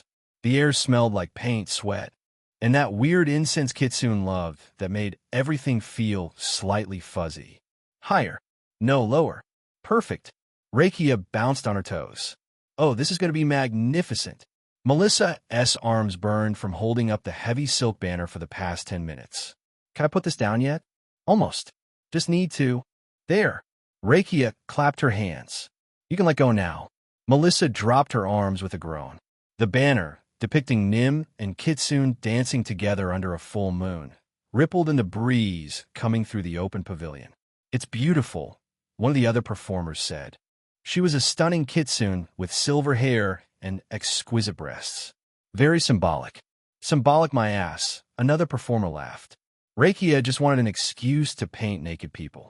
Art doesn't need excuses, Rakia declared, grabbing Melissa's hand. Come on, we need to check the stage setup. This girl has more energy than Isabella after discovering a new spell. How is that even possible? The main stage was massive, easily 3 times the size of anything Melissa had seen in Syux. Workers hammered platforms into place, while others tested the magical lighting systems that would illuminate the performances. So, Rakia said, watching Melissa watch the dancers rehearse, what is your background in performance? My what now? Performance. Dancing, singing, acting? Oh, none. Rakia stopped walking so suddenly that Melissa nearly crashed into her. None? None. I mean, I've been in some fights that probably look choreographed. Fighting is not dancing. Well, arguably, they're both about movement and timing. Nope. They're not the same. Rakia grabbed Melissa's shoulders. How can you perform at the festival if you can't dance? I thought I was just going to stand there and look pretty while you did all the actual performing. Rakia's eyes went wide with horror. Just stand there? Look pretty? Just stand there. Is that not the plan? No. No. No. No. No. No. Rakia started pacing in circles around Melissa. You're the symbol of Nim Kitsune unity. You need to move, to express, to make people feel things. I make people feel things. Usually it's arousal or annoyance, but not those kinds of feelings. Rakia paused. Well, actually, arousal could work. We could do something with that. Please don't make me seduce the entire audience. Why not? You're Nim. It's literally your thing. That S, kinda racist. Is it racist if it's true? Rakia tilted her head. Besides, I've seen how you move. You have natural grace. I really don't. Nonsense. Everyone is a dancer. They just need to find their rhythm. Rakia grabbed Melissa's hands and pulled her into a spin. See? You're already moving. This is just spinning. All dance is just movement with intention. Rakia dipped her dramatically, and Melissa's face went red as she found herself staring up at the Kitsune's grinning face. And you, my dear, have such interesting intentions. Why does everyone in this country have to be so forward? Rakia, stop molesting our guest. One of the silver-haired performers called out. It's not molesting if she likes it. Rakia called back, pulling Melissa upright. I never said I liked it. Your tail says otherwise. Melissa looked back to see her tail was indeed raised, and the heart-shaped tip was twitching slightly. Traitor. That's just biological responses. Means nothing. Hum. Rakia's grin was insufferable. Come on, let me at least teach you some basic steps. The festival is in 5 days. Can I just... No standing still. We're creating art. 3 hours later, Melissa stumbled out of the rehearsal pavilion feeling like she'd been through a particularly aggressive washing machine. Rakia had tried to teach her at least 6 different dance styles, each more complicated than the last. I'm going to die. The festival hasn't even started, and that girl is going to kill me with choreography. The sun was setting, painting the palace grounds in shades of gold and orange. Melissa made her way back toward the guest quarters, her legs protesting with every step. She found Armia sitting alone in one of the gardens, staring at nothing in particular. Hey, Melissa said, collapsing onto the bench beside her. You look about as happy as I feel. Armia glanced at her. Rough day. Rakia tried to teach me to dance. I think I pulled muscles I didn't know existed. Melissa stretched, her back popping. What about you? You've been weird lately. I'm not weird. You're sitting alone in a garden, looking like someone kicked your puppy. That is pretty weird for you. Armia was quiet for a moment. Can I ask you something? Sure. What do you like about me? Melissa blinked. That's a loaded question. Just answer it. Well, Melissa considered. Everything down, there's pretty great. Melissa, what? It is. It's like, proportionally impressive. The first time I saw it, I thought, how does she walk with that thing? Armia's face was burning red. That's not what I meant. I know. Melissa's voice softened. You want a real answer? Please. Melissa turned to face her properly. I like that you're trying to be something more than what people expect. That takes guts. Most people just accept the box they're put in, but you looked at yours and said, fuck that. I'm making my own box. But what if I'm doing it wrong? There's no wrong. That is the whole point. Melissa reached out and took Armia's hand. You're strong and elegant and smart, and you care so much about everything. Even when you're trying to act all stern and proper, I can see how much you care. Really? Really? Plus you look incredible in a dress. Like, seriously, your legs in that gown at the gala? I thought I was going to pass out. Armia laughed despite herself. You're terrible. I'm telling you the truth. Melissa squeezed her hand. And since we're being honest, you're really something special. Like, genuinely impressive. I've paid close attention. You have not. In my head, it's at least stop. What? I'm just appreciating your assets. Melissa grinned. All of them. The physical ones and the personality ones. You can't just jump between heartfelt and flirty like that. Watch me. It's called range. Melissa stood up, pulling Armia with her. Come on. Let's go find the others before Isabella does something that causes an international incident. She wouldn't. She absolutely would. Yesterday, she tried to sell wands to a shop, and when they refused because of me, she threatened to turn them inside out with magic. She what? Yeah. Kimiko had to drag her out. Melissa started walking, Armia's hand still in hers. Come on. They walked through the palace grounds as the last rays of sunlight faded away. Despite everything, the rumors, the assassination attempts, the constant chaos, Melissa felt oddly at peace. 5 more days. Just need to survive 5 more days, and then we can go home. Though part of her wondered if, after all this, Syux would even feel like home anymore. Chapter 384. United in Celebration. Part 12. Raven. 3 days remained before the Lunar Festival. Raven stood in the guest quarters, watching Melissa pace back and forth like a caged animal. I need you two to do something for me, Melissa said, gesturing at Raven and Isabella.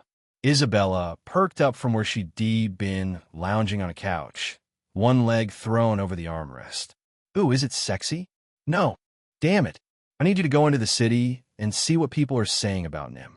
Get a feel for the tensions. See if the assassination reveal helped or made things worse. Melissa ran a hand through her hair.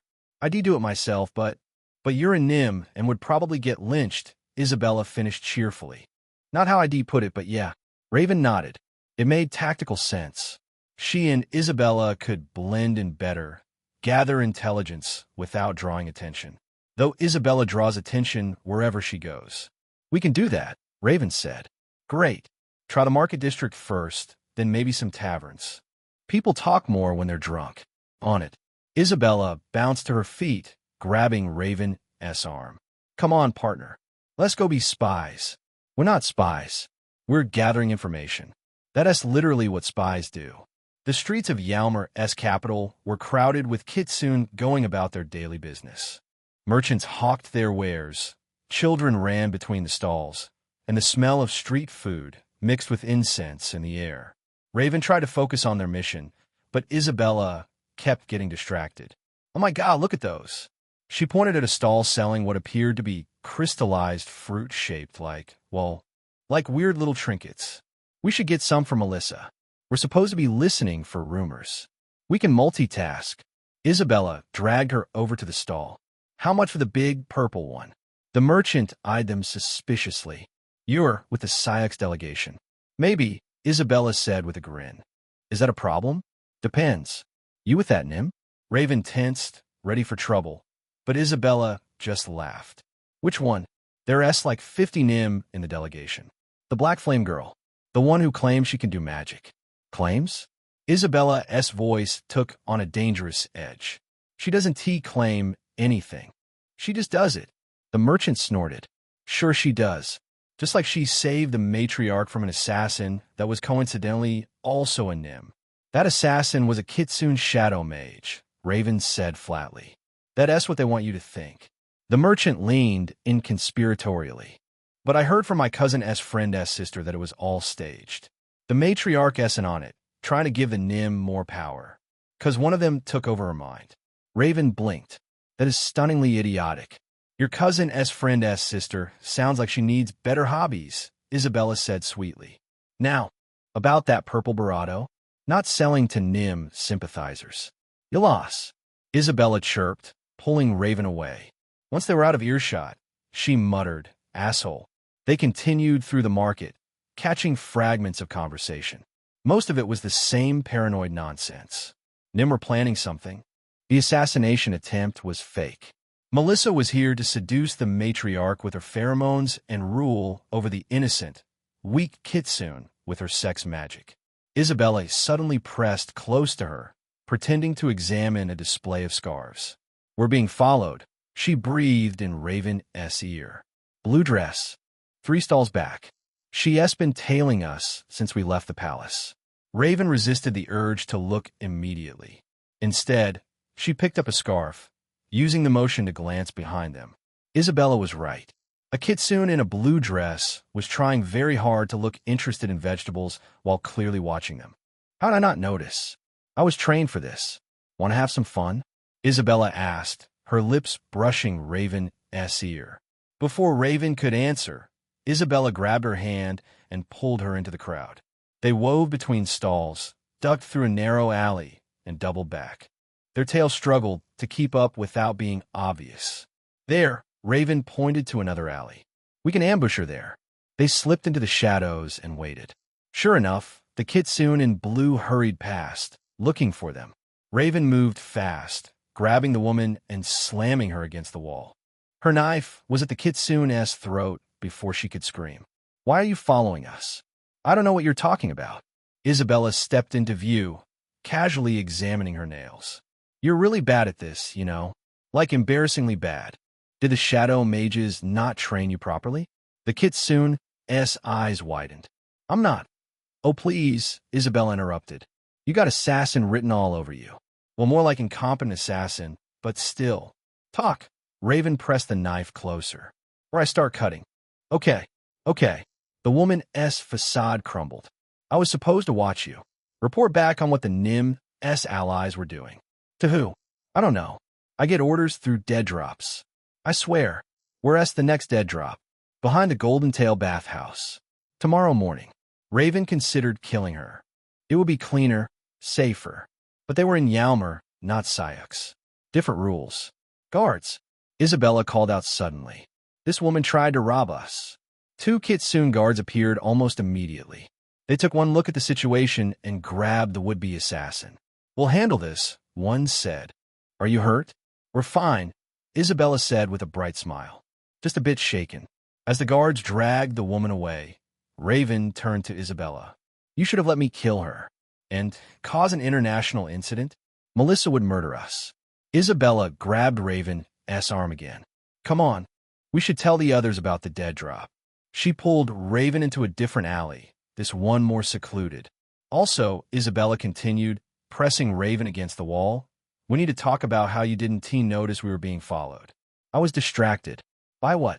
Isabella's grin was wicked. Or should I say who? That's not. Isabella kissed her, cutting off the protest.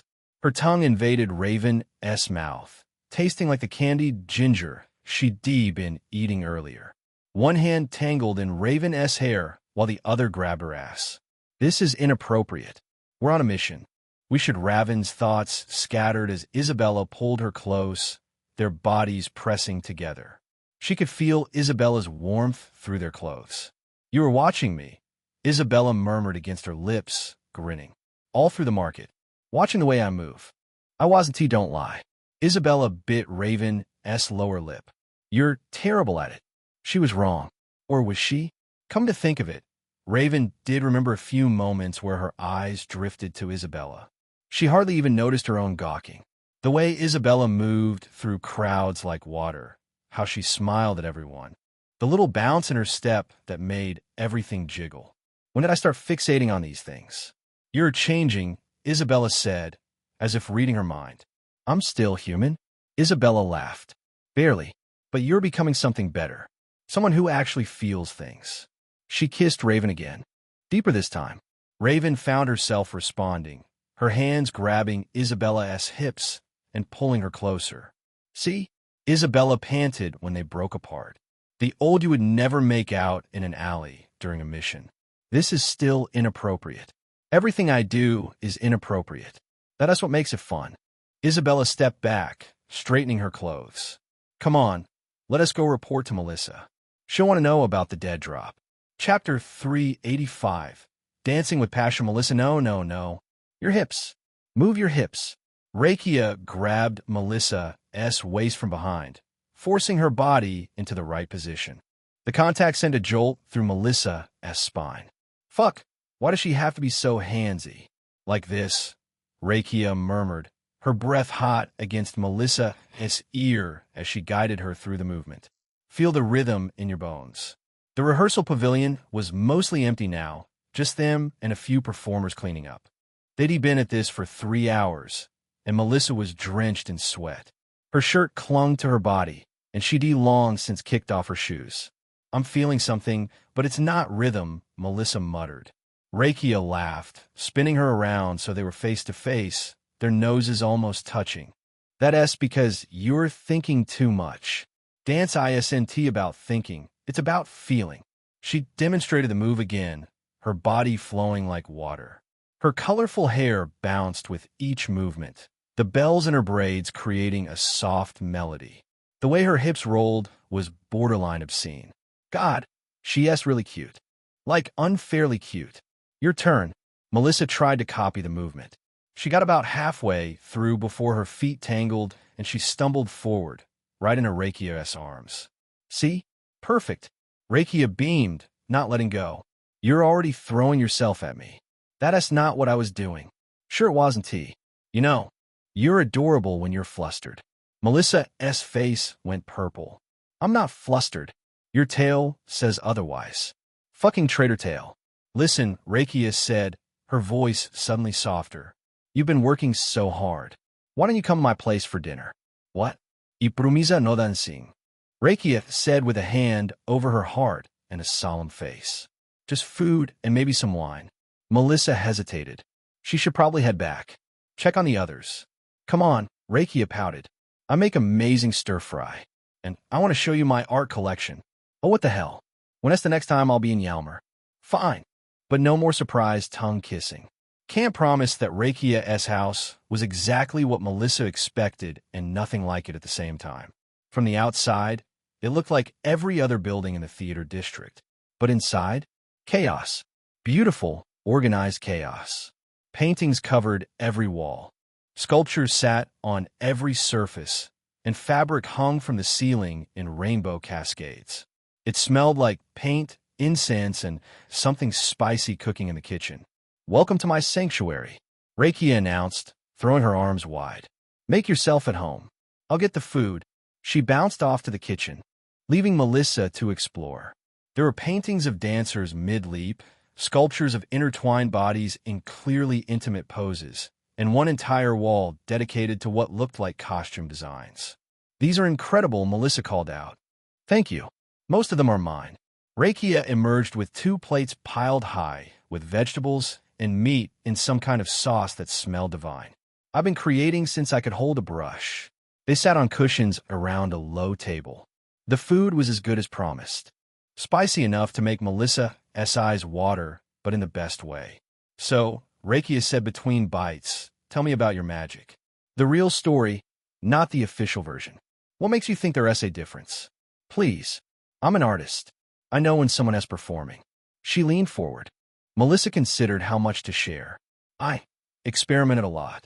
Nim aren't supposed to be able to use magic, but I figured out a workaround. Through physical contact? Melissa nearly choked on her food. How did you? It's obvious. I could feel the tug every time we touched. You drain essence through closeness, then use it for spells. It's brilliant. Rakia's eyes were shining. You turned your race's greatest weakness into strength. Most people don't see it that way. Most people are idiots.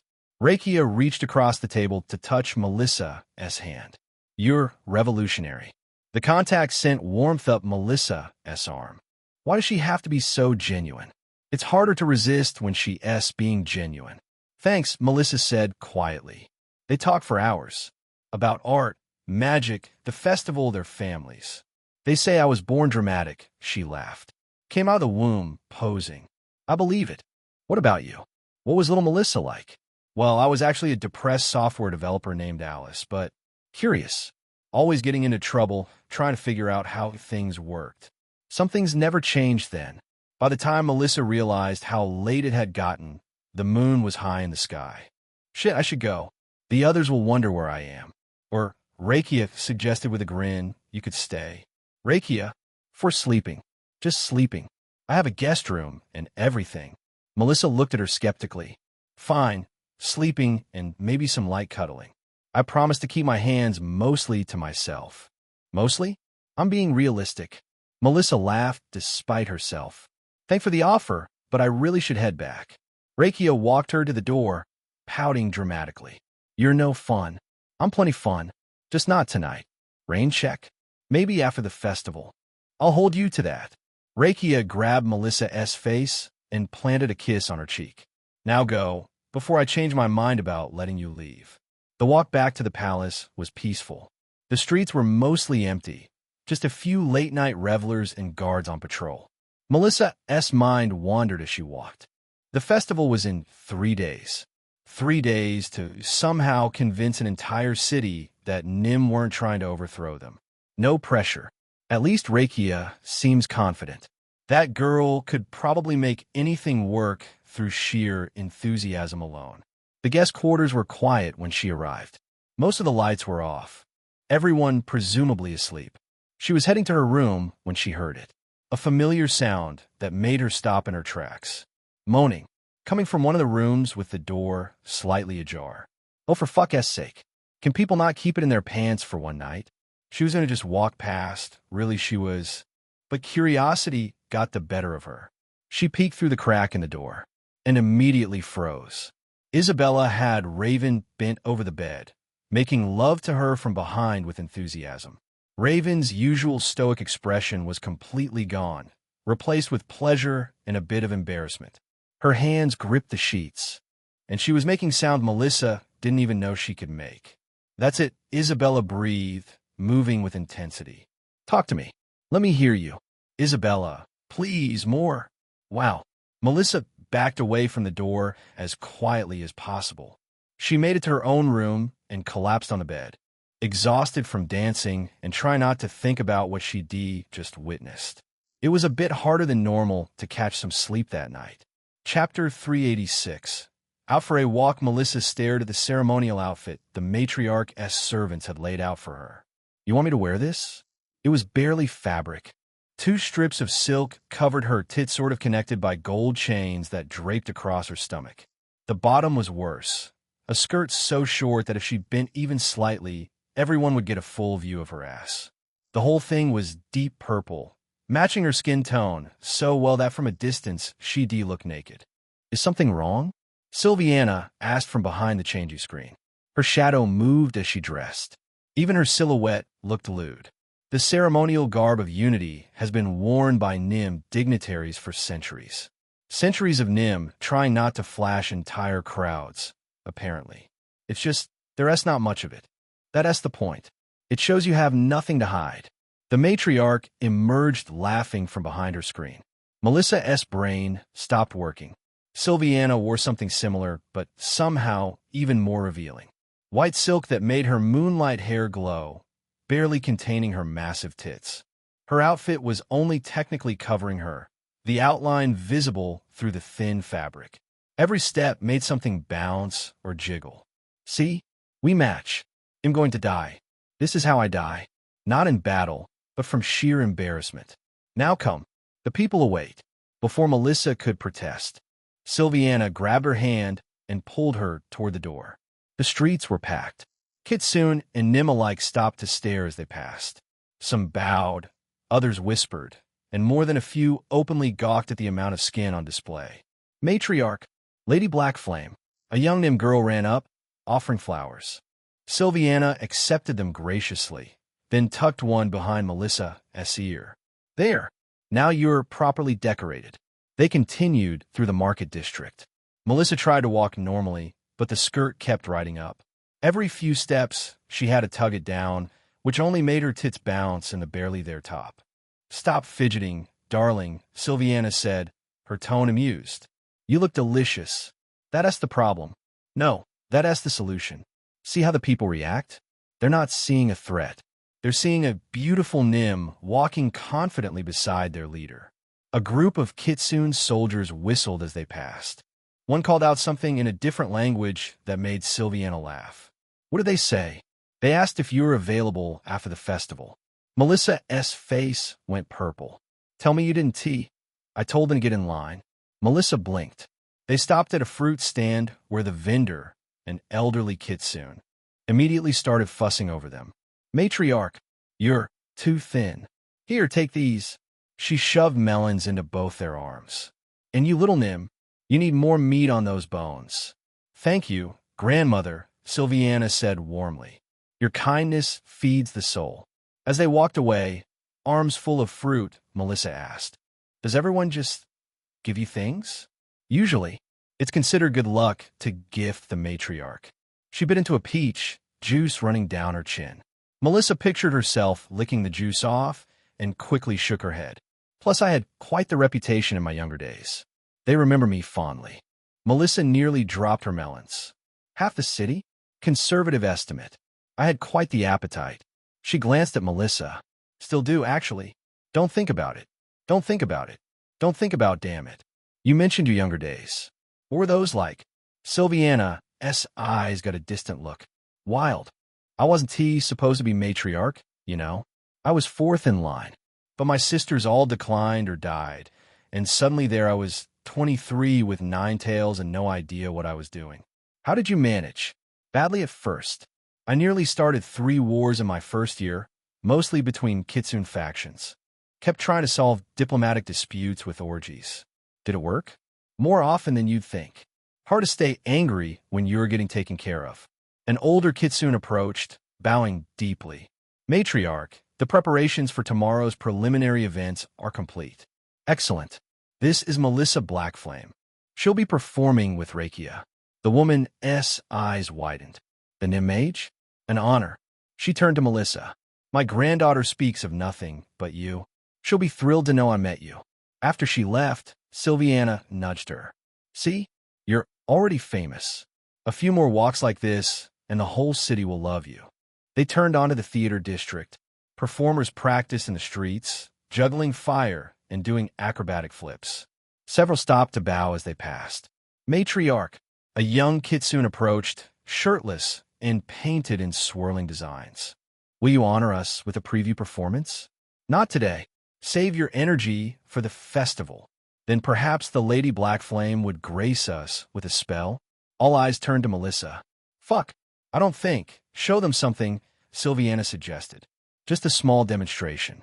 Melissa raised her hand, drew a spell sign, and muttered an incantation. Her signature spell, naturally. A sphere of blue fire materialized above her palm, casting an eerie light. The crowd gasped. Someone started clapping, then everyone joined in. The stories are true. Mate. She's incredible. Melissa extinguished the flame, her face burning. That was perfect, Sylviana said softly. They'll all talk about this for weeks. Good? Very. They found Rakia's workshop in chaos, as usual. Music blasted from somewhere, paint splattered the walls in new patterns, and in the center of it all, Rakia had Queen Arya standing on a platform while she prowled around her with fabric samples. No, no, no. The silver washes you out. You need jewel tones. Something that makes those eyes pop. Arya stood there in what looked like 3 different outfits at once, fabric pinned everywhere, looking thoroughly overwhelmed. Rakia, I appreciate the enthusiasm, but Melissa, Rakia spotted them and bounded over. Perfect timing. Tell Her Majesty she needs the sapphire, not the silver. Melissa scratched her head, smiling a tad embarrassed. I don't think I'm qualified to. Rakia grabbed her face and kissed her. Full tongue, no warning. Every fucking time. Not that Melissa minded much. When she pulled back, she was grinning. Now you're qualified. So? Arya's face was red. Sylviana was cackling. The sapphire, Melissa managed swallowing. Definitely the sapphire. See? The Nim mage herself agrees. She bounced back to Arya, pulling pins and adjusting fabric. The queen shot Melissa a look that was part embarrassment, part something else. Maybe jealousy. Nah, wishful thinking. Rakia, dear, Sylviana said, might we borrow your fitting room? I need to adjust Melissa's ceremonial wear. Sure. Don't get too loud, though. I need the queen to concentrate. Rakia, Arya, and Melissa said simultaneously.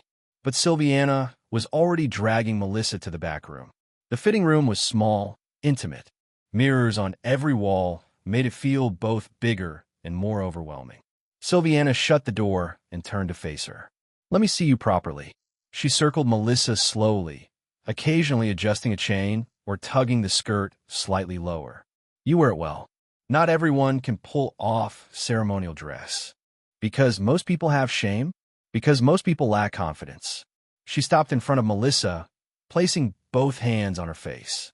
You're overthinking everything. There's a lot to think about. The festival, the politics, the remnants of the shadow mages, yes. But you're here, in Yalmer, surrounded by beauty and pleasure and possibility. Don't let the weight of it all crush the joy. Her thumb stroked Melissa's cheeks. The touch sent heat through her whole body. The matriarch of Yalmer probably shouldn't be feeling up foreign dignitaries. The matriarch of Yalmer does whatever she wants. Her face got closer. The question is what you want? So many things I shouldn't. I want the festival to go well. Boring answer. But she pulled back, smiling. Though I suppose responsible. You'll make an excellent diplomat someday. She moved to the door, then paused. Enjoy yourself, Melissa. Whatever happens with the festival, with the politics, with the shadow mages, none of it matters if you forget to live while you're here. Then she was gone, leaving Melissa alone with her reflection. From a main room, she heard Rakia squeal about something, followed by Arya's exasperated voice. Then laughter. Melissa adjusted the ceremonial outfit one more time, took a deep breath, and went to rejoin the chaos. 2 days left. Chapter 387. The day before the morning air felt thick with anticipation. Or maybe there was just the smell of vendors setting up food stalls for tomorrow's festival. Melissa walked through the palace corridors, noting how even the servants moved with nervous energy. Whispered conversations stopped when she passed. Some Nim nodded respectfully. Others looked away. Great. Nothing says unity like people acting weird around you. She found Sira first, standing alone on a balcony overlooking the city. The Darian's massive frame hunched against the railing, her one hand gripping the stone. Melissa left her to her brooding. Elsewhere, a commotion reached her before she even rounded the corner. Raised voices, something thudding repeatedly against a wall. Of course, Isabella had Kimiko pressed against a pillar in the hallway, sharing an intense, passionate kiss. A passing servant walked by, without even glancing, like this was totally normal. Knowing the matriarch, maybe it was. Really? In the hallway? Isabella pulled back just enough to grin at her. Morning, Mel. Want to hang out with us? It's barely noon. Perfect time to relax. Kimiko agreed, reaching for Melissa's hand. Melissa stepped back. I need to check on everyone else. Boring. Isabella went back to kissing her mother deeply. The thumping resumed before Melissa even made it around the corner. The merchant square buzzed with activity. Vendors hawked everything from silk scarves to questionable potions. Melissa spotted her parents at a jewelry stall, Margaret holding up a necklace while Melistaire examined the price tag. It's beautiful, Margaret said, the gems catching the light. It's expensive, Melistaire countered. Everything here is expensive. Okay, this is especially expensive. Margaret turned to the vendor. Would you take 40 suns? 40? For genuine starstone? The price is 60, 50, 55. Deal. Margaret handed over the coins before Melistaire could protest. Oh, Melissa, perfect timing. Help me put this on. Melissa fastened the clasp while her father shook his head. You didn't need another necklace. I didn't need the last three either, but here we are. Margaret admired her reflection in a mirror. How are you holding up, sweetheart? Me fine. You look tired. Thanks, Mom. Really what I needed to hear. I'm just saying, have you been eating enough? Getting enough sleep? Enough sex? Mom, what? It's a legitimate concern for our kind. Melistaire coughed. Perhaps we could discuss this somewhere less public? Margaret rolled her eyes but grabbed his arm. Fine, but we're having a proper talk later, young lady. They wandered off to terrorize another vendor. Near the main gates, Raven stood stiffly beside two Kitsune guards, notebook in hand. And the perimeter checks? Every hour, one guard said, clearly confused why this human teenager was interrogating them. What about magical wards? 3 layers, plus the matriarch's personal barriers. Escape routes? Why would we need 17 pre-designated evacuation points? The other guard interrupted, shooting his partner a look, all marked with blue banners. Raven scribbled furiously. Good. What about Raven? Melissa touched her shoulder. You got it covered. We don't know what the shadow mages are planning, which is why the entire guard is on alert. But come on, let's get some food. You can interrogate the kitchen staff about poison protocols. Raven actually considered it for a moment before realizing Melissa was joking. I'm just trying to be prepared. I know, but driving yourself crazy won't help anyone. They walked toward the gardens. Raven's hand twitched toward where her blade usually hung, forgetting they'd been asked to go unarmed in the palace. Isabella and I had sex, Raven said suddenly. Melissa nearly tripped. You've done that a few times now, yeah? This time, Raven trailed off. It was adequate. Melissa snorted. Adequate? Very adequate. High praise coming from you. Raven sighed. She's surprisingly considerate for someone so... Raven searched for the word. Eager? Frisky? Enthusiastic? Enthusiastic. Melissa laughed. That's one way to put it. She found Arya in a quiet garden, sitting on a stone bench beneath flowering trees. The queen looked smaller somehow, without her formal robes and crown. Just a young woman in a simple dress, tired from carrying too much weight. Mind if I sit? Arya shifted to make room. How is the preparation going? Rakia has opinions. Many opinions. Seems she usually does. Arya rubbed her temples. I've been fitted for 6 different outfits. Apparently, none of them properly capture my essence. What is your essence supposed to be? According to Rakia, regal but approachable, commanding but soft, with undertones of sexual frustration. Melissa snorted. She said that last part out loud, very loudly, to my face, while adjusting my chest binding. They sat in comfortable silence, watching birds hop between branches. I'm exhausted, Melissa admitted. And it's only been a week. Try doing this every day for years. Arya's lips twitched. Though I suppose you might have to, given how often you're at the palace now. The advisors back home love me that much. They tolerate you, which for them is basically love. How touching. Another stretch of quiet. The garden smelled like jasmine and something sweeter Melissa couldn't identify. It's been interesting, Melissa said, seeing different sides of you. Oh, I don't know. You're funnier than I expected. More human. Careful. Can't have people thinking the queen has feelings. Your secret's safe with me. Arya turned to look at her properly. When this is over, the festival and politics and everything, yeah, we should spend more time together, without the ceremonies and meetings and assassination attempts. Are you asking me on a date, Your Majesty? Arya's cheeks went pink. I'm suggesting we could benefit from continued diplomatic relations. That's the least romantic way anyone's ever. Melissa. Rakia appeared from nowhere, grabbing Melissa's arm. Final rehearsal. Now, we have exactly 27 hours to perfect the 3rd movement. The 3rd movement was fine yesterday. Fine is not transcendent. She started dragging Melissa away. Melissa looked back at Arya, who was trying not to smile. Diplomatic relations. Melissa called. We'll discuss terms later. The rehearsal space had been transformed. Silk banners hung from the ceiling, mirrors lined every wall, and Rakia had somehow acquired a full orchestra to practice with. From the top. And remember, you're not just dancing, you're telling the story of two peoples becoming one. Through grinding? Through artistic expression that happens to involve grinding. They ran through the routine 12 times. Each time Rakia found something to adjust a hand placement, a hip angle, the precise arch of Melissa's back during the lift. Better, but your sexual energy needs more desperation. How do I make sexual energy desperate? Think about something you want but can't have. Like a full night's sleep? By the time they finished, the sun was setting. Melissa's legs shook. Her ceremonial outfit was soaked with sweat. Rakia, somehow, still bounced with energy. Perfect. Well, adequate. Well, it'll have to do. Thanks for the vote of confidence. You're going to be magnificent. Rakia grabbed her face with both hands. The crowd will lose their minds. The shadow mages want to know what hit them. And maybe, just maybe, will prevent a racial war. No pressure. Exactly. Now go eat something. You need energy for tomorrow. Melissa stumbled toward the door. Now go, and get plenty of rest tonight. Save that energy for the performance. You literally just told me to work myself up. Exactly.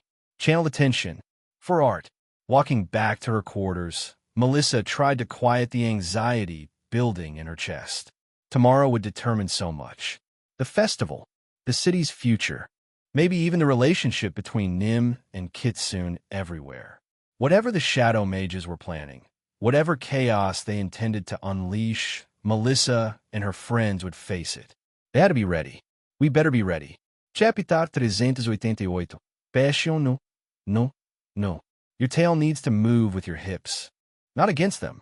Rakia grabbed Melissa's tail, positioning it while simultaneously pushing her hips forward. The touch sent sparks up Melissa's spine. Like this. Feel the connection. They'd been at this since dawn. The festival started at sunset, and Rakia had insisted on one final, perfect run-through. The problem was that Rakia's definition of perfect kept changing. Now spin, but keep your tits centered. How do I keep my tits centered while spinning? With passion. Melissa attempted the move. Her foot caught on the hem of the ceremonial skirt, if you could call 3 inches of fabric a skirt, and she went down hard, face first into the practice mat. Better. But next time, fall with intention.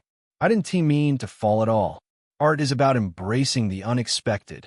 Rakia hauled her up, hands lingering on Melissa's waist.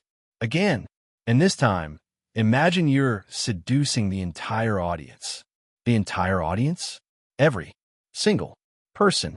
That's like 10,000 people. I can't seduce 10,000 people.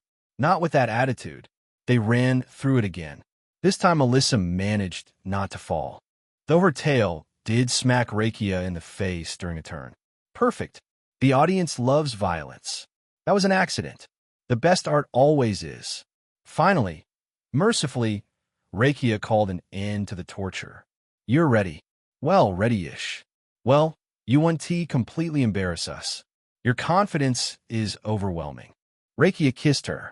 Casually, so casually Melissa's mind barely registered it. For luck. Now go get cleaned up. Can't have you smelling like sweat and desperation on stage. I thought desperation was the goal.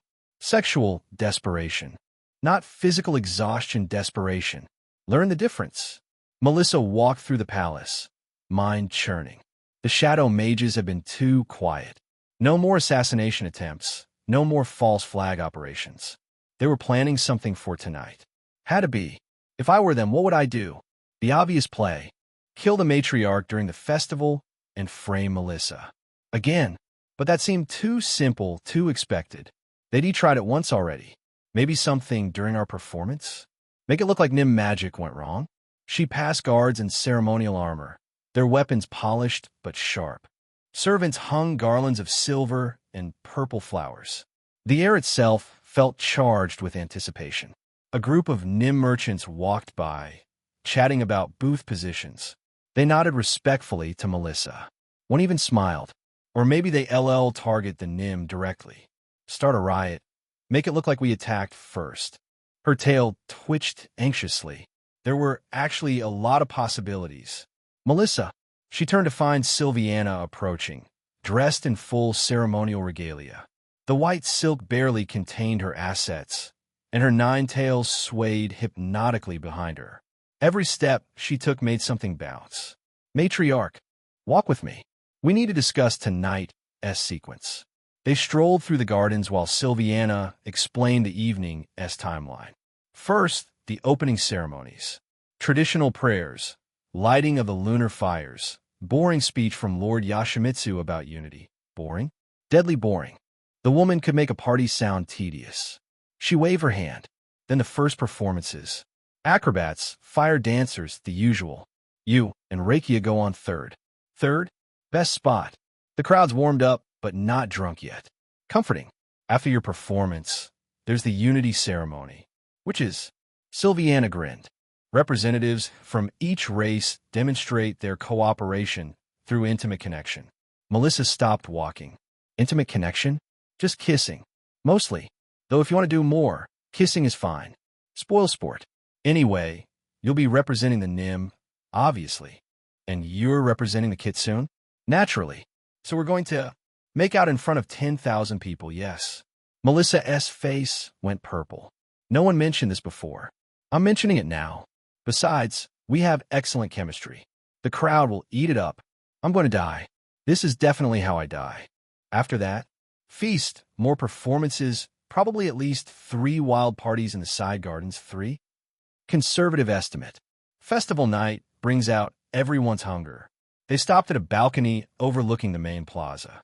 Workers put finishing touches on the stage. A massive platform that looked like it was grown rather than built, all curves and organic shapes. Whatever they're planning, Sylviana said quietly, we're ready. You sound confident. I have the entire guard on alert, magical wards at maximum strength, and spotters in the crowd. She turned to Melissa. Plus I have you. I'm just a student. Oh, please. You're the Nim who saved the king.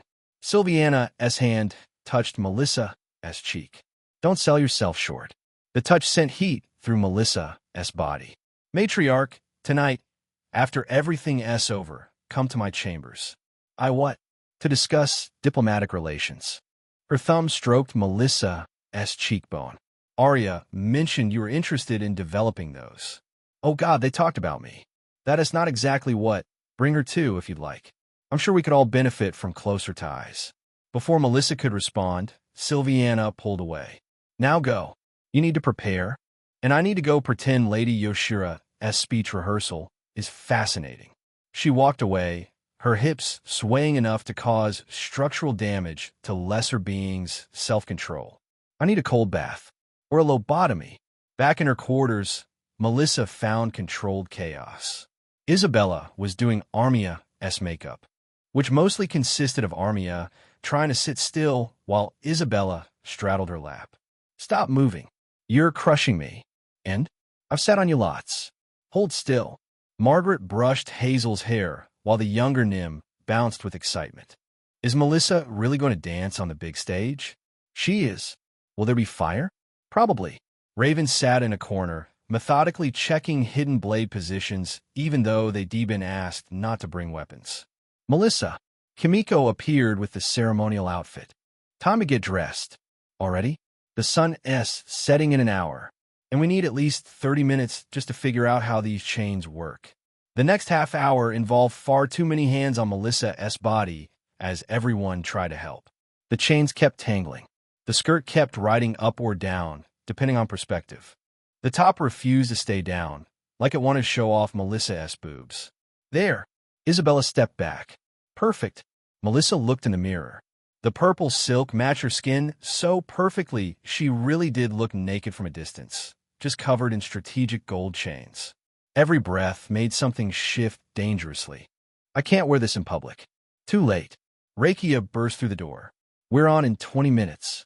She wore something equally revealing in bright orange and pink, with bells sewn into strategic places that chimed when she moved. You look edible. She grabbed Melissa's hand. Come on. Destiny awaits. Wait. I need to. But Rakia was already dragging her out the door. The walk to the plaza felt like a dream. Or a nightmare. Possibly both. Citizens lined the streets, cheering and pointing. Music drifted from every direction. The air smelled like incense and fried food and anticipation. Nervous? Rakia asked. Terrified. Good. Terror makes the best art. They reached the performer-s area behind the stage. Other acts warmed up, acrobats stretching, fire dancers practicing forms, musicians tuning instruments. Everyone stopped to stare as they passed. The Nim mage, someone whispered. She's really going to perform? Those tits can't be real. I heard she shoots blue fire from her hands. I heard she was involved with the matriarch. That one hasn't happened. Yet. Oh God, why am I thinking about yet? 2 minutes. A stage manager called. Melissa's heart hammered. Through gaps in the curtains. She could see the crowd. Thousands upon thousands of Kitsune and Nim, packed into the plaza and spilling into side streets. Paper lanterns floated overhead like stars. On the main platform, Lady Yoshira, an older Kitsune, was indeed giving a speech. Sylviana stood beside her, looking like she'd rather be anywhere else. And through unity, we forge a bond stronger than steel, deeper than the ocean, more enduring than. The crowd politely clapped as she finally finished. Sylviana stepped forward. Even from here, Melissa could feel her presence, commanding and sexual and powerful all at once. Citizens of Yalmer, tonight we celebrate not just the moon's blessing, but the joining of our peoples. Tonight, Nim and Kitsune stand as equals. The crowd roared. And now, to demonstrate that unity through Art Rakia Sunweaver and Melissa Blackflame. Oh fuck, oh fuck, oh fuck, that's us. Rakia grabbed her hand. Remember passion, desperation, and a little violence. Violence? Trust me. The curtains parted. 10,000 faces stared up at them. The music began. Here we go. Chapter 389. Performance underway. The stage lights hit suddenly. 10,000 faces stared up at them. A sea of expectation. Sylviana's voice boomed across the plaza. Tonight, we witness unity through art, through passion, through the joining of our peoples in celebration.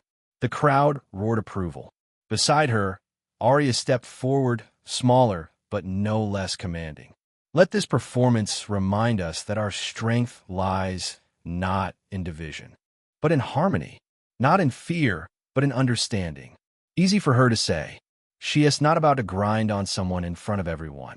The music started, drums and strings, and something that sounded like wind through trees. Rakia grabbed Melissa's hand, pulling her to center stage. Ready? No. Perfect. Rakia's body began to move, flowing with the rhythm. Her bells chimed with each hip roll, creating a secondary melody.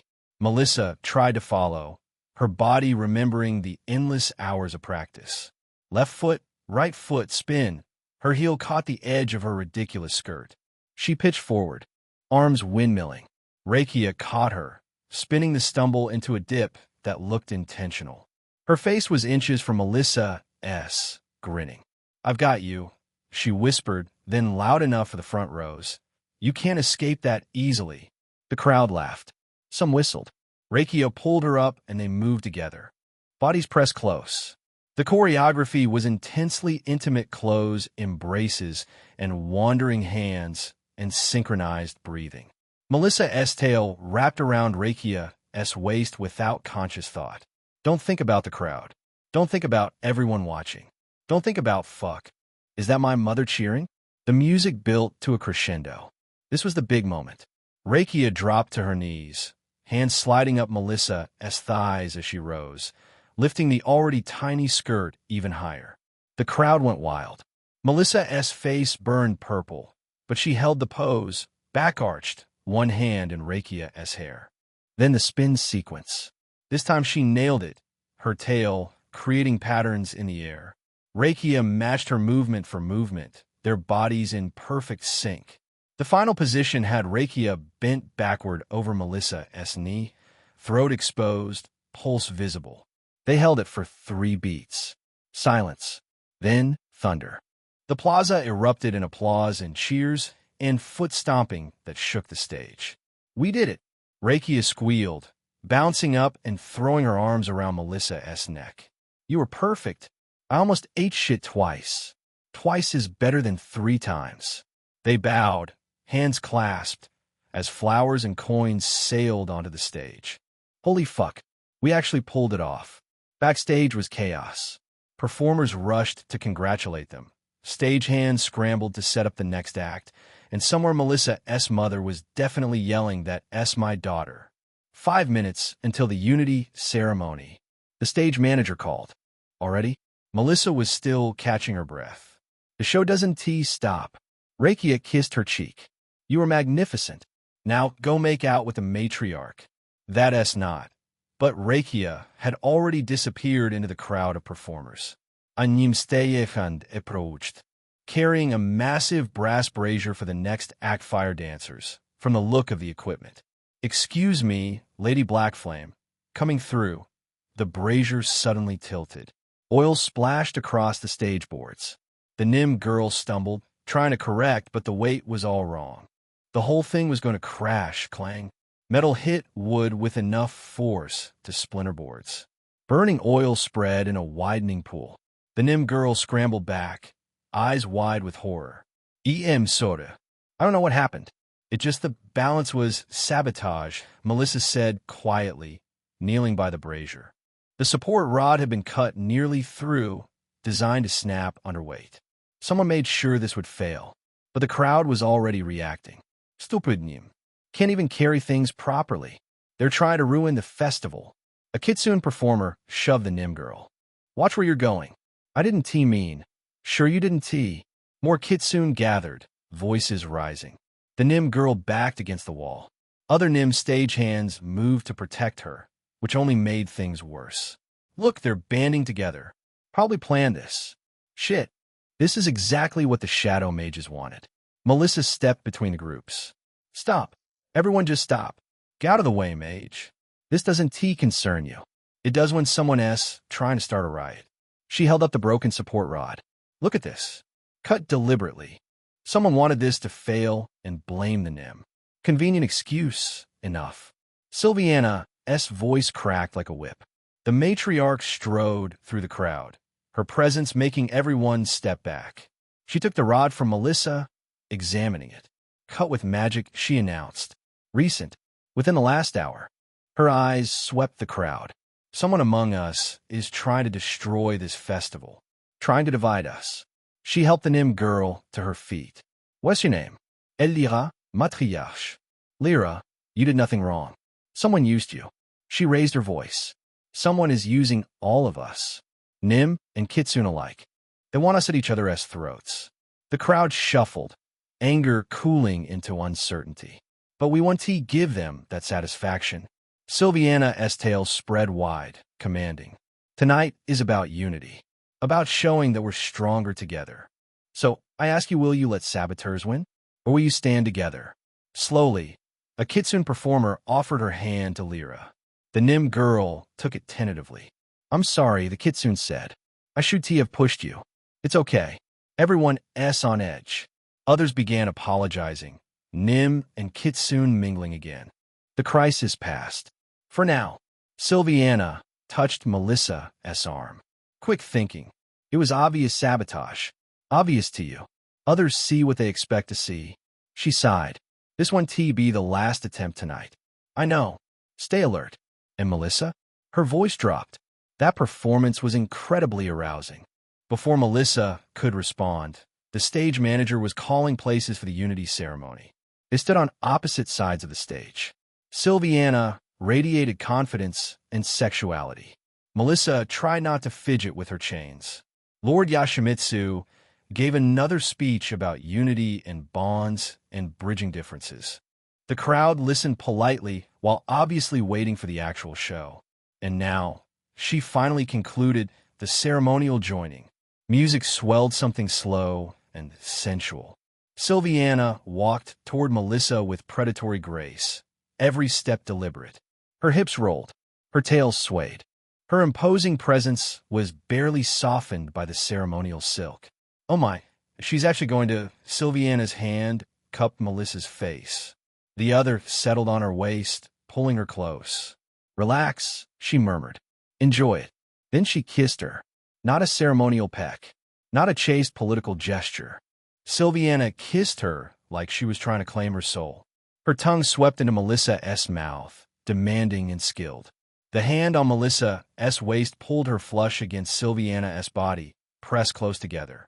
The kiss deepened, Silviana's teeth catching Melissa's bottom lip. Melissa's knees went weak. Her tail wrapped around Silviana's leg for balance. A moan escaped before she could stop it, loud enough for the enhanced acoustics to carry. The crowd went absolutely feral. When Silviana finally pulled back, Melissa was panting. Her whole body tingled with absorbed essence. "Perfect," Silviana said, just for her. Then to the crowd. "Unity!" The plaza erupted. Nim and Kitsune cheered together, the earlier tension forgotten in the wake of what they just witnessed. "I need to sit down, or a cold shower, or to explode." They bowed together, Silviana's hand never leaving Melissa's waist. "Still interested in those diplomatic relations?" The matriarch whispered. Melissa's face burned purple. As they left the stage, she caught sight of her friends in the crowd. Isabella was giving her 2 thumbs up while grinding against Armia. Raven looked thoughtful. Margaret was fanning herself. And Aria's expression was unreadable. This is going to be a very long night. Chapter 390. On a high note, the stage lights dimmed. A single spotlight illuminated center stage where Arya stood, looking smaller than usual without her royal regalia. She wore the sapphire dress Rakia had finally settled on, simple, elegant, with a plunging neckline. "Wait, what is she doing up there?" "Our queen honors us tonight," Silviana announced from the side of the stage, with a gift rarely shared. Her voice. Melissa's eyebrows shot up. "Adia sings." A hush fell over the plaza. Even the drunk Kitsune in the back stopped giggling. Music began just a single flute at first, haunting and lonely. Then Arya opened her mouth. The first note struck Melissa's heart directly. Pure and clear, it carried across the plaza without amplification. Melissa's tail went rigid. Her whole body got goosebumps. Holy fuck. Arya's voice soared through an old ballad. Something about moonlight and lost love that should have been cheesy but wasn't. Not the way she sang it. "Man, where was this all along?" The song built. Arya's voice climbing impossible heights, then dropping to whispers that somehow still carried. Her hands moved subtly, not quite dancing, but flowing with the music. The sapphire dress she wore made her glow. No, seriously, how did I not know she could do this? The final note held for so long Melissa wondered if Arya had secretly figured out how to breathe through her ears or something. When it finally faded, the silence stretched for 3 heartbeats. Then pandemonium. The crowd screamed approval. Flowers sailed through the air. Someone threw their underwear, which missed the stage entirely. Arya bowed once, quickly, and practically fled off stage. "I need to Melissa." Raven materialized at her elbow. "Problem. When ISNT there. Northeast section. 3 nim, but they're moving wrong." "Wrong how?" Suspiciously. Raven's eyes tracked something in the crowd. "Southwest section. 2 more. Same issue. They're spread out, but coordinating. Shadow mages using illusions again. Maybe? Have you told Raven?" Isabella bounded over, tits bouncing dangerously in her festival outfit. "Dance with me. I'm working. You're standing." Isabella grabbed Raven's arm. "Come on. The drum circle starting." "Isabella, you need to loosen up." She started dragging Raven away. "Melissa, tell her she needs to dance." Actually, but Isabella had already pulled Raven into the crowd, heading for where drums pounded out a rhythm that made Melissa's hips want to move. "Great. Perfect timing, Isabella." Melissa found Silviana by the main pavilion, surrounded by advisors and well-wishers. The matriarch caught her eye and excused herself, walking over with that usual hip sway. "You look concerned." Raven spotted some suspicious individuals. She said they were moving like they're not comfortable in their bodies. "Illusions." Sylviana's expression didn't change, but her tails stiffened slightly. I've noticed them too. Plus 3 more near the food stalls. Melissa stepped closer. Sylvana whispered, "They're waiting for something. The question is what? The finale? Maximum crowd. Maximum chaos? Possible." Sylviana's hand brushed Melissa's arm. "What would you do?" Melissa blinked. "You're asking me? You fought them since childhood. You understand their tactics." Her fingers traced the gold chains across Melissa's stomach. "Plus, I find tactical discussion very engaging." "Focus, Melissa." "Well, we can't just grab them, even if they're illusioned. They'll get out of their illusions and claim we're attacking innocent Kitsune. That plays into their narrative." "Agreed.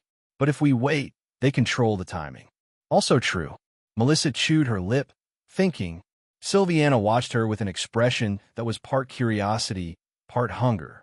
"What if we force their hand?" "How?" "Change the schedule. Move the finale up. Or better," an idea struck. "Announce a special performance. Something that would make them act. Such as a NIM delegation from Syux, arriving to sign a friendship treaty. Make it seem spontaneous, like they just arrived." Sylviana's eyes lit up. "They have to disrupt that. Can't let Nim and Kitsune formally ally." "Exactly. We control where and when. Set the stage properly. Minimize civilian casualties." "Clever girl." Sylviana's hand cupped Melissa's cheek. "Though we need someone to play the delegation. My parents could. Perfect. And that Darien friend of yours. Very imposing." Her thumb stroked Melissa's cheekbone. "You'd lead them, of course. The famous Nim mage, bringing peace between peoples. That'd a lot of pressure. You just performed half-naked in front of 10,000 people. This should be easy." She has a point. "When?" 20 minutes. Long enough to position guards, not so long they get suspicious." Sylviana leaned closer. "Can you sell it?" "I grew up pretending to be normal. I can sell anything." I'd like to see what else you can sell." Her breath was hot against Melissa's ear. "Later. My chambers. Bring whoever you want." She pulled away before Melissa could respond, already calling for guards and advisors. Did she just, with the, "what we're planning, fuck"? Backstage was barely controlled chaos. Margaret adjusted imaginary wrinkles in her festival dress, while Melistaire checked his ceremonial sword for the 5th time. Armia stood silent, arms crossed, muscles tense. "So we're bait," Armia said flatly. "Diplomatic bait," Melissa corrected. "Still bait." "I think it's exciting," Margaret said. "We get to be important. We get to be targets," Melistaire muttered. "Where's your sense of adventure?" "I left it back in Lessmark with our normal life." Hazel bounced between them. Too young to understand danger, but old enough to pick up on excitement. "Do I get to go on stage too?" "Absolutely not." Both parents said simultaneously. "But Melissa gets to." "Melissa S. an adult." "Barely." Hazel pouted. Guards moved into position throughout the plaza. Subtle, but Melissa could see them: extra security near exit points, archers on rooftops, mages with hands ready to cast. 2 minutes. A stage manager called. Melissa's tail twitched anxiously. "This better work." "You look nervous," Armia observed. 8 shadow, mages minimum, pretending to be civilians, about to try killing us. "Why would I be nervous?" "Could be worse."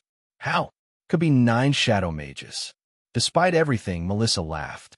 "Your optimism is overwhelming." "I try." Armia's expression softened slightly. "We want let anything happen to you. I can protect myself." "I know, but you don't have to do it alone." Before Melissa could respond, Sylviana's voice boomed across the plaza. "Citizens, we have an unexpected honor tonight. A delegation from Syux has arrived, bearing a treaty of friendship between our peoples." Gasps rippled through the crowd. Excited chatter in multiple languages. "Please welcome Lady Melissa Blackflame and her delegation." Showtime. Chapter 391. Envoys. They walked onto the stage in formation. Melissa led, trying to project confidence despite her ridiculous outfit. Margaret and Melistaire flanked her, playing the role of noble Nim representatives. Armia brought up the rear, hand on her sword, looking like she could demolish anyone who looked at them wrong. The crowd's reaction was mixed. Cheers from Nim. Curiosity from most Kitsune, but Melissa caught the suspicious looks too. The muttering. Citizens of Yalmer. Melissa's voice carried with magical amplification. We come in peace and friendship, to forge bonds that will last generations. She held up a scroll hastily prepared backstage with lots of official-looking seals. Tonight we sign lies. A figure burst from the crowd. A Kitsune woman, but her movements were all wrong. Too stiff, too aggressive. Here we go. The Nims seek to conquer, to seduce and enslave as they did before. More figures emerged from different points in the crowd. 8 in total. They moved toward the stage with purpose. They bring false treaties while planning domination. Some in the crowd looked confused. Others started nodding. Fear replacing celebration. Look at them, displaying themselves, using their bodies to weaken your resolve. Well, that part is kind of true, but still. Melissa raised her hand, blue flames dancing on her palm. We're not here to fight, but we will defend ourselves. See, she threatens us with forbidden magic. The lead shadow mage scowled. Melissa inhaled slowly. Now, the shadow mage screamed. All 8 charged at once. The first shadow mage reached the stage, hands weaving fire magic. Melissa sidestepped, grabbed the woman's wrist, and redirected the spell into the sky, where it exploded harmlessly in a shower of sparks. Can't kill them. That LL make everything worse. Ventus, Spyrare, Defendera. Wind slammed into 2 more attackers, sending them tumbling backward but not seriously hurt. The crowd scrambled away from the fighting. Some screaming, others frozen in shock. Armia moved like water despite her size, her sword still sheathed. She caught one shadow mage with an elbow to the solar plexus, dropping her gasping but breathing. Another tried to flank her and got a tail to the face for the trouble. Protect the Nim. Someone in the crowd shouted. No, stop them. They're invading. Shit, the crowd splitting. Sylviana appeared in a blur of white silk and fury. Her 9 tails spread wide, each one moving independently to block or deflect attacks. She didn't throw a single offensive spell, just defended. Contained, redirected. A shadow mage lunged at Margaret. Melistaire stepped in front of his wife and punched the Kitsune right on the nose, eliciting a crack sound. The shadow mage hit the stage hard, dazed but alive. Stay down, he advised, foot on her back. Another shadow mage tried a lightning spell. Melissa caught it on a shield of flame, the energies crackling against each other. The feedback sent both of them skidding back. Too much force. Need to be gentler. Radix, Ligure, Vinculum. Vines erupted from cracks in the stage, wrapping around 3 shadow mages' legs. They thrashed and cursed but couldn't break free. You're making a mistake. The lead shadow mage snarled, struggling against the vines. The Nim will destroy everything you've built. They seduce your children, corrupt your silentium vocalis. The silencing spell cut her off mid-rant. Her mouth kept moving, but no sound emerged. 2 shadow mages remained mobile. They looked at their trapped or down companions, then at the guards closing in from all sides. Surrender, Melissa offered. No one has to die tonight. One raised her hands. The other tried to run. Raven appeared from nowhere when had she gotten back, clotheslining the runner with perfect timing. The shadow mage flipped completely over, landing flat on her back, wheezing. Adequate takedown, Raven noted, brushing off her hands. In less than 2 minutes, it was over. 8 shadow mages subdued, none dead. Minimal property damage if you ignored the scorched stage and traumatized decorations. The crowd stood in stunned silence. Melissa looked at the captured shadow mages, then at the mixed crowd of Nim and Kitsune. Some faces showed fear, others confusion. Many caught between loyalty to their race and what they just witnessed. This is the moment. Make it count. She walked to center stage, stepping carefully around a still-twitching shadow mage. These Kitsune, she gestured to the captured attackers, claim Nims seek to conquer, to enslave, to seduce and destroy. Murmurs rippled through the crowd. And you know what? Centuries ago, that was true. Gasps. Even Sylviana's eyebrows rose. Our ancestors did terrible things, used our bodies and pheromones as weapons, turned desire into chains.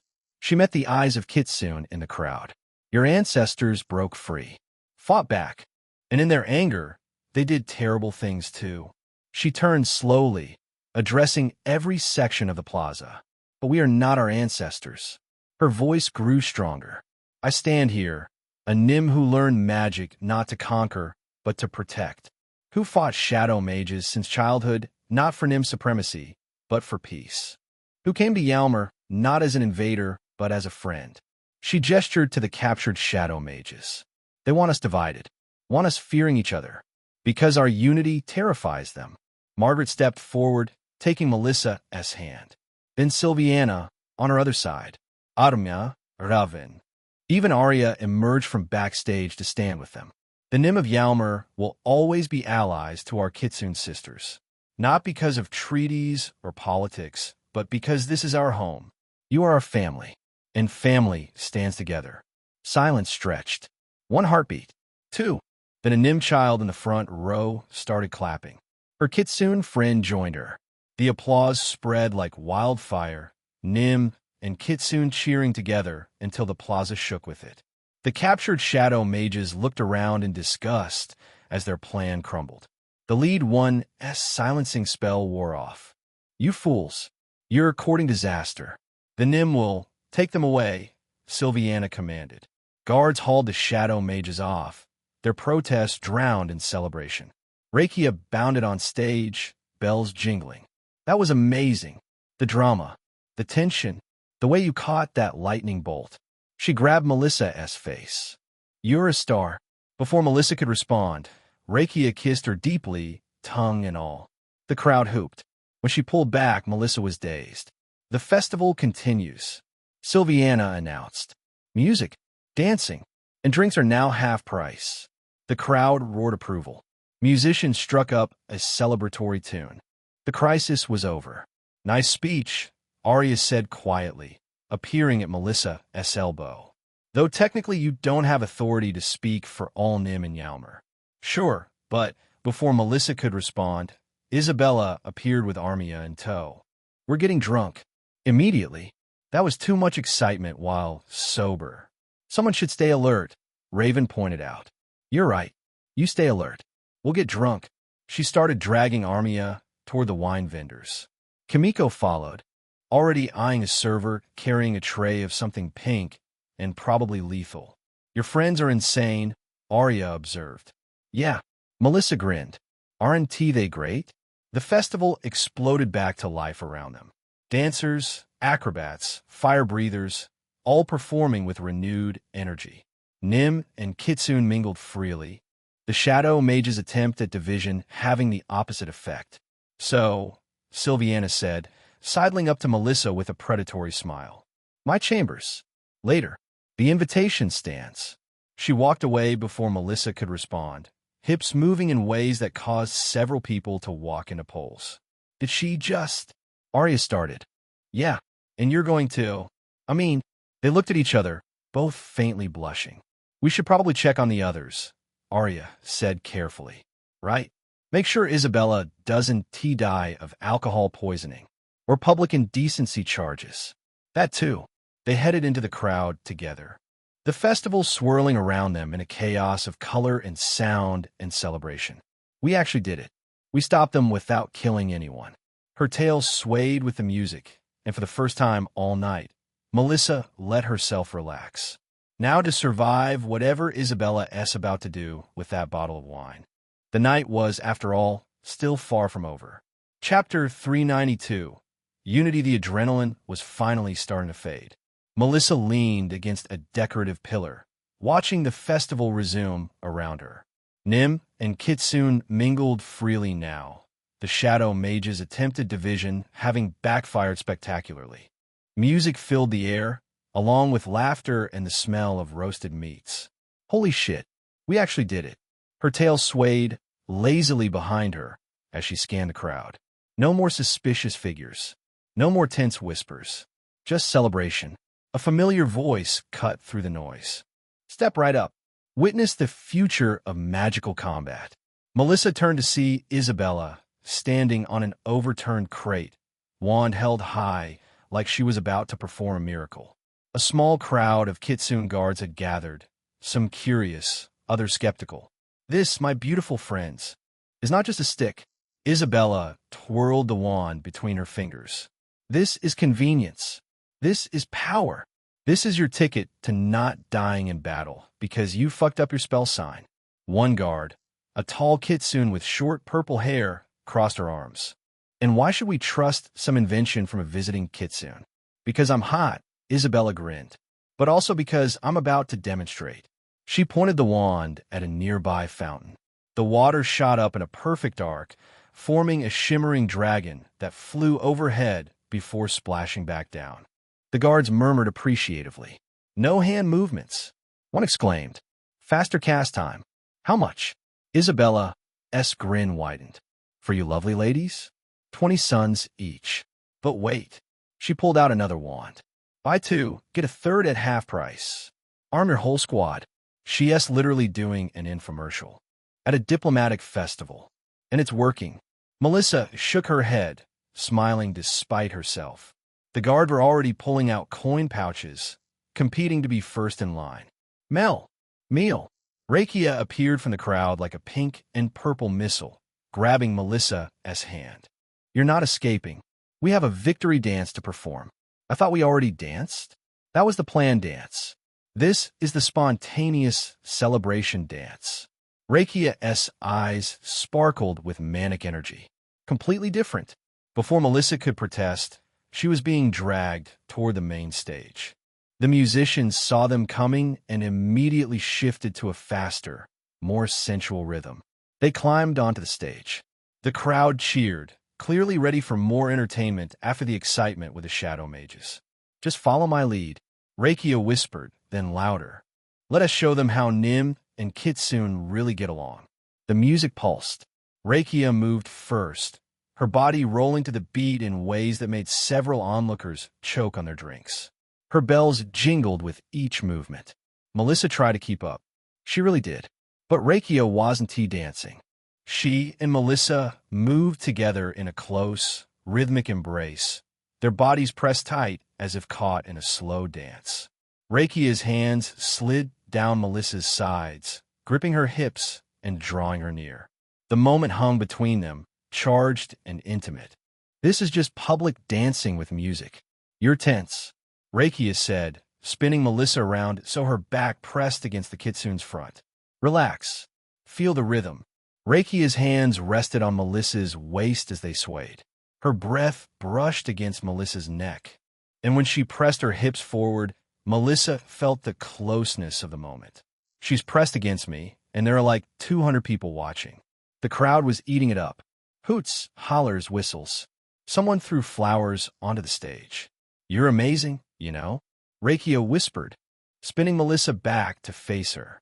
Their foreheads touched, noses almost brushing. "So strong. So beautiful. So..." She kissed her, not the quick peck from earlier. This was deep, hungry, Rakia's tongue sliding into Melissa's mouth like she owned it. One hand tangled in Melissa's hair. The other gripped her ass and squeezed. The crowd went absolutely feral. Melissa's brain short-circuited.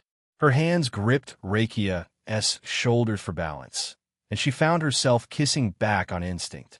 Rakia tasted like sugar and wine and possibility. When they finally broke apart, a strand of saliva connected their lips. Rakia's eyes were half-lidded, her face flushed. "Now, that's unity," someone in the crowd screamed. Rakia gave an exaggerated bow, pulling Melissa down with her. When they straightened, the Kitsune planted one more quick kiss on Melissa's cheek before bounding off stage, leaving Melissa dazed and flustered in front of everyone. What just happened?" Her lips were still tingling. Her body was definitely interested in a sequel, and judging by the knowing looks from the crowd, everyone could tell. Melissa stumbled off stage, her face burning purple. She needed to sit down, or drink, or both. She found Margaret sitting at a table near the edge of the plaza, a glass of wine in hand, and an amused expression on her face. Quite the performance, her mother said as Melissa collapsed into the seat beside her. Don't. I'm just saying, you and that girl have chemistry, Mom. Margaret laughed, taking a sip of her wine. I'm proud of you, you know. That speech earlier, the way you handled those shadow mages. Her expression softened. You've grown so much. They sat in comfortable silence for a moment, watching the festival unfold. Melistaire had joined a group of Nim doing some kind of traditional dance. Armia was arm wrestling a Kitsune warrior, both of them grinning competitively. Isabella had apparently sold out of wands and was now just flirting with her customers. Do you think it'll ever end? Melissa asked quietly. The shadow mages, the fighting, all of it. Margaret considered the question. I don't know. There will always be people afraid of change.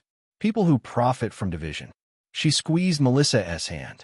But there will also always be people like you, fighting to make things better. That's not really an answer. No, Margaret agreed. But it's the truth.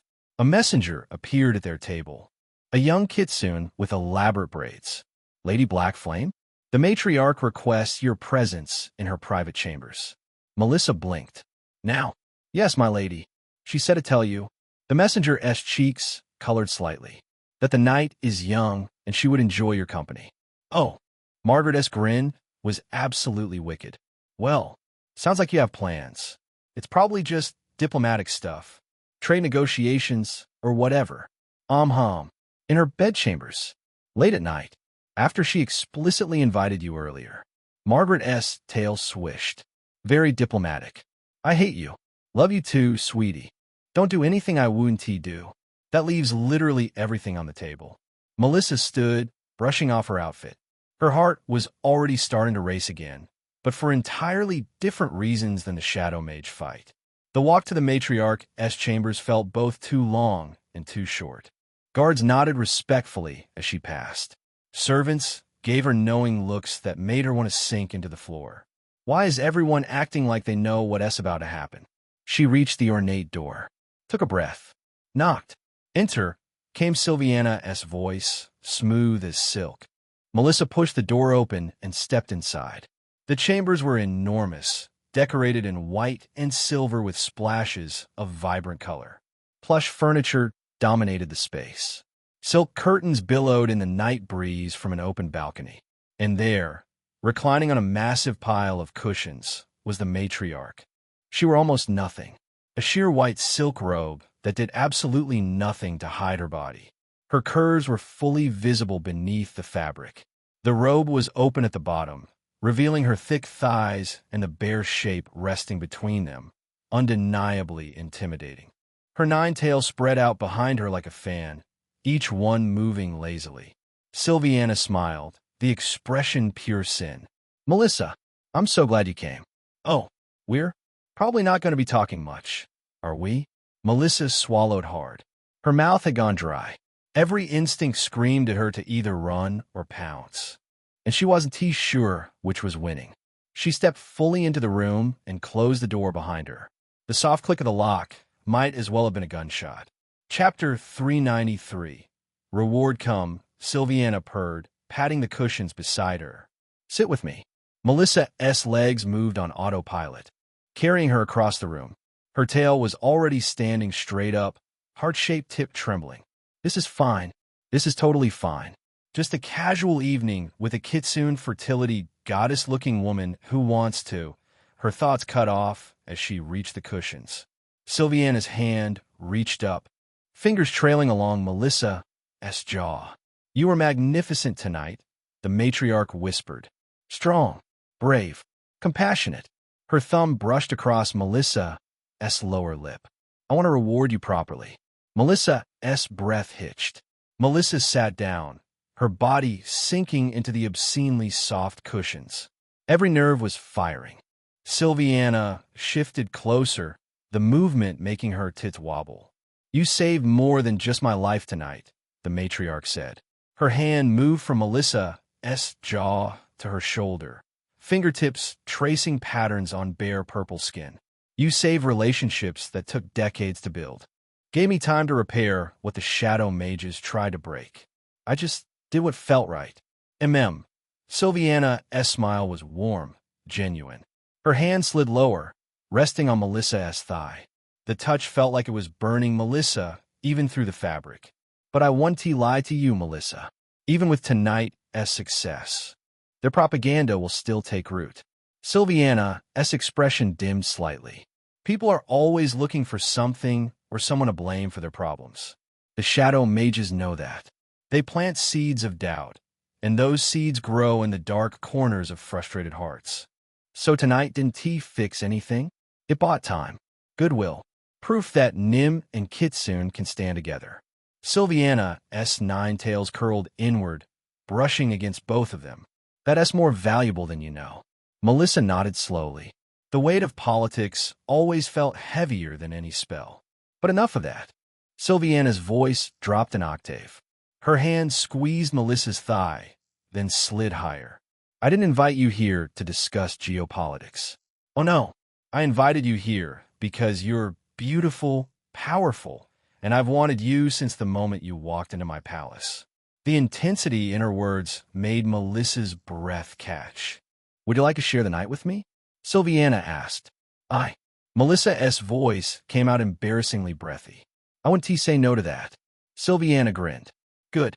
She moved with confidence and grace, straddling Melissa's lap in one smooth motion.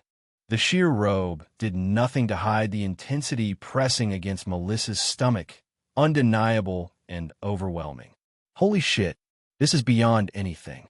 Sylviana's hands cupped Melissa's face, tilting it up.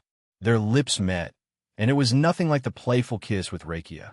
This was claiming, possessive, Sylviana's tongue sweeping into Melissa's mouth and dominating every inch of it. Melissa moaned into the kiss, her hands coming up to grip Sylviana's hips. The Kitsune's skin was impossibly soft, warm under her palms. I'm going to ruin you, Sylviana whispered against her lips. I'm going to make you forget your own name. Please. The matriarch pulled back slightly, eyes gleaming. Undress. Now. Melissa scrambled to obey, her fingers fumbling with the clasps of her festival outfit. Sylviana watched, one hand resting slowly against herself. The moment grew more intense. The outfit hit the floor. Melissa's body was on full display, her purple skin flushed darker with emotion. She stood vulnerable, beautiful, and striking. Beautiful, Sylviana breathed. Absolutely beautiful. She pushed Melissa back into the cushions, crawling over her like a predator stalking prey. Her nine tails fanned out, creating a canopy of white fur above them. I'm going to take my time with you, Sylviana announced, leaning close with a predatory smile. Make sure you're nice and ready for everything I have planned. I'm already oh wow. Sylviana's touch was magic. Literally, probably. She traced a slow line along Melissa, then leaned in like a woman, savoring something precious. She worked with patient intensity while her focus stayed locked on Melissa. Melissa's hips bucked, her hands flying to Sylviana's hair. The matriarch's ears twitched at the touch, and she gasped against Melissa, the sensation sending sparks through her whole body. Wait, that's too much. Sylviana pulled back, grinning wickedly. Not yet. You don't get to finish until I'm ready. She grabbed Melissa's thighs, pushing them up and back until Melissa's knees were by her ears. The position left her completely exposed. Look at you. Sylviana's fingers traced gently around Melissa's skin. So perfect. She touched Melissa gently, taking her time. Melissa gasped at the contact, her body tensing. Relax, Sylviana murmured. You'll need to if you want all of me. She worked patiently and carefully, taking it step by step. Each new sensation made Melissa whimper. The stretch burned in the best way. Please, Melissa begged. Please, I need it. Need you close. Patience. But Sylviana's excitement was obvious now, her own arousal clear. What do you want at first? Front or back? We have all night. Front. Please, just take me, please. Sylviana withdrew her fingers and positioned herself closer to Melissa. Even just that closeness felt intense. Ready? Yes, please, just Sylviana leaned in. Melissa's back arched off the cushions, a breathless sound tearing from her throat. The closeness was overwhelming. Overwhelming, more than she'd ever taken before. Sylviana kept going, inch after impossible inch disappearing inside her. Breathe, Sylviana commanded, holding still when she was halfway in. You're doing so well. Taking me so beautifully. Melissa could barely think. Her body was stretched impossibly wide. She tensed and adjusted to the closeness. Sylviana pulled back slightly, then moved closer again. Melissa felt a deep connection, and she caught her breath. All the way, Sylviana whispered, her voice soft with emotion. Look at you, taking all of it like you were made for this. She began to move, slow at first, letting Melissa adjust. Each motion pressed against her sensitive spots, filling her completely. Faster, Melissa gasped. Please, I can take it. Sylviana's control snapped. She grabbed Melissa's hips and pressed close, moving against her with intense, rhythmic motions. That's it, Sylviana growled. Take it. Take all of it. One of her tails teased the back of Melissa's thigh, brushing lightly against her. You want more? Sylviana asked, breathless. Want me all the way? Yes. Please, yes. The tail somehow hardened at the tip and pressed against her, thick and soft and absolutely perfect. Melissa gasped, her body trembling as a powerful wave of release swept through her, her whole being tightening around Sylviana. Sylviana didn't stop. She held Melissa close through an intense moment and kept going, her movements growing rougher and more desperate, her fingers digging into Melissa's hips hard enough to bruise. I'm close, Sylviana panted. What do you want me? Stay with me, Melissa begged. Don't let go, please. Sylviana delivered one final fierce thrust and collapsed with a triumphant roar. After everything that had just happened, the two of them lay tangled together, completely spent and breathless. When Sylviana finally pulled away, the two of them shared a long, stunned silence, still trying to process the intensity of everything that had just passed between them. Pooling on the cushions beneath her. Oh, Melissa breathed, her whole body trembling. We're not done yet, Sylviana said, her desire still evident. I promised to ruin you, remember? She flipped Melissa onto her stomach, pulling her hips up. Now let's see how you handle me. Much later, Melissa stumbled onto the balcony, her legs shaking. Holy fucking shit. Her entire body hummed with exhaustion. Every muscle felt like jelly. She was thoroughly worn out, and she wasn't going to be sitting comfortably for a day or two. Sylviana had been thorough, extremely thorough.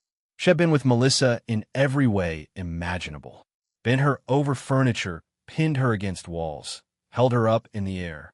Melissa had lost count of how many times they'd been together, her body wrung out and oversensitive by the end. And when Sylviana finished, I think I blacked out for a second there. Melissa leaned against the balcony railing, letting the cool night air wash over her.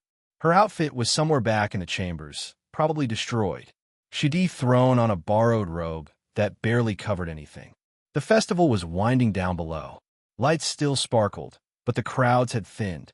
Couples and groups wandered toward various accommodations, clearly planning to continue their own private celebrations. Couldn't he sleep either? Melissa jumped, spinning around. Arya stood in the doorway to an adjacent balcony, her own robe wrapped tight around her small frame. Her white hair was loose, falling past her shoulders in a way Melissa had never seen before. Arya, I didn't does she know what I was just doing? Can she tell? Do I smell like him? Relax. Arya stepped onto her balcony, moving to the railing. I'm not going to interrogate you about where you've been. The knowing look in her gray eyes suggested she already knew exactly where Melissa had been. They stood in comfortable silence for a moment, both looking out at the city. This almost felt like a vacation, Arya said quietly. Strange as that sounds, given the assassination attempts and Shadow Mage plots. A vacation? Getting away from Syux. Seeing new places. Making decisions without the entire court breathing down my neck. She smiled, but there was sadness in it. Why get back? It'll be all Raya this and Raya that. War planning. Resource allocation. Casualty reports. Melissa moved closer, leaning on the railing beside her. sound exhausting. It is. Arya's shoulders sagged slightly. Sometimes I miss being the princess. Back when I could take trips just for fun. Before every decision carried the weight of thousands of lives. The vulnerability in her voice made Melissa's heart ache. She'd seen Arya as the composed queen for so long. It was easy to forget she was only 3 years older than Melissa herself. What if? Melissa started, then hesitated. Fuck it. Just ask. What if we extended the vacation? Another day or two. Give yourself a break before heading back. Arya turned to look at her, surprise clear on her face. I can't just, why not? The matriarch clearly likes having us here. The diplomatic stuff is done. And honestly, Melissa bumped her shoulder against Arya's. You deserve a break. Something shifted in Arya's expression. Her usual mask of regal composure cracked, revealing the young woman beneath. You're right, she said softly. I do. They stood closer now, barely a hand's width between them. The moonlight caught Arya's hair, making it shimmer like starlight. Melissa's heart was pounding again, but for entirely different reasons than in Silviana's chambers. Arya.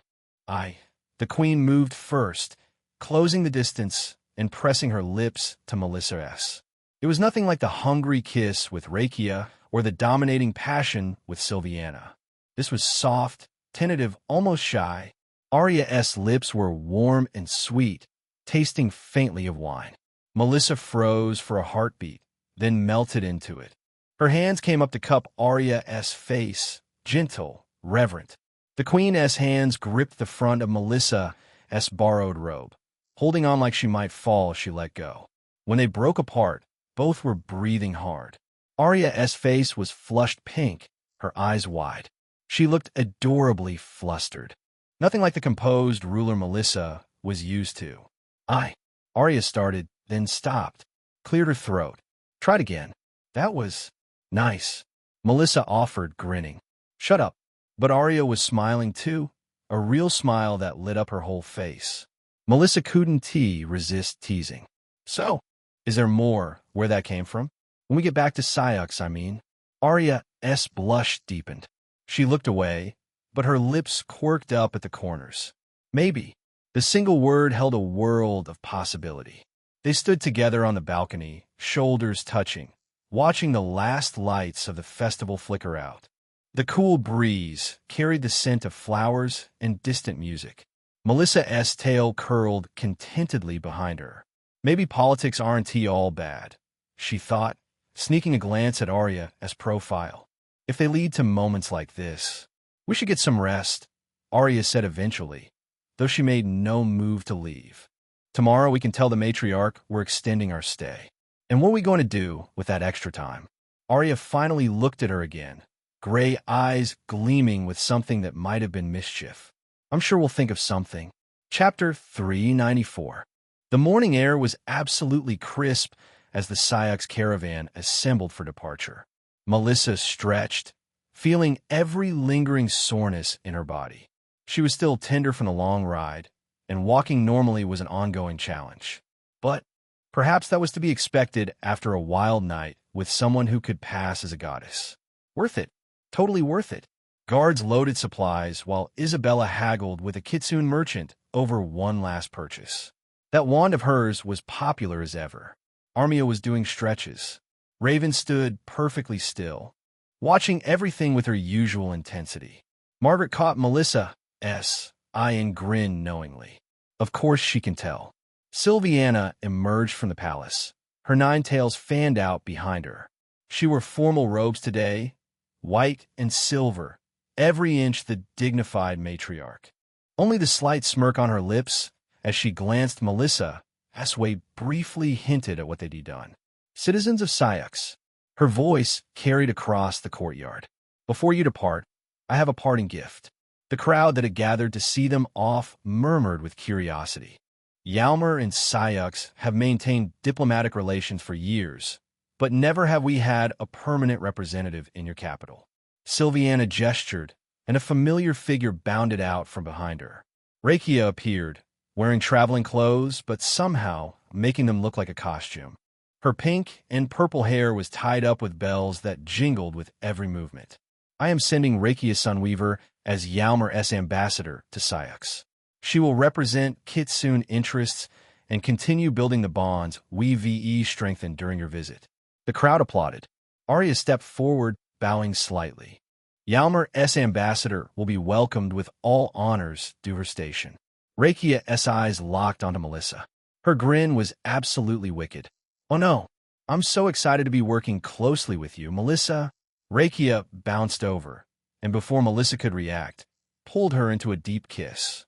The crowd erupted in cheers and laughter. When Rakia finally pulled back, Melissa was breathless and flushed dark purple.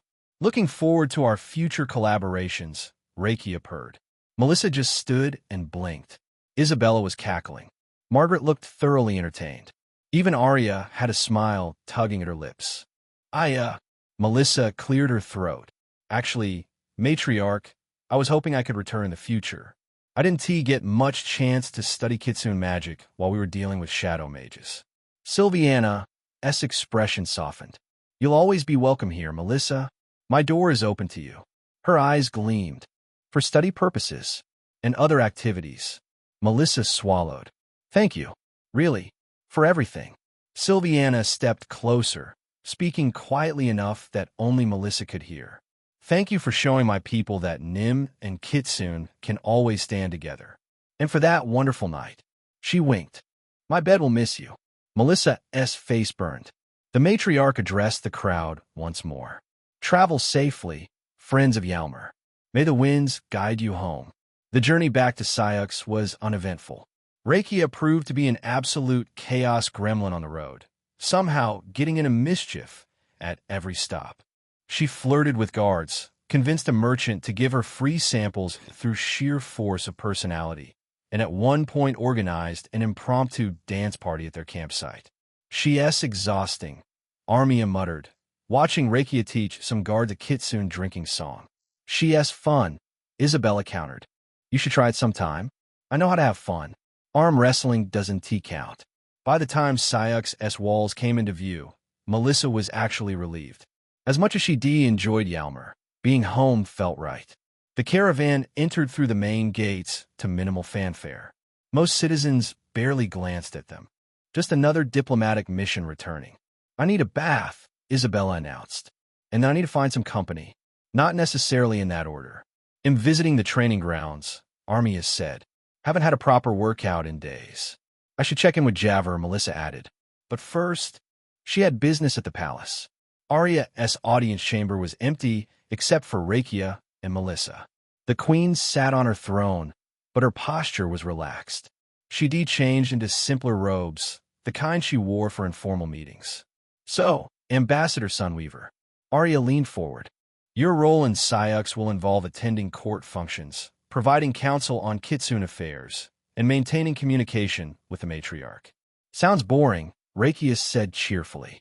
It can be, but it's important work. Rakia tilted her head, bells tinkling. Can I still do my art? The festivals and performances? Of course. Cultural exchange is part of your mandate. Arya smiled slightly. Actually, I have a proposal. You're the same age as Melissa, correct? 18, yes. Syux Academy accepts students for advanced magical training. As ambassador, you'd benefit from understanding how we teach magic, and it would give you peers your own age. Rakia's eyes lit up. I could study at the famous Syux Academy? Learn all your secret spells? She glanced at Melissa. Be in classes with you? Probably, Melissa said. I'm in the prestige class. But we share some general courses. Yes, absolutely yes. When do I start? Arya's smile widened. I'll have the paperwork prepared. You'll begin next week. Rakia squealed and launched herself at Arya, hugging her before the queen could react. Then she did the same to Melissa, planting a quick kiss on her cheek before bounding toward the door. I need to find my rooms. Unpack. Explore the city. So much to do. She disappeared in a jingle of bells, leaving Melissa and Arya alone. She is going to be a handful, Arya said. You have no idea. They stood in comfortable silence for a moment. The weight of their positions seemed lighter here, in this empty room. I should go, Melissa said. Let you get back to Queen stuff. She turned toward the door. Wait. Arya's hand caught her wrist. Before Melissa could ask what was wrong, the Queen pulled her into a side hallway, checked that they were alone, and kissed her. This kiss was nothing like the soft, tentative one on the balcony. This was hungry, demanding, Arya's tongue pushing into Melissa's mouth and claiming it. Her small hands gripped Melissa's robe, pulling her closer. Melissa melted into it, her hands finding Arya's waist. The Queen's body was small but firm, and she tasted like mint tea. When they broke apart, both were breathing hard. You don't get to just kiss me and not let me taste your tongue again, Arya said, her face flushed. She actually pouted. That's not fair. Melissa couldn't help but grin. Wow, how greedy are you royal types? Arya's gray eyes gleamed. Very. She kissed Melissa again, softer this time, but no less intense. Her tongue traced Melissa's lower lip before dipping back inside. Holy shit, the Queen is making out with me in a hallway. Arya pulled back just enough to speak, her lips still brushing Melissa's. I have meetings all afternoon. But tonight, she hesitated, vulnerability flashing across her face. Would you have dinner with me? Private dinner. Just us. Like a date? If you want to call it that. Melissa's heart was racing. She defought shadow mages, survived Darien capture, faced down assassins. But this felt more terrifying than all of that. Yes, she said. I do like that. Arya's smile was radiant. My chambers. Sunset. Don't be late. Chapter 395. Neighbors. The morning sun streamed through the dorm window as Melissa got dressed. Raven had left for her daily jog an hour ago, leaving Melissa alone with her thoughts. The past few days had been a whirlwind. Dinner with Arya had turned into several more dinners, and now Melissa was left with the question, am I dating the Queen? Is that actually my life now? A knock at the door interrupted her thoughts. Melissa opened it to find Rakia in a Syux Academy uniform. The skirt somehow shorter than regulation and the top unbuttoned just enough to show cleavage. Oh, Rakia. Good morning, MMPH. Rakia kissed her before she could finish, pushing into the room and kicking the door shut behind her.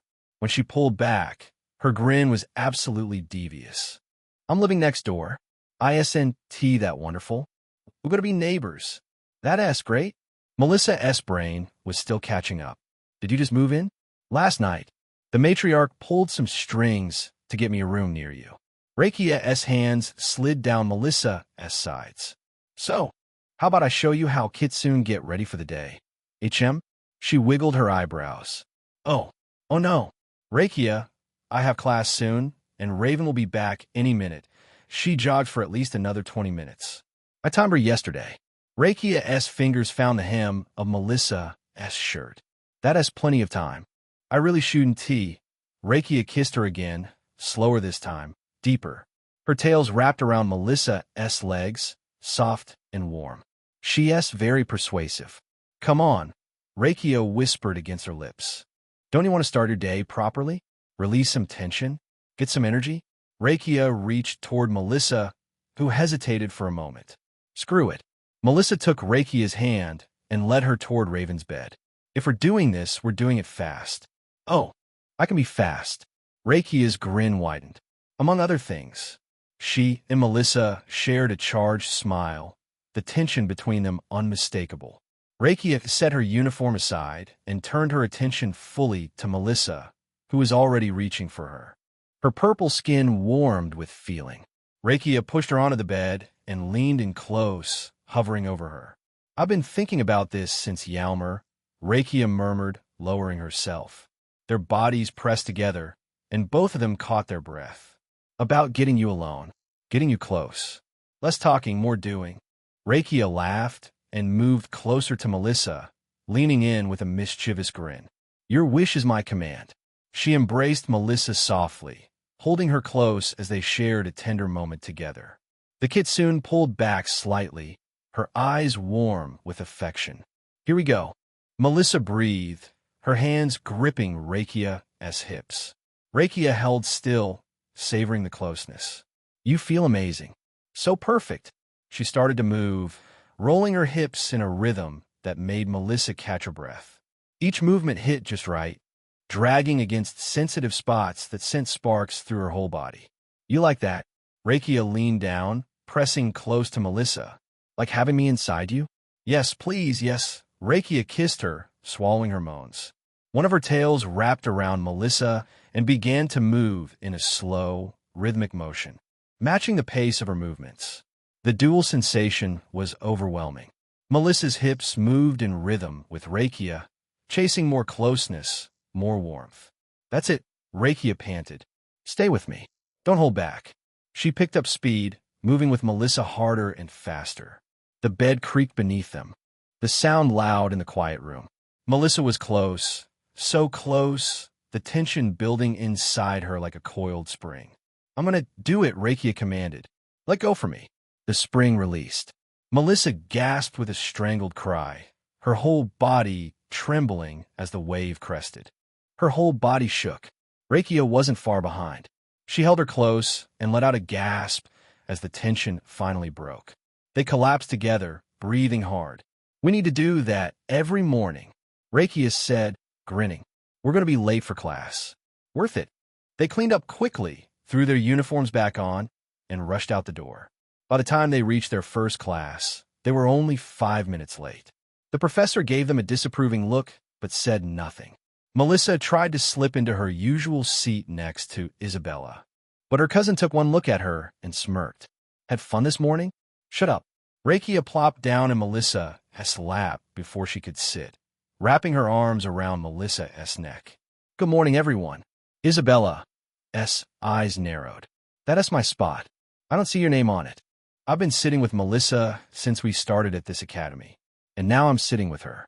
Rakia's grin was pure challenge. Problem? Isabella stood, her tails bristling. Oh, you want to go there, new girl? Bring it, Pinky. They glared at each other across the desk. Melissa felt a headache forming. Can we not do this right now? No, this is happening. Isabella moved closer. I'm sitting on Melissa's lap because I'm her cousin and I have seniority. I'm sitting on Melissa's lap because I'm the Kitsune ambassador and I outrank you. That's not how laps work.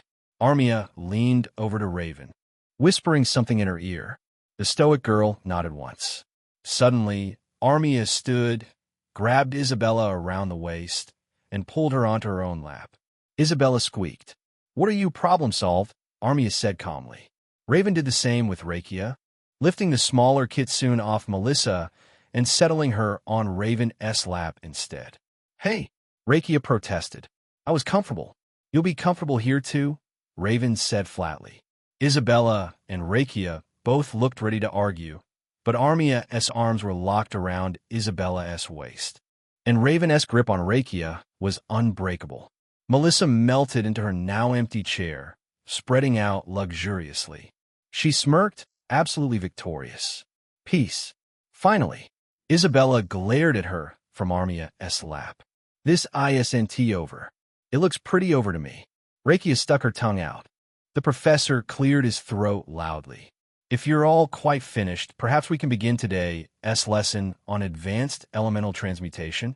The class settled down, though Isabella kept shooting Melissa betrayed looks and Rakia kept trying to escape Raven's grip.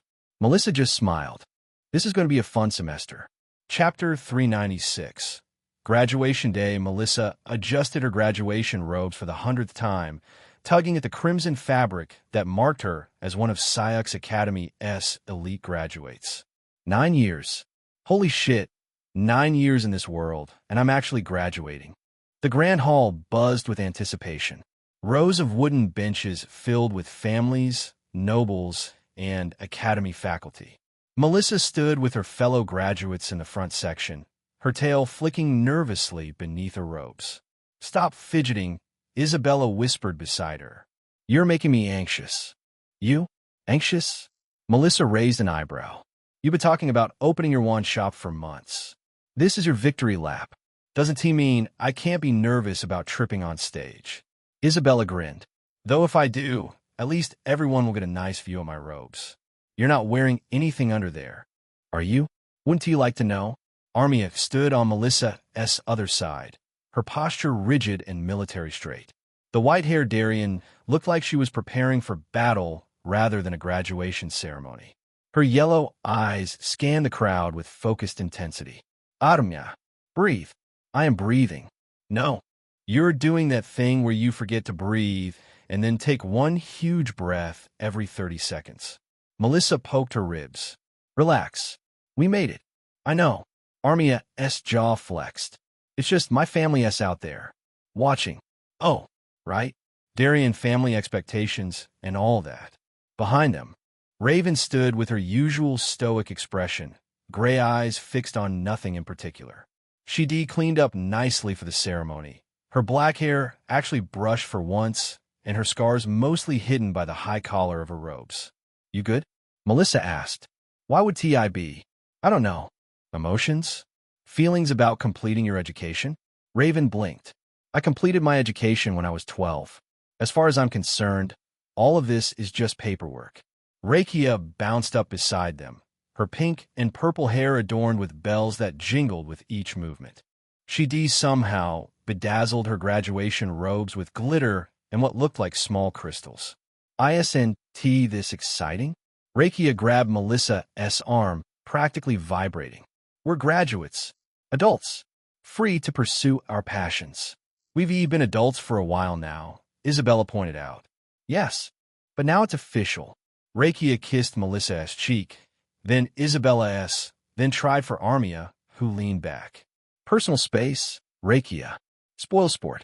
Headmistress Eliana stepped up to the podium, her silver hair pulled into its characteristic tight bun. The hall fell silent immediately.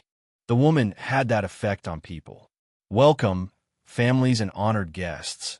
Eliana's voice carried through the hall without need for amplification magic. Today we celebrate not just the completion of studies, but the beginning of new journeys. Melissa's eyes drifted to the royal box. Queen Arya sat with perfect posture, her white hair catching the light streaming through the stained glass windows. Their eyes met briefly. Arya's expression remained neutral, regal, but Melissa caught the tiny upturn at the corner of her mouth. There you are. Melissa Blackflame. Shit, that's me. Melissa walked up the steps to the stage, her tail swishing behind her. The audience applauded. Some of the applause was genuine, some polite, and she definitely heard a few scattered boos from the back. Can't please everyone. Headmistress Eliana handed her the diploma, her blue eyes sharp. Congratulations, Miss Blackflame. You've certainly made your mark on this academy. Thank you, Headmistress. I try not to burn it down. A ghost of a smile crossed Eliana's face. Indeed, your restraint is noted. As Melissa returned to her seat, she caught Arya's gaze again. This time, the queen actually smiled. The ceremony continued. Isabella practically skipped across the stage, winking at someone in the audience. Armia walked with military precision, accepting her diploma with a crisp nod. Raven moved like a shadow, there and gone before most people registered her presence. Rakia performed a full curtsy and blew kisses to the crowd. We're really doing this. Moving on. Growing up. Gods, that is where to think about. Javer's Manor had been transformed into Party Central. Banners hung from the ceiling. Tables groaned under the weight of food and drinks. And someone had hired a band that was currently massacring what might have been a popular tavern song. Melissa barely made it through the door before Hazel launched herself at her. Melissa, you did it. You graduated. Oof.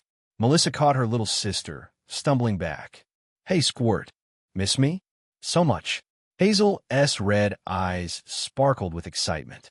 Does this mean you're going to be a court mage now? Are you going to live in the palace? Can I visit? Will you teach me magic? Breathe, Hazel. One question at a time. Your sister asked you 4 questions, Raven noted, appearing beside them like the world's least subtle ghost. Thanks, Raven. Very helpful. Margaret swept over, her massive breasts threatening to escape her dress with each movement. She pulled Melissa into a hug that was more suffocation than affection. My brilliant daughter. A graduate. Margaret kissed both her cheeks. I'm so proud. Can't breathe. Oh, sorry. Margaret released her, beaming. Your father's around here somewhere. He was getting emotional earlier. Dad? Emotional? He cried during your speech. There was no speech. We just got diplomas. He cried anyway. Melistaire appeared, looking exactly as uncomfortable and formal, whereas Melissa expected. His black horns had been polished, though, which was touching. Proud of you, Mel, he said gruffly, pulling her into a much gentler hug than her mother-s. You've done good. Okay, now I'm getting emotional. Damn it. Thanks, Dad. Kimiko materialized behind Margaret, her hands immediately going to the older Nim's hips. Margaret didn't even flinch. Our little genius. Kimiko's green eyes sparkled with mischief. All grown up and ready to conquer the world. Or at least conquer some lucky ladies. Aunt Kimiko. What? It's true. Kimiko's barely. Their dress left nothing to the imagination. You're going to have women throwing themselves at you. More than usual, I mean. Can we not talk about my love life at my graduation party? Why not? It's a celebration. Kimiko kissed Margaret's neck, making the Nim woman shiver. We should celebrate everything about you. The party slowly began around them. Armia stood near the refreshments table, talking quietly with Javer. Rakia had somehow acquired a glass of wine and was regaling Melissa's parents with an elaborate story involving hand gestures. Raven lurked near the door, watching everyone with her usual intensity. And then Arya arrived. The room didn't exactly go silent, but the energy shifted. Queen Arya of Syux, dressed in elegant gray and white, moved through the crowd with practiced grace. People bowed. She acknowledged them with small nods. Her eyes found Melissa's across the room. My heart should not be doing backflips. This is undignified. Arya made her way over. Congratulations, Miss Blackflame, Arya said formally, though her gray eyes held warmth. Your graduation is well-deserved. Thank you, Your Majesty. Melissa managed a respectable bow. I appreciate you attending. I wouldn't miss it. Arya's voice dropped lower. You've become quite important to Syux's future. Is she talking about politics or something else? Before Melissa could respond, the energy in the room shifted again. The temperature seemed to drop several degrees, and Melissa felt every hair on her body stand up. Zephyra Vertel had arrived. The court's sorceress stood in the doorway, wearing what could generously be called a dress. It was more like strategic strips of deep purple fabric that covered the absolute minimum required by decency laws. Her hair cascaded down her back, and her smile promised trouble. Well, Zephyra purred, her eyes landing on Melissa. Look who is all grown up. It's been months since I've seen her. She looks exactly the same, which is to say, illegal in several kingdoms. Zephyra glided across the room, ignoring everyone else. She stopped in front of Melissa and Arya, her smile widening. Your Majesty. She bowed to Arya with exaggerated deference. Melissa, congratulations on your graduation. Thank you, Zephyra. I actually came with a proposition. Zephyra's eyes glittered. Now that you're free from academy obligations, I thought you might enjoy some continued education. I already studied under you. For a few weeks, years ago. Barely enough time to scratch the surface. Zephyra leaned in slightly. I'm heading to a Kitsune village for research. Come with me. It'll be educational. Educational, Melissa repeated flatly. Very educational. All sorts of magical techniques to explore. Why do I feel like she's not talking about normal magic? Arya's expression remained neutral, but Melissa noticed the slight tension in her shoulders. How long would this research take? Arya asked. A few weeks, maybe a month.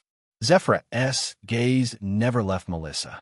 Unless our star student here proves to be a faster learner than expected. Melissa's tail flicked. Part of her was curious. Zephyra was brilliant, if completely unhinged. Studying under her again could be valuable. The other part of her wondered what exactly she was getting herself into. Can I think about it? Of course. Zephyra's smile turned predatory. Take your time. I'll be leaving in 3 days. If you're interested, you know where to find me. She swept away as dramatically as she arrived, leaving a confused silence in her wake. Arya looked at Melissa, one eyebrow raised. Are you considering it? Maybe? Melissa ran a hand through her black hair. I mean, it could be useful. Learning from her again. Just remember that Zephyr's idea of educational often involves situations most people would consider inadvisable. Noted. What the hell am I getting myself into? Chapter 397. Proving ground. Armia woke to the sensation of someone pressed close behind her. Not again. Good morning, Isabella murmured, leaning in close. Sleep well? Armia shifted uncomfortably, aware of the warmth lingering in the room. Her scales itched where dried sweat clung to her forearms. Something stirred in her despite her best efforts to ignore the kitsune's wandering fingers. Isabella, I need to get up. You're up. Isabella's hand dipped lower, resting against Armia. Very up. Focus. Today is important. Do not let her distract you. Armia grabbed Isabella's wrist, firmly but gently removing it from her body. I have somewhere to be. Actually, where? Isabella propped herself up on one elbow, her pink hair a tangled mess. It's barely dawn. Come back to bed. I can think of at least 3 ways to celebrate our graduation that we haven't tried yet. The Royal Guard recruitment office opens in an hour. That got Isabella's attention. Her blue eyes widened. Wait a minute, you're serious? You're actually doing it? Yes. Isabella was quiet for a moment, then sighed. You're really not going to let me tempt you into staying? No, not even if I do something special. Isabella. Fine. The kitsune flopped back dramatically. Go be noble and dutiful. They'll just lie here, all alone, sulking about how my dearest friend abandoned me for military service. How tragic. Armia stood, her muscular frame casting shadows in the early morning light. She was tall, 6 feet 4 inches of coiled strength and discipline. Her scales caught the light as she moved, white against pale skin. You're beautiful when you're being stubborn, Isabella said softly. Armia paused at the door, glancing back. Isabella lay sprawled across the bed, her body on full display, her arousal soft against her thigh. She looked thoroughly satisfied and utterly shameless. Armia swallowed. This, shameless, temptress. Thank you for last night, Armia said. Anytime. Isabella grinned. Good luck today. Show those human pricks what a Darien can do. The Royal Guard recruitment office sat in the military district, a squat stone building that looked more like a fortress than an administrative center. Guards in crimson and gold uniforms stood at attention outside, their eyes tracking Armia as she approached. They're already judging me. Good. Let them. She wore her academy uniform, pressed and clean, her credentials folder-tucked under one arm. Her long white hair was pulled into a tight braid. Professional. Disciplined. Exactly what a guard should look like. One of the door guards, a human man with a scar across his jaw, blocked her path. State your business. Armia Duskskale. Here for Royal Guard recruitment. The guard's eyes traveled up her considerable height, taking in her scales, her yellow eyes, her obvious Darien heritage. His expression didn't change, but Armia saw the slight tensing of his jaw. Right? Head inside. Captain Narum will process you. The interior was Spartan. Wooden benches lined the walls, a desk sat at the far end, and weapons racks displayed various training equipment. The smell of oil and steel hung in the air. A woman sat behind the desk, her gray hair cropped short and her face weathered by years of service. She wore the captain's insignia on her uniform, 3 gold bars on crimson. Captain Narum. She looked up as Armia approached, her dark eyes sharp and assessing. Name. Armia Duskskale. Darien. Yes, ma'am. Graduated yesterday from Syux Academy. Top marks in combat sorcery. Commendations from 3 professors, including Javer Folden. Narum's voice was flat, reciting facts. Also received a marriage proposal from General Neil after the Royal Gala 2 years ago. Declined. She has done her research. Good. That means she is taking this seriously. That is correct, ma'am. Why? Why did I decline the proposal? Why do you want to join the Royal Guard? Narum leaned back in her chair. You could have married into nobility. Could have opened a combat school with your academy reputation. Could have gone back to Raya and lived among your own people. Instead, you're here. Armia met the captain's gaze directly. Because Syux is my home. Because I want to serve something greater than myself. And because I lost someone to shadow mages, and I refuse to let that happen to others if I can prevent it. Naram's expression didn't soften, but something flickered in her eyes. Pretty speech. Let us see if you mean it. She pulled out a scroll. Trial process is 1 month. Physical evaluations, combat assessments, tactical exercises, and field trials. You'll be assigned to a recruit squad. If you make it through, you'll be eligible for active duty assignment. Understood. Fair warning, Dust Scale. The Guard has never had a Darien member. You'll face resistance. Some of it official, most of it not. If you can't handle that, leave now. I can handle it. We'll see. Naram stood, walking around the desk. She was shorter than Armia by half a foot, but carried herself with absolute authority. Follow me. Your squad S already assembled. They walked through a side door into a training yard.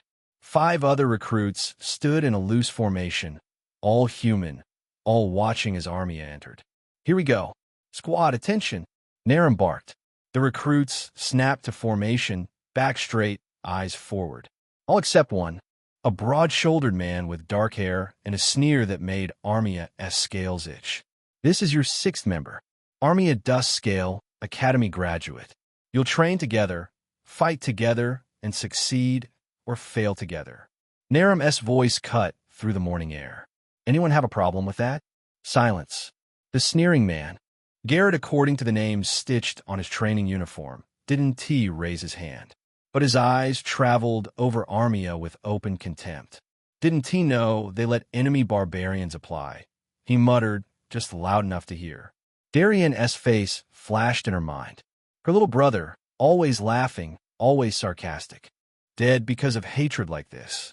Armia's jaw clenched, but she kept her voice level. Not an enemy. A citizen. Sure. Until your tribe decides to raid our borders again. Garrett spat on the ground. Then what? You gonna defend Syux or join your barbarian friends? That's enough, Garrett. A woman with short brown hair stepped forward. Ime Elena, squad leader. Welcome, Arnya. She extended her hand. Armia shook it, noting the firm grip and direct eye contact. At least one person here wasn't hostile. Thank you. The other 3 recruits introduced themselves with varying degrees of enthusiasm. Marcus, a thin man with nervous energy. Dara, a stocky woman who looked like she could break Armia in half. And Finn, a younger recruit who couldn't have been more than 18 and kept staring at Armia's scales with fascination. Naram clapped her hands once. Physical assessment starts now. 10 laps around the yard. Full gear. Move. Chapter 398. Departure. Melissa stared at the packed bag on her bed, double-checking the contents for the 3rd time. Clothes, check. Spellbooks, check. Emergency runes, check. Why do I feel like I'm forgetting something important? 3 days had passed since graduation. 3 days of Zephyr's offer bouncing around her skull like a hyperactive ping-pong ball. A Kitsune village. Research. Educational opportunities. Yeah, because nothing says education like Zephyra Vortel wearing strategically placed fabric and that smile that promises trouble. But the curiosity won. It always did. She closed the bag and slung it over her shoulder. Time for goodbyes. Isabella's temporary workshop occupied a converted storage room near the merchant district. Melissa found her cousin surrounded by literal mountains of wands, each one carefully organized by size, material, and enchantment capacity. 47 ash wands with bronze cores, 52 oak with copper inlay, 38 willow for precision work. Isabella muttered, scratching notes on a ledger. Where the fuck did I put the birch ones? Behind you, next to the crate. Isabella spun, her pink tail nearly knocking over a display rack. Mel, what are you doing here?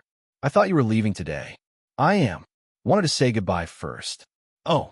Isabella set down her ledger, a genuine smile crossing her face. That's sweet. Come here. She pulled Melissa into a hug that was more tackle than embrace. Her breasts pressed against Melissa's, her body pressing against Melissa's thigh. Even now, even during goodbyes. Jesus, Bella. I'm going to miss you, Isabella said into Melissa's shoulder. Who's going to keep me entertained while you're gone? You have about 700 people who'd happily volunteer. True, but none of them are you. Isabella pulled back, her blue eyes serious for once. Be careful with Zephyra. She's brilliant, but she's also completely insane. You want to talk. And don't do anything I wouldn't do. That leaves literally everything on the table. Exactly. Isabella's grin returned. Have fun. Learn things. Come back with some scandalous stories. Melissa kissed her cheek. I'll try. Finding Armia proved a bit harder. She wasn't at home, wasn't at the training yards, and wasn't answering her door. Melissa finally tracked her down at a weapons shop, examining practice, swords with intense focus. Armia. The Darien looked up, surprise flickering across her stern features. Melissa, I thought you were leaving today. In a few hours. Wanted to see you first.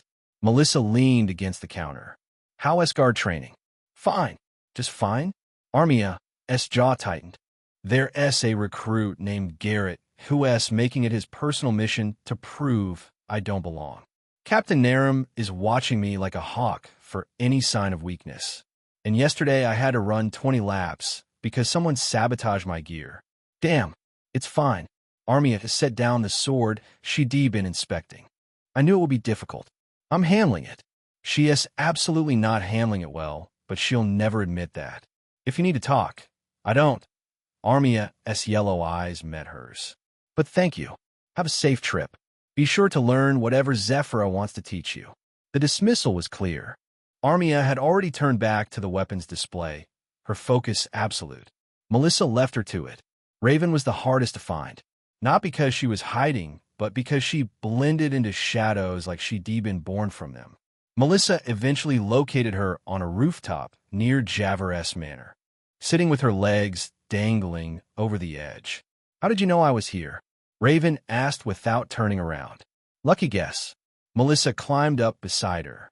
You always liked high places, better vantage points.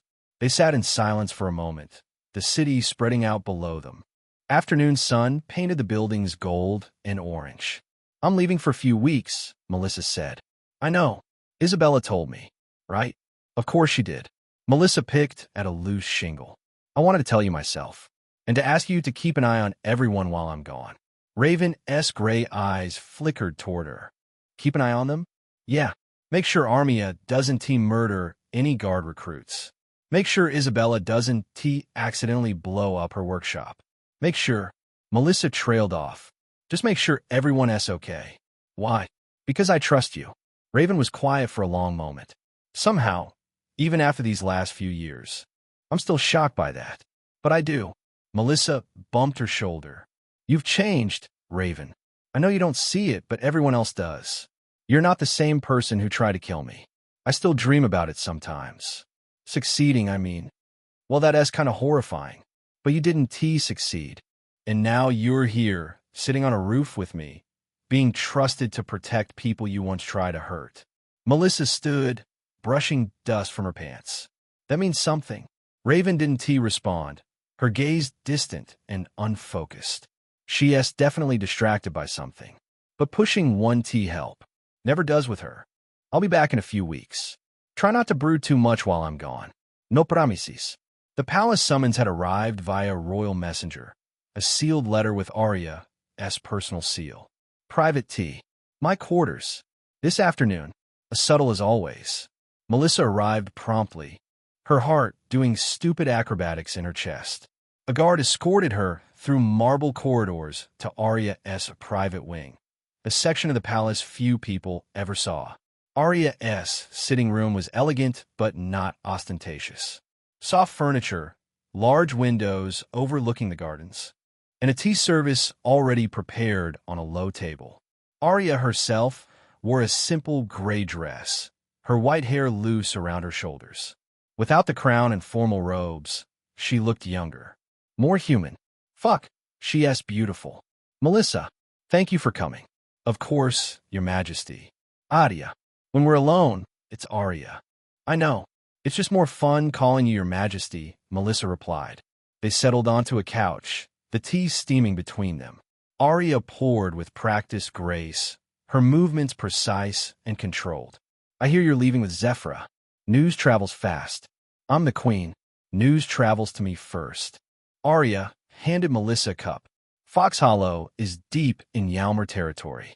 Beautiful, but different from the capital. Different how? Less restrained. Kitsune culture is more open about certain things. Arya's gray eyes met hers. Relationships. Pleasure. Boundaries that we maintain here don't exist there. Is she warning me, or? I can handle myself. I know you can. That's not what worries me. Arya set down her cup, turning to face Melissa fully. I'll miss having you nearby. The words hung in the air between them, heavy with meaning. I'll miss you too. Will you? Arya's voice dropped lower. Or will you be too busy with whatever educational pursuits Zephyra has planned? Arya, I'm not jealous. I have no right to be jealous. Arya reached out, her fingers tracing Melissa's jawline. We've yet to define what this is between us. Never put words to it. Melissa's breath caught. What do you want it to be? I don't know. I'm a queen. You're a Nym mage about to become one of the most influential people in Syux. We both have responsibilities, expectations. Arya's thumb brushed across Melissa's lower lip. But when you're here, when we're alone like this, I don't want to think about any of that. Melissa closed the distance between them, her lips meeting Arya's with desperate hunger. Fuck responsibilities. Fuck expectations. I want this. I want her. Arya responded immediately, her hands tangling in Melissa's black hair. The kiss was all heat and yearning, days of tension breaking loose. Arya's tongue swept into Melissa's mouth, tasting like tea. Melissa's hands found Arya's waist, pulling her closer. Her tail wrapped around Arya's leg, the heart-shaped tip trembling with need. Arya pulled back, gasping. We shouldn't T-knot right before you leave. Arya inhaled slowly. That's just going to make it harder for me to focus on my work. Then why did you summon me here? Because I'm selfish. Because I wanted to see you one more time before you go spend weeks in a Kitsune village surrounded by beautiful women who will absolutely try to seduce you. Melissa laughed breathlessly. Are you jealous? Terribly. Arya kissed her again, softer this time. Promise me you'll be careful. I promise. Good. Arya rested her forehead against Melissa's. Because I'm not done with you yet. They stayed like that for a long moment, breathing each other's air, neither wanting to break the spell. Eventually, reality intruded. Arya pulled back, smoothing her dress and rebuilding her regal composure like armor. You should go. Zephyra will be waiting, right? Yes. Melissa stood on shaky legs. All right, if I can. I do like that. At the door, Melissa paused. Arya? Yes. This thing between us. Why get back? Can we figure out what it is? Arya's smile was small but genuine. I do like that too. The magical carriage waited outside the city gates, purple runes glowing along its frame. Zephyra lounged inside, her legs crossed, and her outfit somehow even more scandalous than usual. There she is. I was starting to think you'd change your mind. Just saying goodbyes. Melissa tossed her bag inside and climbed in. This is really happening. Oh, it's happening. Zephyra knocked on the carriage wall. Driver to Fox Hollow. The carriage lurched forward, magic humming through the wheels as they began moving at speeds no normal horse could match. So Melissa said, settling into the plush seat, Are you going to tell me what we're actually doing in Fox Hollow? Research. What kind of research? The fun kind. Zephyra's smile turned wicked. You'll see when we get there. Don't worry, you're going to love it. I'm either going to learn incredible magic or die of embarrassment. Possibly both. The city fell away behind them, the landscape shifting from urban sprawl to rolling countryside. Trees thickened, the road narrowing as they entered deeper into Ylmer territory. Zephyra kept up a constant stream of chatter, flirting shamelessly, dropping cryptic hints about what waited in Fox Hollow, and somehow managing to make even mundane observations sound suggestive. The village is built around a hot spring. Zephyr explained. Very relaxing. Very communal. Communal how? You'll see. I'm going to regret this. I know I'm going to regret this. So why am I excited? Hours passed. The sun began setting, painting the sky in shades of orange and pink. The forest grew denser, ancient trees towering overhead. How long until we arrive?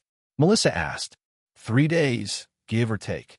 Depends on road conditions and how many breaks we take. Zephyra stretched, her body arching in a way that made Melissa's eyes travel places they shouldn't. Don't worry. The carriage has sleeping quarters. We'll be quite comfortable. 3 days alone with Zephyra in a magical carriage. What could possibly go wrong?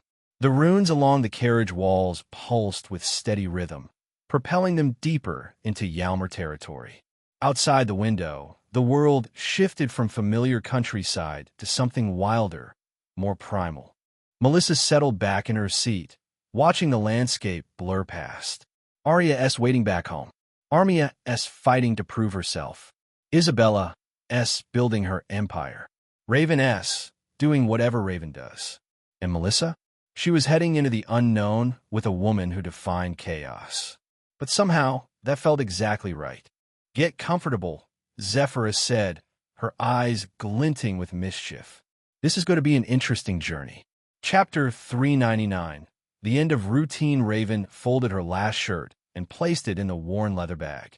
The dorm room felt empty. Wrong. It had never felt like home, not really. But Melissa's presence had made it tolerable. Her scattered books, her experiments with runes, the way she talked to herself while studying. Now it was just walls and furniture. Move, pack, leave. Simple. Raven shouldered her bag and walked out without looking back. Headmistress Eliana's office smelled like old paper and lavender. The silver-haired woman sat behind her desk, reading through a stack of documents with sharp blue eyes. Miss Nightsong, what can I do for you? The dorms. Am I allowed to stay?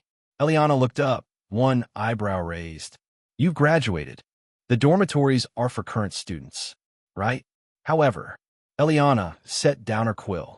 Graduates maintain access to academy facilities. Training grounds, library, alchemist tower, dining hall. Students receive priority, but you're welcome to use them. Raven nodded. That was something. Where will you be living? Good question. I'll figure it out. Eliana studied her for a long moment. Javor Folden has mentioned you're welcome at her manor. Have you considered that option? I had not. Eliana nodded. Go to Javor, at least for a few days. Give yourself time to adjust. Eliana picked up her quill again. The academy training grounds were empty at dawn. Raven moved through combat forms, her body remembering patterns drilled into muscle since childhood. Strike, parry, dodge, counter. No wasted movement. No hosetaschen. Sweat dripped down her back. Her muscles burned. Her scar itched. Again, she reset her stance and started over. An hour passed. Then two. The sun climbed higher, warming the practice yard. Other people began arriving, current students preparing for morning classes. They gave her a wide berth. Good. By midday, Raven's arms trembled with exhaustion. She forced herself through one more set of forms before collapsing against a wall, gulping water from a skin. Eat, then train more, then sleep, then repeat. Simple, structured. Javor's manor stood surrounded by gardens that Margaret Blackflame tended with surprising skill. She'd gotten better at that over the years. Raven knocked. Javor answered, her orange hair pulled back and her green eyes bright with welcome. Raven, come in. I was hoping you'd take me up on the offer. Headmistress Eliana said it wasn't a suggestion. Javor laughed. That sounds like her. Well, regardless, you're welcome here. I prepared a room upstairs. Second door on the left. The room was small. A bed, a desk, a window overlooking the garden. Simple, clean. Raven set her bag down and sat on the bed. The mattress was soft. Too soft. She'd gotten used to academy cots, and before that, the hard floor of safe houses. She lay back anyway, staring at the ceiling. 3 days until Melissa arrives at that Kitsune village. Maybe 4. Then, a few weeks until she returns. Then, everything goes back to normal. Sleep came eventually, dreamless and heavy. 3 days passed. Raven trained at dawn. Ate when hungry. Slept when exhausted. Spoke only when necessary. Javor didn't push. She offered meals, asked simple questions, and otherwise left Raven to her routine. Margaret stopped by occasionally with vegetables from the garden, chatting about nothing important while Raven listened in silence. On the evening of the third day, Javert knocked on Raven's door. Come in. Javert entered, holding a sealed letter. I have a job for you, if you're interested. Raven sat up from where she'd been reviewing combat theory. What kind of job? Protection detail. A visiting dignitary from Aelmark needs security during their stay in Syux. They're here researching ancient magical artifacts for their kingdom's archives. Why me? Because you're one of the most skilled fighters I know. Because you need something to do that isn't training yourself into exhaustion. And because they specifically requested someone discreet. Javert set the letter on the desk. The pay is decent. The work is straightforward. And it'll only last a week, maybe 2. I'll do it. Good. You start tomorrow. The dignitary is staying at the Golden Rose Inn. Lord Cassian, elderly scholar, completely harmless. Your job is to keep him that way. Lord Cassian was exactly as described. Elderly, scholarly, and entirely too chatty. He wore robes that had seen better decades. His white beard was neatly trimmed, and his eyes sparkled with the kind of enthusiasm usually reserved for children discovering candy. You must be my protection. Ravenite song, yes? Javert spoke highly of you. Very highly indeed. My lord, please just Cassian. Formality makes me feel older than I already am. He chuckled, the sound warm and genuine. I'm so excited about this research opportunity. Syux has such a rich history of magical artifacts. You see, the treaty era alone produced dozens of fascinating objects. And then there's the pre-subjugation Nim artifacts, which are extraordinarily rare. He continued talking as they walked through the market district. Raven scanned crowds, tracked exits, noted potential threats. Of course, the most interesting finds are often in private collections. People don't realize what they have, you understand? A rune-marked cup might just be Grandma St. set, but it could be a genuine vessel from the old mage wars. He hasn't stopped talking in 15 minutes. Do you have any interest in magical history, Raven? No. Well, that's all right. Not everyone does. But I find it fascinating how much we can learn about a culture through the objects they create. Take Nim artifacts, for instance. They visited 3 different archives that afternoon. Cassian examined old texts, sketched diagrams, and kept up a running commentary about everything he saw. Raven stood nearby, silent and watchful. Nosrets materialist. The day passed without incident. That evening, back at the Golden Rose Inn, Cassian invited Raven to join him for dinner. You don't have to eat alone, you know. Company makes meals more pleasant. I'm working. You can work and eat simultaneously, can't you? His eyes twinkled. Besides, I do enjoy the conversation. I do enjoy talking while you listen. Same thing, really. Raven hesitated, then nodded. They ate in the inn's common room. Cassian talked about his research, his grandchildren back in Aelmark, a particularly stubborn manuscript he'd been trying to translate for 6 months. Raven ate her meal and provided occasional one-word responses. You're very quiet, Cassian observed. I imagine you've seen some difficult things in your life. Raven's hand tightened on her fork. That's not your concern. No, I suppose it isn't. Forgive an old man as curiosity. He smiled gently. But for what it's worth, I think Javert made an excellent choice in recommending you. You're very attentive, very professional. Professional, right? That's one word for it. After dinner, Raven escorted Cassian back to his room and took a position in the hallway. She'd sleep in shifts, waking every few hours to check the perimeter. Through the window at the end of the hall, she could see the night sky. Stars scattered across darkness like scattered diamond dust. Where's Melissa right now? Is she safe? Is she thinking about any of us? Raven sighed. I hope so. Chapter 400. Fox Hollow. 3 days of travel left Melissa with a sore ass and a new appreciation for normal carriages. The magical variety moved fast, sure, but comfort wasn't part of the package. Every bump in the road translated directly to her spine, and Zephyr's constant chatter had filled every moment that wasn't spent sleeping in the cramped quarters. But now, Finally, they arrived. Fox Hollow sprawled among ancient trees like it had grown there naturally. Wooden buildings with curved roofs nestled between massive trunks, connected by rope bridges and winding paths. Lanterns hung from branches, swaying gently in the breeze. The air smelled like pine and something floral that Melissa couldn't quite identify, but liked. Kitsune moved through the village with easy familiarity. A pair chatted near a well, their tails swishing. A group of children, all girls, of course chased each other across a bridge, laughing. An older Kitsune tended a garden, humming softly. Beautiful. Isn't it? Zephyra stepped out of the carriage, stretching with theatrical flair. Yalmer's smaller villages are something special, as I'm sure you know. Syux could never. It's definitely different. Melissa grabbed her bag and followed Zephyra down the main path. Villagers waved or nodded as they passed.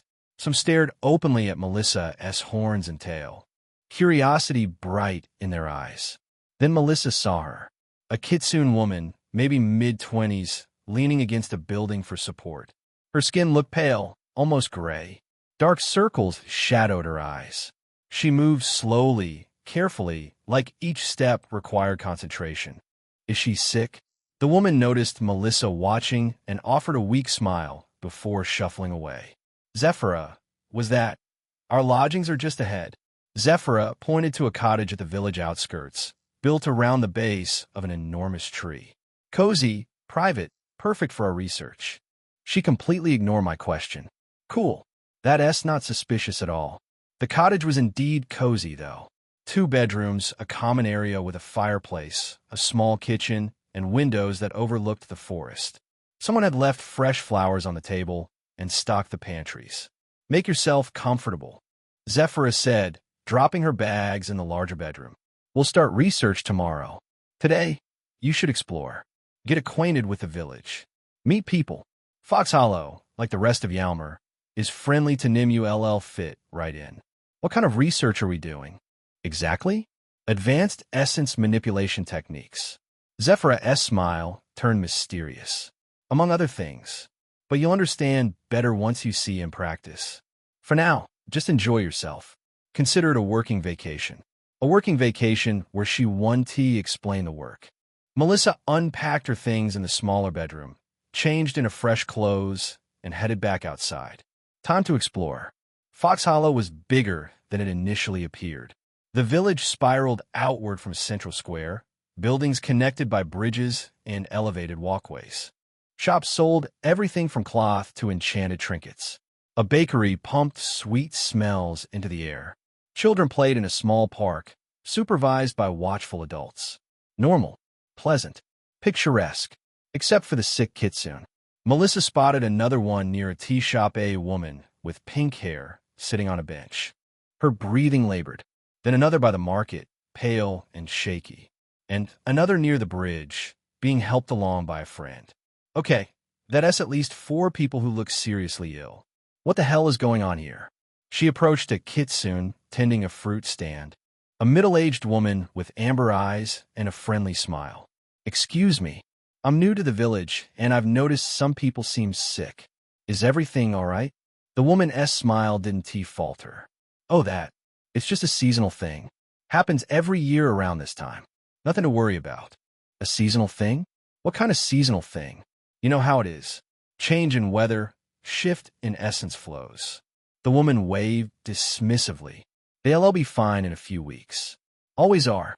That's the vaguest explanation I've ever heard. Seasonal thing, my ass. Has anyone tried healing magic? Of course. Our healers do what they can. But some things just need time to run their course. The woman's expression remained pleasant, unbothered.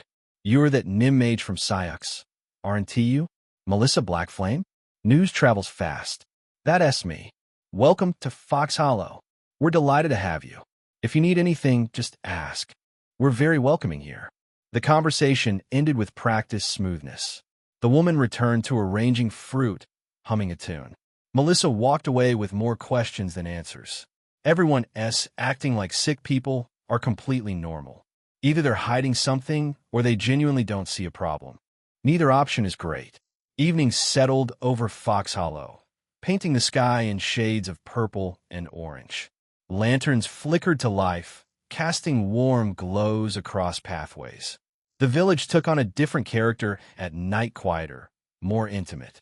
Couples walked hand in hand, disappearing into homes or heading toward what looked like a communal bathhouse. Melissa found herself drawn to sounds of laughter and music.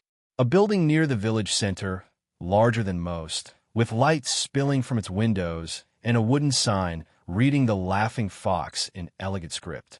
A bar. Perfect. Bars are great for information gathering. And drinking. Mostly drinking. Inside, the atmosphere was lively. Kitsune filled tables and booths, talking, laughing, drinking. A small stage in the corner hosted a musician playing something jaunty on a stringed instrument. The air smelled like alcohol and roasted meat. Melissa made her way to the bar, sliding onto a stool. The bartender turned, and Melissa's brain short-circuited slightly. Silver hair cascaded past her shoulders, catching the light like moonlight on water. Red eyes met Melissa's with open interest. Her features were sharp and elegant. Beauty mark beneath her left eye mirroring Melissa's own. Her figure curved in all the right places, displayed by a dress that was technically modest but somehow incredibly suggestive. She smiled, and Melissa's tail did an embarrassing little flip. Well, you must be Melissa Blackflame. Her voice was smooth. Warm honey over gravel. I've heard so much about you. How does everyone in this village already know who I am? Did Zephyrus send out a newsletter? That's me. And you are? Silra. She extended a hand across the bar. I run this establishment. It's not often we get visiting Nim, especially not famous ones. I'm not famous. You cured a plague before it could ramp up, saved a king, and became the first Nim mage. Silra's smile widened. That is pretty famous. Fair point. They shook hands. Silra's grip was firm, confident. Her eyes traveled over Melissa with obvious appreciation. What can I get you to drink? What do you recommend? For a Nim? Silra turned, grabbing bottles from the shelf behind her. Something with a kick. You can handle a little bit of intensity, right? I guess I'll find out. Silra mixed something together, pouring liquids in precise measures.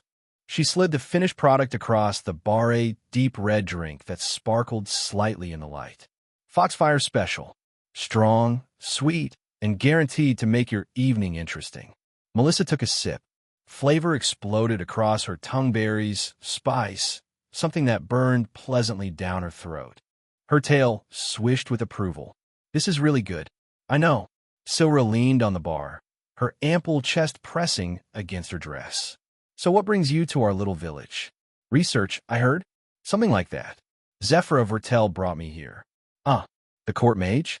Something flickered in Silra's expression. Too quick to read. She's certainly a character. Well, if you need anything during your stay, information, recommendations, company, you know where to find me. The emphasis on company was not subtle. She's flirting. Definitely flirting. Am I flirting back? I think I'm flirting back. Arya Widow? We never define what we are. I'm allowed to flirt. I'll keep that in mind. Another customer called for Silra's attention. She winked at Melissa before moving down the bar, leaving Melissa alone with her drink and her thoughts. Okay, so, sick Kitsune that everyone's weirdly casual about. A charming Nim bartender who knows who I am. And Zephyra being mysterious about our actual purpose here. Melissa finished her drink, the alcohol warming her from the inside. She left payment on the bar and headed back outside, the cool night air relief after the crowded warmth of the Laughing Fox. She walked through the village streets, drink still buzzing pleasantly in her system, letting her feet carry her wherever they wanted. Lanterns swayed overhead, casting dancing shadows across wooden pathways. Somewhere nearby, someone was singing, their voice drifting through the trees. 3 weeks in this place, learning whatever Zephyra wants to teach me, meeting interesting people like Silra, and trying to figure out what's actually going on with the sick Kitsune. Melissa took another sip of her drink, watching the stars peek through the forest canopy. This is either going to be educational or a complete disaster. Possibly both.